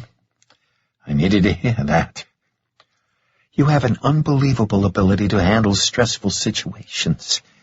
It's one of your most valuable assets. But it takes a toll. You don't show it, but I know this gin business is tearing you up. I've heard this tone in your voice before. You need sleep. Can you drop off for a spell at Dr. Reevy's office? I think so. I'll update Grangeland on Abril's situation. You've got enough on your plate. And, Nathan, you aren't doing any jail time. That's a promise. Thanks. I needed to hear that, too. Get some sleep. Count on seeing Grangeland arrive at Dr. Reevy's office around 0500 or so. Give her that cell phone and she'll get it to us. Thanks, Holly. You're the best. Half an hour later, Nathan arrived on the outskirts of Rancho Bernardo. Despite Lauren's comment about being wide awake, she had managed to doze off. Slumped in the back seat, she and Abril looked innocent and peaceful. Nathan pulled into the parking lot of a small retail center and stopped in front of Dr. Reevy's office. It looked as though Dr. Reevy's workplace shared a wall with a small restaurant. At this early morning hour, few cars were present. A few seconds later, Dr. Reevy stepped through his front door and approached the Explorer. Nathan couldn't recall ever having actually met him. In his mid-50s, he was tall and lean and appeared to be in great physical shape. Despite the circumstances of having been called in the middle of the night, Dr. Reevy wore a friendly expression. Nathan believed it to be genuine, but he knew it was for Abril's sake as well. Nathan asked Lauren to sit tight. He climbed out, made eye contact, and offered his hand. "It's nice to finally meet you, Doctor. Please accept my apology for this." "There's no need to apologize. It's nice to meet you, too. Let's check on our patient." Nathan opened the passenger door, and Abril sat perfectly still. She looked so tiny. In Spanish, Nathan said, "Abril, this is Dr. Reevy. He's going to look at your stomach. He's not going to hurt you, and he won't do anything without your permission. Okay?" Abril said, "Okay." Also in Spanish, Dr. Reevy said, "Hi, Abril. How are you feeling?" "A little sleepy." "You were asleep. You woke up just now?" Abril nodded. "Do you think you can walk okay?" Another nod. Dr. Reevy offered his hand, and surprisingly she took it. Nathan had fully expected her to cringe away from him or act apprehensive, but Abril did neither. Hand in hand, Dr. Reevy and Abril walked toward the entrance. Abril was hunched slightly, probably from pain. Nathan motioned with his head to Lauren. She climbed out and took his hand. Just inside the door to the right was a small waiting area. Nathan closed the front door and sat down. Lauren took a seat next to him. "Is Abril going to be okay?" Lauren asked. "I think so, but let's see what Dr. Reevy says." The moment of truth would arrive soon. Nathan's situation would either become significantly more complicated or remain relatively stable. Everything hinged on whether Abril needed emergency treatment at a hospital. Nathan leaned his head back and tried to remain optimistic. If Abril had to be admitted for emergency care, someone would have to assume the legal guardian role, and it looked as though that someone was him. A horrible crime had been committed against Abril, and Nathan knew the police would get involved. If an SDPD unit arrived to take a report, would Nathan be recognized? His face had been recorded on video at several different locations tonight. The best images probably came from Nordstrom, where the lighting was brightest. He didn't know how fast the SDPD ballistics lab processed evidence, but his shell casings and any recovered slugs from the initial crash site at Ulrich would match the shell casings from the grocery store shooting, and now the Tecate Palms Motel as well. It was a good bet Nathan's photo had been circulated to every law enforcement agency in San Diego County. Nathan didn't think Abril's condition looked life-threatening, but he wasn't making the assessment. Dr. Reevy was. Either way, once Special Agent Mary Grangeland arrived, she'd become a tremendous asset. As a material witness and organized crime victim, Abril would benefit from the protection and resources of the FBI. She'd likely be placed in the witness security program. Ironically, that was the same program Lauren had thought she was entering when Voda first kidnapped her. Dr. Reevy entered the waiting area. Jane and Linda are getting Abril prepped. Dr. Reevy, this is Lauren.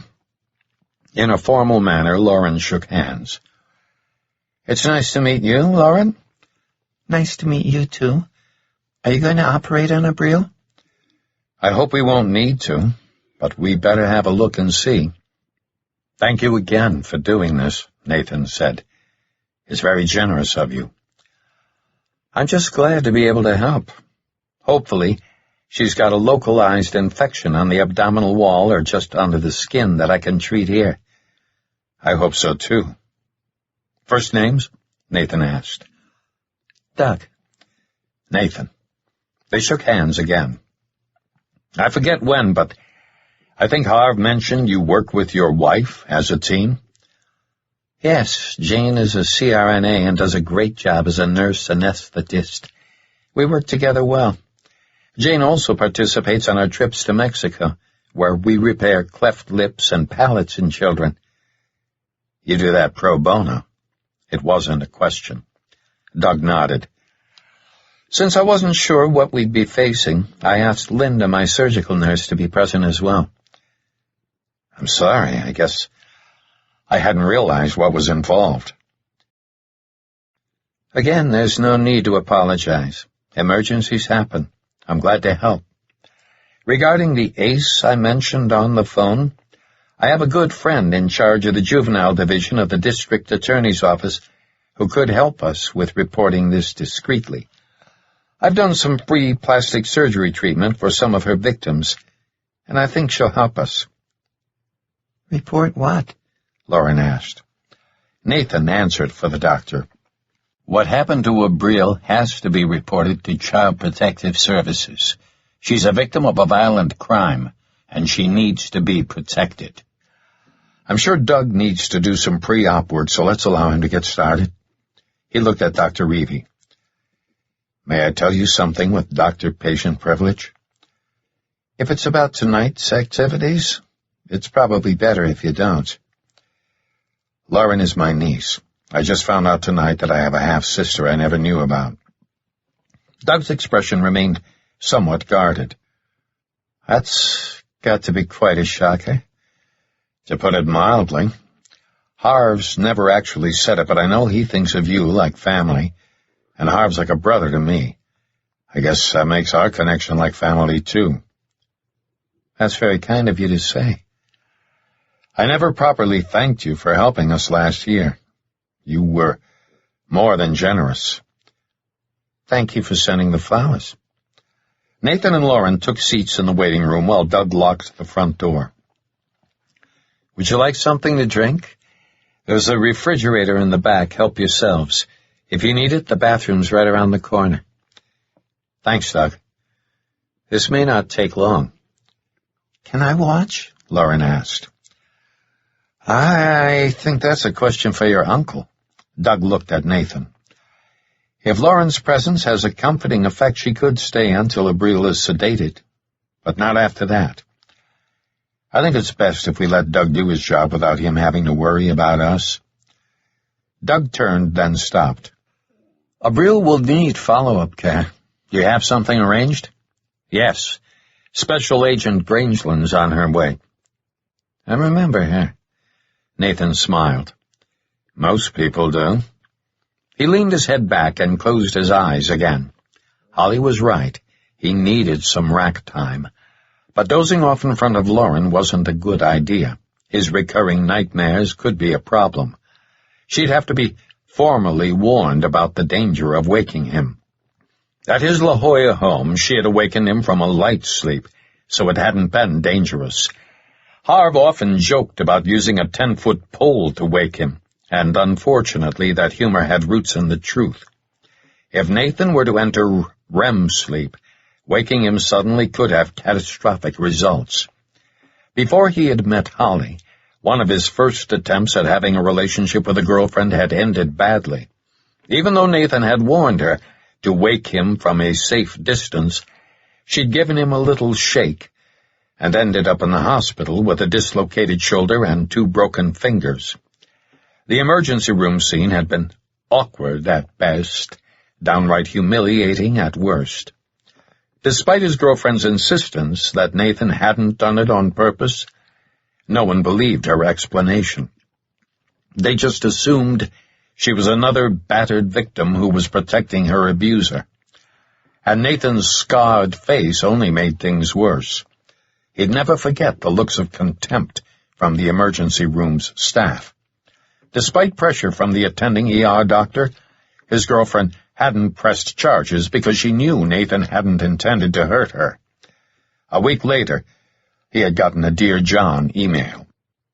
Holly had said she'd take care of the call to Grangeland, but he tapped her number from his contacts list and got dumped into voicemail. She was probably on the phone. He left her a message supplying her with Doug's address, and also told her he was lying down for a cat nap. She'd know not to call.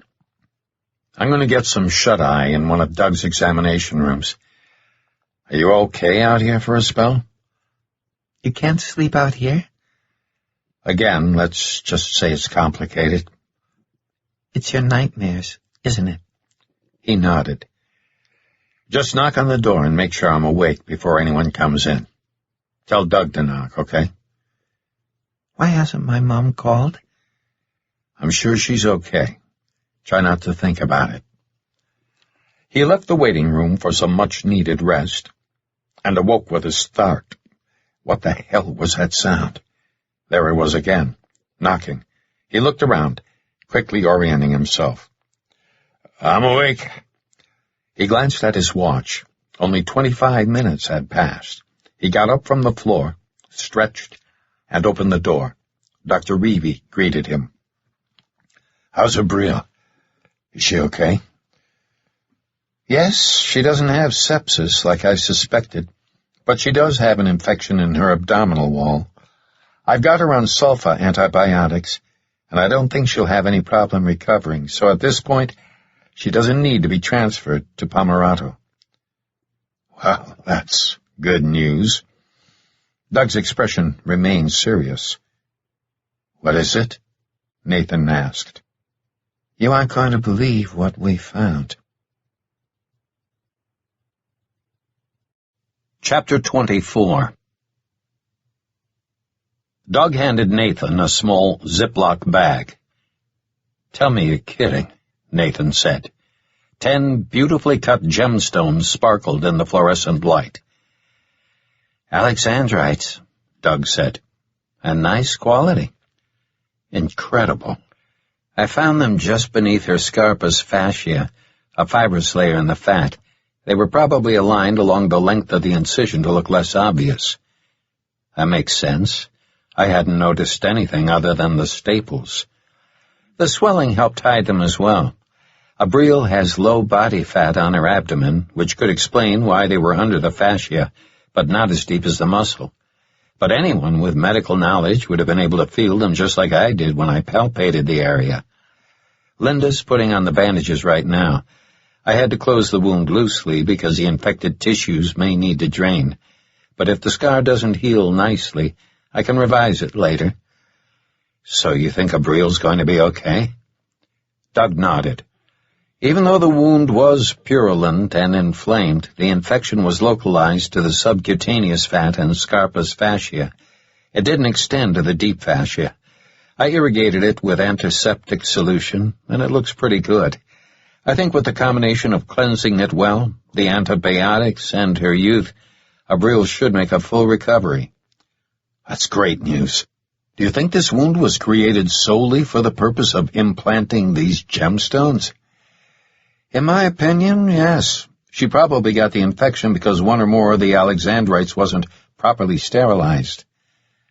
She's a human courier, Nathan said under his breath. He poured the gemstones out of the Ziploc onto the examination table and removed the paper from his pocket. Doug, help me out here. Take a look and tell me what you think. As he spoke, Lauren entered the room and stood near the door. We can ignore the fourth column. It's a set of GPS coordinates. If we assume each line represents one of these alexandrites, what do the numbers mean? Maybe the carat weight for each stone? Doug asked. They look like they range in size with the list. Agreed, Nathan said. What about the second number? I'm not sure. Diamonds are graded with the 4 C's. It might have something to do with grading. Are alexandrites graded like diamonds? I don't know, but I suppose they could be. Nathan tapped his memory. Cut, clarity, carats, and I can't remember the last one. Color, Doug said. Can I see? Lauren asked. Nathan motioned her over. We're trying to figure out what the second numbers mean. She pointed at the gemstones. Those were inside Abril? Yeah. Nathan handed Lauren his phone. Could you look online for a short description of alexandrite, something that gives us an overview? She began tapping away. Their color changes, said Doug. Under the OR lights, they were a bright reddish-orange. In here, under the fluorescence, they're a dark emerald green. It's a beautiful color. Lauren, can we see your ring? She pried it off her finger and handed it to him. Next to the others, its emerald color appeared to be a flawless match. It was a good bet the stone in Lauren's ring came from the same mine. I'm certainly no expert on this subject, Doug said, but I bet the amount of color change is the primary factor in determining value. Size, cut, and clarity would be considered, but color change is probably the most important. Okay, said Nathan, looking back at the list. So what do you think? The number next to the weight could be the percentage change in color. Nathan thought about it for a second. So, if the number was 100, the stone would turn from pure green to pure red? Yes. If I'm not mistaken, red and green are complementary colors. They are. Lauren looked up from Nathan's phone. We learned the color wheel in school. The other pairs are purple and yellow and blue and orange. If you try to mix them, they turn an ugly gray color. Doug nodded. It could explain why the same number appears on more than one line.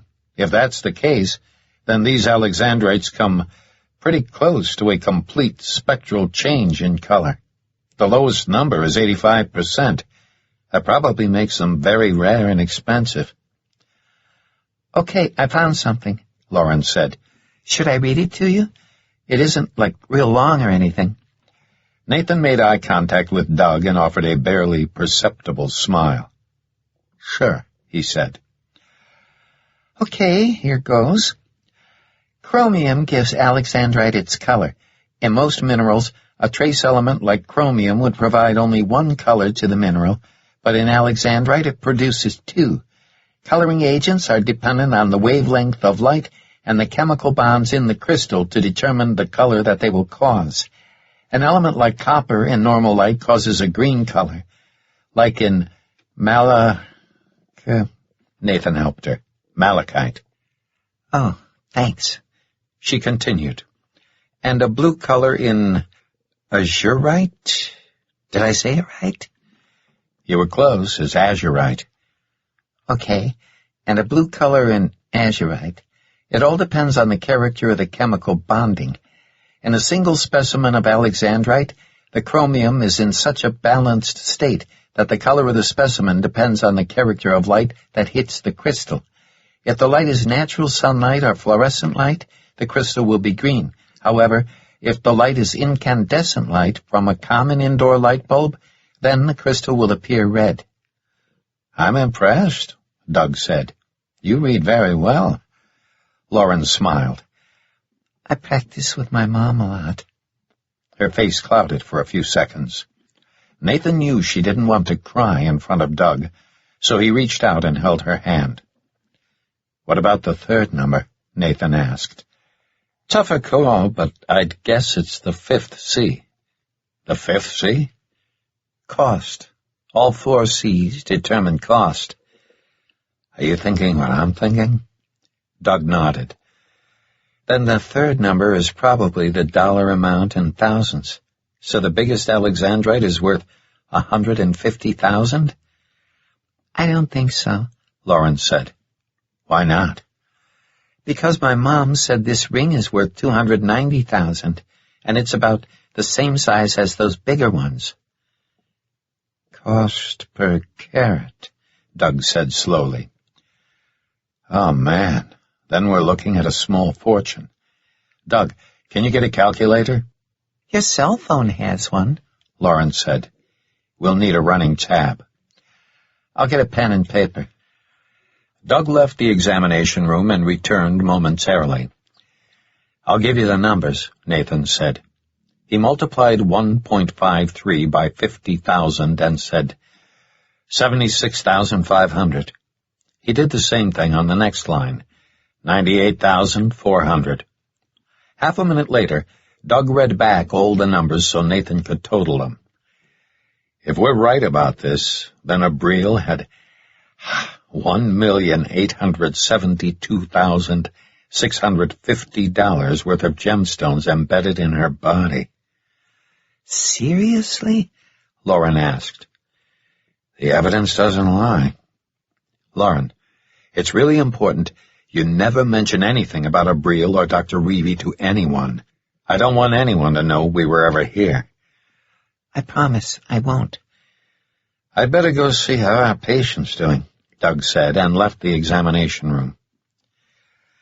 Lauren, it's fairly obvious Voda's been using these girls to smuggle alexandrites. Did you ever hear your mom talk about Bolivia? No, never. Why would Abril need to speak French? Nathan asked, more of himself. Abril had told him the other girls were also being taught French because they thought they were being adopted as well. Maybe their final destination was France, or a French-speaking country. If that were true, then why were the border murder victims found in the mountains of East San Diego? It didn't make sense. Why teach the girls French if they weren't going to use it? The most reasonable explanation seemed to point toward a horrible deception, that the girls were being adopted rather than used as human couriers and then discarded. Nathan wondered why Voda would use them like this in the first place. Couldn't a smuggler simply carry the gemstones through airport security in a carry-on? It probably had to do with passenger screening. If a carry-on bag was searched, the gemstones might be discovered, and if an attempt were made to hide them, like in the lining of the bag, it would cause suspicion among airport security and might even lead to the smugglers being detained for questioning. Having filled out U.S. Customs paperwork many times, Nathan knew that items over a certain dollar value had to be declared. Using the girls as couriers, Voda left no paperwork trail, paid no duties or taxes, and eliminated the need to trust adult couriers with his precious cargo. It seemed unlikely that the coyotes had known about Abril's payload, with the possible exception of the third man who had appeared from the bathroom. He had looked different from the coyotes, more formal and measured. Clearly, he hadn't been one of Voda's men, because if he had, there would have been no need for the paper containing the GPS coordinates. If true, that meant that Voda's actual possession of the Alexandrites started once the gemstones arrived in the United States. If the coordinates were used to protect whoever was supplying the gemstones, then Abril's location was probably released upon receipt of a payment, likely the final payment. That might also explain why Voda was willing to pay so much to recover the paper containing Abril's location. He had already made the final payment for his purchase. The more Nathan thought about this human courier scheme, the more perfect it seemed. A nondescript man traveling with a young girl wouldn't draw any unwanted attention, especially if they both possessed a valid passport and shared a last name. The metal detectors might discover the staples, but signs of recent surgery wouldn't look suspicious and might even elicit sympathy, and the gemstones wouldn't trigger metal detectors. Transporting the Alexandrites inside the girls also ensured absolute possession and control, a cruel but effective smuggling technique, and even more cruel, when the gems had been extracted, the girls would be murdered and discarded, known only as the latest border murder victims. Nathan made a mental note to mention to Holly the previous border murder victims should be examined for an incision like Abril's, if they hadn't been already. The San Diego Medical Examiner's office was operated by top-notch professionals who were unlikely to miss something like that. Of course, if the other victims were Bolivian orphans like Abril, then their torsos might have been slashed to mask the cargo wounds. Voda or his henchmen would have removed the staples, but there'd be tiny puncture marks present. If the entire areas surrounding the wound were cut away, there wouldn't be any puncture marks left, but the corpse would be missing about a quarter-inch sliver of skin on both margins. "What are you thinking about?" Lauren asked. I was thinking about Voda's smuggling operation. How cruel it is to use the girls like this. "It's pretty bad. But you saved Abril." We saved her. You were there, remember? Lauren beamed at the compliment and gave him a hug. "We're a team." Right. A team. Nathan had a few calls to make, especially the big one to Voda. He'd have to determine the best way to use Abril and the cache of Alexandrites against the guy. He looked at his watch. 03:37 hours. His dad would be up and dressed by now, but Nathan wasn't quite ready to make the call. He also needed more shut-eye. Although he could keep going for another 18 hours or so, it wouldn't be tactically sound. He had lived much of his adult life according to the military adage, sleep when you can. He checked with Doug, who confirmed Abril would need several more hours to recover from the anesthetics. Special Agent Grangeland was still 90 minutes away, so Nathan decided to use the time to get more sleep. The call to Voda would have to wait. Nathan programmed his phone to wake him at 04:50 hours, which gave him 10 minutes to splash some water on his face before Grangeland arrived. Maybe Doug had an extra toothbrush lying around somewhere. Despite everything on his mind, Nathan managed to nod off. The iPhone's alarm did its job. He checked the time and sat up. Coffee. He ached for a fresh cup, knowing full well it was a quasi-addiction. He didn't drink, didn't gamble, and didn't smoke, but he did consume coffee. He found Doug around the corner in a small office. "Did you get some sleep?" "About an hour," Nathan said. "Thanks for letting us crash." "It's no trouble. I've been catching up on some dictation." "How's Abril?" "She's doing well." "Special Agent Grangeland should be arriving any minute. Thanks again for everything, Doug." "I'm happy to help. I've got a small safe embedded in the slab if you need a secure place to store the Alexandrites." "I appreciate the offer, and it's not a matter of trust, but I think it's best to distance ourselves from you as much as possible." Doug nodded. You look like a man in need of coffee. Indeed I am. Follow me. Grangeland arrived a few minutes later. With Doug in tow, Nathan and Lauren went out front to meet her. Emerging from a nondescript sedan and walking toward them in tan tactical pants and a dark polo shirt with the FBI seal embroidered above the left pocket, Grangeland looked stunning. Her blonde hair was pulled back in a ponytail. Closing the deal, her Glock service piece occupied her right hip in a compact holster. Although Nathan had never asked how old she was, he guessed mid-30s. Grangeland, if we keep meeting like this, people will say we're in love. You're unlovable.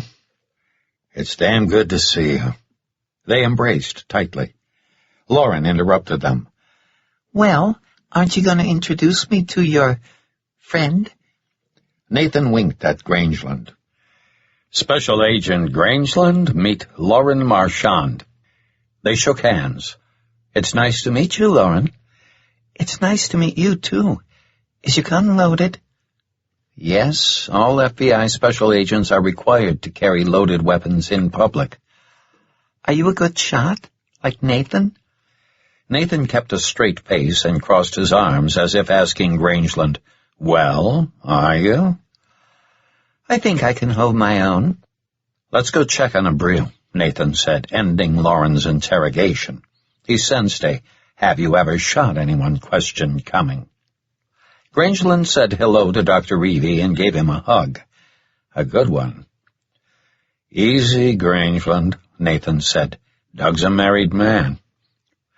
In the small recovery room, Linda had Abril in a semi-upright position in a large recliner. Dressed in a light blue surgical gown, Abril looked groggy, barely awake. After what she'd been through, it was probably for the best. Doug returned to his office while Nathan got Grangeland a cup of coffee. I need to give you a thorough update on everything that's happened, Nathan said. I'd like your input in planning my next move. Sounds good, Grangeland said. With Lauren in tow, Nathan and Grangeland returned to the waiting area. 5 minutes later, Grangeland knew the whole story. Nathan handed a confiscated cell phone to Grangeland. I want to pursue the Opus XA cigar reference from the text string in there. If we can determine where Voda or his men purchased the cigars, it might give us a good starting place. Okay, I'll see what I can dig up. How much of this am I sharing with Holly? She talked to you about that? While I was driving. She said to let you decide. Let's see what you find first. You got it. As I understand it, Nathan said, Holly's working on Abril's situation. Since Abril's a material witness against Voda, I'm pretty sure she's trying to get Abril into the witness security program as soon as possible. But for now, she stays with us. Since she didn't need to be admitted to the hospital, we've got some extra time. We'll get her situated in the same hotel we used last year and make sure she's as comfortable as possible. I appreciate you helping me out. He looked at Lauren and winked. As you can see, I've already got an 83-pound ball and chain. Lauren poked his arm. Hey, don't be mean. You'll live. We're both going to get some rack time while Grangeland does some homework. But I'm not tired. Suit yourself. I'm crashing for a couple more hours. Nathan looked at Grangeland. I'm not sure what time Doug's office opens for business, but we need to be out of here before it does. I'm setting my alarm for 0700. See you in about 2 hours. Nathan awoke to the electronic buzzer and again had to orient himself. He left the examination room and found Grangeland and Lauren sitting in the waiting area. Did you find anything useful in the cell phone? I think so. One of the phone numbers in the call log belongs to a retail tobacco shop called Samantha's. It's in Del Mar. The text with the Opus XA reference mentioned having the cigars delivered. Guess what? Samantha's does deliveries. I checked the website. Good work. We'll head over there as soon as the doors open. Do we know what time that is? I'll check the website again. I'd like you with me for this, which means Abril has to be with us as well. I'm sure Samantha's isn't open this early, so let's do this. Let's get checked in and give Abril a chance to get more rest. We'll order room service. Lauren and I haven't eaten anything in a while." "Sounds good," Grangeland said. Although sleepy, Abril could walk, and Grangeland helped her into the FBI sedan. Lauren sat next to her and held her hand. Doug offered a few pillows to make Abril's ride more comfortable, saying they didn't need to be returned. After moving Jerry's Explorer to a remote area of the parking lot, Nathan stuffed all the loose equipment into the duffel bag, but left the parabolic mic behind. He slung the bag over his shoulder and hustled back to the front door. They exchanged goodbyes with Doug and Jane, and they went on their way. Chapter 25. With Abril and Lauren secured in the back seat, Grangeland drove out of the Rancho Bernardo Inn's parking lot, while Nathan entered Samantha's address into the nav. Grangeland had determined the place opened at 0900. The tobacco shop was located in a small retail center off I-5 in Del Mar. According to the map, it ought to take around 25 minutes to get there, but rush hour traffic would probably add some extra time to their drive. It was just after 0830 hours, so the timing should work okay. "Lauren, I'm going to tell Grangeland about us. I think of her like family. Several years ago she helped Harv and me in Montana. You don't need to know the details, but she nearly died during the mission." "Seriously?" Lauren asked. "I think Nathan's exaggerating a bit." "It's no exaggeration. Now, just because I'm telling Grangeland about us, doesn't mean it's okay for you to tell anyone." Grangeland glanced into the back seat at Lauren before looking at Nathan. "Tell me what?" she asked. "Lauren's my niece." "Your niece? But you don't have any brothers or sisters, do you?" "Jen is my half-sister. While my father was stationed in Korea during the war, he had a brief relationship with a young woman." "Does he know about Jin?" "No." "Given who your father is, someone might be trying to create a scandal." "Yeah, I thought about that, but I don't think that's Jin's motivation. She has classified information on Harv and me. If she wanted to harm either my father or me, she could have done it long ago. Jin wrote me a lengthy note and said my father doesn't know about her. She taped his Korean War dog tag to the note. There was a dried drop of blood on the back of it. I'm sure Jin included the blood so we could do a DNA analysis. But at this point, I don't have any reason to doubt her. Lauren and I have nearly identical eyes. It's been a dominant family trait for generations." "This is going to be a real shocker for him." "True, and we still don't have any idea how Jin ran afoul of Voda's operation. On the one hand, it may have been the bad luck of marrying Marchand, who was doing some business with Voda. But given what little I do know about Jin, I think it could be more than a coincidence." Grangeland nodded.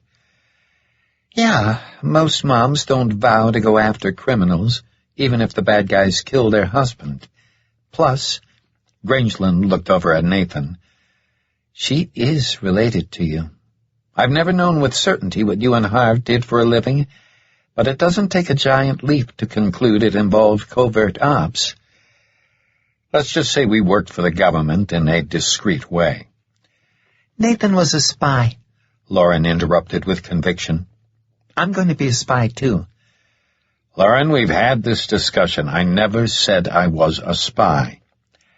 Grangeland smiled, then grew serious. "Maybe Jin has a covert background as well?" "That's what Harv thinks, and I'm beginning to agree. She's been teaching Lauren basic survival and tactical skills." "I know how to make a fire from scratch," Lauren said. "Impressive," Grangeland said. "I know other stuff, too, like how to work radios and night vision scopes and thermal imagers." Grangeland glanced at Nathan with a puzzled expression. Let's stay focused here, Nathan said. Lauren, when we get to the tobacco shop, I want you to remain in the car with Abril. She's still sleepy, but I want you to keep a close eye on her anyway. Lauren didn't respond. Okay? Okay. Thank you. Trust me, if it's what I think, you won't like it in there. Samantha's occupied a prominent location just inside the main driveway leading into a retail center. Grangeland parked as close to the front door as possible.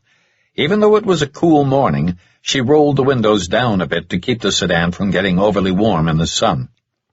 Nathan pivoted in his seat. Okay, Lauren, we'll be right back. Sit tight. This shouldn't take long. Lauren looked like she wanted to protest, but remained silent. Grangeland, I know it's against bureau policy, but we don't want to look like cops. Do you have a different shirt? Yeah, I have a change of clothes in the trunk. Do you mind changing your shirt and leaving your service piece behind? I suppose that's okay. She popped the trunk and climbed out. She returned with a white button-down shirt and got back in. Without hesitating, she pulled her FBI shirt off. Black bra. The visual burned into Nathan's brain before he could stop it. Hey, you aren't supposed to look, Lauren said with a slap to his shoulder. Well, I didn't look. Exactly. Grangeland buttoned her blouse. It's okay, Lauren. He's seen me before. For crying out loud, Grangeland, you're going to give this innocent child the wrong idea. I thought Holly was your girlfriend, Lauren said. She is. Grangeland's referring to something that happened. Oh, forget it. There's no use trying to explain. What's wrong, Nathan? You look kind of red. He stared straight ahead and shook his head. There was something about the smell of a tobacco shop that appealed to Nathan. It didn't smell noxious or bad. It had a seasoned aroma that he knew took years to create. Just inside the door, Grangeland whispered, That's Samantha, over by the register. I recognize her from the photos on the website. Let's go say hello. Like caged gorillas, the handful of male customers stared at Grangeland.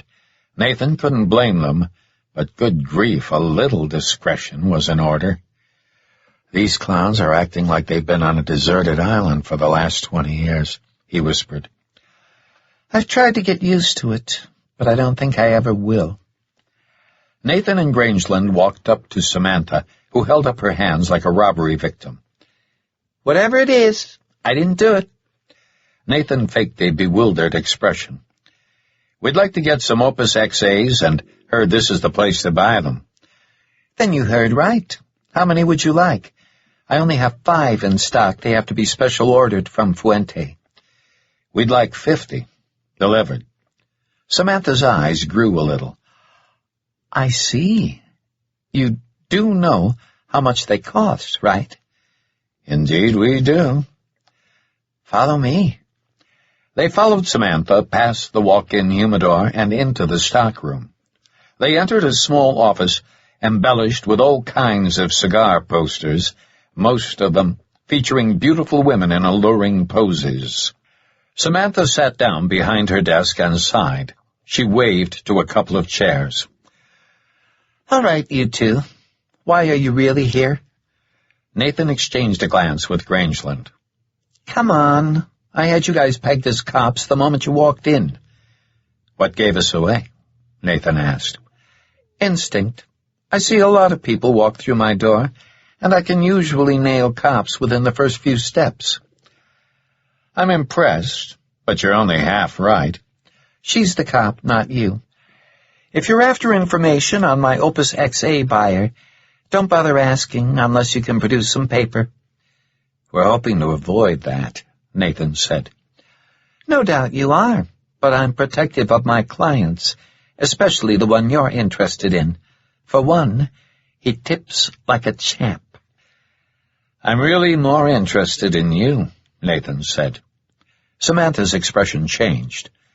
You may have us nailed, but I've got you nailed as well. I'm intrigued. Do tell. You don't like men much, except as customers. You have one or more cats. You're left-handed. You like to vacation in Mexico, and your favorite color is blue. Oh, and you've got a rocking plastic surgeon. After a few seconds, Samantha said, "To quote someone I just met, what gave it away?" "A couple of things," Nathan said with a straight face. He saw Grangeland roll her eyes. Now Samantha smiled a genuine, gleaming grin. "Well, big guy, you just earned my undivided attention." "There's a very traumatized young girl in our car, and we think the man who buys your Opus XAs is responsible for hurting her. We think he's a serial. We're talking about half a dozen girls." Samantha paused, and Nathan saw he had scored a direct hit. "Then why no paper?" "I'm working independently." "With a cop? Did this girl's father hire you?" "She's an orphan." "How do I know this won't come back to bite me?" "You don't." Samantha lit a cigarette and squinted. After a few seconds, she reached down, opened a drawer, and placed a file on her desk. "If you'll excuse me for a minute, I need to check on some inventory in the humidor." Without looking back, Samantha walked out of her office and closed the door behind her. "You want to tell me what just happened?"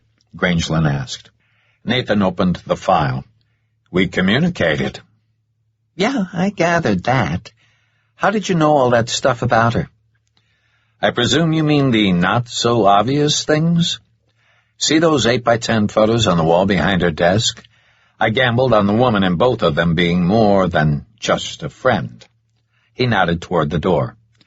"She's working the register out there. This is a mom and mom establishment." "That was a big gamble." "Look at the photos. What else do you see? The photo on the left is in Cancun. The one on the right's in Cabo. Both picture frames are blue. So is her coffee cup, and her hair tie's also blue." "What about the cat reference?" "Hair on her blue blouse." "You saw all of that?" "You're forgetting what I used to do for a living." "I can't forget something you haven't told me." "Point taken." "Trust me, if we had tried to strong-arm Samantha, she would have clammed up." "I'm amazed." "At what?"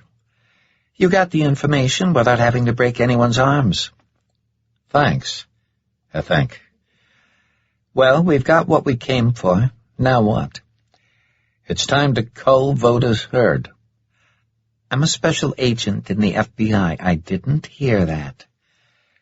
On the return walk through the shop, Nathan spotted Samantha inside the walk-in humidor. "I'll be right back," he told Grangeland. "You find what you needed?" Samantha asked as he approached. "Yes, thank you. The place is near Montgomery Field, some kind of furniture retailer." Nathan thought that sounded promising. Marchand manufactured patio furniture. "Was it a big building, like a warehouse?"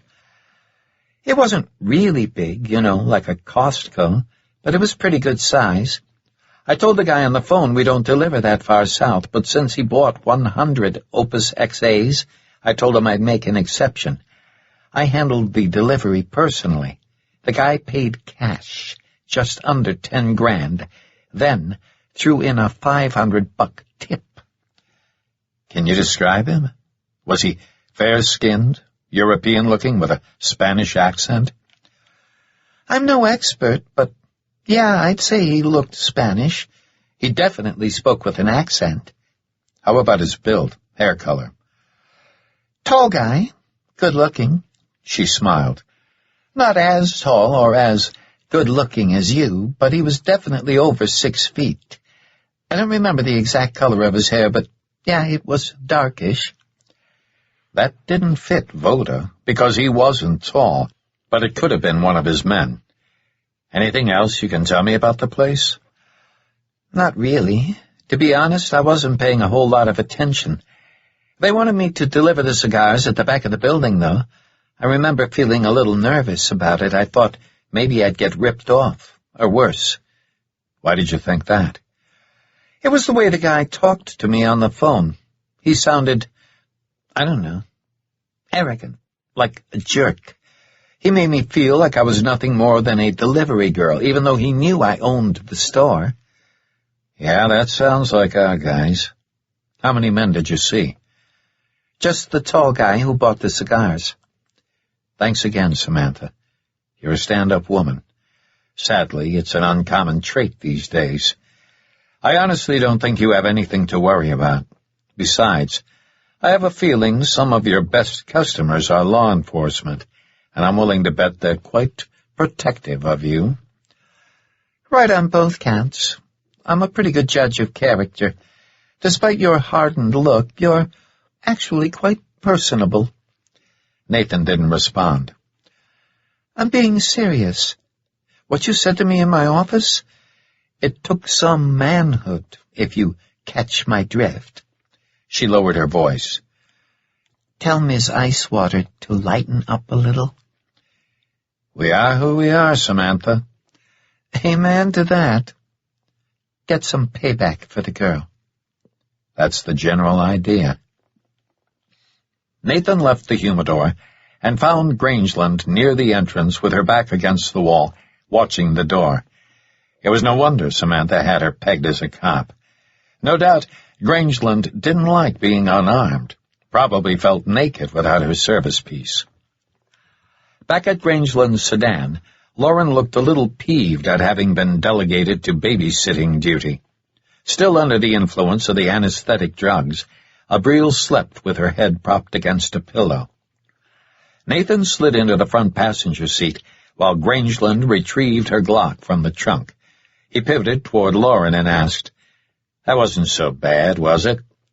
With crossed arms, she said, I don't like being left in the car. I could have helped you. "Trust me, you wouldn't have liked it in there," Nathan told a white lie. The place was lousy with smoke.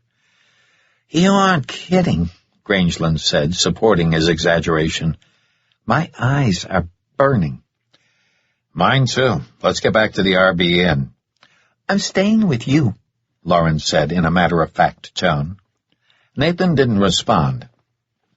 In her note, Jen had mentioned Lauren's stubborn personality, and some of it seemed to be showing. He had little doubt Lauren would strongly resist staying with Grangeland and Abril, but rather than challenge her statement, he kept quiet and thought about his next move.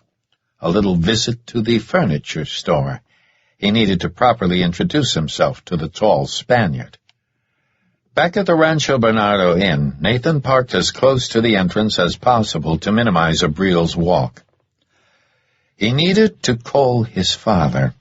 Further delay would serve only to distract him, but he didn't want to make the call until he was alone. He looked at his watch. His father would already be on the Senate floor.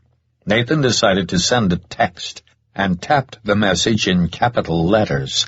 Situation critical. Call me back ASAP.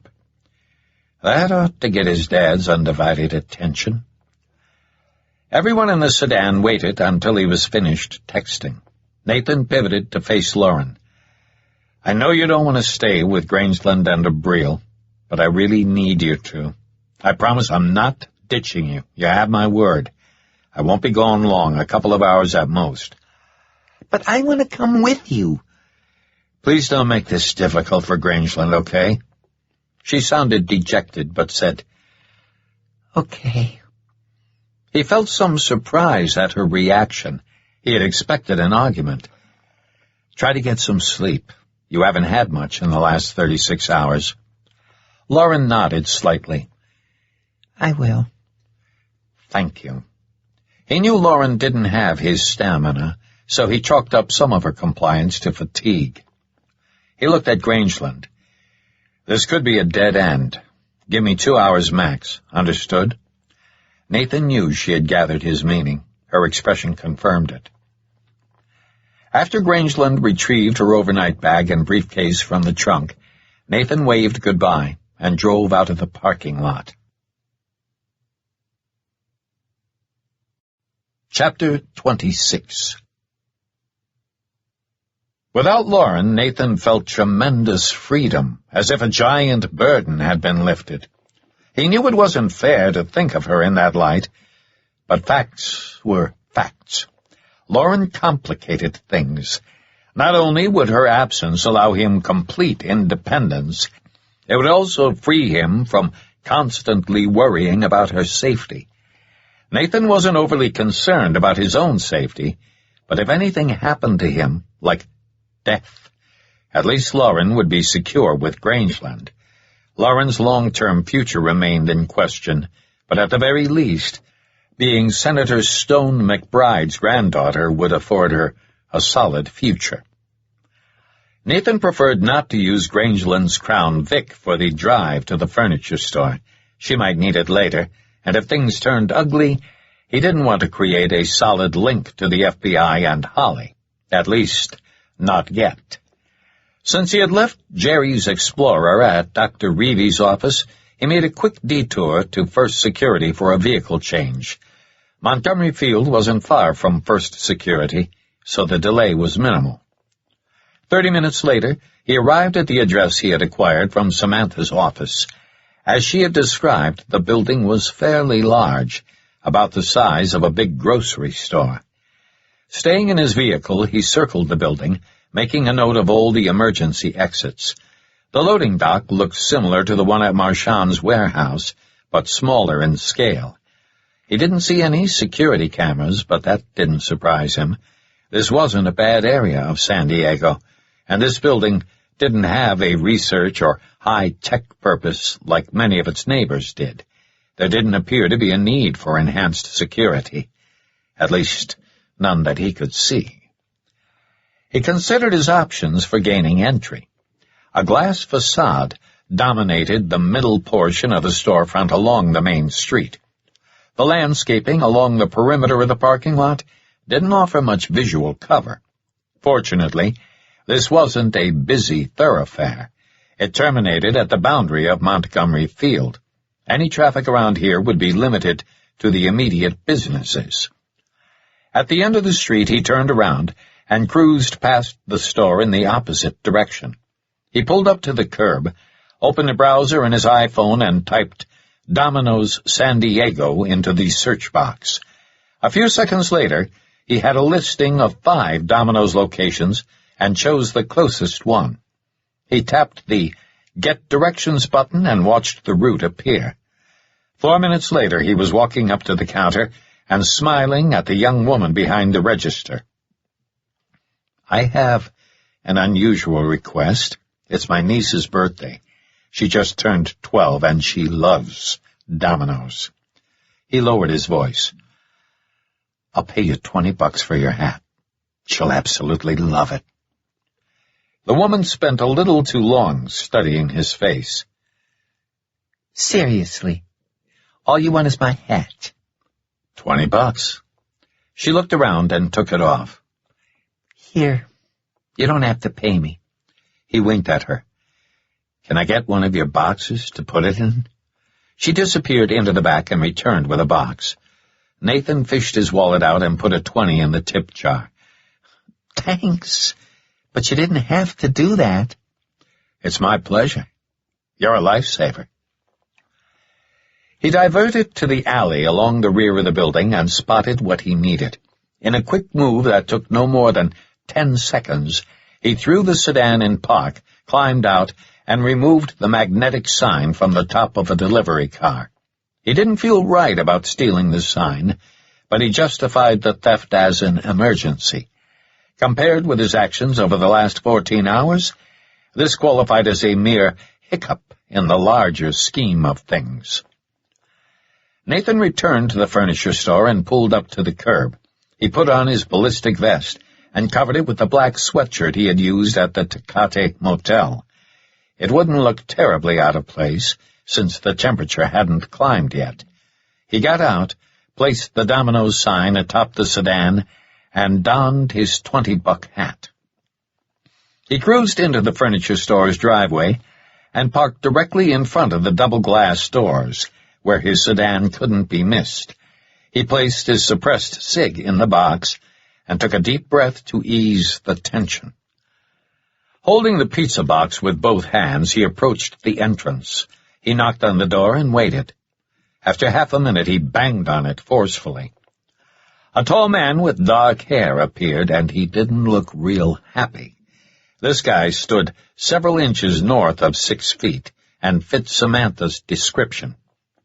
Nathan saw the black gloves right away, and his radar went up several notches. The gloves had a sheen, as though wet. The man's voice sounded muffled behind the glass. "We're closed." "I can't find an address. Can you help me?" "Are you deaf? I said we're closed." He spoke in a Spanish accent, perfectly audible through the door. Nathan waved toward the sedan. "Come on, man. I need a good Samaritan. I'm looking for a place called Startronics. I got an extra combination pizza from a botched order. My manager said to just give it away. It's yours." Nathan slipped his left thumb under the box's lid and eased it up half an inch. Responding to a query, the man looked toward the interior and yelled in Spanish, "Some pizza asshole wants directions." The man listened for a few seconds and turned back to Nathan. Switching back to English, the guy said, "Take a hike." "I'm truly disappointed," Nathan answered in Spanish. The man's face slackened in surprise. In one fluid move, Nathan flipped the box open and pulled out the cig. The man yelled something unintelligible and turned to run. Nathan shot him in the back of the thigh. The suppressed shot shattered the tempered glass. Thousands of tiny pieces fell in a sparkling shower. The wounded man dropped to the floor and yelled, "It's him!" Nathan kicked the door's aluminum handle like he had done at Marchand's warehouse. It broke free and clattered on the floor. In Spanish, someone from the back of the showroom floor yelled, "Franco, what's happening?" It wasn't Voda's voice. Before the downed man could answer, Nathan stepped inside and kicked him in the face. Hard. The guy's nose exploded. He saw it then, the unmistakable smear of blood on the floor from the man's gloves. Semi-conscious, the man moaned and rolled into the fetal position. Not caring if his kick was fatal, Nathan patted the guy down for weapons, removed a knife from the guy's ankle sheath, and hurled it across the room. He also found a box of wooden matches. Not surprisingly, it had some kind of cigar maker's logo. He squinted at the words, "Made in Nicaragua." A grisly flashback threatened to invade his thoughts, but he slammed the door on it. He was about to toss the matches aside, but decided to keep them. Inside, above the door, a security camera eyed the entrance foyer. Using the cig to screen his face, Nathan shot the camera. Chunks rained onto the floor. Were these guys expecting him? It seemed likely. The man he had kicked in the face had yelled, "It's him." If this was a trap, he had just sprung it. Fighting a strong desire to leave, Nathan advanced deeper into the store and ducked behind a leather sofa combo. He peered above its form and saw a man running toward the entrance. "Franco!" Halfway down the showroom floor, the man stopped when he spotted his downed comrade. Nathan didn't see a gun in the guy's hands, but that would change soon enough. He took aim to shoot the guy when the sound of a roaring engine forced his attention outside. A pickup screeched to a stop 10 feet from the front door. 3 men armed with AKs ran toward the entrance. This was definitely a trap. And these clowns were packing some serious firepower. They didn't look like clean-cut Spaniards. They looked more like hardened mercenaries or coyotes, and they were probably looking to get some payback for their dead friends at the Tecate Palms Motel.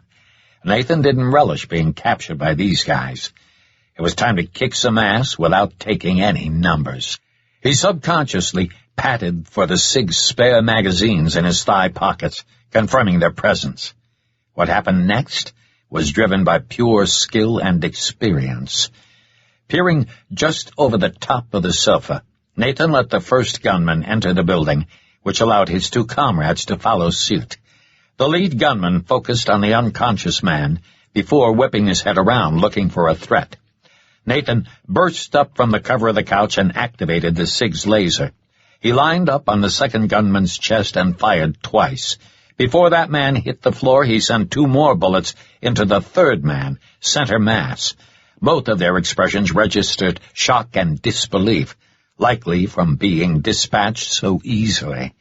The first man he had shot dropped his AK and clutched his chest, blood oozing between his fingers. The lead gunman attempted to duck for cover, but not in time. Nathan double-tapped him in the rib cage. At close range, in just under 4 seconds, Nathan had fired 6 shots and recorded 6 hits. All 3 men were dead or dying, and they hadn't returned a single shot. He ejected the SIG's magazine and inserted a fully loaded one. He needed to deal with the retreating man in the back of the store before more reinforcements arrived. But this showroom held numerous hiding places. An ambush could come from anywhere. On the flip side, all the furniture could be used as visual cover for his advance. The safest way to advance would be along the perimeter. If he stayed close to the wall, he'd reduce his threat area by half. Nathan looked toward the rear of the store for any sign of movement, but detected none. In a crouch, he sidestepped along the length of the sofa and checked the men he had just neutralized. Obviously, they hadn't been well trained. After entering, they should have immediately fanned out in different directions, but they'd been momentarily distracted by the unconscious man lying on the floor. Nathan didn't relish killing these men as he had in Tecate, but he didn't feel guilty either. It was just business, and these poor saps were on the wrong end of it. 2 of the mercenaries weren't breathing, and the third would be joining his friends soon. A radio crackled to life. "Franco! Can you hear me? Franco!" To avoid exposing himself on the main aisle of the showroom floor, Nathan reached out and grabbed the man he had kicked by the ankle.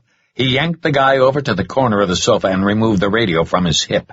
In Spanish, Nathan said, "Franco's not feeling well right now." "Who is this?" "I'll be asking the questions from now on." "Whoever you are, you should leave while you still can." "But I have unfinished business." Radio man didn't respond. "I'm afraid your mercenary friends aren't feeling well either." Nathan waited a few seconds. "I'm really looking forward to meeting you." Watching for motion at the rear of the store, he turned the radio off and hurled it across the showroom floor. It thumped twice before going silent. He tested the man he had kicked in the nose by dislocating the guy's trigger finger. It gave with a sickening crunch sound, similar to that of a knuckle being cracked. When Nathan got no reaction, he felt confident the man was down for the count. Keeping his head up as much as possible, Nathan ran in a crouch through the maze of furniture to the wall on his right. From there, he kept his attention focused on the rear wall and worked his way deeper into the store. 25 yards distant, he spotted a security camera mounted on the rear wall near the roll-up door. It looked to be covering a zone adjacent to the receiving area. Nathan toggled the SIG's laser and bench-rested the handgun on a dining room table. Adjusting for the increased distance, he aimed slightly above the camera and gently squeezed the trigger. The bullet slammed home, and once again, pieces of plastic, metal, and glass rained down. The camera's destruction echoed through the interior, louder than his suppressed shot. If Radio Man had been using the camera to track his movements, that gig was over. At least they were even now. Watching the last known location of Radio Man, he wove his way through the displays of furniture and stopped behind an artificial ficus tree anchored in a huge ceramic pot. It was a good place to assess his next move. Underneath the second camera he had destroyed, he saw the entrance to a receiving area. A wide roll-up door was currently open. Since no one else had challenged him up to this point, he felt reasonably confident Radio Man was alone, but he wouldn't assume that. Until he determined otherwise, he'd proceed as though this place were filled with armed men. Before continuing, he took a few seconds to scan the upper reaches of the surrounding walls for additional security cameras, but didn't see any. Holding his cig with both hands, he kept it tight against his chest and eased toward the roll-up door. To get there, he had to work his way through a mock, two-walled bedroom set adorned with pastel-colored furniture. Because his clothes contrasted so starkly with his surroundings, he made a dash for the corner of the roll-up door and stopped next to its jamb. Camera fragments were strewn across the concrete. He peered around the corner at knee level and studied the receiving area. All quiet. He spotted another camera on the perimeter wall above the receiving bay doors and switched the cig to his left hand. Steadying his aim against the jamb, he sent a bullet through its lens. He looked around the corner to his right, keeping his body low. Several dozen large cardboard boxes were stacked in the middle of the floor, along with a forklift. The sight of the vehicle made him think of Lauren. On the far side of the room, 3 add-on rooms had been built against the west wall. Nathan figured one of them was an office. The other 2 would probably be a janitor's closet and a break room. All the doors were closed. He pivoted around the corner and sprinted for the cover of the oversized boxes. So far, so good. No one had shot at him. The area directly behind him didn't offer an effective place to hide. Excluding the forklift, it was unused open space. If Radio Man had come in here, he had probably bolted for the far side of the receiving bay toward the add-on rooms. Nathan supposed his mark could have run straight through and left through the fire exit door, but he hadn't heard anything to support that. He sensed the man's presence lurking. It was too bright in here. Knowing it created a double-edged sword, Nathan began systematically shooting the overhead fluorescent tubes. With each discharge of his handgun, the tubes made a popping sound and flashed like fireworks. Cylindrical pieces of glass crashed to the floor as the bulbs broke in half and fell from their fixtures. He destroyed all but a single pair behind him, creating the condition of having the sun at his back. He gave his eyes a few seconds to adjust to the lower light level while he loaded a fresh magazine into the cig. From this location, he had a good view of the receiving bay. It looked to be about 40 feet in depth and ran the entire length of the building. A cardboard baling machine, along with several pallets of wire-bound cardboard, dominated the wall adjoining the showroom floor. The perimeter wall leading out to the loading dock looked similar to that of Marchand's warehouse. A fire exit door flanked 2 roll-up doors for moving furniture into and out of the receiving area. Packing peanuts, plastic wrap, twine, and various other kinds of trash littered the floor. A musty odor hung in the air. Nathan didn't see a dumpster, but expected to find some kind of trash container near the add-on rooms.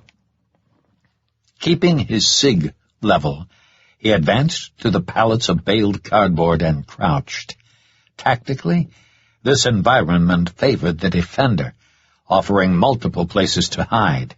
Psychologically, he held the advantage. If Radio Man was alone, the guy would be acutely aware that he faced a competent and deadly enemy. Putting himself into the guy's shoes, Nathan believed he'd hide in a location where he could see the entire receiving bay and wait for an opportunity to ambush his opponent. That's when he saw it. Pay dirt. A sliver of light emanating from beneath the leftmost door of the add-on rooms winked out.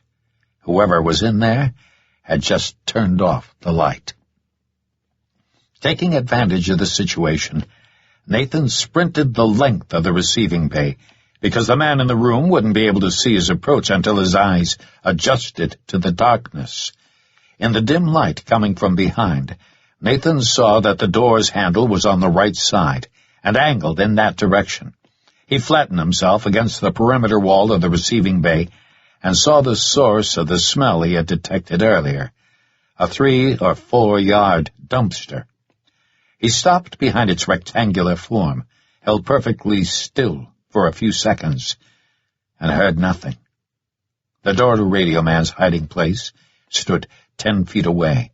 If the guy cracked the door, he wouldn't be able to see Nathan because the door opened inward.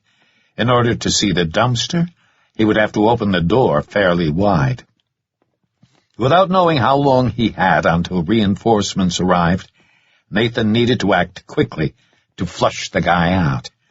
He reached over the dumpster's rim and felt for what he needed. Without making a sound, he slowly approached the door and crouched next to the wall. As best he could see in the near darkness, the door appeared to be closed, not cracked open. He knew the guy would be feeling a substantial amount of fear at this point. When a man was being hunted, silence, coupled with darkness, was extremely unnerving. Nathan removed the box of matches from his pocket. Facing the wall, he lowered himself to the deck and pivoted onto his right hip. In a risky move, he gently placed his cig on the concrete and struck a match. The sound was damning, but probably not detectable from the other side of the door. He ignited the paper plate he had grabbed from the dumpster. Staying on his hip, he kicked the door with all his strength. It crashed open with a loud bang. Radio Man sprayed the empty doorway with a fully automatic weapon. The sound was deafening. Nathan closed his eyes to preserve his low-light vision. When the maelstrom stopped, he tossed the flaming plate into the room like a frisbee. He heard the unmistakable sound of a magazine being ejected. A second later, it clinked on the floor. Nathan grabbed his cig, gained his feet, and rushed through the door. In the orange glow of the burning plate, Nathan saw a panicked man attempting to load a fresh magazine. They locked eyes. In a desperate move, his opponent lowered his head and charged. Nathan shot him through the top of his skull. The man went down in an ungraceful swan dive. His chin cracked on the concrete at the same time he landed on the plate. The orange light vanished, and Nathan found himself engulfed in darkness. He slipped out of the room and hurried over to the dumpster. Using it for cover, he peered over its rim and looked for any kind of movement in the receiving bay. The faint glow from the single fluorescent fixture cast long shadows across the floor, but none of them moved. Again he held perfectly still, listening for any sound. All he heard was Radio Man's last breath, a gurgling exhalation. He waited 10 seconds before re-entering the room. Nathan felt for the light switch, flipped it on, and squinted at the sudden brightness. The smell of burned paper and gun smoke hung in the air. Spent 9mm shell casings littered the floor. Next to Radio Man's open mouth, a tiny pool of blood had formed, probably from biting his own tongue. It's just business, Nathan told himself, but the sight of the dead man triggered a sense of loss. This was someone's son, and maybe someone's father. He dismissed the useless thought and surveyed the small room. As he had suspected, it was an office. Although Nathan believed this man had been alone, he didn't know it with absolute certainty, and someone might have heard the automatic gunfire. The roll-up doors leading outside were made of thin metal, probably aluminum. The sound would have been hard to miss. He approached the second of the 3 add-on doors. Again, the knob was on the right side. He crouched and silently bypassed the door. If anyone was in there, he'd probably be expecting his opponent to check the doors in linear order. By skipping the middle door, he made himself less predictable. At the 3rd door, he saw that the knob lay in the same place. Staying in a low stance, he reached up, turned the knob, and pushed the door open. He inhaled through his nose and caught a sour smell like a homeless stench. He held still and waited. All quiet. He slowly reached around the jamb, feeling for the light switch, and froze when he heard a soft voice. Please, Help me. Chapter 27. What Nathan saw tore at his soul. A shirtless man was strapped to a chair with duct tape. Bruises covered his face from forehead to chin. Graying black hair plastered his skull. The flesh around his eye sockets was inflamed and swollen, and his lips were a mess. Whoever this poor sap was, he'd been put through a mob-style interrogation. Nathan needed to check the remaining room. He kicked its door open and found the light switch. Seeing only a storage room full of boxes, he ran back to the bound man. The man slowly raised his head and blinked a few times. Although Nathan didn't recognize him, some degree of recognition seemed to show in the captive's eyes. "You're going to be okay. Don't try to move." Nathan cut the tape, tethering the man's wrists and ankles to the chair. "How long have you been here?" "I don't know. Who are you?" The man cleared his throat with obvious difficulty. "Marchand." "Malcolm Marchand? You're Malcolm Marchand?" The man nodded. "Jin thinks Vota killed you." Marchand didn't respond. "I'm going to get you out of here. More of Vota's men might be coming." Nathan cut the duct tape around Marchand's rib cage, then tore the strips from his skin in quick pulls. Nathan was ready and caught him as he slumped forward, then gently laid him on the concrete. "I need to do a quick check for spinal injury. Can you feel this?" He squeezed an untouched area of Marchand's lower leg. "Yes. Where's Lauren?" "She's safe. Don't worry about her." That's when he saw Marchand's bare feet. Most of his toes had been smashed, the nails split and caked with dried blood. Whatever wrongs Marchand had committed with or against Vota, he'd paid dearly for them. Jin's note said Marchand had wanted out of Vota's operation, so he couldn't be all bad. Nathan squeezed Marchand's other leg. "Feel that?" "Yes." Nathan tucked the suppressed cig into his waist. "This is going to hurt. Sorry." Marchand howled in agony as Nathan scooped him off the floor and stood him up. "Can you walk?" Nathan asked. "I think so." Marchand took a step and nearly fell. Nathan steadied him, realizing that walking him out of here would take too much time. Fortunately, Marchand wasn't a big man. At 5'7", he probably weighed 175 pounds or so. Without asking, Nathan slung Marchand over his shoulder in a fireman's carry. Marchand cried out again. Nathan couldn't fault the guy. His ribs weren't firm like they should be. Hauling Marchand, he ran from the receiving bay office toward the roll-up door leading to the showroom floor. He stopped at the corner and peered around the jam. Abandoning all stealth, he ran through the maze of furniture and took Marchand out the shattered glass door. He had to brace Marchand's body against the Taurus to open the rear door. After laying him down, Nathan hurried to the other side of the vehicle. As gently as possible, he pulled Marchand across the seat, then reached across and tucked his legs inside. "Be right back," Nathan said.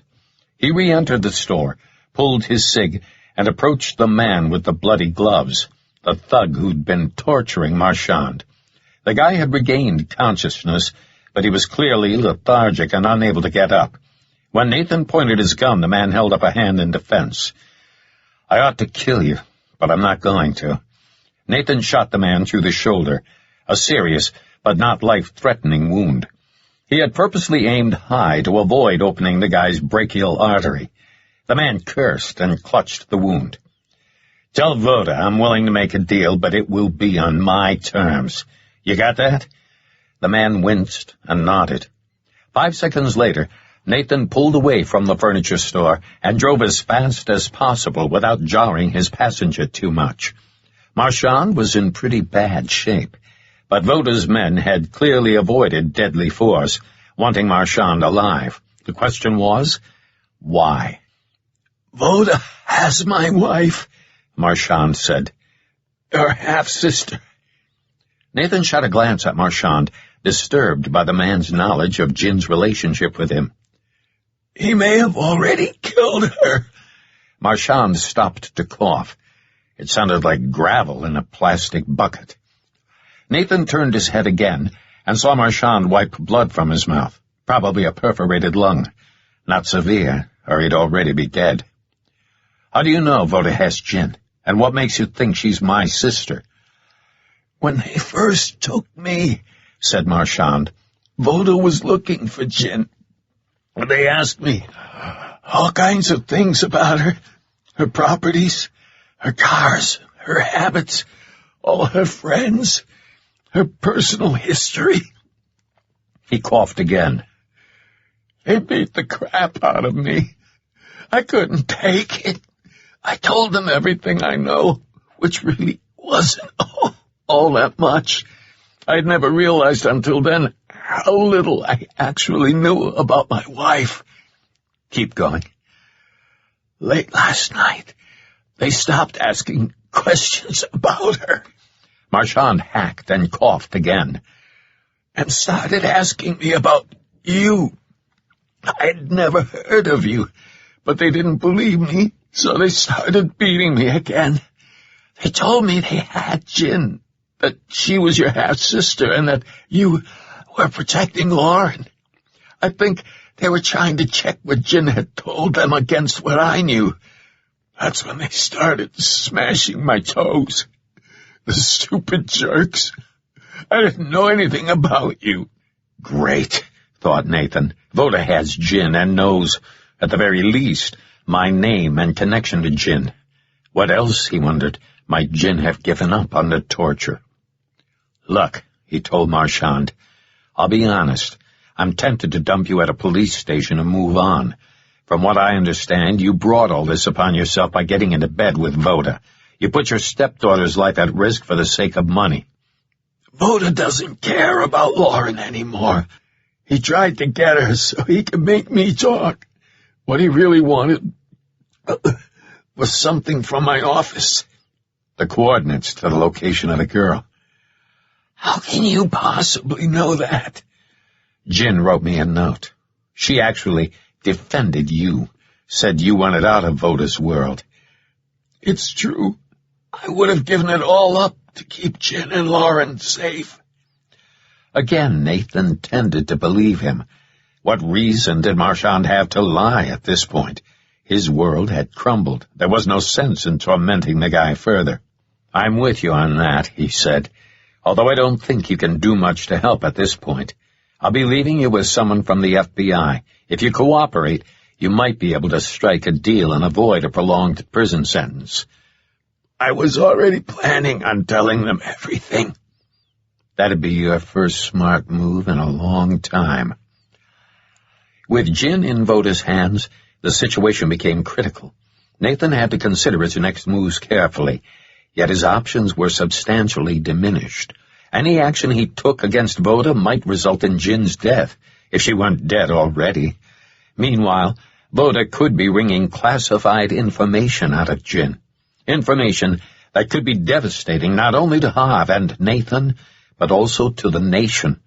Holly needed to know about these new developments right away. He pulled out his cell and called her. Nathan, what's your situation? Voda's men had Marchand. I have him with me. In a few minutes I'll be back with Grangeland and turn him over to her. Wait, he's not dead? No, they had been interrogating him. Voda has Gin as well, and he knows she's my sister. Nathan, I'm so sorry. Where did you find Marchand? Some kind of furniture store near Montgomery Field. He gave Holly the address.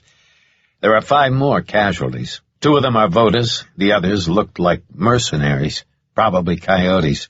They were armed with AKs and tried to ambush me. Can you get some local agents over there right away? I'll call the San Diego SAC as soon as we hang up. It's SDPD's crime scene, but I want some of our people there, too. Holly paused for a moment. I can't withhold this from Director Lansing. I normally report to the Deputy Director, but Lansing's given me a green light to contact him. Are you sure this won't compromise your new position in D.C.?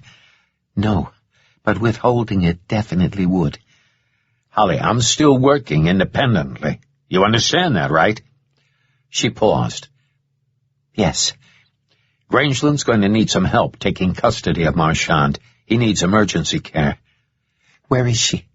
The Rancho Bernardo Inn. Could you call her and let her know I'm coming? Of course. Thanks. Tell her I can't walk through the lobby with Marchand. He's a mess. Ask her to bring Abril and Lauren down to the valet area out front. I'll meet all three of them there. I'll leave Marchand nearby in a white Taurus that can be seen from the valet stand. Lauren and I will catch a cab and leave Grangeland with Abril and Marchand. Oh, and when you call Grangeland, be careful of what you say. Lauren will be listening, and she doesn't miss much. I should be the one to tell her about her mom. Okay, I'll be careful. What's Abril's legal situation at this point? I'm still working on it, Holly said. She's going to be admitted into the witness security program where she'll be safe. I'm also arranging counseling. About that, Nathan said. What is it? Nathan told Holly about the cache of alexandrites that had been implanted in Abril's abdomen. Then this whole thing is an elaborate smuggling operation? Holly asked. It looks that way. Are you in any position to make an inquiry with the San Diego Medical Examiner's Office? Sure. About what? If the previous border murder victims were Bolivian orphans like Abril, then they might have a similar incision on their stomachs in roughly the same location, sort of like a fresh appendectomy. The slashing of the victims' torsos might have been done to mask the kind of wound Abril has. The surgical staples would be gone, but they could have left tiny puncture marks underneath. If what I suspect is true, an extra quarter-inch of skin will be missing around the wound. I don't know if the ME can determine that, but it's worth a look. I'm making a note. I'll make sure the ME's aware of it. So, what are you going to do next? Get Jin back safely if I can. How? I'm still working it out. Voda will want to recover the gemstones. They're worth a small fortune, and I'm willing to bet he's out of pocket on the deal. I think he's a middleman. He is, Marchand said from the back seat. Hold on, Holly. Marchand's talking. Nathan raised his voice and held his phone out so Holly could hear both of them. Is what? He asked Marchand. A middleman, said Marchand. He's an independent buyer. He pays for the gemstones, then turns around and sells them to someone else for a huge profit. So like you said, he's out serious money for any gemstones he loses. Plus, he'll lose credibility with his buyer if he doesn't deliver what he's promised. Marchand's tone pissed Nathan off. The guy sounded indifferent. Voda's been slaughtering young girls like cattle. How can you just turn a blind eye to that? I never knew that, Marchand protested. I mean, I found out recently that he was using girls as couriers, but I never knew he was killing them afterward until it was too late. Get a clue. Why do you think I wanted out? Let's assume I believe you, said Nathan. Then why are you involved in Voda's world? He launders money through my businesses. Are you telling me that was your only tie to Voda, laundering his money? Yes. Then how do you know about the girls and the Alexandrites? Voda was drunk one night and bragging about it, saying how brilliant he was. I even bought one of them from him. I gave it to Jin, but I didn't know anything about the girls being murdered. Look, Voda never told me every little detail of what he was doing. He's a very secretive man, and I wasn't about to ask how he got his money. It's easier that way, isn't it? You drive around in expensive cars while young girls are being butchered. That's how... Marchand tried to yell and coughed more blood. I just told you I didn't know about that. Nathan, Holly said, let us interrogate him. You're too close to this. Okay, you're right. It just pisses me off. Me too. With Marchand's testimony, we'll bury Voda. Nathan didn't say what he was thinking. Thanks, Holly. I'll call you later. He ended the call, wondering how he'd tell Lauren that Voda had her mom. He favored not telling her, but that would create trust issues further down the road. Nathan knew Lauren would feel betrayed if she wasn't told the truth right away. He'd need to choose his words carefully.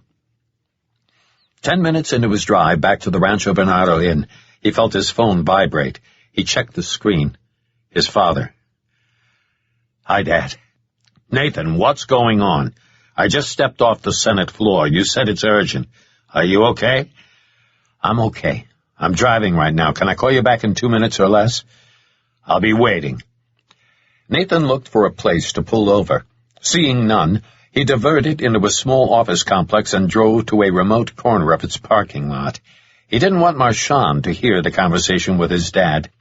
So he turned on the radio, cranked it to a medium volume, and climbed out.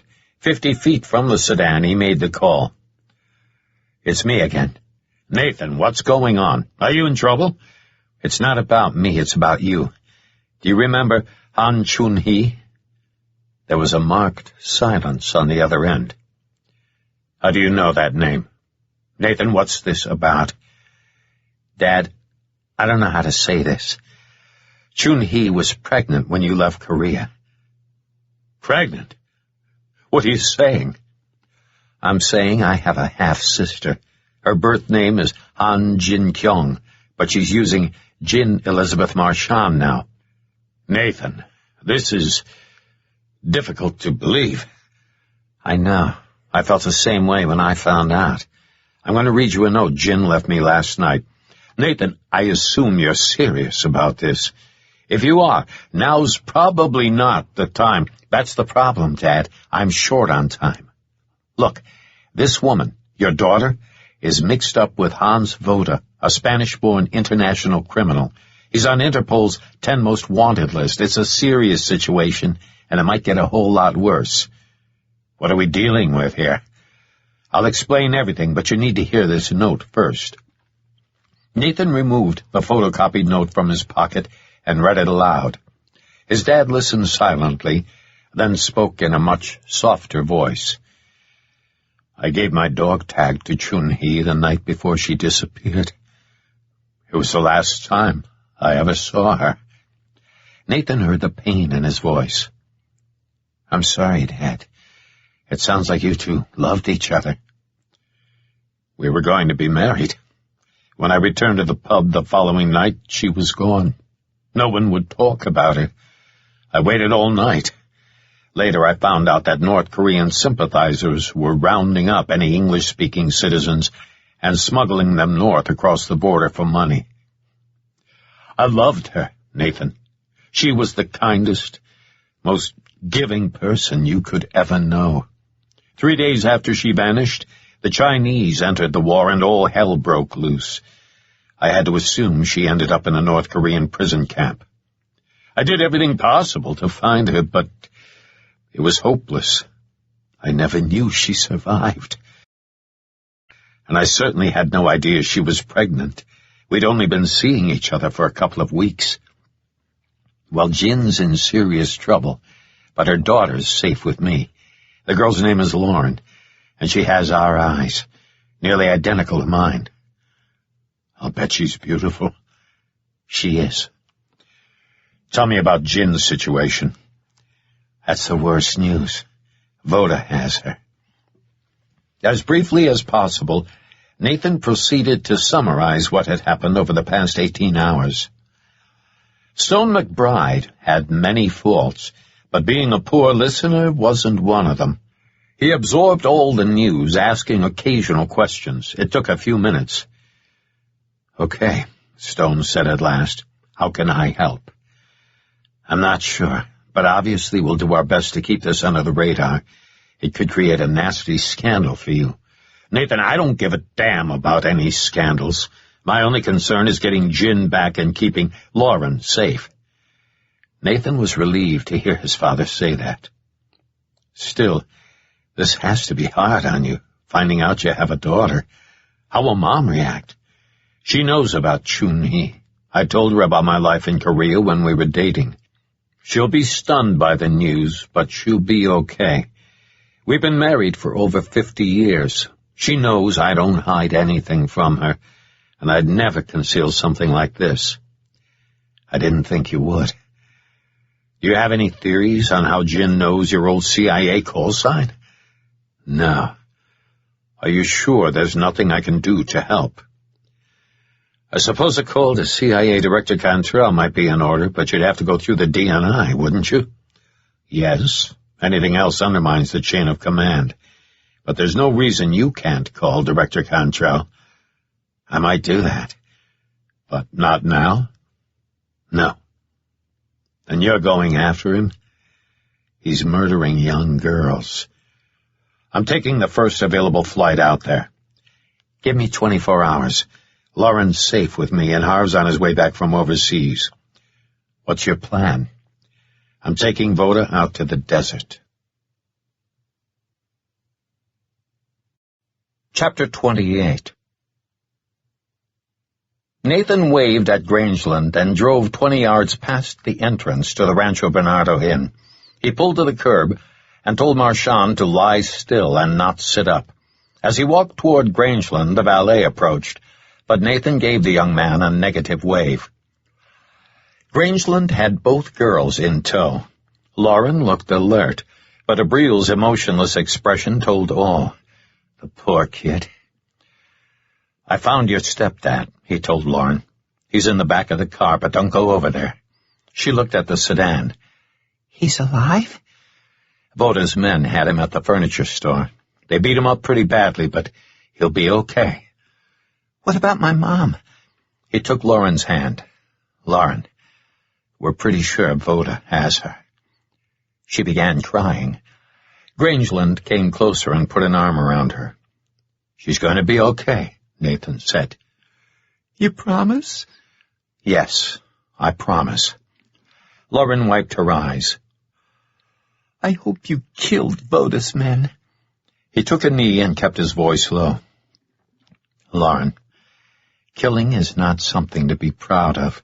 Some of the men who hurt your stepdad are dead, but they were trying to kill me first, like in Tecate. What if Voda kills Mom? He won't. Why? Because we have his Alexandrites. I don't understand. I'm going to force Voda to make a trade. He gives us your mom, we give him his Alexandrites. He wants them back very badly. Bad enough to let my mom go? Nathan decided to tell a white lie. Yes, absolutely. Lauren wiped the tears from her face and hugged him. I'm glad you're my uncle. I need to call Voda to arrange to get your mom back. I want you to stay with Grangeland, okay? But I want to listen. He shook his head. Please stay with Grangeland. I'll be right back. Lauren put her hands on her hips and cocked her head in a pouty manner that actually came across as charming, rather than bratty. Nathan walked down the sidewalk until he was far enough away to make the call. Voda answered on the second ring. You took your sweet time calling me back, Mr. McBride. Nathan winced inwardly at hearing his name, but kept his voice calm as he addressed Voda. It seems each of us has something the other wants. Indeed we do. How about a trade? You keep the 600 grand you offered and give me Ms. Marchand, and I give you 10 beautifully cut Alexandrites worth nearly $2 million. I think that sounds more than reasonable. I choose the exchange location. I don't think I'll agree to that. Goodbye, Mr. Voda. Nathan ended the call. It was a risky move, but given what Nathan had learned from Marchand, he believed Voda would call back. As sad as the thought was, Nathan knew that Jin was worthless to Voda in the long term. In Voda's eyes, she was nothing more than a $5 poker chip. 10 seconds later, his phone rang. There's no need to be rude, Mr. McBride. You're acting as though you don't know how the game is played. So let's negotiate. I will choose the location. You may bring 2 men with you. I'll be alone. You sound confident. I haven't needed any other men up to this point. Do you expect me to believe you've been working alone? Believe whatever you want. If you bring more than 2 men, I'll kill them. Spare me your threats. I'll bring 2 men, plus your beloved sister, of course. Yeah, right, Nathan thought. Now, before we go any further, I'd like to verify she's alive. I'll be asking her a random question in the event you've recorded her voice. Voda sighed, leaving Nathan to listen through a brief period of silence. He realized he was holding his breath and calmed himself. The calm was short-lived. Jin's voice put him on edge again. Nathan, I'm sorry. What sports team was Lauren on in school? She was on the cross-country track team, but she's homeschooled now. She spoke quickly now, almost under her breath. Promise me, Nathan, you'll keep Lauren safe. Please, don't let her out of your sight, no matter what. I won't. I prom. Voda has insiders, she began. Nathan heard Jin grunt in pain, then nothing. Satisfied? Voda sounded impatient. Yes, her daughter won't be with me. That's fine. I have no interest in the girl. I'll text you within the hour with a precise location and time. When you arrive, look for a fluorescent surveyor's stake with a radio clip to it. Voda was silent for a few seconds, probably absorbing the fact that Nathan planned to take him to a rural location. What's wrong with using phones? I prefer to use the radios. Another sigh. As you wish. Just remember, stick to the terms, or the girl becomes an orphan.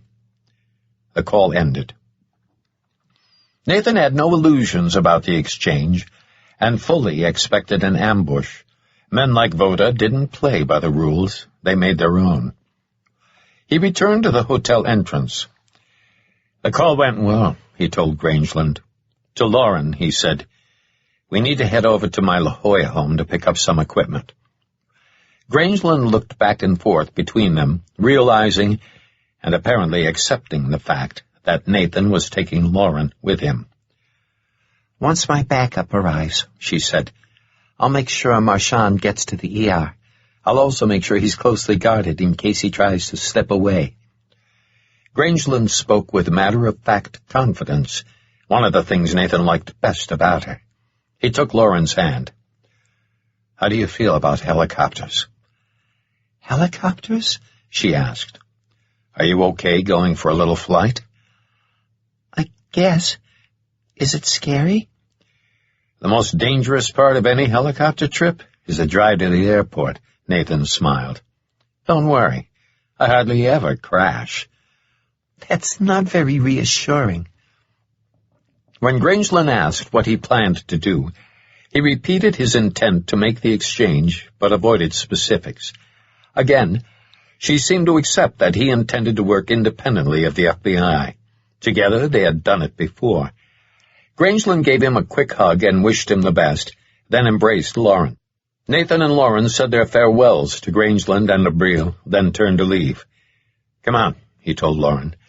We need to take a cab over to First Security to get Grangeland's vehicle. From there, we'll head over to La Jolla. Nathan told Lauren they should remain silent for the cab ride south, and they did. Watching Lauren along the way, he guessed that she was thinking about her mom.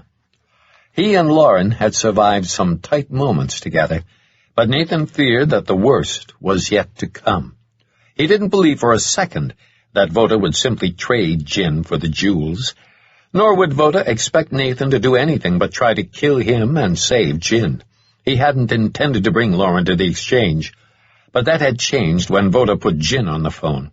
She'd been firm about his not letting Lauren out of his sight. He also couldn't dismiss her warning about Voda's insiders. Fortunately, the way his plan had been forming in his mind, Lauren would be 100% safe during the swap. As a bonus, she'd play a vital role in supporting the operation. When they reached First Security and exited the taxi, Nathan realized he didn't have a surveyor's stake or any fluorescent spray paint, so they made a quick stop at Home Depot. After arriving at his La Jolla home 20 minutes later, Nathan half expected to find an army of police and FBI agents waiting, but all was quiet. He attributed some of his unease to a reality check. The last 18 hours had been mentally and physically draining. Remarkably, Lauren wasn't in bad shape. She'd held it together well, but he knew she was close to a breaking point. But then again, weren't they all? He planned to make this stop as brief as possible. Angelica had left a note saying she'd gone to a movie, so Lauren didn't get an opportunity to meet her. Nathan turned her loose in the kitchen to make some sandwiches, then used the Google Earth program to get turn-by-turn directions to the exchange location he had in mind. Using the satellite view feature, he had no trouble finding the exact spot. It was clearly visible from the air. He wrote the directions on a Post-it note. Once they were on their way to Montgomery Field, he'd have Lauren text the info to Voda. Outside, he coated the upper half of the surveyor's stake with the fluorescent pink paint, wincing at the horrid color. He set the stake aside and entered his basement via the garage. Nathan loaded a duffel bag with everything he'd need, including 5 stripper clips of armor-piercing .308 ammunition in the event Voda's 2 men wore ballistic vests again. He realized he didn't have any subsonic armor-piercing rounds in 9mm, so he took a few minutes to change the master plate in his rotary reloading press. It didn't make sense to use supersonic ammunition with a suppressor. A supersonic bullet makes a boatload of noise from the miniature sonic boom it creates. Nathan would best describe it as a giant bullwhip crack, a sound he had tried hard to forget. He consulted his handwritten notes in the margin of his reloading manual and selected a power charge that would keep his rounds at 1,050 feet per second. Once the 9mm reloading plate was in place, it didn't take long to generate the special ammo. Because of their lower velocity, the rounds wouldn't be as effective, but they'd penetrate better than standard ball ammo. He emptied all the SIGs magazines and loaded the new rounds. They ate turkey sandwiches during the drive to the airport. Lauren asked all kinds of questions about helicopters, and Nathan did his best to answer them, but his mind was elsewhere, out in the desert, thinking about Voda and his men. Nathan anticipated facing a small army out there. So be it. He had lots of bullets. It took some time to park the sedan, unlock the hangar's door, tow the Bell 407 sled out to the flight line with an electric cart, return the cart to the hangar, and then relock the door. As always, Nathan conducted a thorough pre-flight check before securing Lauren in the left seat. She was impressed with the checklist for starting the engine and commented on how easy driving was in comparison. She grinned when the ship vibrated and the main rotor began turning.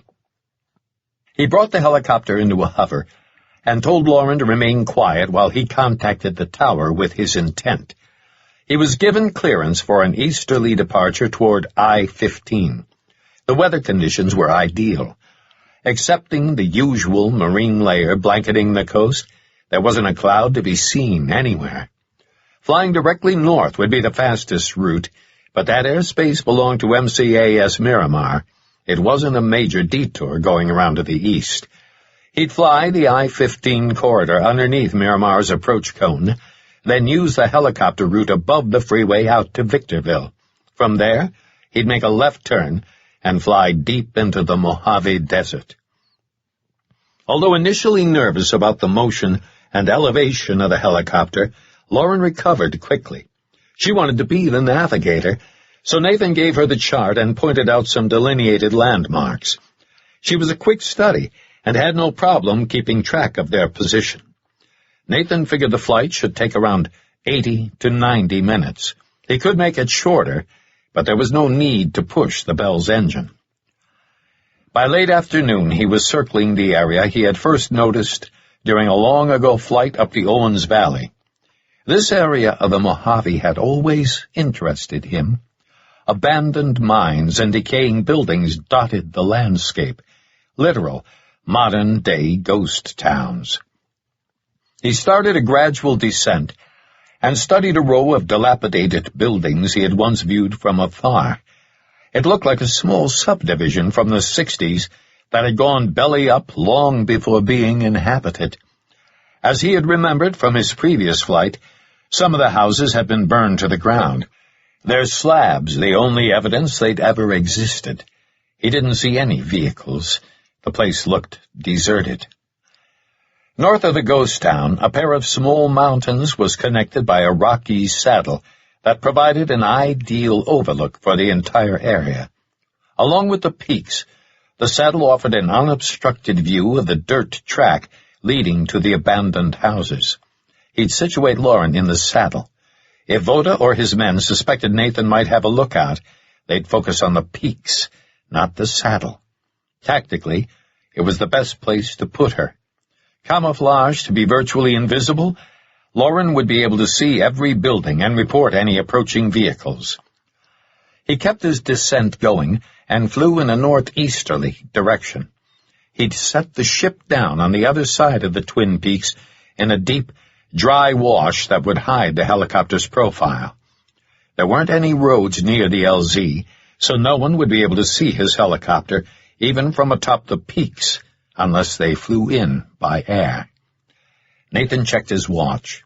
They had arrived with plenty of time to spare.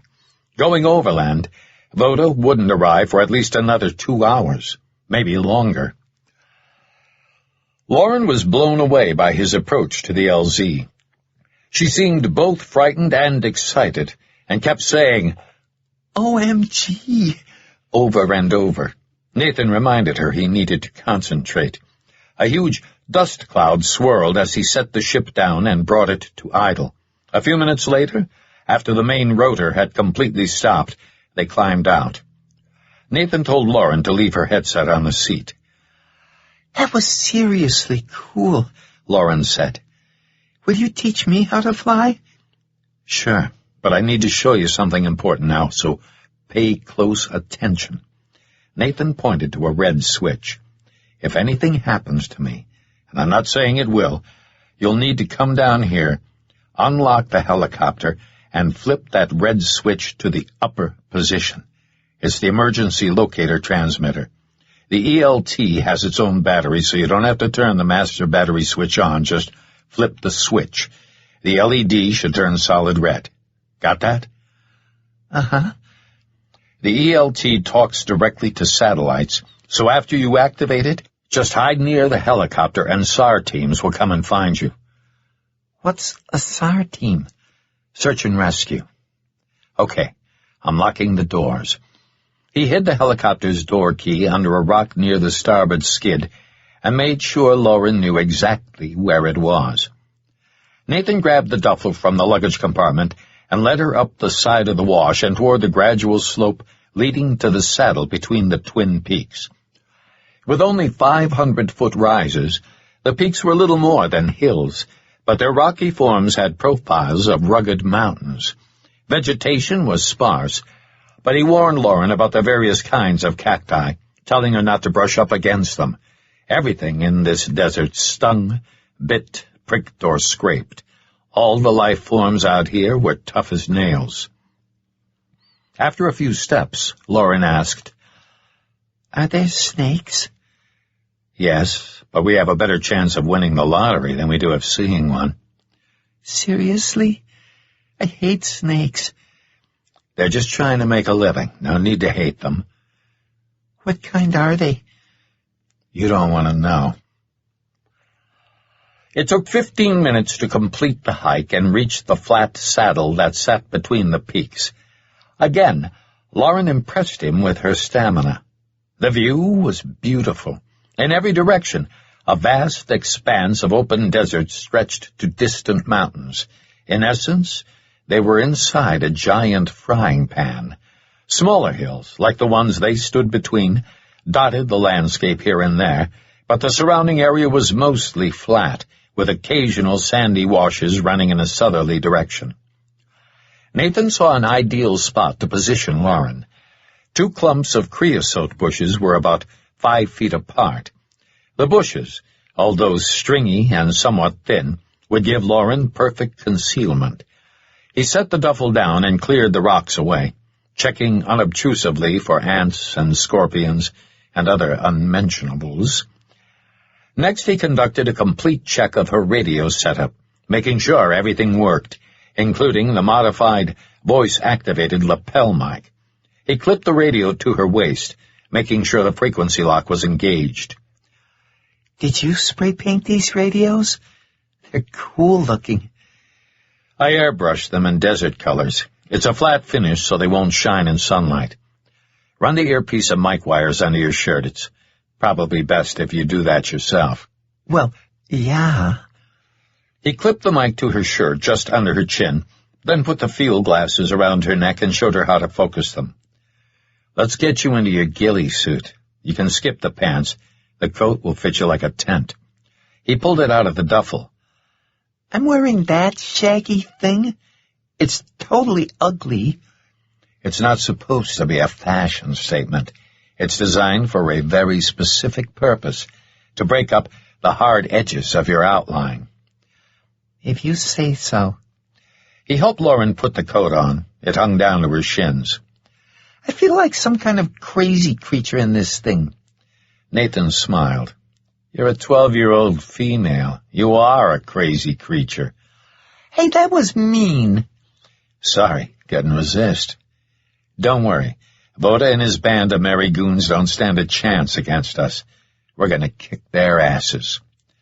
You're not supposed to use that word. What word? Asses? She rolled her eyes. Duh. Put the ghillie suit's hood on after I leave. Have a seat right here where I clear the rocks away. I'm leaving the duffel behind this bush where you can reach it. You've got plenty of water. The canteens have camouflage sleeves. Now, listen up. Before I head down, let's go over some stuff. Your number one rule is to move in slow motion. Everything you do up here has to be slow and measured. Don't make any quick moves. The human eye catches movement. We're going to use some landmarks for reference. See the access road leading into the ghost town? Uh-huh. The dirt road below the peaks provided the only way into or out of the ghost town. He pointed to where the road took a 90-degree turn, approximately a mile from the town. We'll call that the turn in the road. Okay. The houses down there are aligned on an east-west axis. He oriented her to the cardinal directions. The ghost town is due south from this position. East is to the left. We're going to number the houses from 1 to 10 and abbreviate them as H1, H2, H3, all the way to H10. The first on the right down there, the one on the west end of town, will be H1. See how houses 4, 7, and 8 are gone? We're still going to refer to them as H units, so H4, H7, and H8 are open slabs. Got that? Uh-huh. Nathan looked at his cell and saw one bar. He had never experienced good success with one bar showing, but tried it anyway. He called 411, but after 2 full minutes, it never connected. It looks like there's no cell service out here, so the radios are the only way we can talk. Remember to make acknowledgement clicks unless I ask you a question. Since your radio is voice-activated, you'll have to press the transmit button to give me a click, but you don't have to press it to talk. I'll leave my cell with you anyway. It's set to vibrate, but it shouldn't ring. If it does, call me on the radio before answering it. It could be you-know-who. Voda? Yes, do not talk to him if he calls. Don't talk to anyone, not even Harv. I won't. I'll put my ghillie suit on later.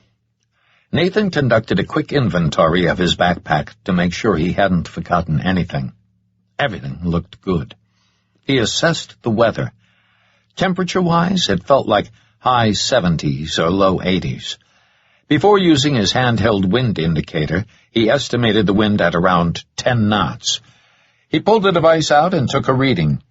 It showed a varying wind velocity between 9 and 13 knots.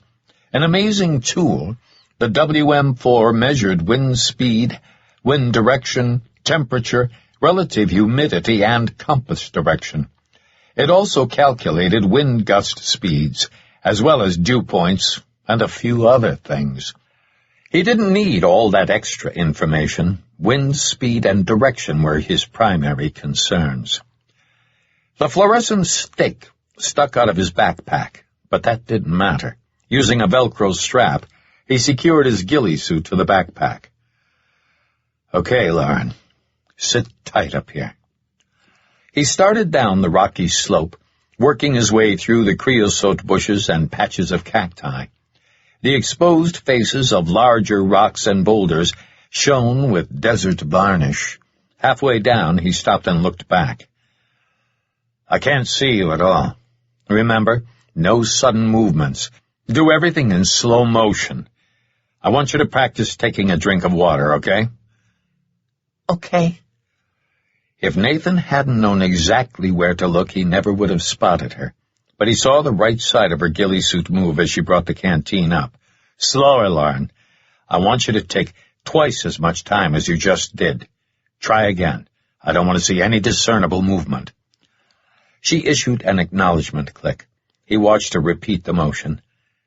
"That's perfect. Good job." 10 minutes later, Nathan entered the ghost town and looked around. The vacant slabs looked forlorn. Sticking up like punji sticks, stubbed copper pipes were all that remained of the plumbing. The metal had probably been salvaged for its scrap value. At various locations around the bare concrete, steel framing anchors designed to secure heavier posts had also survived the fires. Nathan hadn't seen any signs of people, but he needed to verify that.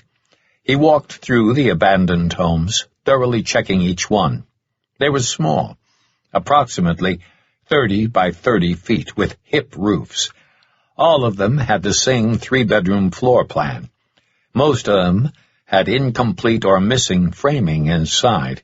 In some places, entire walls were gone, while in other areas, only drywall had been removed. Perhaps campers or partiers had removed the lumber for firewood or bonfires. Without exception, every window of every house had been broken by vandals who'd either shot guns or thrown rocks. Numerous bullet holes were visible in the stucco surrounding the destroyed glass, as well as the interior walls. Rocks were strewn about the concrete as well. Whoever had ruined these windows was either drunk, a lousy shot, or both. Confident that the buildings were vacant, Nathan began looking for a tactical location where he'd be able to see the entire line of structures. He found a good spot, a large group of creosote bushes about 60 feet south of the road, and walked over. They were spaced in a way that would allow Nathan to conceal himself in the middle of them. He liked it. From this position, he checked to make sure he could see the top of the saddle where Lauren was hidden. He could. He shucked off his backpack and removed the radio he'd used to communicate with Voda. He also grabbed the surveyor's stake and hammer. Directly in the middle of the road, he used the hammer to drive the stake into the ground. It took several attempts to find a soft enough spot. After the stake was rooted, he clipped the radio to it and returned to his hiding place. Looking back, he saw there was no way to miss its fluorescent form sticking up in the middle of the road. He verified his earpiece wire was securely plugged into his radio's jack, then tested the setup using Voda's radio. It worked perfectly. He could hear his own voice through the earpiece. "Lauren, are you tracking me with the field glasses?" Uh-huh. I can see you perfectly. "Good. I'm going to walk all over the place down here and create all kinds of false and confusing footprint patterns. Don't worry, it will only look like I'm confused. I'll be walking around in random directions, and I'll also walk backwards on purpose. Keep an eye on the road and let me know if you see any vehicles." His radio clicked. Nathan spent the next 15 minutes walking all over the place, forward and backward. He didn't think Voda's men would be paying much attention, if any, to footprints, but it was better to play it safe. When he finished, he got onto his hands and knees and backed away from the road toward the group of creosote bushes he had identified. He smoothed his tracks as he went, then leaned over and blew on the sandy ground as a final touch. It wasn't perfect, but it looked good enough. The 60-foot gap between his hiding place and the road looked undisturbed. Now it became a waiting game. Nathan had no illusions about Voda. He didn't expect the guy to bring 2 men. Nathan believed he'd be facing at least 4 opponents, maybe more. In order to be prepared to fire on them, he used the spare time to measure distances to various landmarks with his laser rangefinder. The first distance he wanted was the base of the small twin mountains where Lauren was hiding. Aiming the rangefinder between houses 3 and 5, he focused on a large rock that was shaped like an upended grand piano. The red digital display indicated 627 yards. Okay, he'd call that spot Piano 627. He believed it to be fairly level with his position. He swung the rangefinder up to Lauren's position and read 1,210 yards. He looked for a landmark halfway up the slope beneath her and found a large rectangular rock. He took a reading and got 851 yards. He'd call that location Rectangle 851. Because the slope up to the saddle was nearly constant, he'd be able to estimate intermediate distances accordingly. He took readings for the houses as well. The westernmost building from his current location stood 131 yards distant, the easternmost building 155 yards. Lauren, I'm going to take a practice shot for my wind and elevation corrections. Don't be alarmed when you hear the rifle report. Copy? Okay. 45 degrees offset to his target, Nathan took a cross-legged sitting position. He shouldered his Remington, rested his elbows on his knees, and leaned forward, finding his comfort zone. Since he always kept his scope zeroed at 300 yards, he clicked an additional 500 yards of elevation to line up on Rectangle 851, then added an extra 12 clicks to account for shooting at an elevated target. Wind was a tougher call, and always the biggest variable.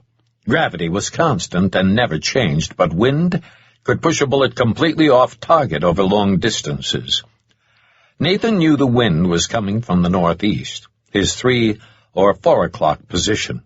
He'd be shooting about 45 degrees into a right-to-left crosswind. The current wind speed wasn't severe, but it was far from calm. Desert winds could be tricky, especially during a weather change.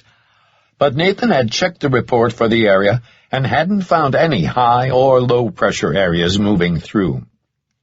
He estimated the wind hadn't changed since he had taken a reading, and he didn't feel any significant gusts. For an 800-yard shot, he knew a pure crosswind of 10 miles per hour would push his bullet around 7 or 8 inches, close to 1 minute of angle. Since the wind was blowing at a 45-degree angle, he dropped the correction in half. His scope employed 1/4 minute of angle increments, so he clicked his windage knob 2 times for a 1/2 MOA correction to the right. Okay, Lauren, stand by. He took in a full breath, blew half of it out, and steadied the crosshairs for the exact center of the rock. He knew he'd be able to see his impact, because the armor-piercing bullet would blast a sizable crater out of the desert varnish covering the rock face. He thumbed the safety switch and began a gradual squeeze of the trigger, not knowing exactly when the rifle would discharge. It was a technique designed to eliminate trigger jerk, a common affliction among amateur shooters. The Remington bucked, and its report hammered his ears. He reacquired Rectangle 851 and looked for the impact. A light-colored blemish now occupied the rock face, nearly dead center of where he'd been aiming. He clicked one additional windage correction. His elevation was low by almost 8 inches. The rock must be higher than he had estimated. So he clicked an additional elevation correction into the scope. He had little doubt Harv, who had served as his spotter during the many sniping missions, would have nailed these corrections. Harv was much better at assessing this stuff. Nathan cycled the bolt and ejected the spent brass. Since he wanted to keep 5 rounds in the rifle, he removed a fresh cartridge from a stripper clip. Using his left thumb to push the 4 rounds in the magazine down, he slid the bolt forward about halfway, inserted a cartridge directly into the breech, and closed the bolt. He now had 1 in the pipe and 4 in the magazine. He made sure the safety remained in the off position by checking it with his right thumb. "Okay, Lauren, we're all set. You okay up there?" That sounded really cool. After the poof sound, it crackled all around me. "It's the reverberation from all the rock faces in the area. It's a good effect. It makes it harder to locate the source of the shot. We're going to sit tight and wait. Keep drinking sips of water and practice making slow-motion moves. It's not super hot, but I don't want you to get dehydrated. If you have to pee, let me know. And don't worry, I won't look." Awkward. Awkward? Was that more kid lingo? Nathan smiled and settled in for the wait. He looked across the road at the houses. Collectively, these structures amounted to a sad sight, a testament to someone's broken dream. Maybe it hadn't been such a great idea to build 10 houses in the middle of the Mojave Desert. If there had been a common well with a storage tank and water delivery system, he saw no evidence of it. Despite the harsh nature of this landscape, Nathan liked it. He'd always felt at ease in a desert setting, and didn't know why. He had never tried to analyze it because, quite frankly, he didn't care. He liked the desert, and that was that. 30 minutes later, Lauren's voice came through the tiny earpiece. "I can see 2 cars, way far away." "Copy that. Keep a close eye on them. Let me know if one of them stops and anyone gets out. If that happens, tell me how many men get out and where they go, okay?" "Okay. I think they're going pretty fast. There's a big dust cloud."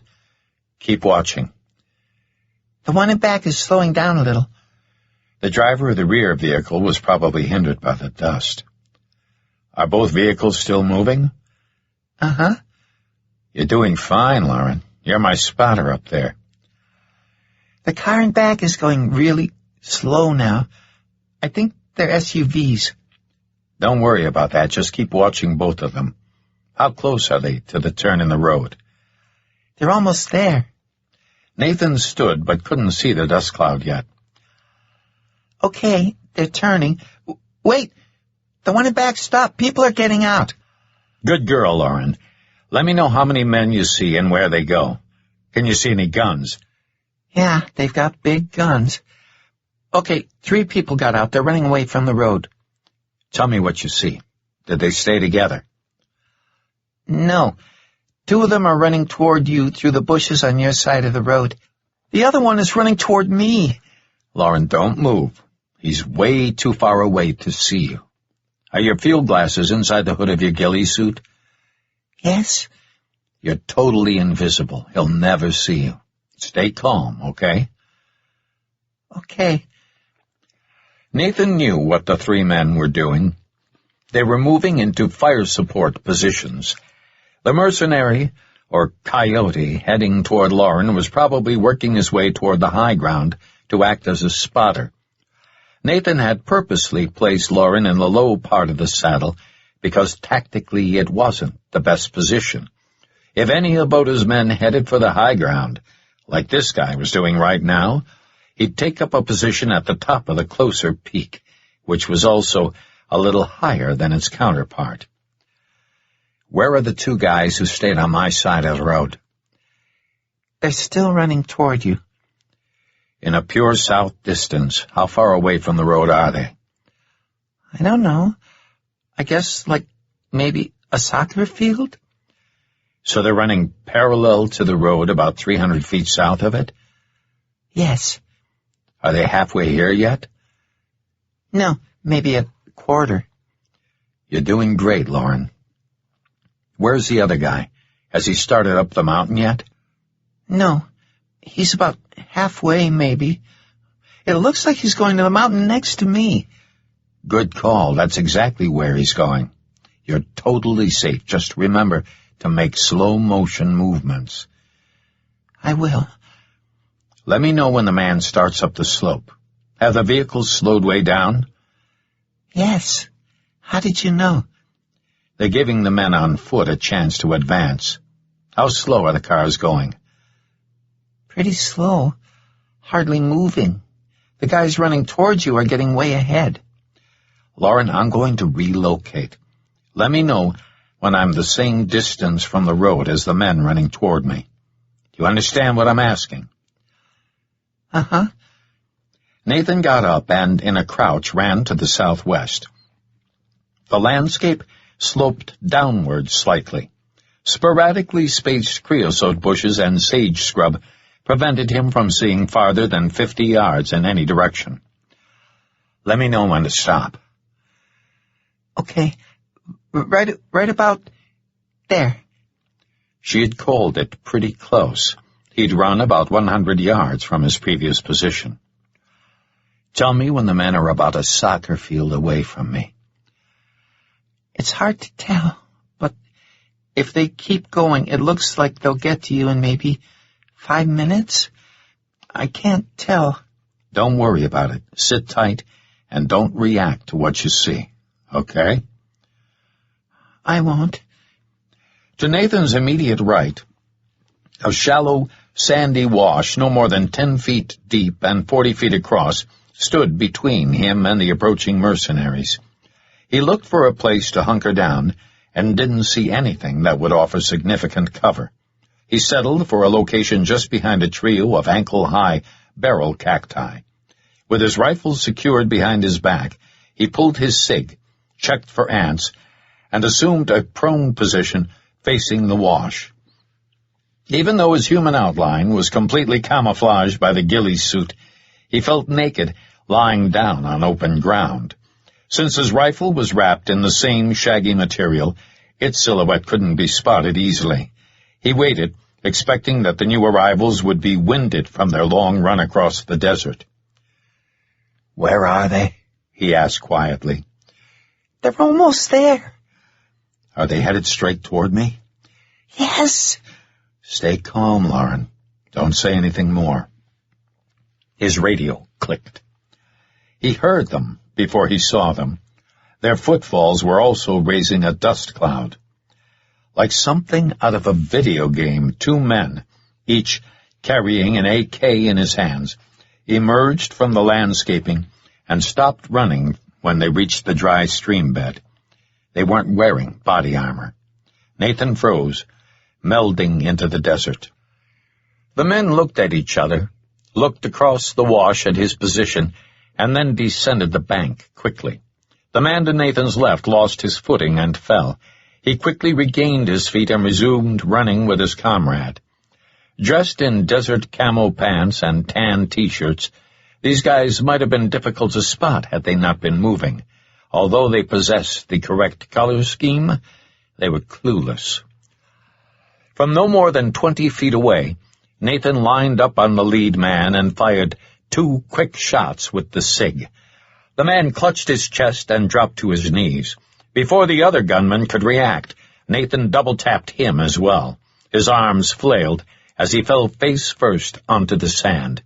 The armor-piercing slugs had passed completely through the men.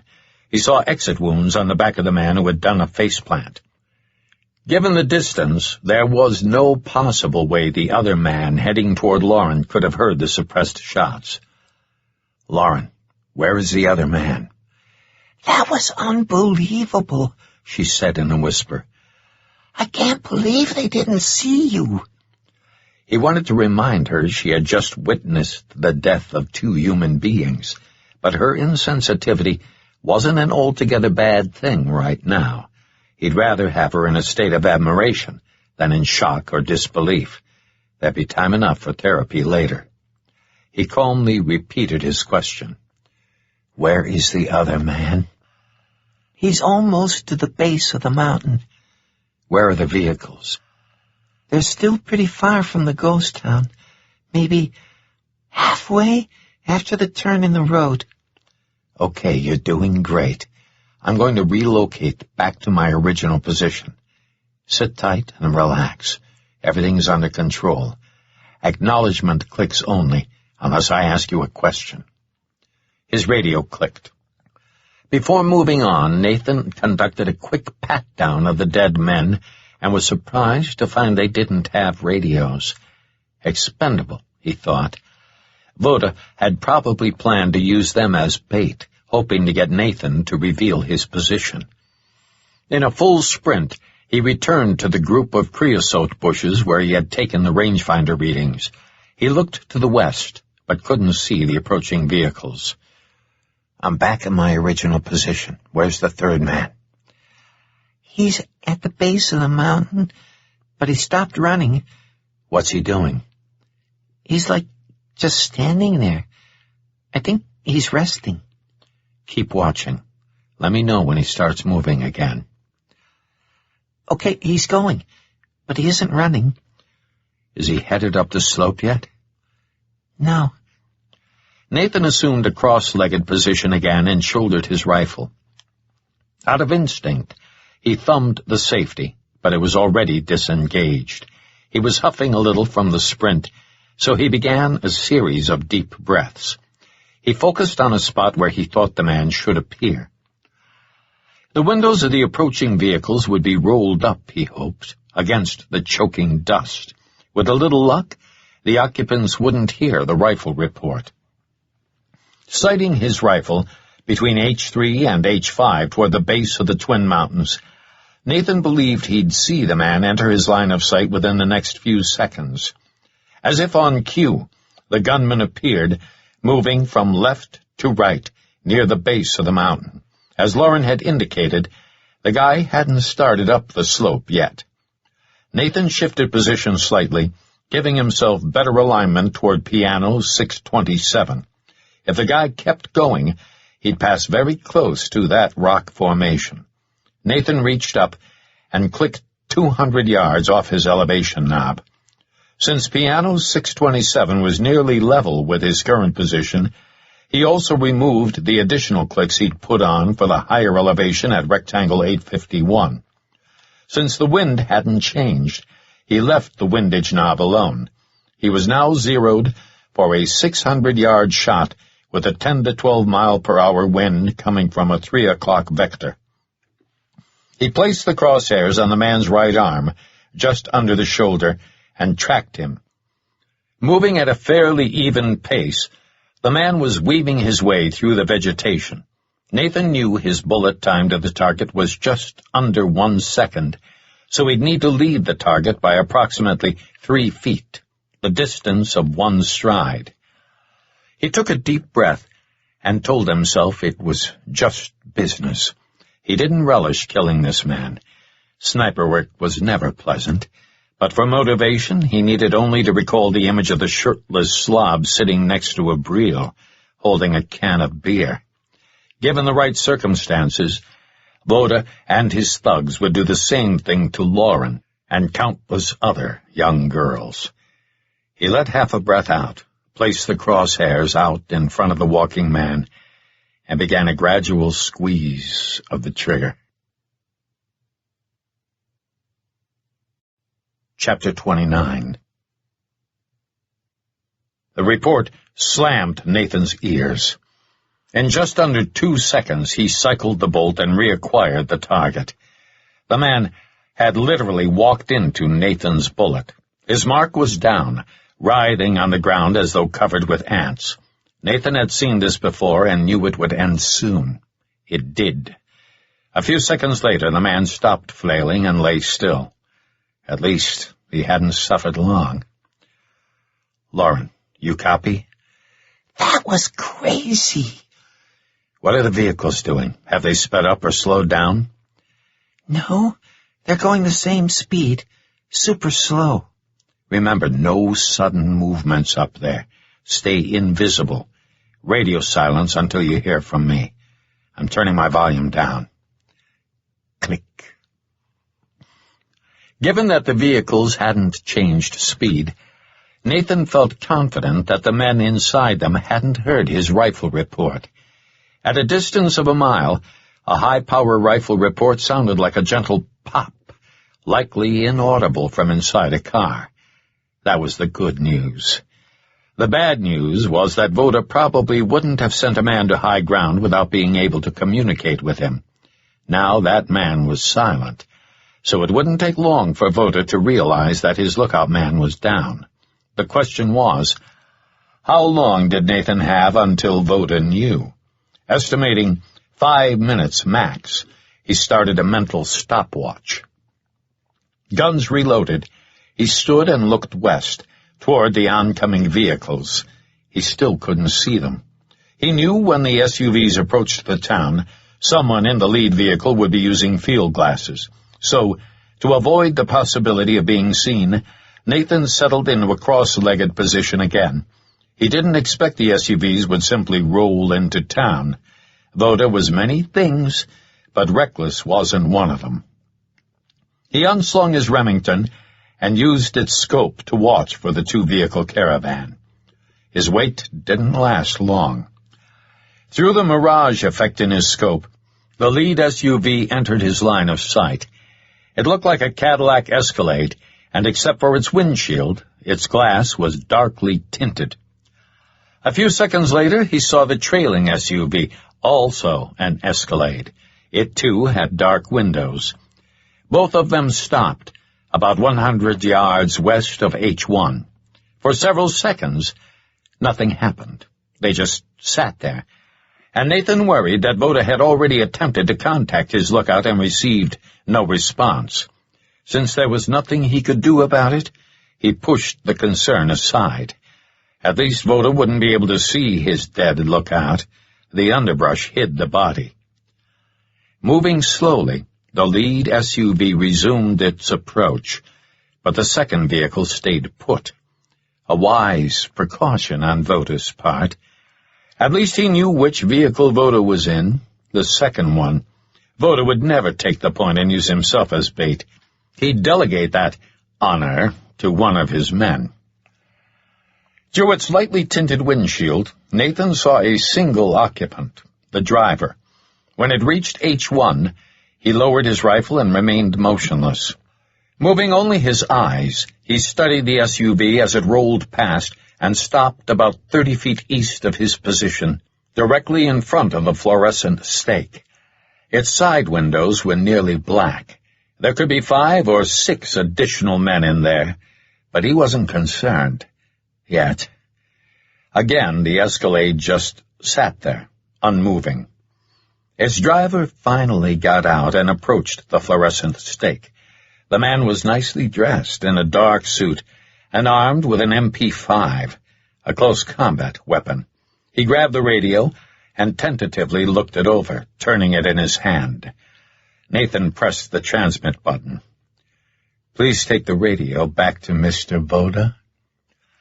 The man looked startled for an instant. Without responding, he climbed back into the Escalade and began backing up. Nathan shouldered his rifle and watched the Escalade recede. A minute later, it stopped in front of the second SUV, and its driver climbed out. Nathan watched through the scope as the man approached the driver's side of the second Escalade. Since he had 2 radios on his hip, he quickly confirmed the TAN radio he used to talk with Lauren was turned down. Without volume, the voice-activated system wouldn't work. The other radio's earpiece crackled to life. "Mr. McBride, where are you?" asked Voda. "Please have your man open all the doors of your vehicles, including the tailgates." "I trust you brought my Alexandrites with you?" "Trust isn't a word in your vocabulary. But to answer your question, yes. Please comply with my request and open all the doors. I'd like to verify you only brought 2 men as agreed. Although Nathan wouldn't be able to see inside Voda's vehicles, Voda didn't know that. All right. Nathan watched the nicely dressed gunman systematically open all the doors and tailgates of both vehicles. Satisfied? As you can see, I brought 2 men. I'm a businessman. I see no reason we can't complete this exchange. Same here. Please ask your man to get back into his vehicle. If Voda had lost communication with the man on foot who'd been heading toward Lauren's position, he wouldn't be able to mention it without tipping the fact that he'd brought the extra firepower. And by now, Voda would expect his 2 other men, the men without radios, to be in place. Voda probably felt confident he was in the superior position tactically. Voda's man complied and got in the lead SUV. Thank you, Nathan said. I would like my sister to get out and begin walking toward the houses.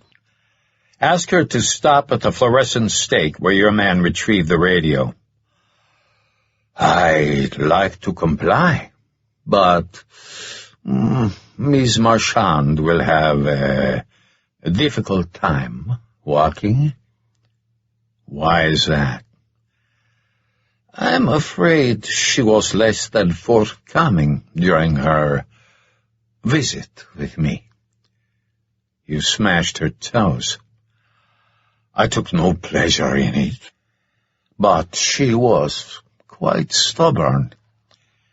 Nathan clenched his teeth but maintained a calm voice. Then have your man drop her off. What about my Alexandrites? After I've verified my sister's identity. You're asking me to risk losing my piece of the trade? Take a look around. Do you see any vehicles besides your own? Any men? Do you expect me to believe you and your sister are going to simply walk out of this desert on foot? Believe whatever you want. Have your man search the town if it will make you feel better. Once I'm certain of her identity, I'll drop a Ziploc bag containing your gemstones. You'll have ample opportunity to verify the contents. All right, we'll play it your way. No tricks. Please keep your radio on. Agreed. Through the mirage-distorted image of his scope, Nathan saw the right rear passenger door of the second SUV open, and another gunman got out. He looked similar to the first guy, but appeared to have trouble putting weight on his right leg. He could be the surviving gunman from the Ulrich Street action. He reached inside the Escalade and pulled Jin out by her hair. Nathan held his breath and was sorely tempted to shoot the asshole, but he couldn't see Voda, who probably had a gun trained on his sister. Now wasn't the time to act. Jin wasn't out of danger yet. He also realized Lauren was observing everything. If he acted hastily, he could get Jin killed in front of her daughter. Not an option. She limped forward and got into the front passenger seat. Nathan realized he'd never actually seen his sister before this. He couldn't see much detail because her disheveled hair concealed her face. He didn't like having the scope's crosshairs trained on her, but his finger wasn't anywhere near the trigger. Just to be safe, he moved the crosshairs off of her. The Escalade started forward. As it neared H1, he got a better look at his sister. As with Marchand, she looked severely battered, one of her eyes nearly swollen shut. It looked like they had worked her over, pretty savagely. The SUV rolled to a stop at the fluorescent stake, and Jin got out. Without warning, the driver spun the tires on the road as he sped backward. The open door clipped Jin and knocked her down. 20 feet farther away, the driver slammed his brakes, which closed the passenger door. The Escalade peeled away in reverse again, leaving more dust. Nathan had been sorely tempted to shoot the asshole, but now the opportunity was gone. The dust was too thick. Given a shot, he probably wouldn't have taken it, tempting as it was. He needed to be patient and make sure Jin was totally alone before he took any action. His sister painfully gained her feet and stood in the middle of the road, hugging herself. Nathan's rage boiled at seeing her in this condition. He thought about the note she'd written, all she'd been through in her life, the heartbreaking story of Chun-Hee, preserving Stone's dog tag all these years, her love of Lauren, and the beating she had endured to keep her daughter and him safe. Jin was family, and it hurt to see her like this. He thanked heaven Lauren couldn't see the gory details. Yet. Nathan forced himself to calm down. If he allowed his emotions to control his actions, he'd get not only himself killed, but Jin as well. Lauren would then be trapped in the middle of the Mojave, with no place to go. He'd shown her how to activate the helicopter's ELT, but that was little consolation. It would take time for SAR teams to arrive. How long? He didn't know. But a lot could happen in that span. He took a few deep breaths, then settled in to assess his sister's condition more thoroughly. The first thing he noticed was her bare feet. On each foot, several toes were caked with blood. Thanks to Voda's medieval savagery, she wouldn't be able to run when the time came. She'd also likely be concussed and have trouble concentrating. One thing was certain, she'd never be able to walk to the helicopter. He'd have to carry her. Resuming his examination, Nathan saw his sister was tall, close to 6 feet, and her hair wasn't quite the jet black of Lauren's. It looked to be nearly the same color as his own, graying dark brown with a distinct hue of red. Her Eurasian cheekbones were cut and swollen from repeated blows. Nathan had seen other victims like this before, more times than he cared to remember. Her blue jeans and T-shirt were spattered with blood. She tried to stand up straight but winced from pain. Although she'd been physically defeated, her dignity hadn't been broken. Still hugging herself, she looked around, and her glance walked across his position. Like Voda, she was probably wondering where he was. Even if she had known exactly where to look, all she would have seen was a large clump of creosote bushes, flanked by a few beryl cacti. Nathan didn't want Jin to hear him yet, so he kept his voice low. "Mr. Voda, are you still there?" "Yes, I'm here." "Please back your vehicles out to 200 meters. "I think I've been more than generous." "I'm on foot, Mr. Voda, and it will take me several minutes to reach my sister. Please comply with my request." Voda didn't respond, but both Escalades began backing away, and Nathan lost sight of them from his sitting position. Since the vehicles were moving slowly, he gave it a good 30 seconds. Voda's voice came through his earpiece again. "Okay?" "Yes, thank you. My patience is running thin, McBride. Once I've verified my sister's identity face-to-face, you'll have your gems. Please be patient." "No tricks," Voda said again. "Yeah, right, no tricks."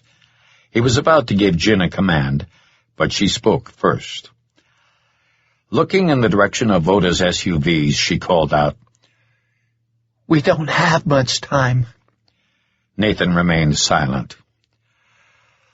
"You're inside a clump of bushes at my 10 o'clock position." Without moving, Nathan said, "I'm impressed."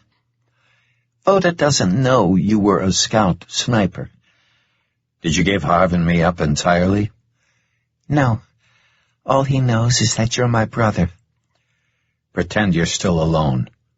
I am pretending I'm alone. Nathan now knew where Lauren got her feistiness. Avoid moving your lips too much. They're probably using field glasses. Can you walk? Not very well. Slowly work your way this direction and keep looking around. Stay near the road, though.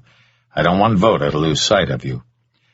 She continued the act, hugging herself as though nervous. 3 men are on foot. They got out before we pulled in here. I'm aware of that.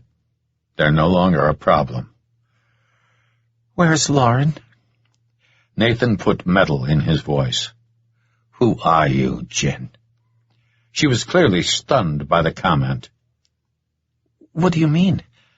How do you know about Echo 5? I promise I'll explain everything when this is over. If you want my trust, you'll tell me right now. Nathan? Who are you? She looked toward Voda's Escalades. DGSE. Chapter 30. French intelligence? She responded almost grudgingly. Yes. Nathan's mind went into overdrive. Things began falling into place, but he needed to be sure Jin was telling the truth. Your note. How much of it is true? Can we discuss this later? We don't have the time. I'm making time. How much? All of it. I've been working my way into Voda's operation for over a year. I'll explain everything, but not now. Nathan emerged from his hiding place and walked toward Jin. Wearing the ghillie suit, he knew what he looked like. He flipped the hood back and kept going. In 5 more steps, he'd enter Voda's line of sight. Jin turned and faced him, her expression guarded. Nathan walked up to her and stared into her blue eye. Her brown eye was nearly swollen shut. Did you know Voda was murdering the girls? She didn't hesitate. No. It was the truth. He knew it with certainty. With a single word, Jin had proven herself in a way that 10,000 additional words never could. Where is Lauren? She asked. She's in the saddle between those 2 peaks to the north. To her credit, she didn't even glance in that direction. Nathan pressed the transmit button on his radio. Voda, you copy? A desert-colored ghillie suit, Voda said. Well played. You remember what I said I'd do if you brought more than 2 men? There's no need for threats. I have 2 men, as agreed. You're a liar. I neutralized your 3 goons before you arrived with Ms. Marchand. There was a marked silence. That wasn't necessary. They were only here to ensure my safety. Consider yourself uninsured. Give me my Alexandrites, as agreed. Nathan removed a Ziploc bag from his hip pocket, held it at arm's length, and dropped it to the road. Come and get them. He tossed Voda's radio and earpiece aside and scooped his sister off her feet. Hold on tight. Hauling her in a fireman's carry, he ran for the cover of H5, the closest standing house. He tried to minimize the bounce of his strides, but Jin cried out anyway. Sorry about the bumpy ride. Through clenched teeth, she said, I'll leave. Keep going. You think? Nathan heard it then, the unmistakable crackling of automatic weapon fire. It sounded like distant firecrackers. Nathan dropped to his knees and laid Jin down. In a lightning-fast pattern, the road erupted toward Nathan as multiple bullets skipped off its powdery surface. He used his body to protect her from the maelstrom of slugs. As quickly as it had begun, the crackling ended, and they hadn't been hit. Nathan looked west toward the vehicles, but the rising dust from bullet impacts obscured the SUVs. I guess I pissed him off. You think? Jin said, mimicking him. Nathan pivoted toward the road. Stay down. In a fluid move, he unslung his rifle and shouldered it. Without using the scope, he estimated a windshield-level shot, and he fired into the dust cloud. The discharge rocked him back. He chambered another round and fired again. The roar of the lead vehicle's engine reached them. Within seconds, the Escalade would penetrate the dust cloud and be upon them. Nathan hoisted Jin again and resumed his sprint for H5. He reached down and turned up the volume on the tan radio he used with Lauren. Her frantic voice screamed through his earpiece. "Why don't you answer me, Nathan?" "I'm here," Nathan said, still running. "There's another car coming down the road." "A third vehicle?" "Yes." "Where is it?" "It's almost to the turn where the other one stopped." "Does it look like the others? A black SUV?" "Yes." "Is that Lauren?" Jin asked. "Yes. Lauren, keep an eye on the new arrival. I need to know how many men get out and where they go." "Is my mom okay?"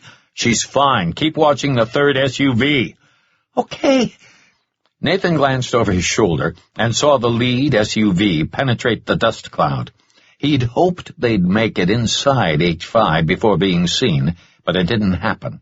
The vehicle pulled off the dirt road and skidded to a stop at the western edge of the buildings. Another dust cloud swirled. He set Jin down inside the house, steadied his stance against the jamb of the front door, and took aim at the driver's side. The door flew open, and the first gunman he'd seen earlier got out and used the open door for cover. Before the guy could bring his MP5 to bear, Nathan placed the crosshairs on the middle of the door panel and fired. The armor-piercing round easily went through the sheet metal and found its mark. Nathan reacquired the gunman through the scope. The man was on the ground in a fetal position, holding his stomach. Voda must have seen his man go down. He drove his SUV off the road and raced toward the west side of H1, using it for cover. Nathan didn't have a shot from his position. The brush lining the road, coupled with the shallow angle, prevented a clear line of sight. Without leaving the cover of the building, he'd never get a shot. Voda and his man could now use the first three houses for cover as they advanced. "Lauren, where is the third SUV?" "It's past the turn in the road, and it's going real fast." "Keep watching it." By now, Voda and his other gunmen would be out of their SUV. Both Voda and his cohort had leg wounds, and from what Nathan had seen earlier, Voda's man wouldn't be able to run very well, if at all. They'd both have to advance cautiously, and Nathan believed they'd stay together, at least initially. "Jin, I need you to hunker down in the biggest bedroom's closet." She began to protest. "You're in no shape to help me. Take this."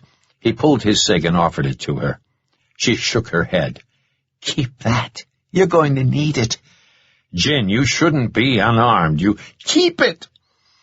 Her white top was a problem. He shucked off his ghillie suit coat and tossed it to her, knowing it would mask her glaring white shirt. "I know your feet are bad, but if you get an opportunity, head up to Lauren's position." "Nathan, go. Get moving, Marine." He ran through the debris littering the floor and peered through the rear door toward H1. "Lauren, did you copy everything I just said to your mom?" "Yes." "Where's the third SUV?" "It's almost to H1. "Copy that." He placed himself in Voda's head. With reinforcements coming, he'd probably sit tight and wait for the extra firepower to arrive, which was mere seconds away. He didn't have time to replace the 2 .308 rounds he had just fired, which left him with 3 rounds left. "The car isn't slowing down," Lauren said. Nathan knew then what they planned to do. He stepped out of H5's rear door and began an all-out sprint toward H6. He couldn't allow Voda's new arrivals to flank him. There was nothing he could do for Jin right now. He hoped she'd take an opportunity to bug out if given the right circumstance. Dealing with the new arrivals had to take priority. If Voda's SUV made it through town, he'd be fighting this battle on 2 fronts.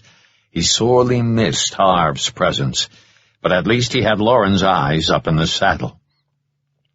Nathan ran past the corner of H5 and angled toward the road, giving himself some cover from behind. The 50-foot separation between H5 and H6 seemed like miles. Nathan heard it then. the oncoming roar of the SUV's engine. Lauren's voice cut through his earpiece. "Nathan, look out!" The stucco wall of H6 exploded at the same instant he heard the clatter of MP5 fire, dozens of slugs cratering the wall. Whoever had fired that burst hadn't missed by more than 2 feet. The gunman who had just opened up on him had to be positioned north of the row of buildings. There was no other way the bullets could have impacted where they did otherwise. Either Voda or his gunman was in the brush. "I'm okay," he told Lauren, and scrambled farther south toward the road. A second barrage nailed the wall behind him, but he knew it was a desperation burst. The gunman no longer had a line of sight on him. "Lauren, where did that come from?" "He's in the bushes near H2. Nathan was more than impressed. Not only did Lauren sound calm, she had used his tactical designator for house number 2. "Good work. Let me know if he approaches H5. "I will." Nathan had the speed advantage and used it. Believing the newly arriving SUV would blow through town, he hustled back toward H5 and took a knee at its corner. Shouldering his Remington, he lined up on the approaching vehicle. Sure enough, it was barreling down the road, raising a massive dust cloud. A gunman behind the driver had his upper body extended out of his window, aiming his AK at the line of structures. Nathan had intended to shoot the driver, but this man with the machine gun became his primary threat. The gunman saw Nathan and fired a burst. Nathan ignored the exploding dirt to his right and steadied his Remington. He saw a tiny amount of heartbeat bounce in the scope, but not enough to matter at this distance. Fully automatic AKs climb when fired, and that's exactly what happened next. In less than a second, the slugs impacting the ground moved up the wall of H5. The gunman hadn't held it low enough. Jin should be okay since she wasn't positioned where the slugs hit the wall. Before the guy could level his AK for a second burst, Nathan aimed slightly in front of the man's chest and executed a controlled trigger pull. The concussion of the rifle's blast shook loose dirt and dust from H5's roof. It rained down like mist. He cycled the bolt and lined up on the driver. In the right edge of his scope's image, he saw the man he had just shot now hung out the window like a rag doll, his head and arms dangling down. Nathan drove his next bullet through the lower right quadrant of the windshield and scored another hit. The driver slumped to the right. He cycled the bolt, loading his last round. Out of control, the SUV screamed past his position, clipped the corner of H6, and veered across the slab of H7. Sparks flew as the SUV's differential sheared the edge of the exposed concrete. The Escalade bounced, swayed, and nearly tipped over. Nathan slung his rifle over his head, pulled his SIG, and took off in pursuit. He knew the SUV had enough momentum to carry it across H7's slab and into the vegetation north of the houses.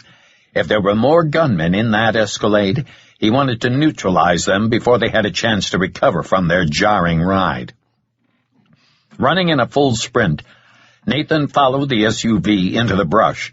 It hadn't slowed down, but it was turning to the left much faster than it could handle. Through a rapidly forming maelstrom of dust, he watched the Escalade roll. The man who had fired the AK cartwheeled out of the window. The SUV rolled at least 2 more times before he lost sight of it in the billowing dust. Nathan realized he had a solid tactical opportunity, but he had to hurry. Following the path of destruction, he squinted and nearly tripped over the body of the man who had flown out of the window. 30 yards beyond H7's slab, he found the Escalade right side up, but totaled. All its glass was broken out, including the back window. SIG in hand, he approached the hulk in a crouch and peered inside. The driver was dead, but the man who'd been in the front passenger seat clung to life by a thread, clearly out of the fight. Both of his arms were crushed, probably from being outside the SUV when it rolled. Semi-conscious, he looked at Nathan with a resigned expression. Despite what this guy would have done had their situations been reversed, Nathan knew that killing him wouldn't sit right with his conscience, and decided to let the authorities deal with him, assuming he lived. Lauren, is this dust cloud heading toward the man hiding in the brush? That was crazy. I've never seen anything like that. Stay focused and please answer my question. Will the dust cloud envelop the man hiding in the brush? Yeah, I think so. Copy that. His radio clicked. Nathan waited until the dust completely cleared the SUV before falling in behind it. Working his way through the vegetation, he had to maintain a medium-paced jog to stay on the dust cloud's trailing edge. It wasn't as dense as a smoke screen, but it offered a good visual cone of concealment encompassing his 10 to 2 o'clock threat area. Lauren, keep your eye on me. Let me know when the leading edge of the dust reaches the man, then tell me when I'm around 100 feet away from him. Did you copy that? Yes, it's almost there. Okay, I can't see the man anymore. Don't worry about that. Pick a landmark beyond his position and use that for a visual reference. Let me know when to stop. When the dust clears, tell me where he is with a vector from my position. Due west will be 12 o'clock. Do you understand what I'm asking? Yes. I'm going silent. His radio clicked again, and he couldn't help but smile. Lauren amazed him. She'd make a fine operations officer someday. He hoped she'd get the distance right, or he'd end up running right into the guy's lap. Nathan had always believed the best way to attack an enemy was to be unpredictable. Blindly following this dust cloud into his enemy's territory fit the bill. He didn't think Voda or his gunmen would be expecting such an aggressive move. Lauren's voice broke his thoughts. I can't tell exactly, but I think you should stop now. Nathan clicked his radio. He chose a large clump of creosote and dropped down. He knew the row of houses was off to his left, but he wouldn't be able to see them for several more seconds until the dust moved through. At least the reverse was also true. If Voda had hidden himself in one of those houses, he hadn't been able to see Nathan's approach. Time seemed to stretch as the dust continued to drift. Through the thinnest parts of its nebulous form, he spotted the slab of H4 and knew he needed to go a little farther. He advanced another 50 feet and crouched on the northeast side of another creosote bush. Nathan focused straight ahead, looking for any kind of motion. Okay, I can see him. He's at your 2 o'clock. Nathan clicked his radio again and waited for the last of the dust to clear. An eerie silence fell over the landscape, touched only by the whisper of wind through the brush. Nathan remained motionless, focusing on the vector Lauren had supplied, but saw nothing.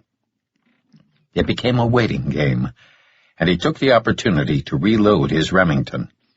His ghillie suit pants still screened the lower half of his body, but his upper half held sharp lines. Although his 5'11" shirt was tan, it didn't offer more than color in terms of camouflage. As long as he remained frozen, he felt he wouldn't be seen. Slowly turning his head, he looked toward H3. Partially obscured by the brush, the black opening of its rear door loomed large. Voda could be in there, or in H2 or H1.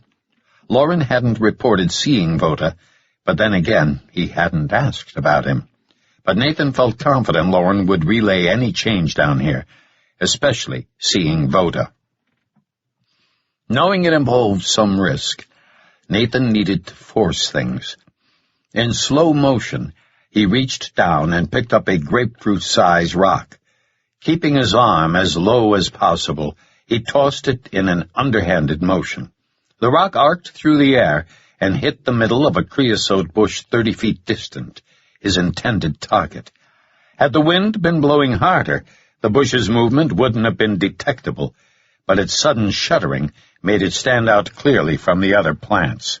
At first, nothing happened, but a few seconds later, Nathan saw something and slowly adjusted his position to the right for a better look. There! Movement at his 1 o'clock position. Lauren had nailed the vector with near precision. The man was standing in a slight crouch, probably because his wounded leg prevented him from squatting. Nathan could see only a small portion of his opponent's upper body through the underbrush, but it was enough. It could be Voda, but Nathan gave it low odds. Voda would likely be sheltered inside one of the houses. He tucked the cig into his waist, and in slow motion unslung his Remington, shouldered it, and placed crosshairs on the side of the man's chest. He saw it wasn't Voda. For a brief instant, he considered shooting lower through the man's pelvis, but this wasn't the same situation as he had faced at the wrecked SUV. This man was armed and in the fight. He pulled the trigger. The rifle's concussion hammered the surrounding area like a thunderclap, raising a new dust cloud. He needed to relocate fast. He looked left toward H3's rear door and saw a chilling sight. Standing in the opening of H3's rear door, Voda had a scoped handgun lined up on him. Nathan dived to his right. Voda's gun boomed. Nathan felt as though he'd been hit with a sledgehammer. He fell to his hands and knees and tried to breathe.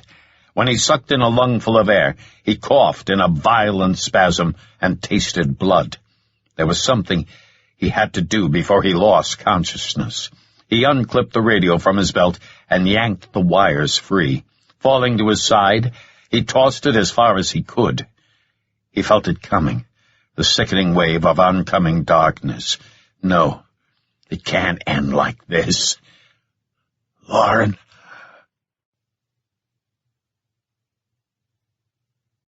Chapter 31. Nathan felt something jar his leg. It annoyed him. He wanted to sleep. He opened his eyes and tried to focus. The world was gray. Welcome back, my gallant friend. Where was he? A blurry image of a hand holding something in front of his face coalesced. Was it a Ziploc bag? He felt a hard surface beneath him. Definitely not sand or dirt. His chest felt heavy and sore. What had happened? He'd been shot. This bag doesn't have any alexandrites in it. You can't begin to understand my disappointment. But I'll make it abundantly clear soon enough. Voda, at your service. Nathan coughed, and a million needles stabbed his rib cage. How long? Where was he? He focused on Voda. Dressed in slacks and a nice shirt, the man almost looked respectable. I have good news and bad news, Voda said. The good news is that you're alive. The bad news is that you're alive. Nathan looked down at his bare chest and spit out a mouthful of blood. That's a nasty bruise you've got there. Fortunately, I was using hollow points. A 44 Magnum packs quite a punch, wouldn't you agree? Your vest saved your life. You have some intriguing scars on your body. I can see you're no stranger to pain. Nathan remained silent. You've done well to this point. You have managed to eliminate all of my men. Congratulations. Nathan saw he was inside the living room of one of the houses. The gray he had seen upon waking was the ceiling's unpainted drywall. His left wrist was handcuffed to a metal framing anchor sticking out of the slab. Half the manacle encircled his wrist, the other half was secured to the anchor through a hole designed for a bolt or heavy lag screw. He didn't know which house he was in, but guessed it was either H2 or H3. He had a vague recollection of being dragged, but couldn't recall more than that. Since Voda had a bad leg, and Nathan weighed close to 230 pounds, he had probably been dragged into H3, the closest house. He was fairly certain Voda had bashed him on the head at some point. He felt concussion symptoms. Nathan looked at his manacled hand again. I see you've noticed the handcuffs. I pride myself on having the largest collection of antique handcuffs in the world." Voda smiled. The wonders of eBay. I use these for special occasions, but I'm afraid they weren't designed with comfort in mind." Nathan remained silent, realizing that anything he said would be pointless. "You have caused me a great deal of trouble, but you can redeem yourself by telling me where my Alexandrites are. I'm not beyond showing you some mercy. Although I promised you a slow death, I'm willing to reconsider, if you cooperate." Voda backed up a few steps and picked up a 4-foot length of broken 2x4.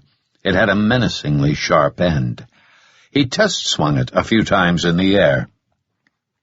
"Why don't I give you a few minutes to think about things while I go find your sister? She couldn't have gotten far with all those broken toes." Voda turned to leave, then stopped. "She's remarkably tough, I'll give her that. She held out for hours before giving you up. A truly heroic stand." Nathan spat more blood. "There's something I'd like to ask you, Voda." "Oh, by all means." "How's the leg?" Voda's expression went dark, then a smile formed. He angled his head over his shoulder. "If you hear any screaming down the block, try to ignore it, okay?" "How could you do it?" He turned back. "Do what?" "Rape and murder those little girls." "I'm afraid you have me all wrong." "Yeah, right." "Believe what you want. Even if what you say is true, you're just as guilty as your perverted men." "I'd love to pursue this philosophical debate with you, but it will have to wait. Don't worry. We'll have plenty of time together. When I return, I'll have your sister with me. Unless you tell me where my Alexandrites are, I'm going to beat her to death while you watch. I have no doubt you're tough as nails, but watching someone else pay for your silence may be less easy to withstand." Voda shrugged. "If you still won't talk, I'll start beating you. You'll soon understand you're not as tough as you think. Give it your best shot, shitbird." Voda smiled again. "Oh, before I go, there's something I owe you from our first encounter." Moving with more speed than Nathan thought possible, Voda stepped forward and swung the 2x4 with both hands, like a lumberjack splitting a log. Nathan's right shin took the impact. "Shit!" He felt his bones snap. Nathan clenched his teeth but didn't scream. He wouldn't give Voda the satisfaction. "How's the leg?" Voda mocked. He tossed the piece of lumber against the wall out of Nathan's reach, pulled his scoped magnum from his waist, and limped out the door. With as much strength as he could muster, Nathan yelled, "Jen! Voda's coming!" Fighting the searing agony in his shin, Nathan looked for a way to free himself from the framing anchor. Although the manacle around his wrist was tight, he still tried to pull free, but to no avail. The antique handcuffs were crude, but thoroughly effective. The chain connecting the cuffs looked stronger than those of a modern pair, its links both bigger and thicker. Even if he broke his arm in the process, he'd never be able to get enough leverage to snap the chain connecting the cuffs. His predator knife was gone. He might have been able to use it to whittle away at the metal, but even if it worked, it would take too much time. He looked around too quickly. His world spun and a surge of nausea took him. 15 feet away, he saw his ballistic vest and ghillie suit pants. He hadn't realized he was barefoot until now. His boots and socks sat next to the vest. Voda was going to smash his toes, like he had with Marchand and Jin. Or worse. Shit. He clenched his teeth and tried to think. Even if Jin managed to ambush Voda, she'd never be able to defeat him in hand-to-hand combat, not in her present condition. Maybe she had relocated to a house farther away, but with her toes all busted up she couldn't have gotten far. Her window of opportunity to escape had been when Voda dragged him into this house. If she had managed to limp her way into the brush, she'd be able to hide and make her way up to Lauren's position. The ghillie suit offered her good camouflage, and moving slowly because of her toes became an advantage. If Voda returned without Jin, Nathan had his victory. He'd buy time for her and Lauren by holding out against Voda's torture for as long as possible. It was nothing he hadn't done before. At least he could cling to the small consolation of denying the bastard his treasure. He looked around again, but Voda had clearly emptied Nathan's immediate area. There was nothing on the concrete he could reach, even if he laid himself flat and used his good leg. In frustration, he yanked his wrist against the handcuff and was rewarded with a stab of pain. He jerked his arm again, much harder, and felt his shoulder strain in the socket. He'd never be able to pull his wrist through this damned manacle. What he heard next took him by surprise. The staccato clatter of an AK-47 burst. The weapon had a distinct sound, much different from that of the MP5s that Voda's men carried. The burst had been short and controlled, and had come from the far end of town. He was positive it hadn't originated from H5, where he'd left Jin, more like H9 or H10. Had the man he'd left alive in the SUV rejoined the fight? Nathan thought that extremely unlikely. The guy had 2 crushed arms. There was no way he'd be able to hold an AK, let alone shoot it. Voda had said Nathan had killed all his men. Could a 4th man have been inside the SUV and crawled out a window before Nathan got there? No way. He had arrived at the Escalade seconds after it had stopped rolling. There'd been only 3 men inside. Unless Voda had another gunman out there, it must have been Jin who had fired the AK. If so, she hadn't bugged out after all. As he pondered the possibility, Nathan felt conflicting surges of relief and concern. As much as he hated knowing Jin was engaging Voda, it gave him some hope. Voda's handgun boomed, followed by another burst of AK fire. What was happening out there? Nathan felt frustration and rage begin to build. He inwardly cursed for getting himself shot. How could he have been so careless and sloppy? He should have anticipated Voda's appearance, should have known Voda would send his gunman into the desert as sacrificial bait. Voda's magnum rumbled again. Good. He wouldn't have needed to fire a second time if he had nailed Jin with the first round. A few seconds later, he heard more AK fire. Shit! He was helpless in here while his sister fought his battle. In an act of pure rage, he yanked against the handcuff again. Pain shot through his arm like electricity. He growled and pulled harder. Nathan, are you in there? Nathan froze, his heart sinking. No, it couldn't be. What was she doing here? Lauren! She appeared from the direction of the rear door, still wearing the ghillie suit. Crying, she ran up to him and hugged him. I'm really scared, she said, still winded from her down-mountain sprint. She cringed at the expression on his face. I'm sorry. I didn't know what to do. Her knee landed on his shin, and he cried out. What's wrong? Voda broke my leg. She put her hand to her mouth, stunned. Where's your mom? Nathan asked urgently. I don't know. Did you trigger the helicopter's ELT? Oh, no, I forgot. You forgot? What do you mean you forgot? She cried harder. Please don't be mad at me. He hugged her with his free arm. It's okay, Lauren, don't worry about it. You have to get out of here and go trigger the ELT like I showed you. But Lauren showed no signs of leaving him. I can help you. Voda could be back any minute. Lauren, coming down here was a very brave thing to do, but you have to leave. I'm handcuffed to this bracket, and Voda has the key. There's nothing you can do for me. Outside, the Magnum boomed again. The sound made Lauren flinch with fear. For his part, Nathan felt a small measure of relief because the handgun report sounded farther away. He toyed with the idea of asking Lauren to go find a gun, but it was too risky. Voda might see her. The last thing he wanted was Lauren back in the hands of a proven child murderer. Can't you break the handcuffs? Aren't you, super strong? No, I can't break.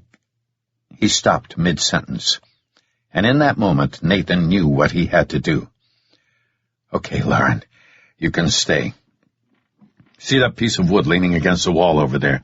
Uh-huh. Go get it. Hurry. She ran over and back. I need a piece of broken glass. Go look under one of the windows. Lauren returned a few seconds later. Is this okay? He took it from her. It was about an inch long. Perfect. Remember when you became the tough girl inside your stepdad's warehouse? Uh-huh. I need you to be the tough girl again. Nathan used the shard of glass to slice into his wrist below the cuff. The cut wasn't deep enough to open any arteries, but it would provide a good blood flow for a few minutes. What are you doing? Trying to kill yourself? No, the blood will act as a lubricant. A lubricant for what? I'm going to break my hand, but I need your help. Break your hand? No way. Are you serious? After I get this piece of wood in place, I'll need you to jump on top of it. That's crazy. Won't it hurt? No, it won't hurt that bad, he pointed. I need one of those socks. Nathan considered using the 2x4 like a club and smashing his own hand, but the handcuff employed a ratchet locking mechanism, and if he missed his hand and hit the handcuff, the ratchet would lock down so tightly he'd never get his hand out, short of amputating it. He needed to act quickly and not give Lauren a lot of time to think. Nathan placed his manacled wrist on the concrete next to the framing anchor and shivered. This was going to be bad. He had no illusions about it. The damage might even be irreparable, but he had no choice. The trick, however, was convincing Lauren to do the dirty work. With his hand facing sideways in a karate chop position, he tucked his thumb into his palm and placed the end of the board directly on top. He used his left foot to anchor the other end of the lumber. The downward force from Lauren's weight should dislocate his thumb, and the ensuing momentum should shear the carpal bones apart. A very crappy deal. Okay, Lauren. I need you to stand next to this board, jump up in the air, and land on top of it. You have to drive your feet down at the same time you land, like you're jumping on a trampoline. I can't do that. Lauren, you have to. If you don't, Voda will kill your mom, then come back and kill me. I'd rather have a broken hand than have your mom and me dead. She was crying. I can't. I can't. Lauren, look at me. You're saving my life. Do you understand? You have to hurt me to save my life. Your only other choice is to run away and never come back. But if I do that, you and Mom die. That's right. Be the tough girl. Spies have to do difficult things. Do it. Are you sure? Yes, I'm sure. Hurry, Lauren. Do it. Nathan folded the sock a couple of times and put it in his mouth. Lauren's face reflected the horror of what she was about to do, pleading for a reprieve. He gave her a smile behind the sock and a nod. I'm sorry. I'm sorry. Lauren jumped into the air and stomped down with 83 pounds of momentum. His world went red. Chapter 32. Nathan's mind registered the event but had difficulty processing it. He felt his thumb rip free from the socket a split second before his bones crunched like dry pasta. A sickening wave of agony fogged his vision, but this was only half over. Screaming behind the sock, Nathan bit down, put his good foot against the anchor, and yanked his arm with all his strength. He had to pull free before the swelling set in. The manacle held. No, not in this Marine's world. Near unconsciousness, Nathan tapped a dark part of his soul. Spiraling inward to a place he'd spent half his life trying to forget, he whipped his head back and forth in a frenzy and pulled. Hatred, bitterness, and a desire to kill every living thing on the planet emerged from inside him like an exploding sun. Pain chewed into his brain as the carpal bones ground and compressed against one another. He felt everything in horrid clarity. He screamed through the sock and pulled harder and harder. He pulled until his shoulder reached the separation point and then gave it even more. In a final spurt of effort, Nathan sucked air through his nose and yanked with everything he had. With a sickening liquid sound, his wrist literally extruded through the manacle. Nathan tumbled backward and slammed against the living room wall. His vision grayed again, then began to tunnel inward. A low whistling in his ears got louder and louder as he teetered on the verge of blacking out. He fought to stay conscious and lost the battle. Nathan? The voice sounded distant, echoing from a deep well. Nathan? He felt his body shake. Nathan? Nathan, are you okay? He opened his eyes. Lauren's face was inches from his. Reality slammed home. He was still in the living room of H3. The throbbing in his hand instantly became a brutal reminder of the horror he had inflicted upon himself. Lauren's voice pulled him through the haze. The room came into focus. She hugged him. I'm sorry I hurt your hand. He heard himself panting and struggled to control his breathing. I'm sorry you had to see that part of me. What do you mean? What part? He knew then that the dark place he had visited had been completely internalized. She hadn't seen or heard the inner battle he had waged, nor did she know about the vicious monster living in his soul, and he'd never share that aspect of himself with her. Nathan looked at his hand. Aside from the blood, it didn't look too bad. The bones were crushed, but it wasn't horribly deformed. Are you going to help my mom now? Yes, but first I need you to hide. Go into the bedroom on the east side of the house and get in the closet. What are you going to do? Nathan squinted at the throbbing in his hand and leg, but managed to smile. Don't question orders. Good spies never question orders. I knew you were a spy.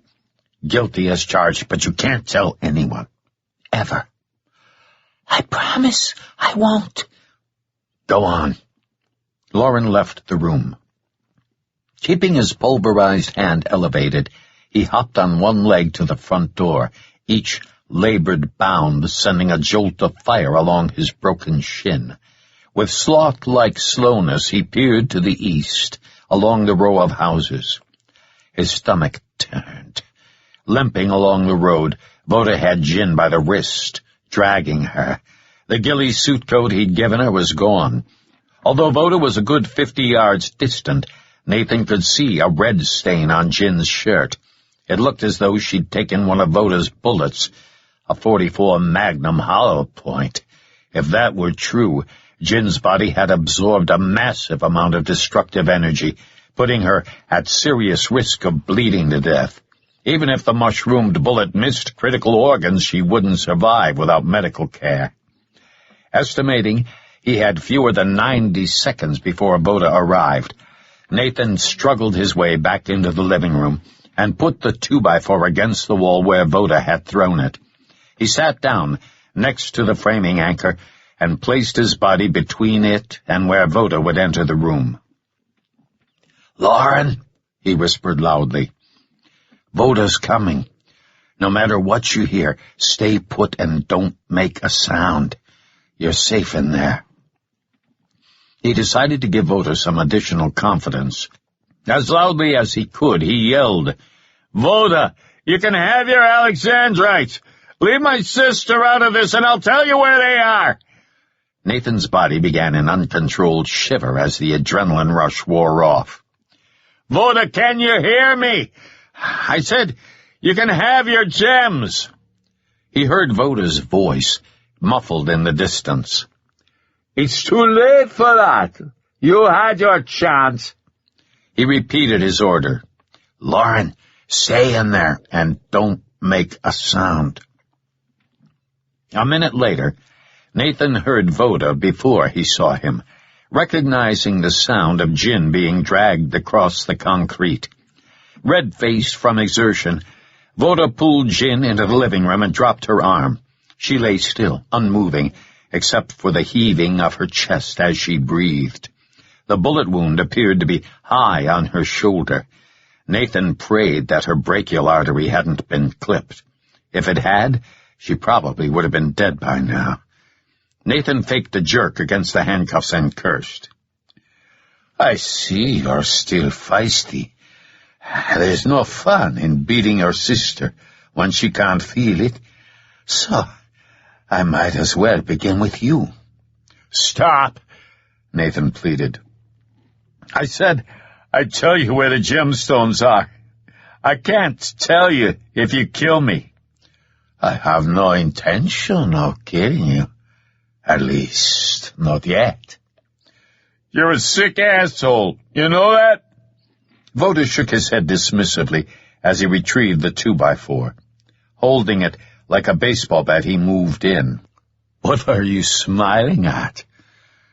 "I was just thinking about how I'm going to continuously bash your head on the concrete until your brains drip out of your ears." Voda actually laughed at the comment. "Oh, I must have busted your cabeza worse than I thought." He took a menacing step forward. "I'll just have to wipe that stupid grin from your lips." "Yes, of course you will." Using his good leg, Nathan sprang up. Head first, he lunged forward, catching Voda completely by surprise. Like a linebacker, Nathan drove all his weight into his target's midsection. They fell to the concrete, Voda landing on his back with a grunt. Nathan's pulverized hand smacked the floor. Fresh agony erupted, threatening to overwhelm him. But face to face with Voda at last, Nathan regained his focus quickly. Before Voda could twist away, Nathan used his good knee like a piston and rammed his wounded leg. The man cried out and cursed. Time wasn't on Nathan's side. Half his body had been rendered useless. The longer this went on, the more likely Voda was to gain the advantage. One way or the other, this was a brawl to the death. Knowing it would make his own concussion worse, Nathan headbutted Voda and felt the man's nose collapse. His vision reeled for an instant. Voda let out an animal-like shriek and tried to knee Nathan in the groin. Nathan was no stranger to hand-to-hand combat and had already anticipated the move. He closed his legs before Voda's knee could penetrate. Nathan took advantage of Voda's dazed state. Using his good hand, he gripped Voda's hair, lifted the man's head up, and drove it into the concrete. For a split second, Voda's body went stiff.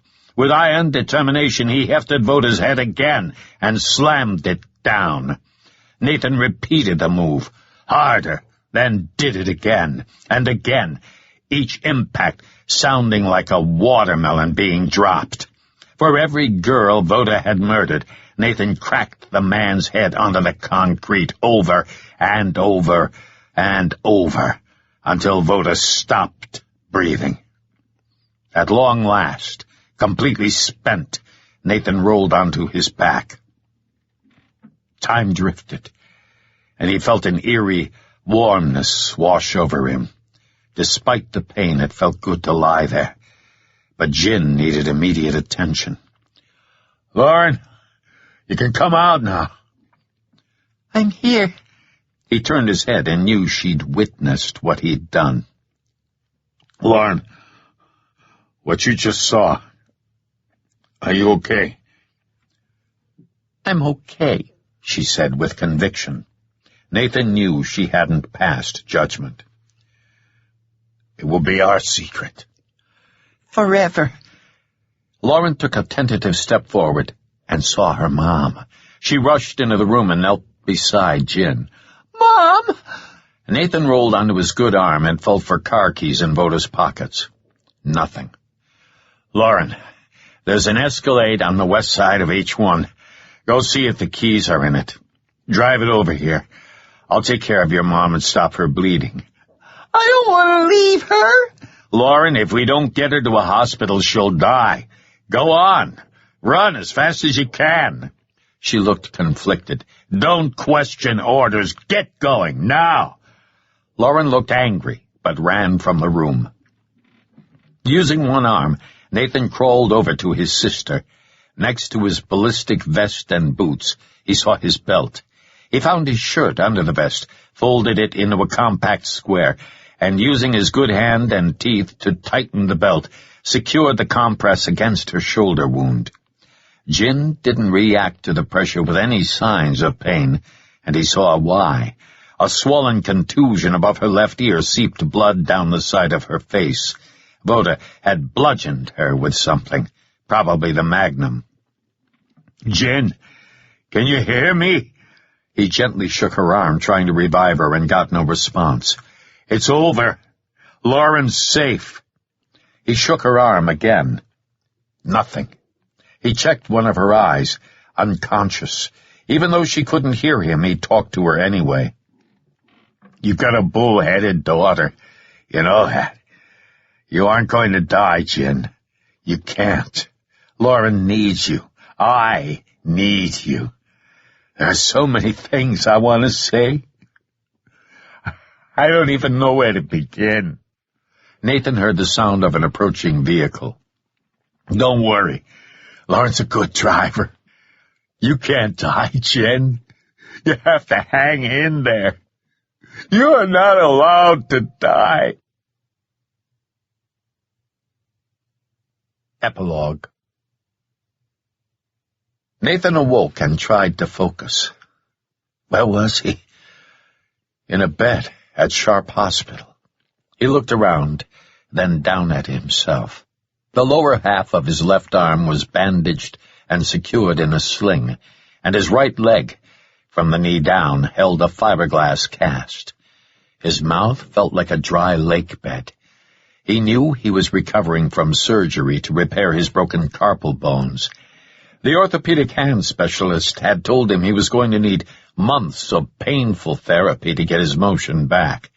He'd also been warned he might need follow-up surgery down the road to remove scar tissue, but the surgeon thought he'd make a full recovery. He stared at the ceiling, trying to recall everything he could from yesterday's battle in the desert. He'd been through some harrowing moments in his life, but pulling his broken hand through that handcuff, compounded by his fear for Lauren if he failed, was near the top. He remembered fashioning a pressure bandage around Jin's shoulder. Lauren had driven the SUV up to the door, and they had struggled to get Jin into the back seat. The rest came in foggy patches. Lauren must have driven to the outskirts of Victorville and gotten help. He remembered being wheeled into an emergency room. Harv and Grangeland had arrived sometime later, in the early evening, but the exact time eluded him. He had a loose recollection of Harv talking on the phone, making arrangements for his and Jin's immediate transfer down to Sharp, but beyond that, things weren't too clear. Morphine tended to do that. "Harvey said it was okay if I came in." Lauren's voice startled him. She was sitting in a chair near the window. She had a clean change of clothes on, an outfit that Nathan had never seen before. "You have lots of balloons," she said. "Can I take some to my mom's room? She doesn't have as many." "You can have all of them." He elevated his bed and reached for the plastic cup of water on the tray. "I'll get it." Lauren held the straw to his lips. Plain water had never tasted so good. "How's your mom doing?" Lauren fought back tears. "She doesn't remember who I am." Nathan put his good hand on her shoulder and gave it a gentle squeeze. "Lauren, brain injuries can have that effect. I'm sure she'll remember you, but it might take some time. Your mom's concussion was more severe than mine. That's why I asked my mom and dad not to put any pressure on her. She needs time to sort things out." "So, what do you think of them? Your grandparents?" "They're really nice. I like them." "I think you charmed the senator, but don't let him spoil you. I like you just the way you are. Are they still in the waiting area with Harv?" She nodded. "Do you think my mom will be like the guy in the movie who got shot in the head and couldn't remember anything?" "I know the movie you're talking about. Regarding Henry, that was totally different. The bullet scrambled his brain and he couldn't even talk. That's not what happened with your mom. She just got knocked on the head really hard. You shouldn't blame yourself for anything that happened. None of it was your fault." "But I forgot to trigger the ELT in your helicopter. You said if anything happened to you, I was supposed to do that." "Lauren, I'd like you to tell me the truth." "What do you mean?" "You didn't just forget, did you?" It wasn't a question. She shook her head. "I saw Foda drag you into the house, and I knew I had to help you. Are you mad at me?" "What you did was incredibly brave, Lauren. Not one in a million kids your age would walk into a situation like that." "No, I'm not mad at you. I never was." "Are you sure?" "Yes, I'm sure. Do you remember the causality pyramid we talked about?" She nodded. "What do you think would have happened if you'd gone to the helicopter first? Remember, it was half a mile away in the opposite direction." "I wouldn't have helped you in time." "That's right. We wouldn't be talking right now, and your mom would be dead." She looked at his bandage. "I'm sorry about your hand." For a second there, I thought you weren't going to jump onto the bullet. "Your hand made a terrible sound. I can't believe I did it." "I can. You're a very brave girl, and you saved my life. Your mom's, too." They fell silent for a moment. "Remember when you told me your mom didn't love your stepdad?" "Uh-huh." "Your mom never told you that, did she?" "No. I could just tell." "That was very intuitive on your part." She didn't say anything. "It means you sensed it. Are you really serious about wanting to be an operations officer someday?" "You mean like a spy?" Nathan shook his head. "We don't use that term.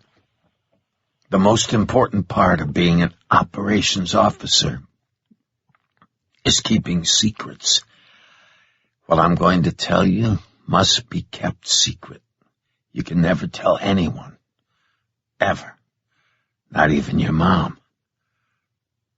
"Okay." "Before my surgery this morning, Harv and I had a long phone call with someone who's high up in the intelligence community. Very high. I'm not going to tell you who it is, and you shouldn't ask. But this person knows secret information about your mom. Nathan had actually been returning CIA Director Cantrell's call. She had left an urgent message on his phone the night before. They had done the usual dance, and Cantrell hadn't been forthcoming until Harv had insisted, telling Cantrell that Jin had used Nathan's old CIA call sign. That, and Harv's reminder of a debt she owed Nathan and Harv, got the director's undivided attention. Still, Cantrell hadn't revealed everything, but it had been enough for them to get a clear picture. Haven't you always suspected your mom had a secret life before you were born, but she could never talk about it? Lauren nodded. I'm going to tell you a story about your mom, because it will help you understand her better. Before you were born, your mom was a hero in North Korea.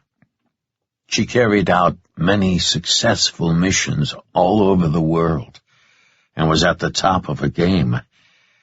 But she was married to a high-ranking government official who was jealous of all the attention she got. He also drank too much, and when he got drunk, he would abuse your mom. Now, I'm not talking about your real dad, who your mom mentioned in her note. This was someone else. Your real father didn't marry your mom, and I'll tell you why in a second. Well, the abuse got worse and worse. It went on for years until one night, when he was super drunk, he tried to kill your mom. Lauren's eyes widened in shock. Nathan nodded. And he nearly succeeded. Fortunately, your mom was a trained operations officer. She fought back and accidentally killed him in self-defense. Even though there were witnesses, it didn't matter. Your mom was in big trouble. She had killed an important person in the government. She went from hero to criminal in an instant. She was arrested and jailed without a trial. But she didn't do it on purpose. It didn't matter. North Korea's government didn't care and wasn't fair about it. Anyway, this is where your real dad stepped in to help your mom. Your father saw what was happening to your mom as a real injustice, especially after all she'd done for her country. He couldn't stand to see your mom spend the rest of her life in a prison labor camp. So, at great risk to himself, he faked some papers, freed her from prison, and smuggled her out of the country. I don't know this for sure, but they probably posed as husband and wife for the trip. Lauren, it sounds to me like your real father was a good man. Soon after he smuggled her across the border into South Korea, your mom was pregnant with you. Unfortunately, your dad's role ended there. He couldn't do anything more for Jin without exposing himself as a traitor. If he'd been caught helping your mom, he would have been executed. He gave your mom some money, but it wasn't much. There were, and are, very few wealthy people in North Korea, and your father wasn't one of them. Here's where the debt comes into play. See, once she knew she was pregnant, Jin wanted to make the best life for herself and her baby. That meant getting into the U.S. and living there. But that's not easy to do. Why not? There are thousands and thousands of people each year who want to enter the U.S. and become citizens, but they have nothing to offer in return. The U.S. can only take in a small number of people each year. Well, your mom was different from a lot of people who want to get into the U.S. She contacted the U.S. Embassy in South Korea and told them who she was and that she had a gold mine of secrets to offer. She had information about the inner workings of North Korea's spy program and details of the missions she had carried out. Some of her work was quite famous in the espionage world, including the theft of an anti-missile system's plans and specifications. She had quite a reputation. In the covert world, it's all about what you know. Well, Jin knew a lot. The U.S. was impressed and agreed to offer her asylum, but it came at a pretty high price. What did she have to do? 2 things. First, she had to tell the U.S. everything she knew about all the espionage missions she'd ever conducted, her method of training, locations of camps, her contacts, everything. And second, at some undisclosed point in the future, she'd have to perform one final mission for the U.S. She didn't want to agree with the second part, but she was going to have a baby soon. You? She didn't have a lot of options. She was faced with being a single mother in a foreign country right next door to North Korea. She'd never feel safe there, especially given her unique-looking eyes. They were hard to miss. So she said yes? That's right. To give you a better life. She struck a deal, and the U.S. set her up with a new identity and brought her over. I think she chose La Jolla because I lived there. Remember, she knew who my father was, but never told anyone. I don't know how she learned about the Echo 5 reference, but someday I'll need to find out. What does Echo 5 mean? It's something from my past, and it's top secret. Very few people in the world know about it. But back to your mom. Think about it, Lauren. What would it be like living that way, knowing that out of the blue you'll get a phone call from the U.S. government someday and have to drop everything and go on a potentially dangerous mission? It sounds awful. I'm sure it was. But she did it. For you. Remember the part in her note about running? About how she said she didn't want to run, how she didn't want that life for you? She wanted you to have a good life. And if she ran from her obligation, it would mean running for the rest of her life. She didn't want that. You told me she used to cry all the time. It was from being under pressure. Her unpaid debt took a heavy toll on her over the years. The important thing for you to know in your heart is that your mom loves you. Everything she did was for you. Lauren was quiet for a while, and Nathan let her absorb what she had just heard. He knew this wasn't easy on her, but she deserved the truth, deserved to know what kind of woman her mom was. Nathan took another sip of water. Lauren, there's something else you need to know. When I first met your mom in the ghost town, I asked her if she knew Voda was murdering the girls. I guess I needed to know that for myself. She said no, and I believed her. I still do. The triggering event was when you fell down in your stepdad's warehouse and saw the dead girl. Everything changed after that. You told your mom, she told your stepdad, and things spiraled out of control from there. But none of this is your fault. You did the right thing, telling your mom. I wish I never saw the dead girl. I understand why you feel that way. But here's the good thing. We burned Voda's operation to the ground. If you hadn't seen the dead girl, More girls would have been murdered, and Abril would have been one of them. Were all the girls Voda used killed? I'm not sure, Nathan said. I had a talk with Holly, and the FBI's working with French authorities to piece together the fate of the other girls. The girls we saw on the passports. Holly thinks most of them were flown into France. She's trying to track them down. She thinks Voda killed at least 6 of the girls. He probably had a local buyer for the gems, but it's important for you to know that both your mom and your stepdad didn't know what Voda was doing. I think they knew he was smuggling Alexandrites, but they didn't know how he was doing it.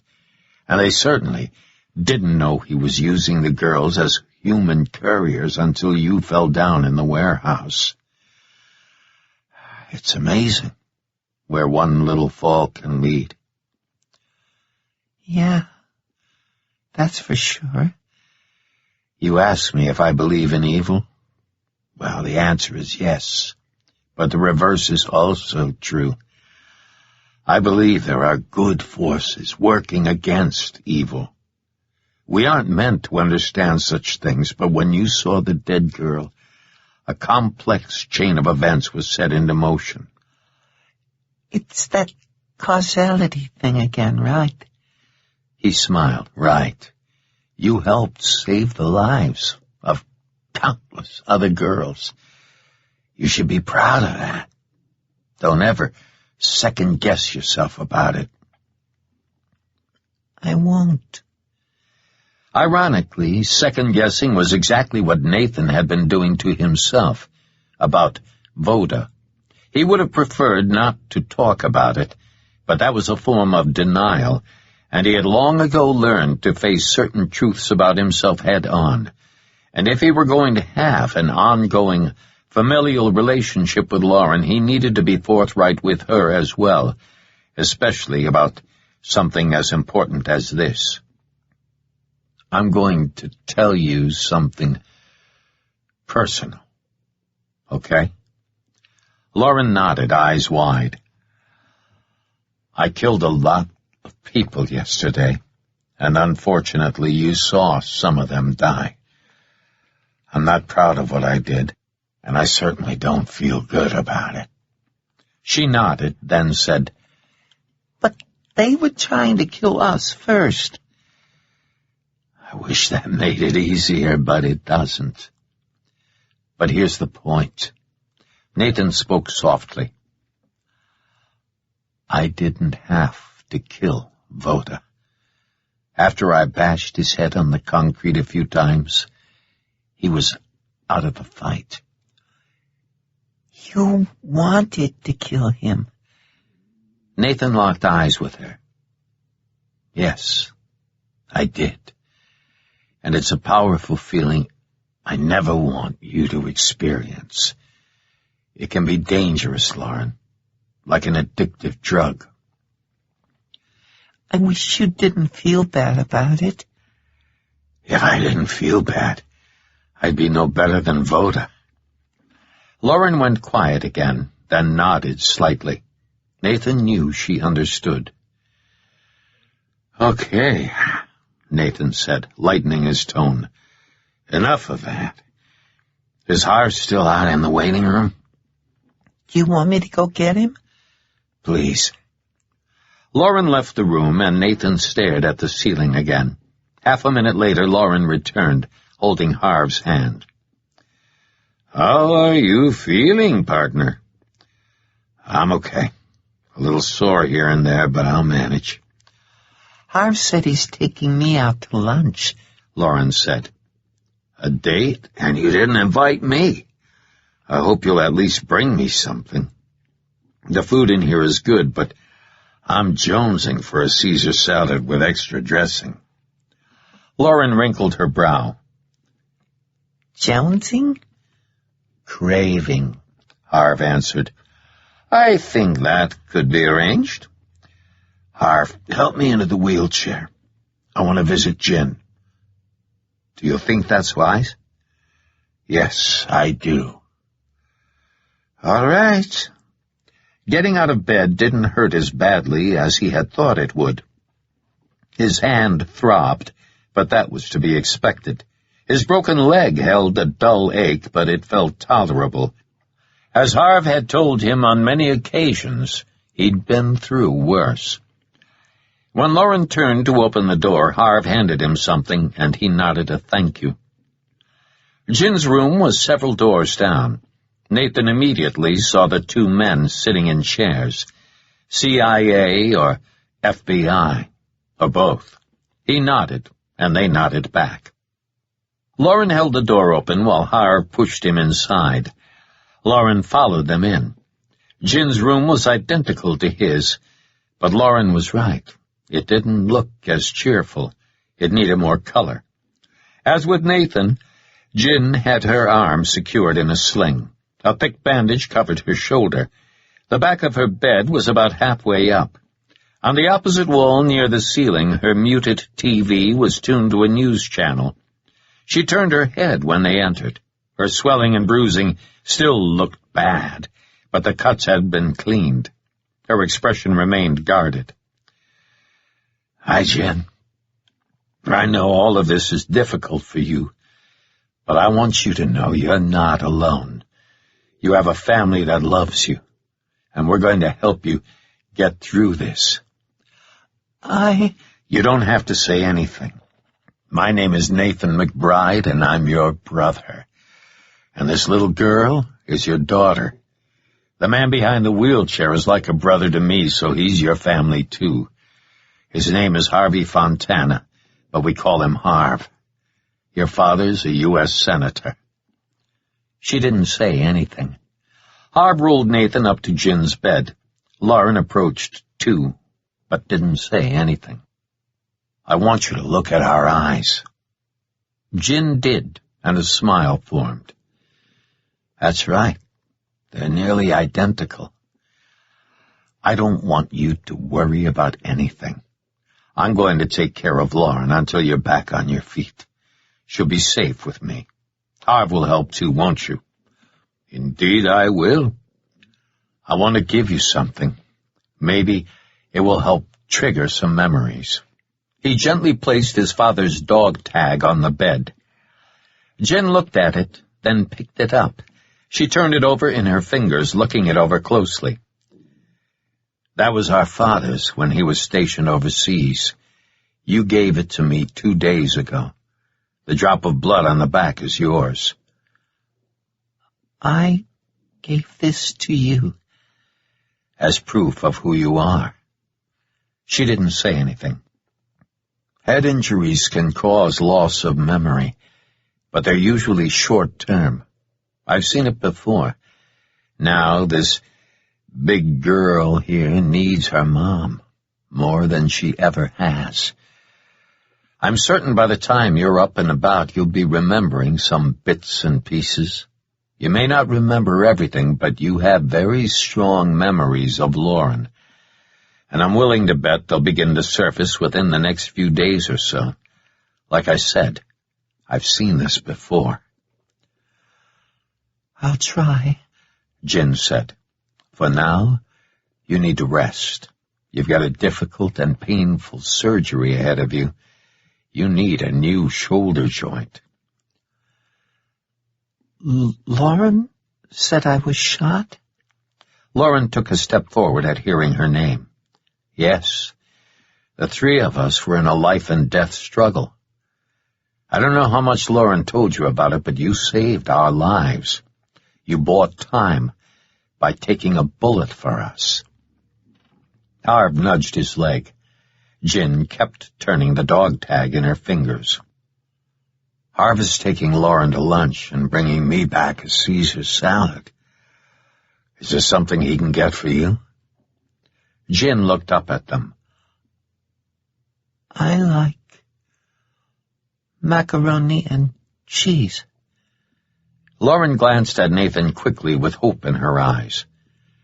"All right, mac and cheese it is." Lauren leaned over and gave her mom a kiss. "We'll see you in a little bit." Harv wheeled Nathan toward the door, and Lauren held it open again. When Lauren's back was turned, Nathan looked back at Jin. What he saw brought a smile. Jin mouthed the words, "Thank you." Nathan winked and was gone. Out in the hall, Lauren seemed energized. Mac and cheese is her favorite food. Given your reaction in there, I gathered that. "Nathan," Harv said, "you do realize you left a $2 million piece of hardware sitting out in the desert? I trust you dealt with that while I was indisposed. You trust correctly. I found the key. Try not to do it again. I'll remember that the next time I'm faced with a similar situation." Lauren asked, "Do you really think my mom's going to get her memory back?" Harv stopped pushing his chair and turned it to face Lauren. He looked up at Harv, and they exchanged a silent understanding. Harv knew the score. Yes, absolutely. You promise? Yes, I promise. Marines keep their promises. Avoiding his injured hand, she leaned over and hugged him. Can I call you Uncle Nate now? He took a deep breath and looked at Harv, who had his arms crossed. Lauren, I think you've earned it.